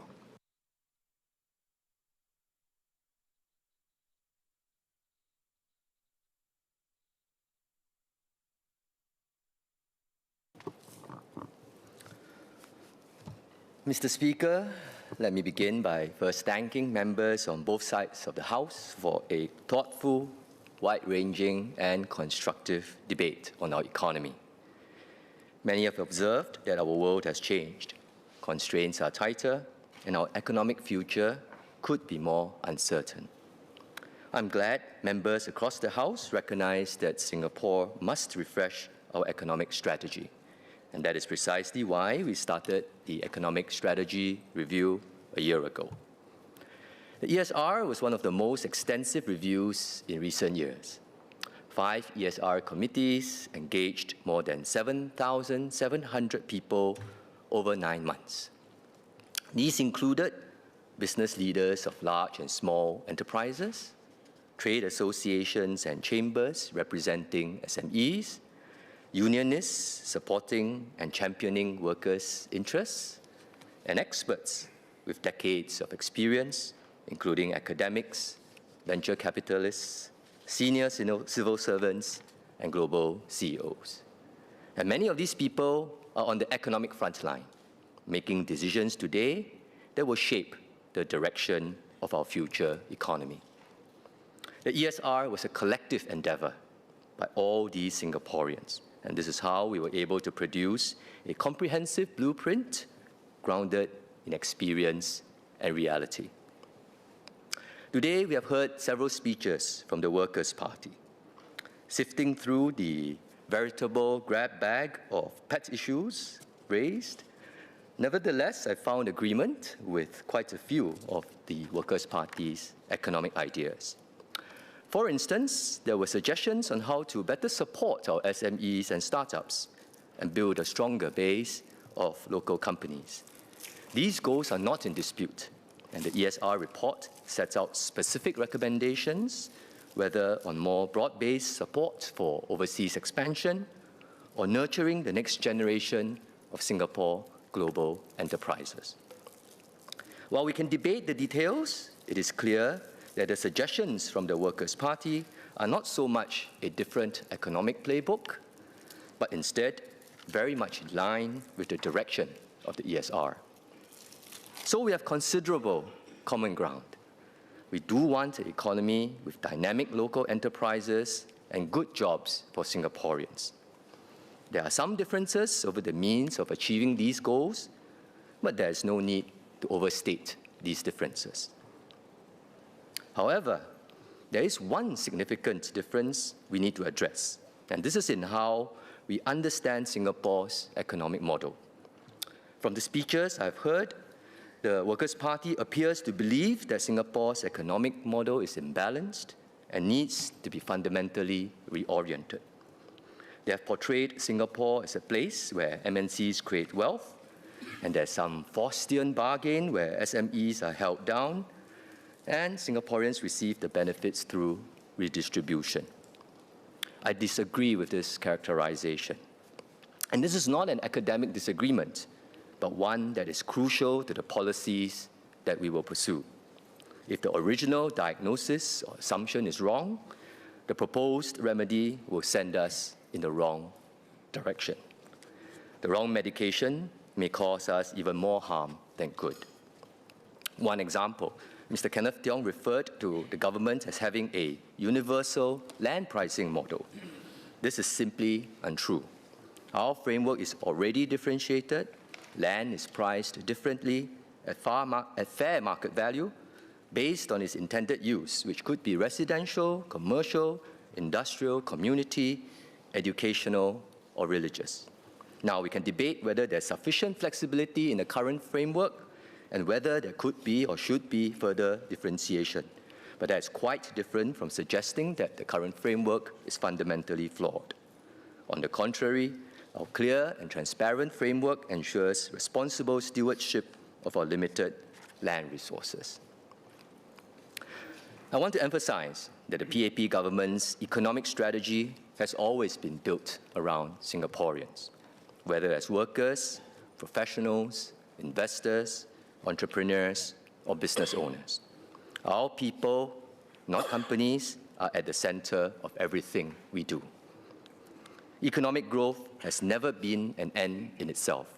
It is a means to an end to create better jobs, higher incomes, and better lives for Singaporeans. And by that measure, Singapore's economic model has delivered for generation after generation of Singaporeans.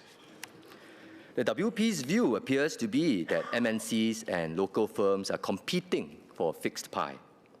Associate Professor James Lim suggested that the government is not supporting our own SMEs as much as we do for MNCs, and that we must pivot away from MNCs to SMEs. But as my colleague, Mr. Edward Chia, has already pointed out, this is a false choice. For our economy to thrive, we need both MNCs and SMEs in Singapore to succeed. In a more difficult global environment, we have to compete harder for foreign investments. we must also work harder to support our local companies. We are not in a zero-sum situation. In fact, the growth of our local companies and our MNCs mutually reinforce each other. SMEs are critical to our economy. They employ the majority of our workforce. Many enterprising Singaporeans start their own businesses to forge their own paths and strive for their hopes and dreams. Senior Minister of State Low Yen Ling has spoken in detail about the robust support system for SMEs. And then Minister of State Dinesh Vasudash shared how we have built up our startup ecosystem over the years. I will not repeat what they have already covered. But very few countries support local companies like we do here in Singapore. Every year, the government provides nearly $2 billion in direct grants and loans to our local SMEs to build stronger capabilities, embark on new projects, and compete successfully in global markets. Not all of these schemes are fully utilized today. We can do more to help our companies make fuller use of the support available. And if demand for these schemes grow because more companies are stepping up and making use of them, let me state for the record that the Ministry of Finance stands ready in support with more resources. Of course, if this was just about spending more money, we would already have many more world-class companies. But many of us understand that building a company is very hard. Mr. Mark Lee and Mr. Azhar Othman have spoken passionately about their experience as business leaders themselves, and also in their roles now supporting SMEs. Building a business requires many factors: stronger leadership, deep technological capabilities, access to capital and talent, and the confidence to venture overseas. That is why in 2018, we reorganized agencies in the Ministry of Trade and Industry, the then Ministry of Trade and Industry, to form Enterprise Singapore, a new statutory board with a clear mission to support our local companies end-to-end: capability building, innovation, financing, talent, internationalization. I had the privilege to serve as the first Managing Director of Enterprise Singapore. My colleagues and I were deeply motivated by our mission. We made it a point to use Singapore-made products in the office. Locally made coffee and tea, chairs and cushions, even the snacks in our vending machines. As a small reminder every day that our mission was to support and champion our local enterprises. Every success by a Singapore company, a new product, a new market, a new investment, was a success that we celebrated together. Our officers worked hand in hand with the SMEs. Our companies know that we walk this journey with them side by side. Because when Singapore enterprises thrive, they create more jobs and opportunities for Singaporeans. We all have a stake in their success. In a more fragmented global economy, it has indeed become more difficult for SMEs to venture overseas. Tariffs have gone up. Industrial policies are now back in fashion. The path from local company to global enterprise seems much steeper than before. But that does not mean we should turn inward. The WP asserts that if external markets become more uncertain, we should retreat and rely more on domestic demand. This is unrealistic. Our domestic market is simply too small. Mr. Mark Lee, who leads the Singapore Business Federation, pointed out that domestic demand cannot be our primary engine for growth, and I cannot agree more. The answer is not to turn inward. It is the reverse: to strengthen our companies to compete more effectively in more overseas markets with greater resilience. This is why, following the US Liberation Day tariffs last year, we set up the Singapore Economic Resilience Task Force, chaired by Deputy Prime Minister Gan Kim Yong, to help our businesses adapt. Many companies have benefited From our efforts, for example, Castlery, an online furniture company with 70% of its revenue from the US, has diversified its manufacturing base with Enterprise Singapore support. In fact, Castlery has pivoted so well that it has recently opened up its first brick-and-mortar store in New York City, which I hope to visit soon. Even as we redouble our efforts to support our local companies, we must not forget that MNCs remain important to our economy. MNCs are attracted to Singapore not just because of the incentives we give, but because of our entire ecosystem, our capabilities, our workers, our SMEs. Mr. Saktiandi Supat spoke in detail about how, in turn, MNCs generate positive spillovers for the economy. When global companies set up deep capability here, a research center, a regional headquarters, an advanced manufacturing line, they do not simply occupy space that local companies might otherwise have filled, but they bring in resources, capabilities, and technology we do not yet have. And this includes artificial intelligence capabilities, which would take us years to develop on our own. Many of our local companies grow and succeed because of their relationships with MNCs, and not in spite of them. For example, Sunningdale Tech is a Singapore precision engineering company which started off as a small-scale manufacturer of plastic products, and it has grown to be a large company alongside its blue-chip clients like HP, Illumina, and Dyson. When I attended a major industrial trade fair last year, I was proud to see many more local manufacturers, smaller than Sunningdale, but ready to grow, showcasing their innovations and products to a global audience. Just as importantly, global companies create good jobs, high-skilled, high-paying jobs. More than 2/3 of senior management positions in MNCs in Singapore today are held by Singaporeans. These often have regional or even global responsibilities, which means Singapore can have a greater influence in economic decisions beyond our small size and population. Many jobs are generated for young Singaporeans too. I visited Applied Materials last year. Now, Applied is an American company producing high-end equipment for semiconductor manufacturers such as TSMC, Samsung, and Micron.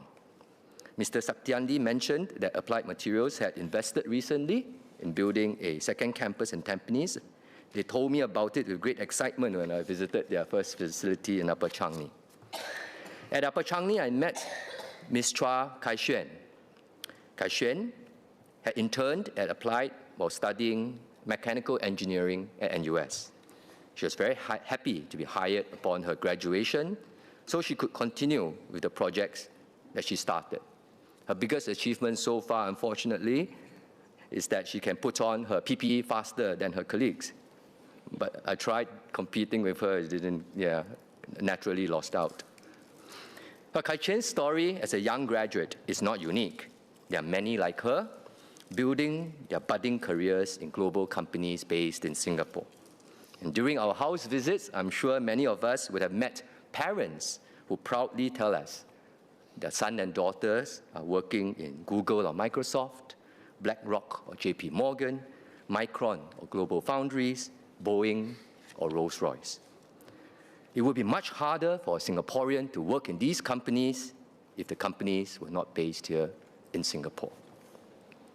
The support we provide to attract foreign investments and the support we provide to local enterprises are complementary and mutually reinforcing.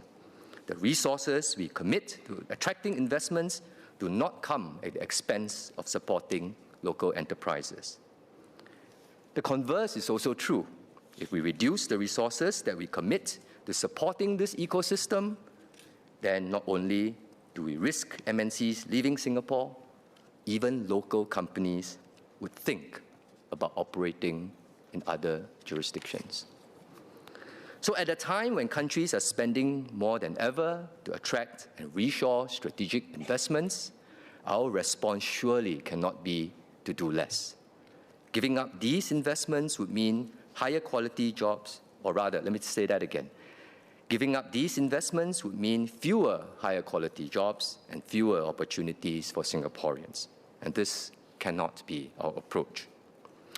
Mr. Speaker, let me conclude. The ESR began with a simple but urgent premise. The world is changing, and Singapore must reinvent ourselves. But as we do so, we should be clear about what needs to change and what should stay the same. Our task is not to discard what has made Singapore successful, but to renew and strengthen our formula for a changed world. We are not choosing between SMEs and MNCs. We need both.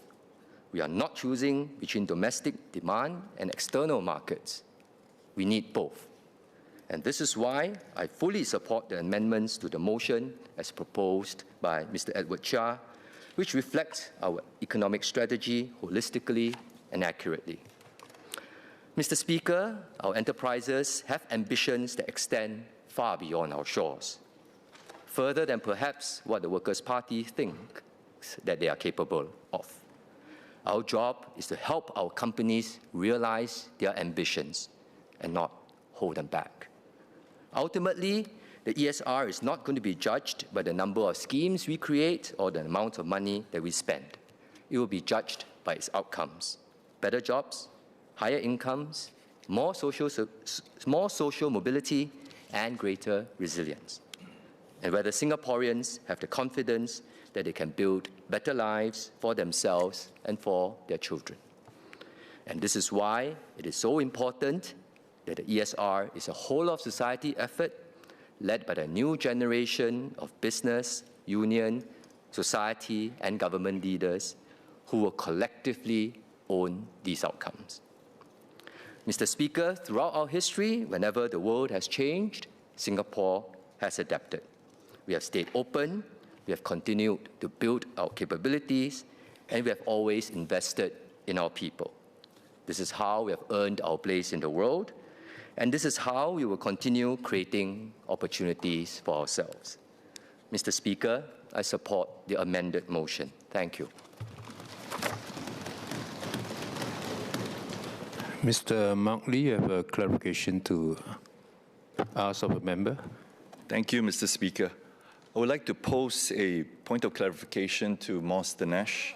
While we discussed the mandatory retrenchment benefits for workers, has the Ministry of Manpower also examined the potential impact on employers, specifically whether mandatory retrenchment benefits could create unintended cost or behavioral changes in hiring, particularly for SMEs and firms? Thank you. MOS Dinesh. Mr. Speaker, it's not the first time that we are raising issues of legislation of retrenchment benefits. We've considered in the past, it wasn't very appropriate then. We study it periodically, and as you know, the tripartite guidelines allow us at least 9 in 10 workers are compensated, as was highlighted. However, the circumstances have changed. We are looking at it because we have highlighted that, both in the speech and as well as ESR has recommended for stronger support to our workers. This is something that we're looking at. Whether or not we can go above 90% is something that we are looking at as well. We aren't at this point wedded on whether or not it is to be legislated. As in all things that government does, we will consult SNEF, we will consult the unions and make a considered decision after our consults. Thank you. Associate Professor James Lim, you have a clarification to make. Go ahead.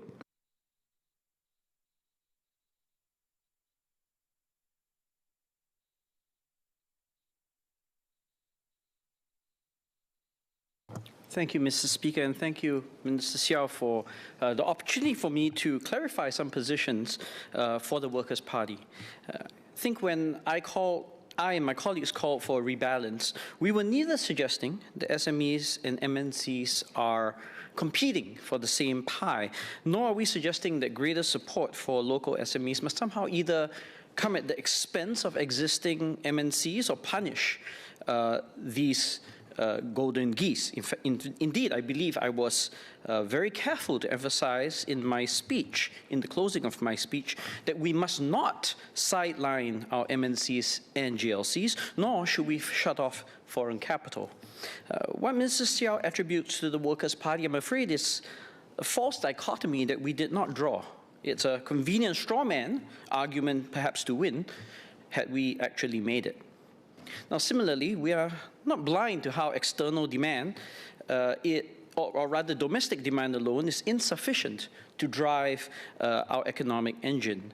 But saying that we want healthy domestic demand isn't equivalent to saying that we don't need foreign ones. Rather, what we want to urge is the growth of consumer demand that historically has been weaker here than in other advanced economies of our level of development. So my question then to the Minister is whether he believes that the state of our SME ecosystem is currently sufficiently strong to compete in regional economies as they internationalize, and if he thinks that our current domestic demand is sufficiently healthy, that there is no need to push this up as we try to restructure and reform our our economy for the 21st century. Minister Xiao.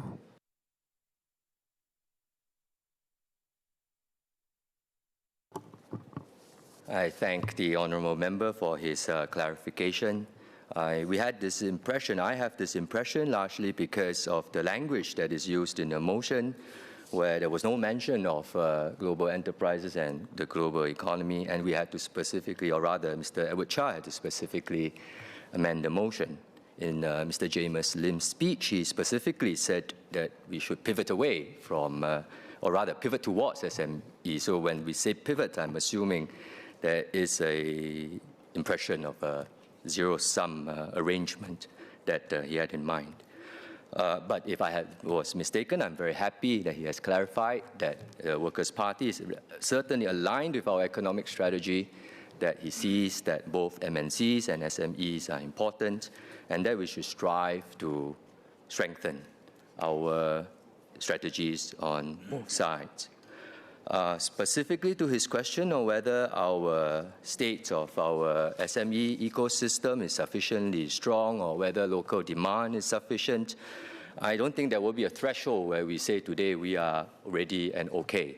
I think it is a continual process. The colleagues at Enterprise Singapore and the Ministry of Energy, Trade and Industry are working very hard, continually strengthening our SMEs, continually making them globally competitive, continually creating opportunities and supporting them to grow. And I think that is the spirit in which we see this, and we will continue to do this and endeavor to help our SMEs to succeed. Thank you. Minister Dr. Tan See Leng.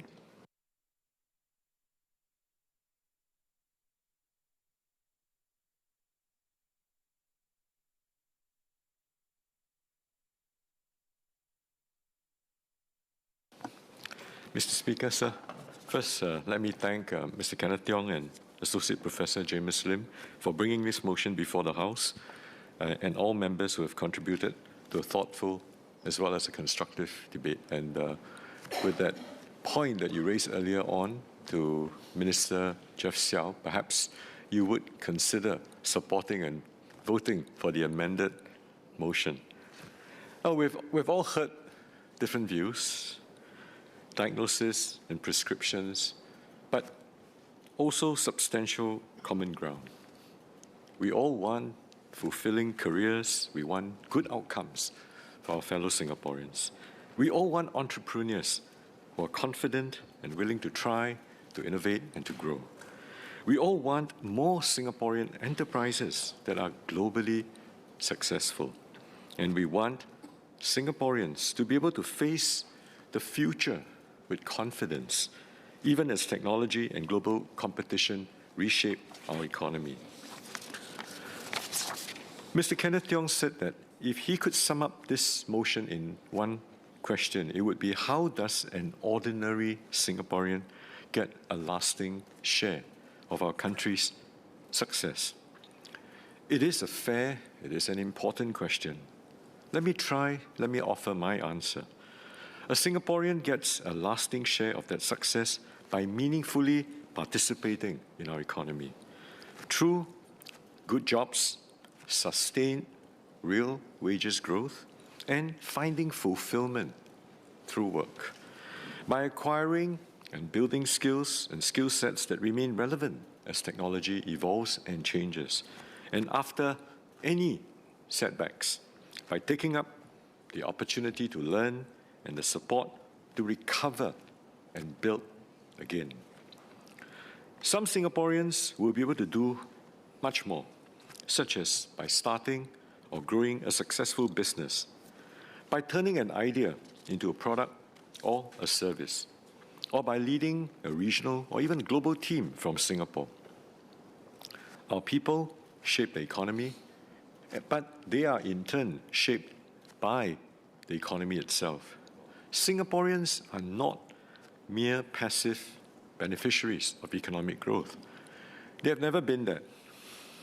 We would never have gotten here if our people had been inert digits. Our people have always been active participants, contributors, builders, and owners of this island nation. And this has always been at the heart of Singapore's economic strategy. The ultimate purpose of our economic strategy has never been growth for growth's sake. It is really about whether that growth pervades and percolates through the broader economy, that it improves people's lives through good jobs, rising incomes, social mobility, and the resilience to withstand setbacks. By these measures, the Singapore model has delivered over successive generations. Our responsibility now is to ensure that it continues to deliver in a very different, changed world. The economic strategy review is guided by three imperatives: sharpen Singapore's value proposition, enhance the agility and adaptability of our firms, workers and institutions, and build resilience alongside efficiency. Now, these are not abstract concepts. They are about widening practical pathways to success. Can someone with an idea, whether a research breakthrough, a new service, an F&B concept, or even a franchise opportunity, find the mentorship, the first customer, and the capital to build a viable enterprise? Can an SME adopt technology and scale? Can a professional gain the international exposure needed to lead a global business? Can a worker acquire relevant skills before being displaced or find a credible path back into meaningful work after losing a job? The ESR is about strengthening these pathways. Not everyone will follow the same path. Associate Professor Kenneth Goh made a useful distinction.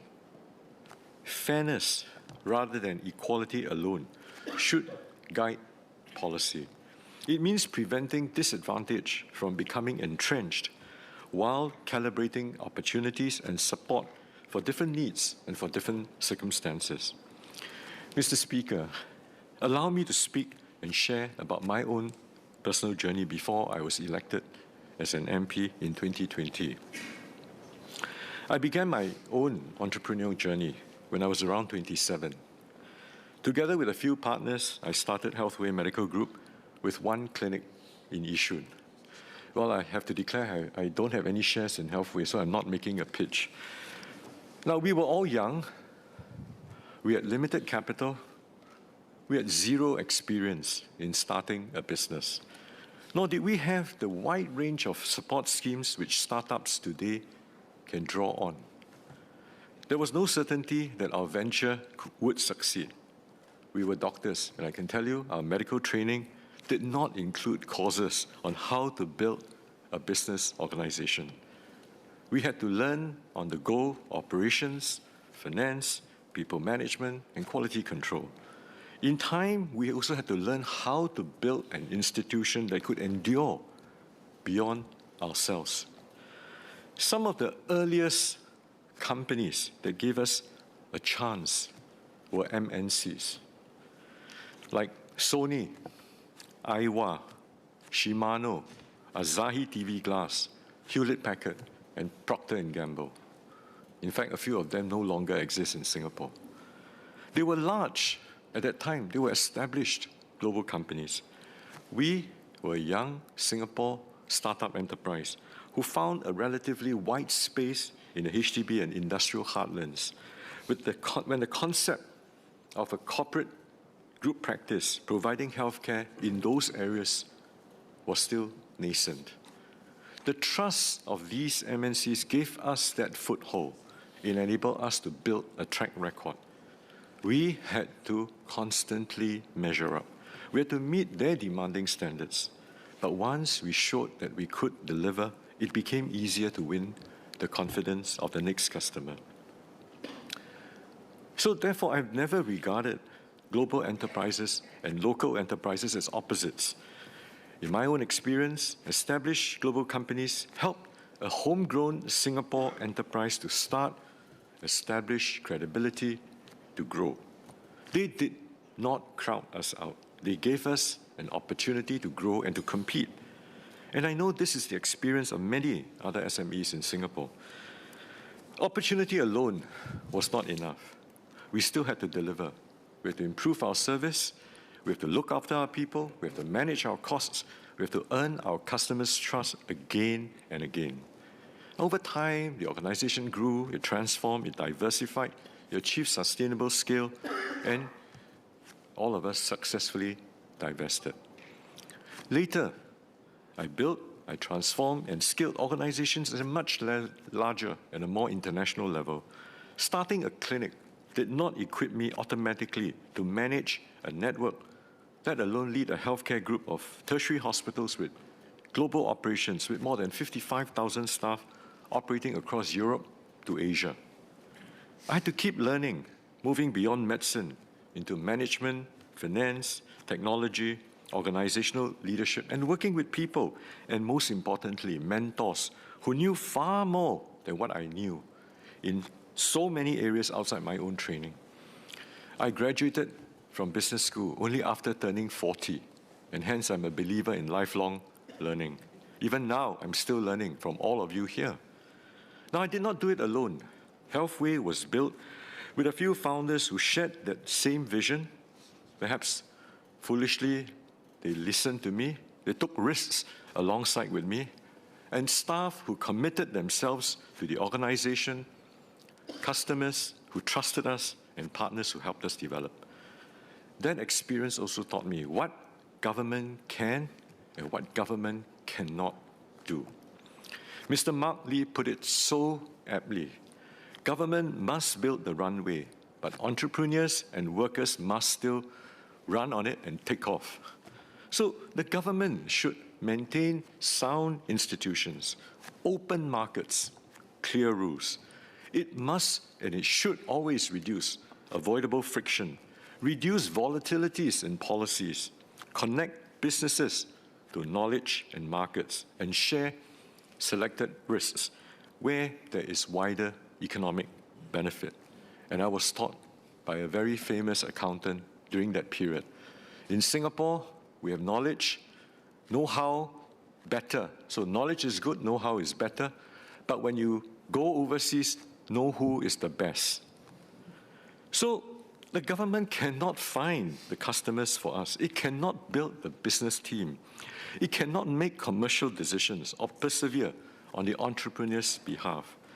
Government support should be a springboard for enterprise. It cannot be the business model. But that does not mean leaving entrepreneurs and SMEs to fend for themselves.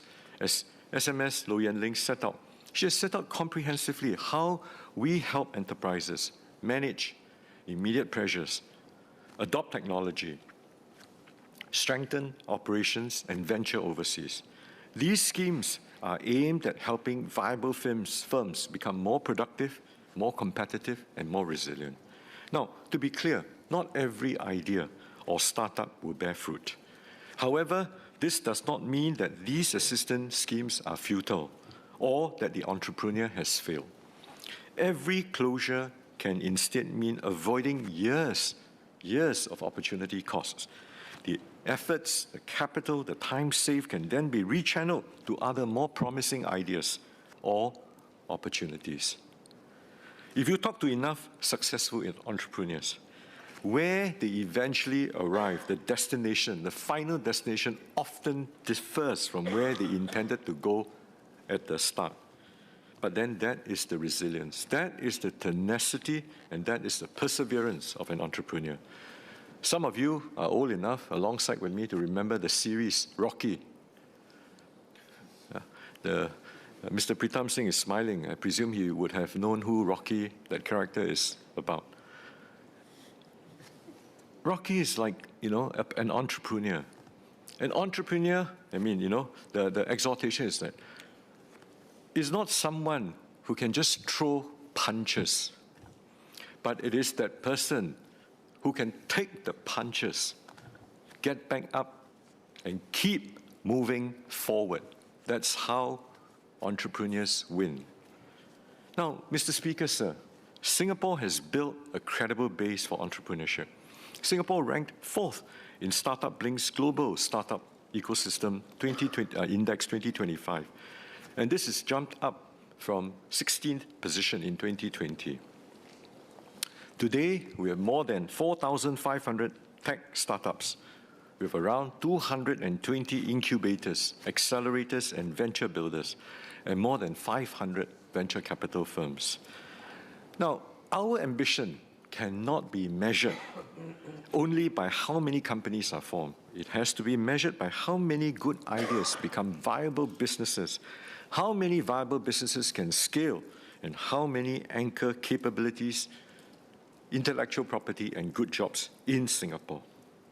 Entrepreneurs must cross several difficult gaps.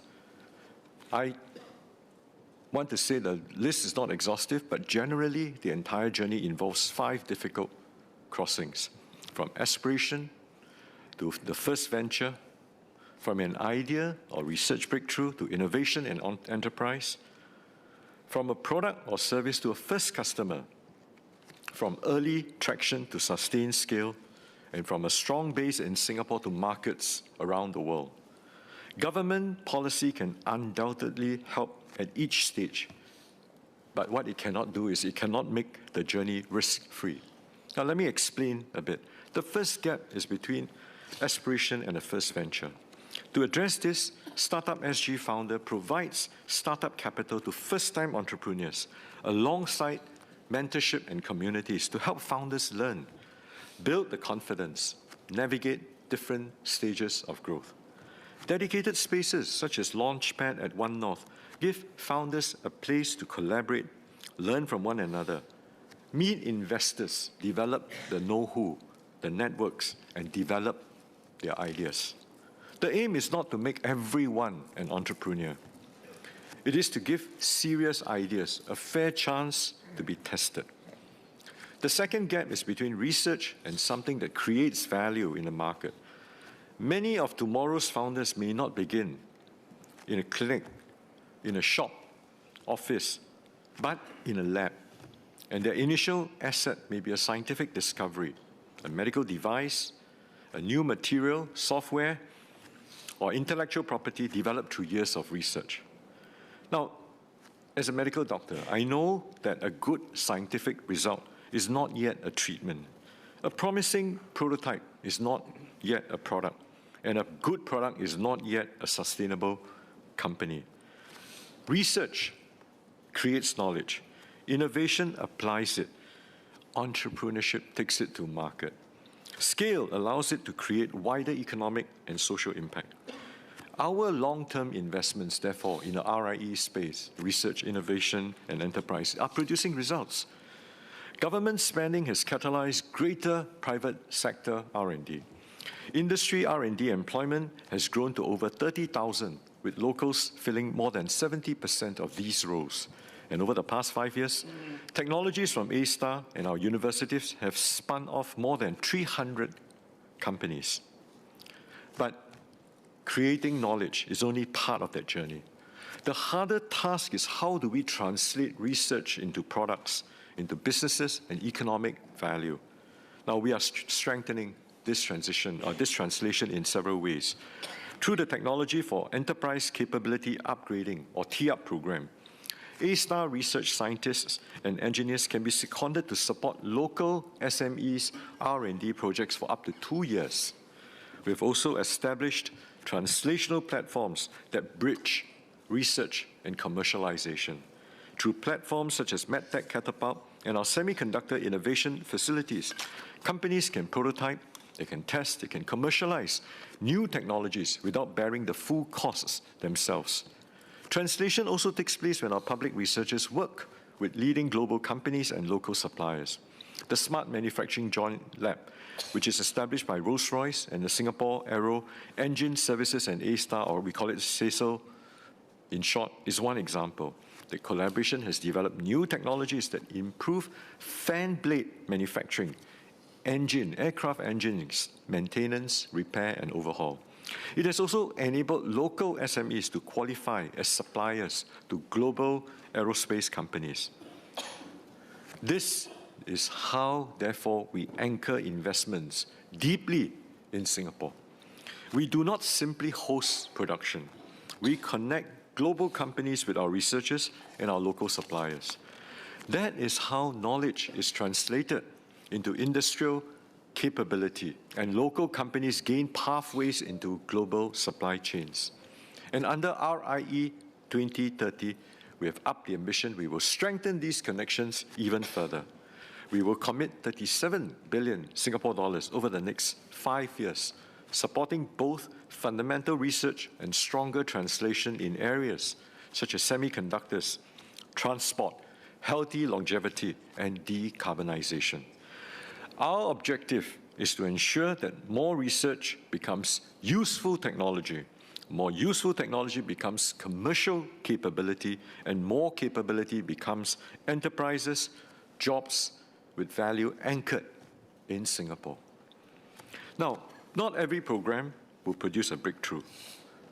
Earlier on, Dr. Neo, Associate Professor Goh, both argued that innovation and entrepreneurship require room for risk-taking and responsible failure. I am a custodian. We are all custodian of our budgets. I'm not sure whether I can go to that extent of his support in terms of risk-taking and failure. But we will work within a responsible means of making sure that successes can be sustained. So we will fund only ideas whose outcomes are already more certain. But we also cannot afford to only fund those outcomes that are already certain, because if we just do that alone, we will miss many of the breakthroughs that could define the future. This risk-taking, therefore, must be and will be matched by discipline. Government must invest in areas where Singapore can build meaningful advantages. We call this our right to play. Researchers must remain rigorous. Our investors must exercise commercial judgment, and entrepreneurs must solve problems that customers are willing to pay for, because even the best technology cannot be scaled unless someone is prepared to use it and to pay for it. This brings me to the third gap. How do we bring that product to the first customer? Mr. Ng Su Xuan highlighted why a first customer matters. It allows a company to test and to demonstrate its solution, build a track record, and show that it can meet demanding standards, making it easier to win the next customer or investor. That was true when I started at Healthway, and it remains true for all startups today. And this is why EDB and Enterprise Singapore work to connect MNCs with local startups and SMEs through the Partnerships for Capability Transformation, or PAC. I won't go through that because SMS already expounded on it earlier on. Our public sector can also be an early customer. Under the Innovative Procurement Partnership, startups can participate in tenders and propose innovative solutions for pilot testing. If a trial is successful, agencies have the option to continue working with the same firm to scale and deploy the solution. This is the wider ecosystem we're trying to build. Established companies, startups, research institutions, and the public sector all coming and working together, and firms gaining the chance to prove themselves and good solutions moving from more quickly from pilot to scale. The fourth gap is from early traction to that sustained scale, and this is where many promising firms struggle. Different stages require different forms of capital. Modest funding for first venture, patient capital, patient equity for deep tech development, venture debt or private credit for growth, and then public markets and credible exits for mature companies. So the entire financing journey, as I've just shared, we have therefore strengthened all that support. We have topped up $1 billion Singapore dollars to Startup SG equity, and this will catalyze private investment in early and growth stage deep tech companies. The ESR also recommends developing venture debt and private credit alongside venture capital. For mature companies, the equities market review and a second $1.5 billion tranche of the anchor fund will support stronger public markets and higher quality listings. Now, all these successful exits, they recycle capital, expertise and confidence and trust reputation into new ventures. But let's not just focus on finance alone, because finance alone does not build great companies. Public capital should crowd in commercial capital and expertise, not replace them. The risks must still be properly understood and borne. Governments cannot and do not create champions just by simply writing larger checks. Firms also need experienced leadership, specialized talent, sound governance, and the ability to manage a much larger business. And Enterprise Singapore's Scale-Up program addresses this wider capability challenge. 80 companies in its first 7 cohorts generated a combined 2.5 billion Singapore dollars in additional revenue within 3 years, and 1 billion Singapore dollars came from overseas expansion. So this is the journey we must strengthen, from the courage to start, to the capability to innovate, from the first customer to the financing and leadership needed to scale, and eventually to markets much, much larger than our own. Now, healthy domestic demand matters because it reflects the confidence, it supports domestic-facing businesses, and it gives firms a first market to test their products and build brands. My second foray after divesting Healthway was joining and building the hospital business under Parkway. Parkway Holdings itself first began in Singapore as a Singapore company. It owned, at that time, 3 hospitals named Gleneagles, Mount Elizabeth, and East Shore Hospital. But Singapore's domestic market alone cannot provide the scale required for ambitious firms or advanced industries. It is a good platform to build your credibility, to build trust, to build your reputation, to establish a viable proof of concept, build that trusted brand and operating model, then leveraging it as a platform, a springboard to expand into the region and eventually globally. Internationalization is hard. Let me tell you, it's hard, it's very difficult. And I believe it's getting even harder. A company entering another market must understand different customers, regulations, cultures, and partners. A more fragmented world that we live in today makes diversification and good in-market support even more important. As Mr. Azhar Othman said, Singapore must remain a bridge of trade and not become a barrier to it. So the answer must not be to withdraw into our own domestic market.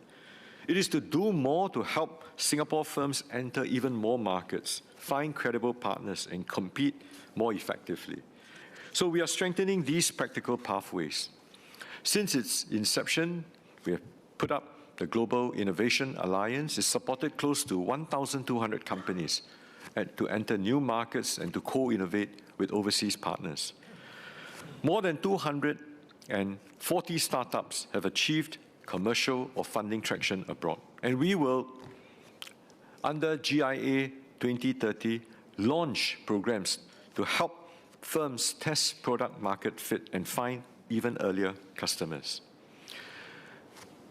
Now, not every Singapore business can or must become global. A neighborhood service provider or heritage restaurant that serves the local community plays an equally important role in our society. They create jobs, they directly meet the needs of Singapore and Singaporeans.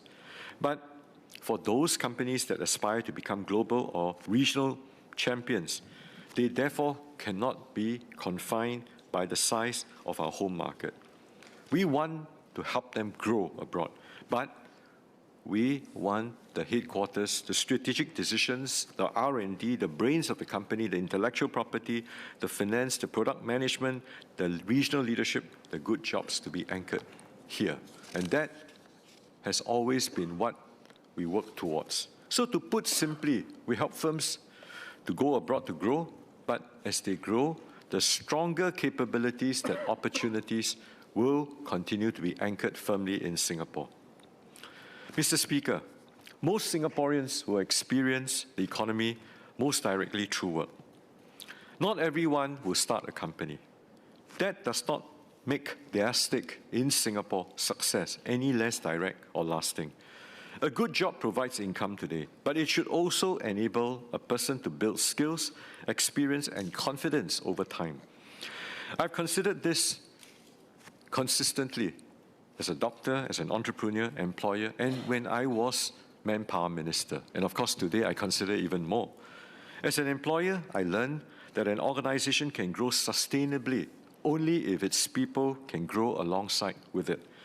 A company that introduces technology without redesigning work, without developing its people, will create anxiety and will limit, ultimately, its own capabilities. I've come to realize very early on at the end of the day, we are all in the business of developing, growing, and maximizing our human capital. As Manpower Minister, I met workers for whom disruption was not abstract. A job loss raises fears about income, whether years of experience still count, whether one is too old to begin again, and whether the next job will use one's experience and abilities. These concerns are real. We should not answer them merely by pointing to aggregate statistics or the number of courses available. A course completed is not yet a successful transition. Dr. Wan Rizal put it well. Effort without direction creates frustration. Effort with direction builds confidence. And Associate Professor Terence Ho added that the gains from training and reskilling will not be fully realized until workers have the opportunities to apply what they've learned at work. So support would therefore have to begin earlier and connect to real opportunities.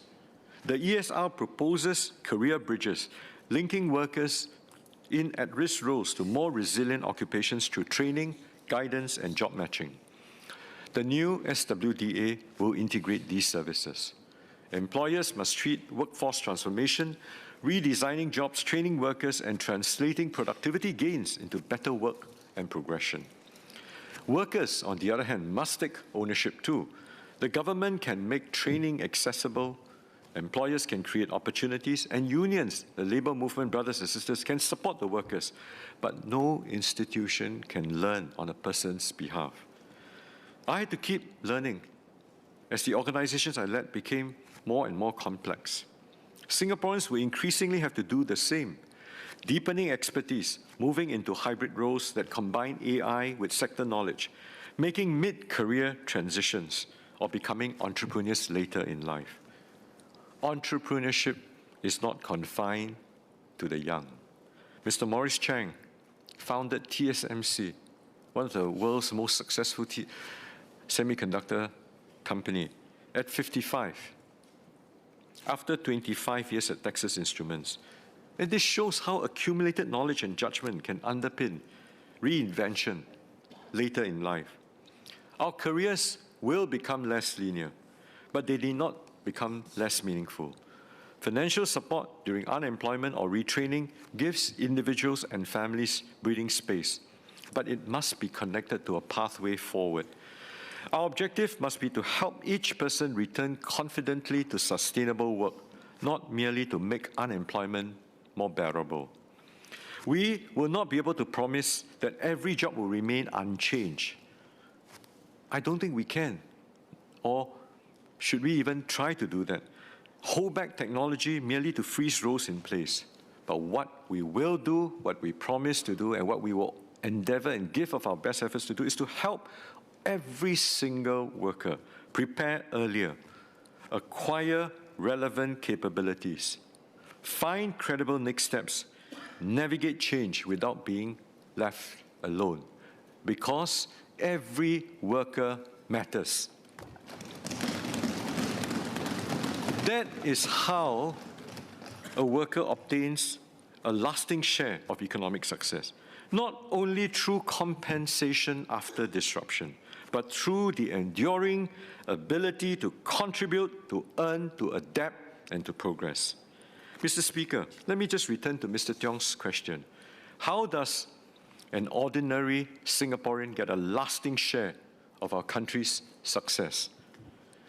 When a young Singaporean turns a scientific idea into a company, when a local firm wins its first major customer and enters a global value chain, when a technician progresses into a higher skilled role, when a displaced PMET can build on years of experience rather than start from zero, when a Singapore enterprise grows abroad while strengthening its R&D and leadership functions here, when a Singaporean in a global company develops the capabilities and the networks to lead across the region, or even later starts a venture on his own or on her own, when someone who suffers a business or career setback can recover, learn, try, and succeed again, that is a lasting share. It is not only a transfer received after value has been created. It is the opportunity to take part in crafting, in creating, in shaping, and sustaining that value. And that's how Singaporeans can win. That's how winning is done.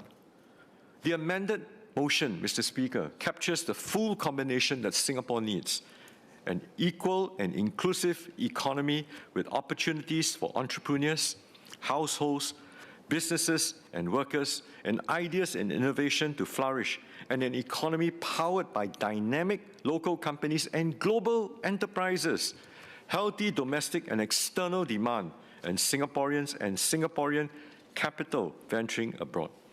All of these are mutually reinforcing parts of one united economic strategy.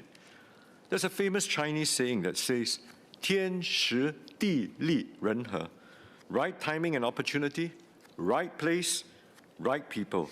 And these are the elements often cited as requirements for success.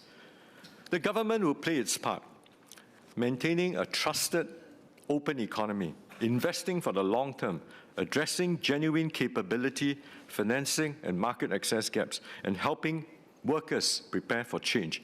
This is 地利. Others have to play their parts. Businesses must transform, they must invest in people, workers must keep learning, investors take informed risks, and entrepreneurs build, compete, persevere, and accept the responsibility. That is 人和. Now, we cannot guarantee that every venture will succeed, every job will remain the same, or every transition will be painless. That in itself is 天时, because we cannot provide the timing and the opportunity. That is the most crucial part that the entrepreneur and the business founder will have to decide.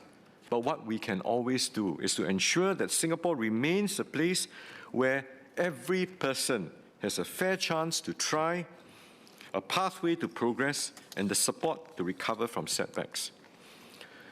Our beloved Singapore's success has never been guaranteed.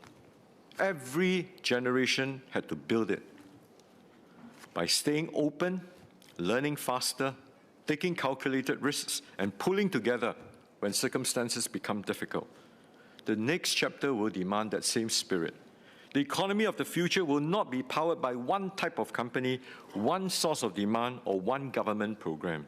It will be powered by all fellow Singaporeans who can build, who can lead, they can own, they innovate, adapt, and grow. That is how we secure the best future for Singapore, and that is how we will ensure that Singapore's future economy truly works for all Singaporeans. With that, Mr. Speaker, I support the amendments and the motion as amended. Thank you.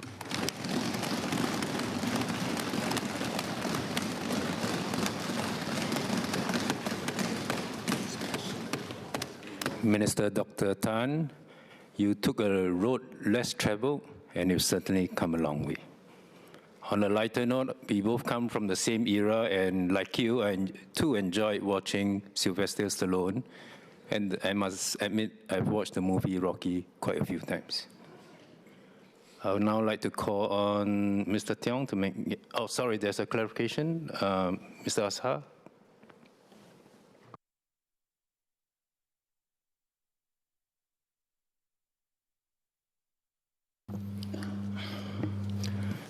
Thank you, Speaker. Minister, thank you so much for your sharing of experience.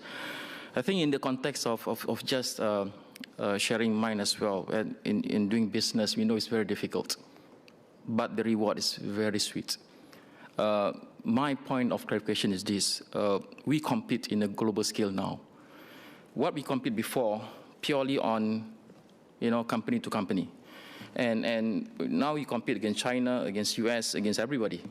And my point is that in the context of Singapore's unique strategy, the competition can be made easier with the fact that the help of what our company has grown with the support of ESG, support of SBF, support of the Ministry of Trade of Industry, and so on.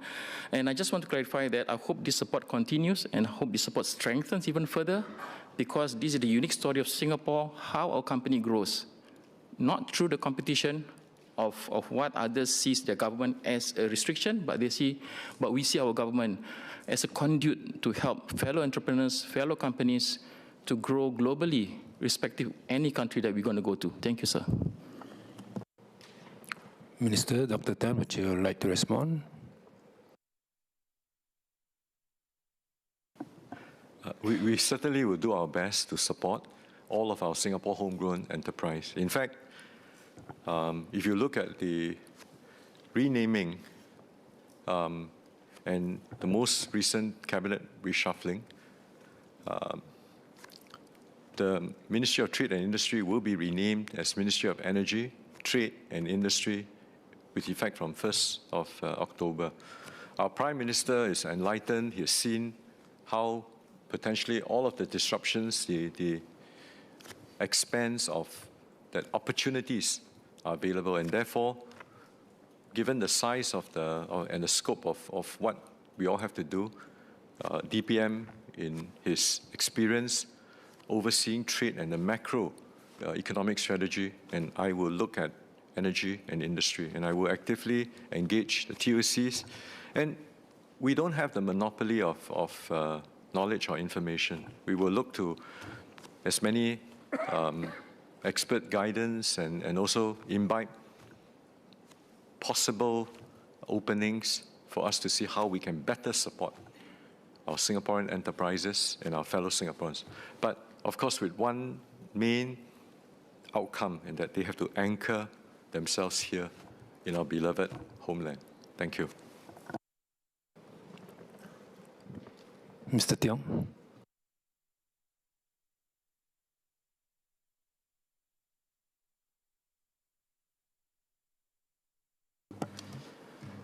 Speaker, I thank every member who spoke on both sides of this House. We filed this motion to provide answers to the economic worries top of mind for every Singaporean, whether there is a job and whether it lasts, whether a young person who has done everything asked of them can find work that goes somewhere, whether a flat is within reach, whether a small shop can survive its rent, whether the cost a worker is sent on leads to a job, whether the growth we announce is felt in a wage, and whether a Singaporean who wants to build something can afford to do it in spite of the high cost structure here. It's our structured view across the factors of production, land, labor, capital, productivity. In this motion, we have addressed 9 of those questions and answered them systematically. I'll recap them again. First, How do we foster a dynamic innovation ecosystem that can overcome and maximize value in spite of high business costs and physical constraints? I proposed a special zone around NTU where state land is charged at development costs rather than market scarcity value, to take a different tact from the lack of flexibility once shown to NUS and the One North area. A zone authority that is able to make fast decisions on visas, space, and procurement within weeks, with its own investment body to provide growth capital and take equity stakes in emerging enterprises. It is an investment in our young and Singapore's future. I thank Mr. Azhar Othman, who asked for wider R&D tax incentives and industry-academia co-funding pools. I thank Dr. Neo Kok Beng for his observation of how A-STAR and our universities are still not adequately integrated with our SMEs, and his suggestion to encourage lab sharing during off hours. While we agree with his call for high failure, high impact state funding, we believe such public R&D spending must be paired with sovereign return mechanisms. And I thank Honourable Member Ng Su Xuan for his relaying of the 5 C's approach of the startup life cycle. I thank the Minister, Jeffrey Xiao, for making my point on land pricing. Fair market value is already a function of the interest granted and not a number attached to a plot. So our state land and our rental policy should exercise maximal flexibility for our young companies. Now, wherever land is priced, market scarcity value remains the default benchmark. We propose one zone where the benchmark is developmental cost and not scarcity, and welcome what we perceive to be the Minister's posture of being more flexible. Second, dynamic local firms. How can we create a business climate where dynamic local firms can emerge as drivers of innovation and become future cornerstones of the economy? My honourable friend James Lim proposed turning the machinery from push to pull, support offered to firms automatically, grants paid up front rather than on reimbursement, because small firms' binding constraint is cash and time, and not the existence of a scheme. He proposed widening qualifying research spending and seconding experts into SMEs, because domestic enterprises carry $1.05 of this economy's business research spending, and that gap doesn't close by a company deciding to try harder. And he proposed tying catalyst listing to state co-investment, because the capital that is missing is pre-IPO. Now, I thank Honourable Member Mark Lee, who mentioned his belief that the bridge between headline growth and lived business reality is a tripartite process. We appreciate his support for our core aspirations of a more inclusive economy. I thank Honourable Member Edward Chia, who advanced his belief that the existing toolkit was the answer: progressive wages, workfare, skills future, forward Singapore. We agree at least on the vital goal of building a vibrant local ecosystem. I thank the Honourable Member Azhar Othman for his speech. We share his concern for the ground pressures facing micro businesses, particularly rising rents and labour costs that mid-career workers face today. I thank Mr. Saktiandi Supat, who asked us to move beyond identifying these challenges to naming concrete policy choices. We'll gently note that we have already laid out these specific choices, including our positions on labours, rent, and structural support throughout our speeches on this debate. Indeed, Mr. Saktiandi Supat asked whether our transmission mechanisms are strong enough to reach smaller firms, and didn't really answer his own question. So we should ask, if I may just ask him, what policy choices of transmission mechanisms to create upward convergence of smaller firms should we make? Third, the roof over the household. How do we shed our rentier mindset by assuring that attractive, affordable housing is available for every Singaporean household? Mr. Louis Chua proposed that land revenue maximization stops being a primary aim of land policy, because rent is not just one cost, it is already inside all of the others. He proposed concept and price tenders as the default for strategic sites, because a system where the highest bidder wins, the reserve price is unpublished, and unwarded sites simply can wait, can only ratchet upward.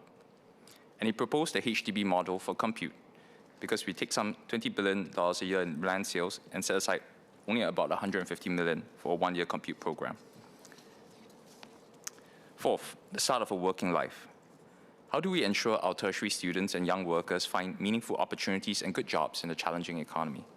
Mr. Andre Loh proposed a Fair Start promise, a national commitment to work towards a simple goal, that young Singaporeans under 30 making the transition from education or national service into working life will get a fair start through stable employment or a proper paid career-building pathway.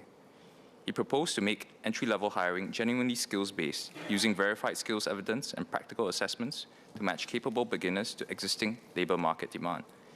He also advocated expanding the supply of properly paid apprenticeships, creating a national market, coordinating employers and shared training capacity, especially for SMEs, with paid employment, CPF, structured learning, and portable competence. and he proposed creating genuinely new net new job opportunities via the use of targeted temporary risk-sharing arrangements and giving appropriate credit in suitable government tenders for additional employee jobs and apprenticeships.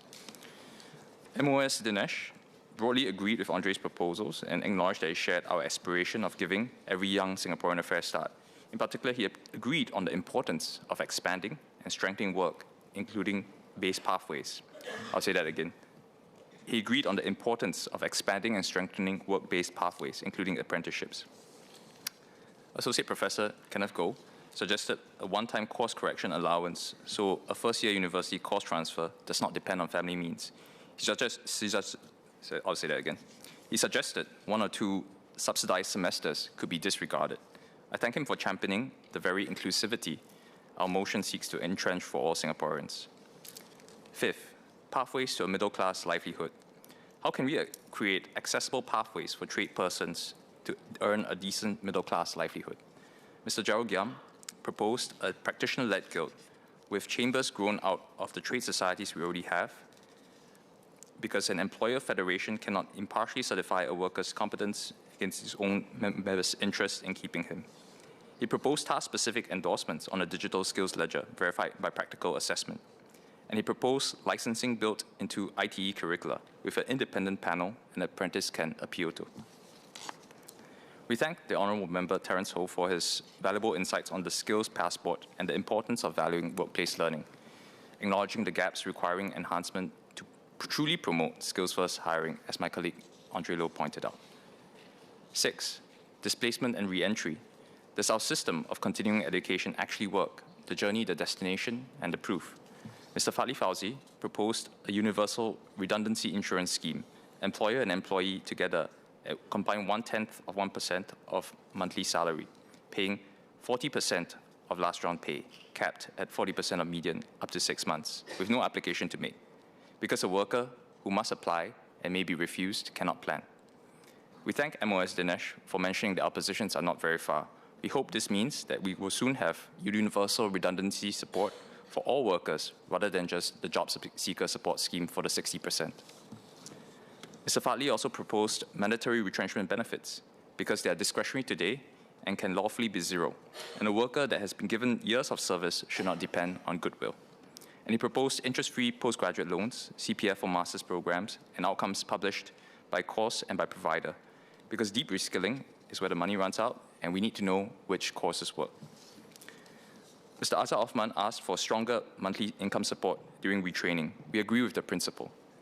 We also could not agree more with Dr. Wan Rizal when he says that effort without direction builds frustration. We need to give more direction to our people. 7th, the worker who is let go. What does the Singaporean worker actually receive when the retrenchment comes? Our party leader, Mr. Pritam Singh, asked what a retrenched worker in Singapore is entitled to, and answered it. As a matter of law, currently there is nothing. He proposed legislating a statutory floor for retrenchment benefits at a tripartite norm of 2 weeks' salary for each year of service. He also proposed subsidiary legislation directing higher payouts for larger firms up to the union norm of a month's salary a year. And he proposed doing it now because the courts have confirmed the gap. This year, the Employment Claims Tribunal held that Section 45 of the Employment Act creates no entitlement, and the tripartite guidelines creates no legal basis for one. Every developed economy around us, China, South Korea, Taiwan, Malaysia, Thailand, Indonesia, the Philippines legislates for this, but we do not. We thank the Honourable Member Patrick Tay for his valuable contribution to the debate. We find shared ground in our conviction that workers must never be treated as collateral damage during economic transitions, and that we must proactively protect our PMEs from the displacement risks of AI. However, we respectfully frame our motion as providing some of the legal force for the very protections NTUC has long lobbied for. So we invite the labour movement to support legislative mandates for retrenchment benefits. 8th, what our accounts do not count? What parts of our economy do our national statistics fail to capture? Ms. Herting-Roo, Honourable friend Ms. Herting-Roo, proposed a formalised wage ladder for care work because a registered nurse, a social worker, and a preschool teacher all earn below the national median in the very sectors that the ESR calls resilient. And this wage floor was not built currently to reach them. She proposed compensation for family caregivers, expanded respite care, and regular official time use studies, because informal caregiving for seniors was valued at $1.28 billion a year and appears in no national account, and we have not measured what it costs to the people who provide it. And she proposed an environmental dashboard tracking the environmental outcomes of our policies. Ninth, venturing abroad. How do we empower Singaporeans to seize the opportunities in the region and abroad? Ms. Eileen Chong proposed funding the Overseas Market Immersion Program to the person rather than through the employer, on the French model where a state agency holds a contract, because tying a placement to a sponsoring employer's growth plan caps it at that employer's ambition. She proposed scaling the places rather than only widening the gate, because the youth plan drops the 2-year eligibility rule without committing to send anyone more. And she proposed publishing outcomes at 2 years and at 5, because the 2018 scheme came with targets and no published outcome, and we still do not know whether going out pays you when you come home. And she proposed tearing down the walls on coming home around BTO queues, CPF, and schooling re-entry for children. We thank Mr. Azhar Othman, who made policy suggestions for warehousing abroad, deal-making offices, and tax incentives for reinvesting overseas profits back into R&D and capacity building.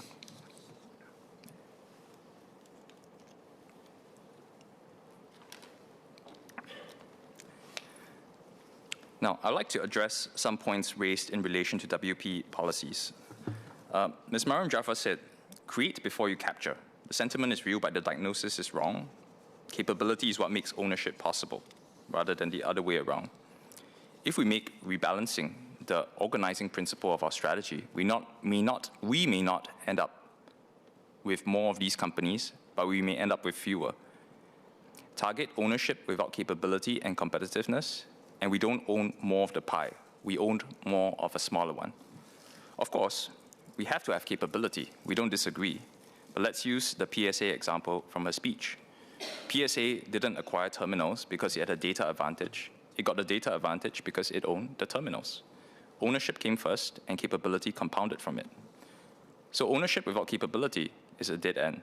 But capability without ownership does not build resilience in the fracturing world. Our position is that both are necessary. And while we agree on the goal of building globally competitive Singaporean economies, we see ownership not as a premature target, but as the essential next chapter. After 60 years of successfully creating values through MNCs, our motion seeks to ensure that Singaporeans move through value creation to capturing and owning more of that value today. And I believe MOS Dinesh was making some suggestions that some people were saying that Singapore's economic model is failing. May I gently suggest that he may have misheard, because I did not hear anyone making this point. Now, Mr. Jeffrey Seow, I believe, mischaracterized our policies as saying we want to rely on the domestic market as a primary source. That is, of course, a non-starter to anyone who spends more than 2 seconds thinking about it. What we are saying is that domestic demand is necessary. We are not saying that domestic demand is sufficient. And I thank Minister Tan See Leng for making our point about the domestic market being the platform for Parkway to enter foreign markets. Now, on to the amendments. The Honourable Member Edward Chia moved 4 amendments. On Amendment 1, to delete notwithstanding and insert in line with, the Workers' Party cannot accept this amendment. This amendment does not simply remove a word, it turns the sentence around. Our motion says, this House believes in these things. The amendment says, these things will follow from adopting the review. Now, ours commits the House to ends, but this amendment commits it to a document. A standard that is stated separately can test any plan, the government's and ours. And let me be clear what the word is set against, notwithstanding. It is not the review's recommendations, many of the diagnoses we share. It is set against the risk that one government document comes to be treated as the whole of the House's thinking on the economy. Notwithstanding says only that our commitments are neither exhausted by that document nor derived from it. That is how the word notwithstanding is used in our Constitution. Article 148A of the Constitution allows the President to assent to a supply bill, notwithstanding his opinion that is likely to draw on past reserves. If he does, that opinion must be stated in writing to the Speaker and published in the Gazette. So the word notwithstanding does not overrule the President. It does not say his opinion is wrong. It just requires that the opinion be genuinely held, that it stand on the record, and it doesn't settle the outcome. And that's just three things at once. That's our use precisely. The ESR proceeds, our belief stands on the record, and neither of one decides the other. We have no issues accepting Amendment 2 and Amendment 4.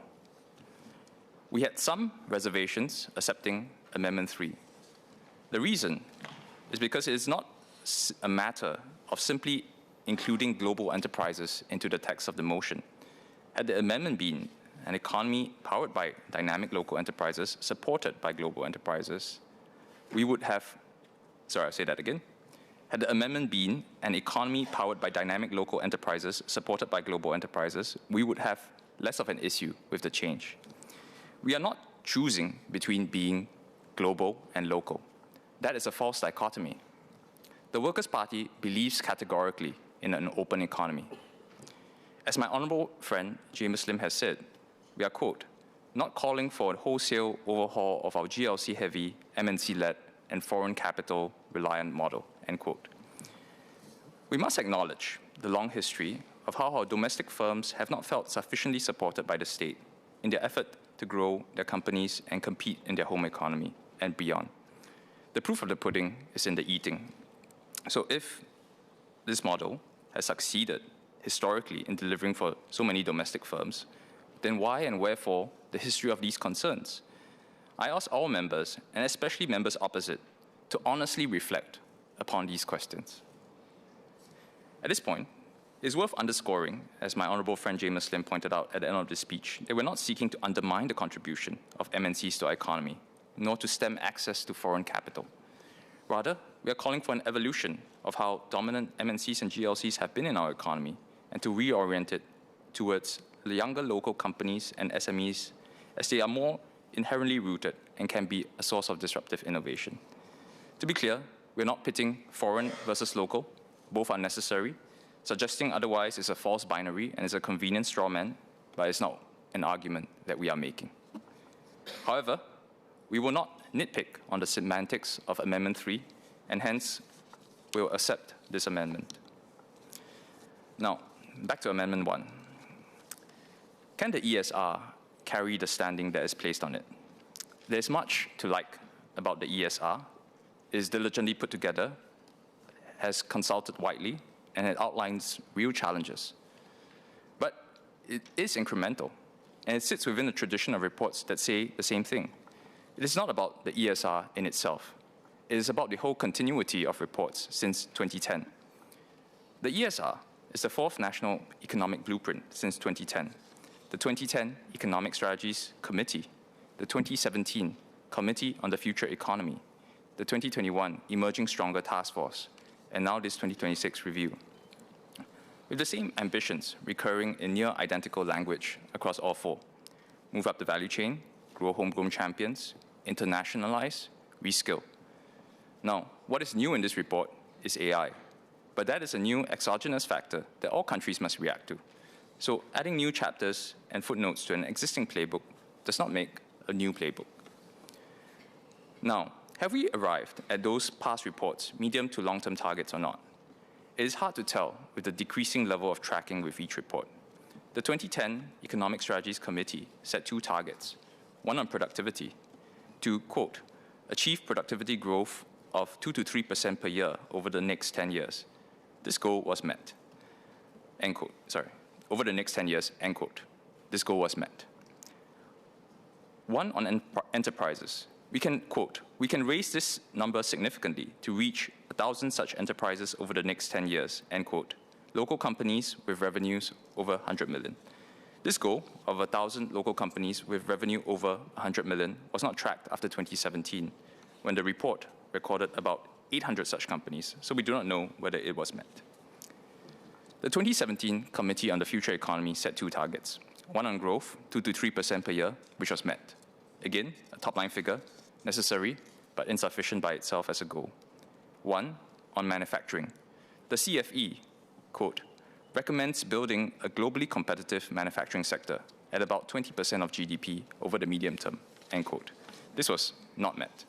manufacturing was 17.4% of GDP in 2016 and remains 17.4% in 2025. From the 2021 Emerging Stronger Task Force, I could find no macroeconomic targets at all, a pivot away from target setting altogether. And in this 2026 ESR, the only target-shaped sentence appearing twice reads, we should set an ambitious target to significantly increase the number of Singapore-headquartered companies with more than 1 billion in revenue. In 2010, the target was 1,000 local companies by 2020. In 2026, it is a recommendation that the target be set, and the companies counted have shifted from local to Singapore-headquartered. Now, this strikes me as a government that maybe has become a little bit averse to being measured. In May 2017, MTI wrote that every industry transformation map has, quote, tangible indicators and targets to measure the effectiveness of its strategies, end quote. In July 2024, its own retrospective told readers that sector outcomes should not be compared against these initial projections. Now, targets may be watered down to projections, goals into aspirations. We're getting a bit familiar with this. In food policy, 30 by 30 was dropped last November for narrower targets 5 years later. Now, an unambiguous goal became a bit more of a challenging aspiration. So I have not understood from this government what is the next level of economic target detail beyond top-line growth targets, such as the type of growth or its distribution that it will hold itself to. The government wants us to know it will react swiftly once the monitoring alarms are triggered. The review says so itself. On AI and workers, it recommends monitoring the impact closely and adjusting policies where needed. Speaker, reacting swiftly is the basic expectation of any government. What matters far more is which structural and falsifiable targets it will set itself between now and 2030. After all, what is the vision, and what would tell us whether we had reached it? Here's what we would hold ourselves accountable to beyond top-line growth: the indigenous share of national income rising, real wages in line with productivity growth, and a widening range of what an ordinary wage can afford. I have read the review, and in my view, it is short of report cards and targets. Nor has a consolidated report card for any of the 4 blueprints been published. Our party leader, Mr. Pritam Singh, asked for one in February. Separate the rhetoric about promises kept from measurable outcomes. Untracked, consistency is indistinguishable from repetition. Surely, in spite of the uncertainties, there are macroeconomic targets beyond top-line growth that we can commit to. So, let me put the question plainly. A member who supports the review because he wants a more equal and inclusive economy and an engine driven by dynamic local companies already believes A and B. These are the ends the review is meant to serve. Voting for the motion says that and nothing more. It does not criticize the review and binds no one to our proposals. Our motion asks this House to commit to principles. The amendment asks it to commit to one set of operational plans. So I would like to ask members of the House, and especially members opposite, to let the word stand and accept the motion as originally worded.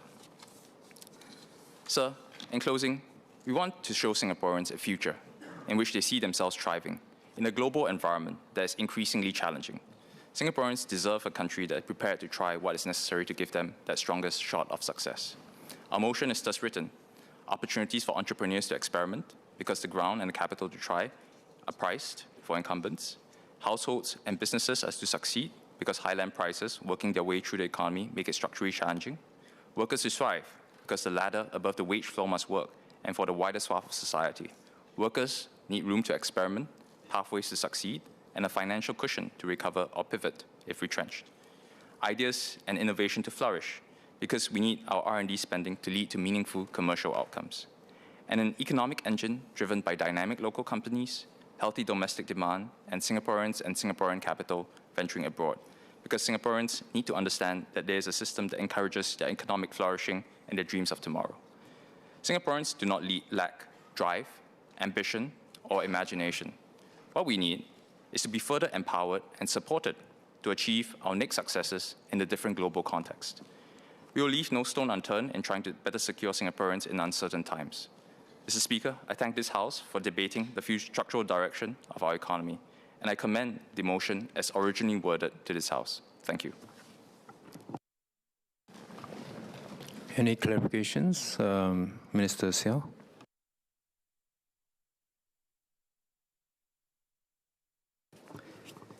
Thank you, Mr. Speaker. I'd like to thank Mr. Kenneth Tiong for clarifying that the Workers' Party supports 3 of the 4 amendments that's proposed by Mr. Edward Chia.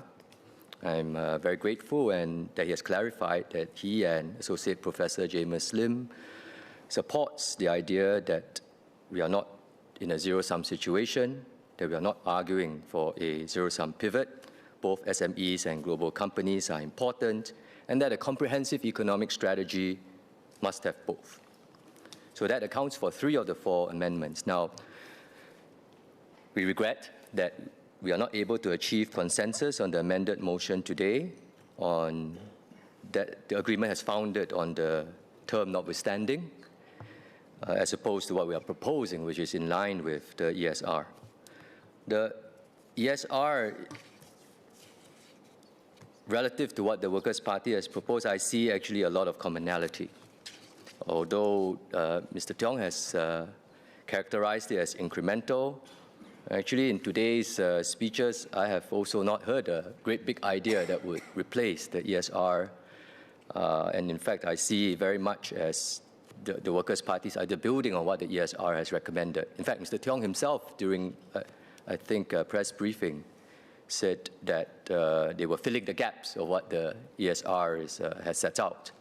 So without a replacement or a big idea that for us to be able to put side by side, I venture to say actually a lot of what we discussed today are towards the same goals, moving towards the same objectives, perhaps differences in the details, differences in some of the parameters, but we're all trying to achieve the same thing. Most importantly, we are in a very difficult world, a world where external competition has become stiffer. I think it is better for us to see if we can look for areas of commonality, areas where we are aligned, areas where this House can present a common front to Singaporeans. Better for us to be able to push together rather than look for differences that perhaps don't exist and find a wedge to drive into gaps where we do not see.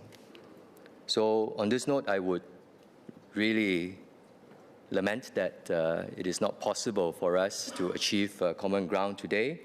I hope the Workers' Party at a future situation can reconsider whether or not to try to come together and support, I think, what is a comprehensive, complete, and forward-looking economic strategy that will serve Singapore and Singaporeans well into the future. Thank you.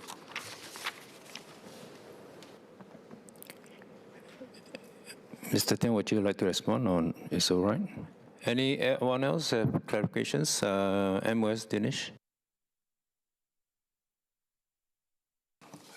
Mr. Speaker, I'd just like to clarify on record the point that was made by Mr. Kenneth on JSS and unemployment insurance. What I said was that we do not. What I said was that our outcomes might be the same, and that workers should be protected, supported, especially when they go through an exercise of retrenchment. But I did not say about the fact that the insurance is the only way forward. It's really about the design, the funding approach, and which may not be the same. But what I also said was that our approach was always to support re-employment and not only unemployment. So I think what I just wanted to state that clarification on that oversimplification of what I've highlighted. Thank you. Mr. Tiong, would you like to respond, or is all right? Okay. Any other clarifications? Ms. Mariam Jafar. I'd like to make a clarification regarding Mr. Tiong's comment on my PSA anecdote.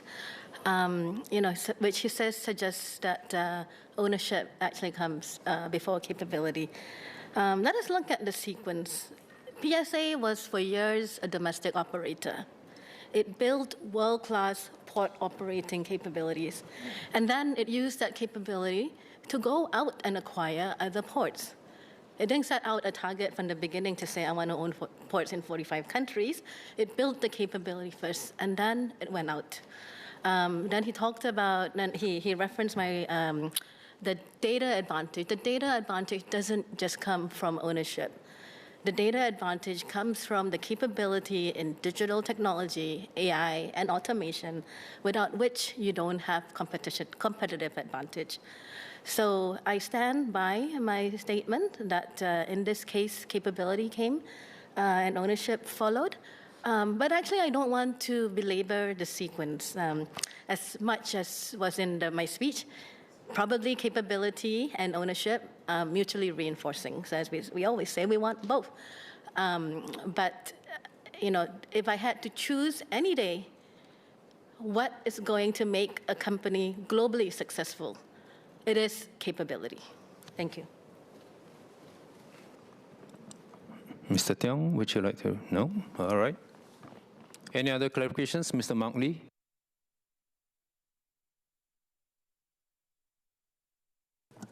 Thank you, Mr. Speaker. I'd like to thank Honourable Member Kenneth Tiong for agreeing with me that tripartite and public-private partnerships remain important. And because this is an important issue, when we talk about retrenchment benefits and making it mandatory, the views of businesses should be taken into consideration. And I believe that some clarifications is needed to some of the points and proposals that has been put forth by the Workers' Party. I think first, companies retrench under very different circumstances. The current norm actually ranges between 2 weeks to 1 month's salary per year of service.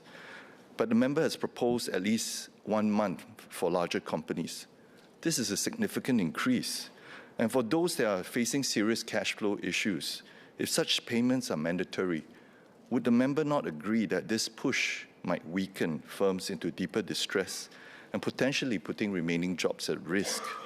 Second, would higher retrenchment costs make employers more cautious about hiring permanent staff? Could companies rely more on short-term contracts or outsourcing, or in the worst case, hire fewer people, particularly inexperienced workers and career switchers who require longer training runway? Third, if we legislate a minimum, what assurance is there that outcomes could improve?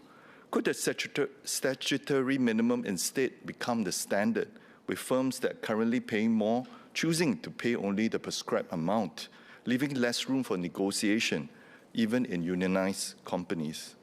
So for the above clarification mentioned, is legislation necessarily the best solution? And I hope that the Workers' Party would hear from businesses on the ground, because ultimately the best security for a retrenched worker is not only a payout, but the ability to find the next good job. Thank you. Mr. Tiong? Sorry, Mr. Singh? Thank you, Mr. Speaker. I believe the comments by Honourable Member Mr. Mark Lee were directed at my speech. The three issues that he highlighted in terms of what difficulties businesses could have, I think I was conciliatory enough in my speech to say that businesses will have their challenges. I accept that. I don't think it's a question of not taking them into account. The issue here is the workers and the scenario painted by the ESR of the world they are coming into, of the Singapore they're coming into. We will have our different points of view. The three questions, the three particular points he raised were the same points that I believe then SMS Kopo Kun raised when we had an exchange at this table. I responded to all three of them in my speech, so I would invite the Honourable Member to consider how I responded vis-à-vis those 3 points that both he raised and SMS Co raised earlier. Thank you. Mr. Tiong, no? All right. Any other clarifications for Mr. Tiong? We have now come to the conclusion of the debate, and I shall put the questions to the House for a decision. We have 4 amendments proposed by Mr. Edward Chia. We will deal with the amendments first. Amendment number 1, in line 1, to delete notwithstanding and insert in line with.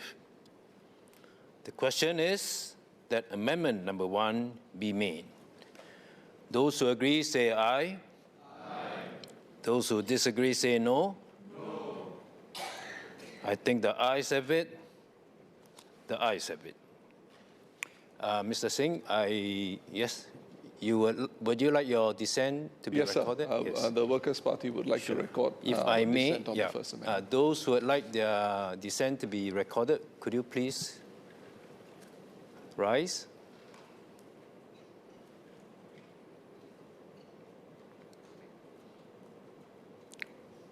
Oh. All right, you may sit. Thank you.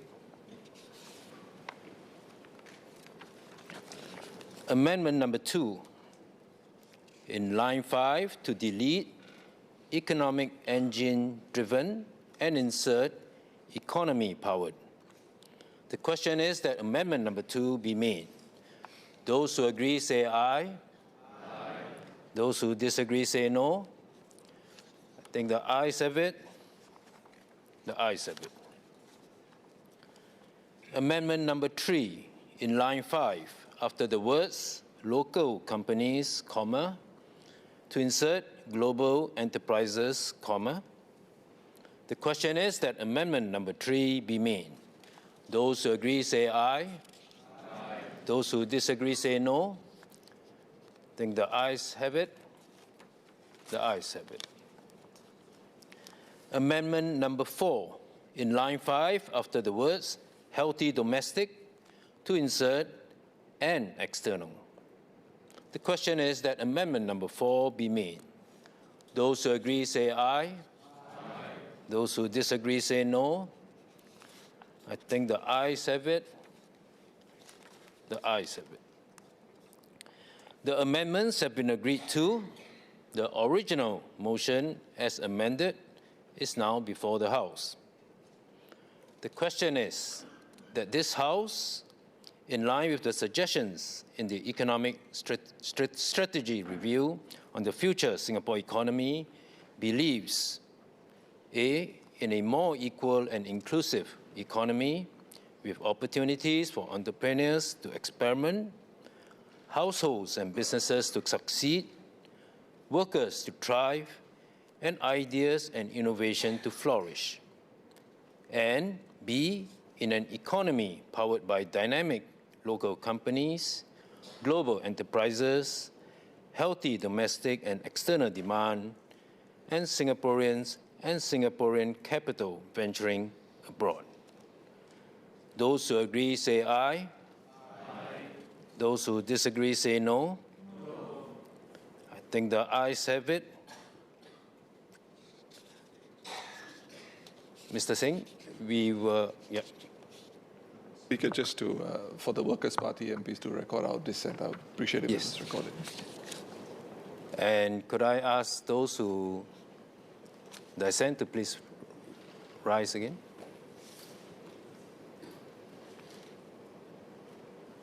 You may sit. Thank you. The ayes have it. Deputy Leader.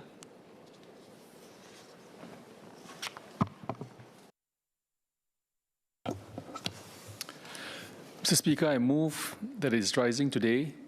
Parliament do now stand adjourned to a date to be fixed. The question is that it is rising today. Parliament do stand adjourned to a date to be fixed. Those who agree say aye. Aye. Those who disagree say no. I think the ayes have it. The ayes have it. Deputy Leader. Mr. Speaker, I move that Parliament do now adjourn. The question is that Parliament do now adjourn. Ms. Alyssa Chen.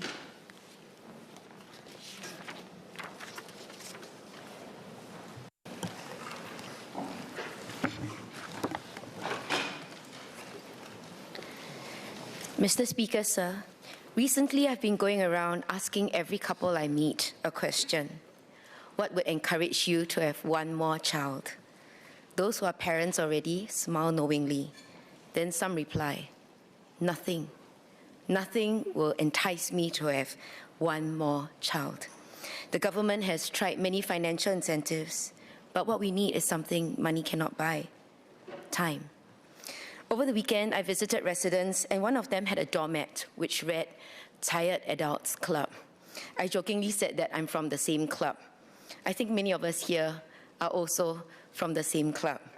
But the more I thought about it, the less funny it seemed. Young Singaporeans have little breathing space to socialize, to build community, to find life partners. How will they have babies? Young couples try to BTO again and again to no avail. Mothers are regarded as risky hires because maternity leave is treated by some employers as a problem to be managed rather than a milestone to be supported. Infant care wait lists are measured in months, not weeks. And children are too often tolerated rather than treasured, seen as noise in public places, inconveniences to career progression, and financial burdens rather than the precious gift they are. We have built world-class infrastructure for economic productivity and ingrained in ourselves a hard-working work culture. But we may not have built the equivalent infrastructure nor inculcated the same priorities for family life. We must question whether a successful career and a successful home are mutually exclusive. We need a fundamental rethink across 4 pillars: time, care, work, and housing. The first pillar is time and breathing space. We cannot build strong families if our young people and parents are running on empty and feel they don't have space to breathe. Work can be all-consuming if left to our own devices. We need to provide for employers to be able to play their part. Presently, the statutory minimum annual leave under Section 88A of the Employment Act is 7 days, increasing by 1 each year up to a cap of 14 years. With the ongoing review of the Employment Act, now is the time to increase the minimum annual leave. 7 days of annual leave is really too short. Let's structurally mandate breathing space for our young people to socialize and date, and for people to spend quality time with their families.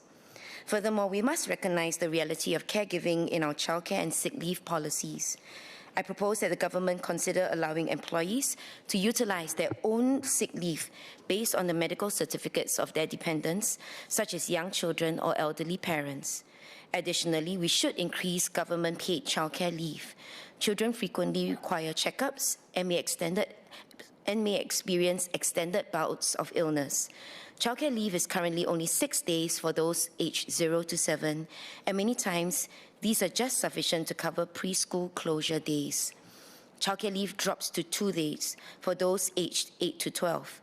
If just one child catches hand-foot-mouth disease, how will families cope?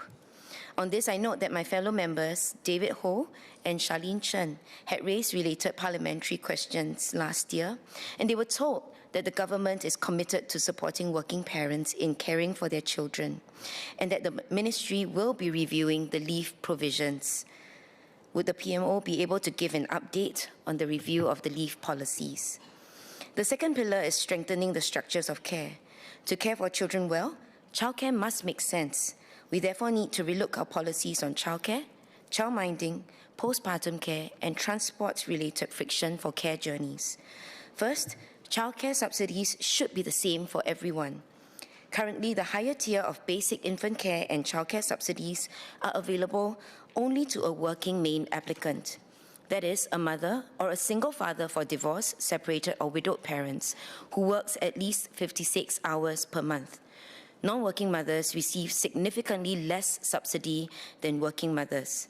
This penalizes mothers who choose to be stay-at-home caregivers to their second or subsequent newborn children, or those with modern work arrangements. For example, a mother working as a freelancer may not accumulate enough formal hours to qualify for the working mother subsidy. Childcare is an essential form of early childhood education and care. Such basic subsidies should be universal for all children, regardless of the mother's employment status. As a mother shared with me at a PAP Women's Wing listening session 2 weeks ago, why is unpaid caregiving at home less valuable than the contributions of a working mum? Second, we must increase the accessibility of childcare centres. There are parts of Singapore where parents face long wait lists for nearby MOE kindergartens, anchor operator or partner operator childcare centres. On the other hand, some centres in older neighbourhoods may have lower take-up. To address this spatial mismatch, we could provide a limited subsidy to such underutilised operators to fund shuttle services, regardless of whether they are MK, AOP or POP, much like the school bus system our primary school children enjoy. This helps reduce geographic friction, improves spatial mobility, and achieves better allocative efficiency for childcare services. I also propose that beyond AOP and POP, the government extends site tender access to all operators, including mid-tier operators, to scale centres to neighbourhoods with high demand. This helps alleviate the high demand with a higher and more diverse supply of options for parents, and not only the government-supported ones. Third, we must scale and improve access to flexible childminding options. Families with children often need extra caregiver help. If there is no grandparent or domestic help, parents need additional childminding options. ACDA piloted infant childminding services with 3 operators in December 2024. I would like to ask, what are the preliminary observations from the pilot? What is the take-up of these services? Are there plans to expand the pilot or increase publicity for the pilot? And will the pilot be made permanent and scaled up? If so, what is the timeline for that? In addition to such professional childminding services, I hope to see neighbourly childminding normalised in Singapore. In Bishan, some playground mummies organise playdates and take turns to look after one another's children. How can we facilitate more of this and build a stronger communal parenting culture? As parents in the same estate become friends, they may feel more assured in leaving their children to be minded by one another's families when needs or extenuating circumstances arise. We can suggest guidelines for the respective families to adopt in such informal childminding in the neighbourhood. Fourth, we also need strong postpartum care. If new parents are well supported in this regard, they will feel more confident in subsequently having more children. As I have previously raised in this House, I propose comprehensive home visitation postpartum support. The Netherlands Kromzorg entitles every mother to 80 hours of trained maternity nurse home care.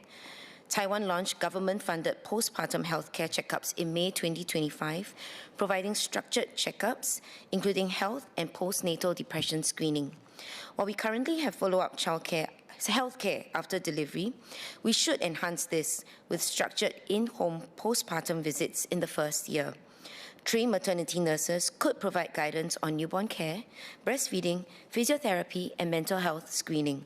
They could also identify signs of family stress, social isolation, or financial difficulty, and coordinate follow-up support with health and social services so families can receive timely counselling and financial assistance. In all of this, we should not overlook fathers. Many fathers want to be more hands-on, yet fathers often feel like bystanders, unsure how to help, and anxious about a wife recovering from birth and a baby they do not yet know how to hold. If postpartum support is to strengthen the whole family, it must include fathers too. I therefore propose the structured in-home postpartum visits deliberately engage fathers, offering practical guidance on newborn care, on supporting a spouse's physical and emotional recovery, and on recognizing the signs of postnatal depression in their spouses and in themselves. Let's equip fathers to be confident co-parents rather than well-meaning helpers, so we can build the equal parenting that I hope will one day be the norm in every Singaporean family. Fifth, to reduce transport-related friction for care journeys, I propose a transport care credit scheme. This is a targeted, flexible transport support for low to lower middle income families in Singapore who face high care journey transport costs due to families with specific needs, young children, elderly, persons with permanent or temporary disabilities or medical conditions where use of public transport is impractical, insufficient, challenging, or burdensome. Care journeys will be trips to hospitals, polyclinics, or therapy centres. The grant will be in the form of credits, which can be used for a range of transport options, such as public transport, taxis, private hire vehicles, and car sharing. The proposed grant will address the last mile problem for individuals and caregivers who need non-standard public transport options for themselves or frail or young dependents but don't qualify for existing disability-specific work schemes. I note that my fellow member David Ho had raised a related parliamentary question in February. Would the PMO also be able to give an update on the review of these policies? The third pillar is empowering women and protecting careers. The motherhood penalty is real. Women who have children in Singapore experience reductions in earnings and career advancement. First, we should restructure maternity leave to make business sense for employers so that employers are better able to support career planning for employees who are mothers.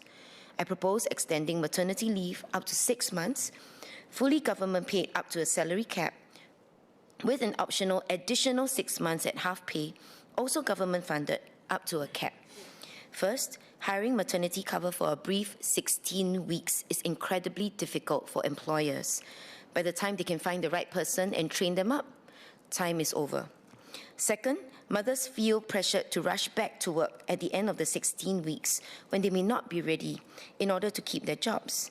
They may end up returning to work but utilizing other types of leave or means to provide step-down caregiving to their newborn. A 6 to 12-month window makes it viable for employers to hire contract cover, removing the pressure on mothers to rush back and allowing employers to retain them long-term. Small employers may face cash flow issues as the government payment of maternity and other related leave will only be paid on a reimbursement basis, even while the employers may hire additional maternity covers. Will the government consider a mechanism that could alleviate such cash flow issues for employers? Second, I propose we introduce a career comeback tax credit for employers who hire returning stay-at-home parents.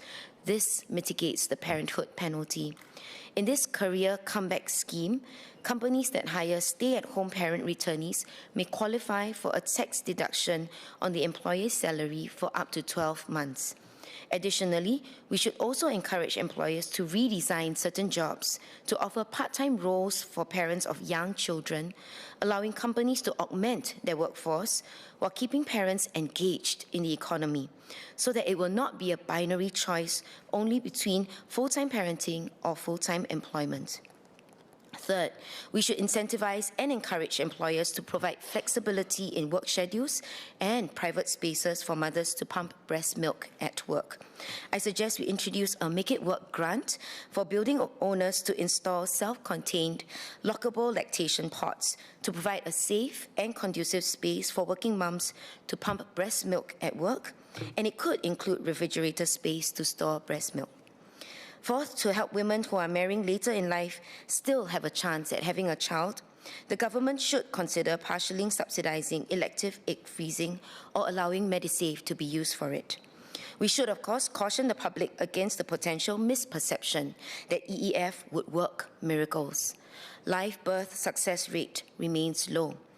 Even as we make EEF more accessible, we should also mitigate the potential issue that subsidizing EEF might inadvertently encourage couples to intentionally delay marriage and parenthood. However, EEF is increasingly becoming a necessary response to the reality of later marriages, where our fertility will be adversely affected. While take-up rates might be modest initially, preserving fertility offers couples a vital option.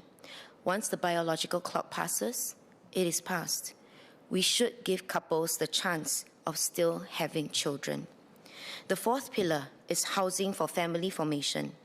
Our housing policies must proactively encourage larger and intergenerational families. If we want families to grow, we must give them the physical space to do so. I propose allowing large families or 2-family units comprising elderly parents and couples with children to apply for side-by-side 3-room or 4-room BTO units with the structural option to knock down the dividing wall. We should mandate that HDB designs future blocks to make this practically feasible.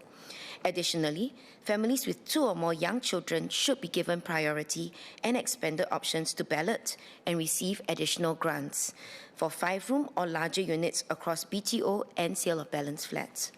Currently, there is a 3rd child priority scheme. We should have a second child priority scheme also for 5-room BTOs and SBFs. The leap from 1 to 2 children is where the spatial crunch hits hardest, often requiring domestic help or a live-in parent. We should thus provide priority earlier. I also propose a family expansion grant targeted at the HDB resale market. If a family has a second or subsequent child and needs to upgrade to a 5-room flat, they can receive a targeted CPF grant to offset the cost of a larger resale flat. This solves the spatial issue now without waiting for BTO construction. Mr. Speaker, I'm not asking the government to merely spend more money on financial incentives for people to have children. I'm asking the government to make a wholly different and a wholesome kind of commitment so people feel secure raising a family in Singapore. Even so, the government alone cannot solve this. It takes our whole society, so that our society will view parenthood as valuable, beautiful, joyful, and not a high-stakes competition, so that everyone will play their part in supporting families to flourish. And as a stay-at-home father told me, so that success in Singapore can go beyond the 5 C's, but also celebrate our children, the C that matters the most for building our nation. Let's start chasing that 6th C. Some people have told me that they don't want to bring children into a world of pain and suffering, and I get it. The world is scary, but there is also much joy and beauty that our world still holds. Very often, I see that in the eyes of a young child. When I see our children, I see the future of Singapore. Joyful, energetic, caring, and most precious of all, cute.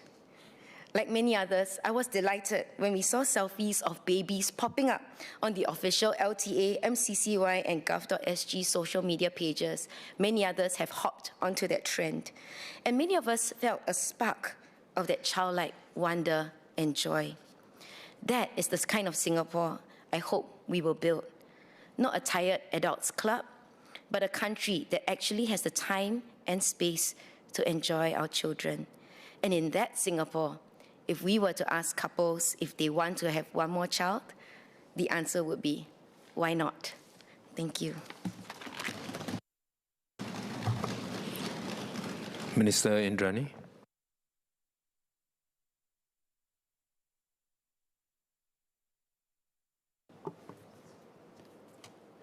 Mr. Speaker, I thank Ms. Elissa Chen for her adjournment motion on this important topic. Indeed, many of her observations are consistent with feedback that we have received regarding marriage and parenthood. Let me first give a quick update on the Marriage and Parenthood, or the MNP Reset Work Group. Since the work group was announced, many Singaporeans have come forward to share their suggestions and lived experiences, and we have also conducted many engagements. Across these conversations, what is clear is that Singaporeans do value family, relationships, and meaningful connections.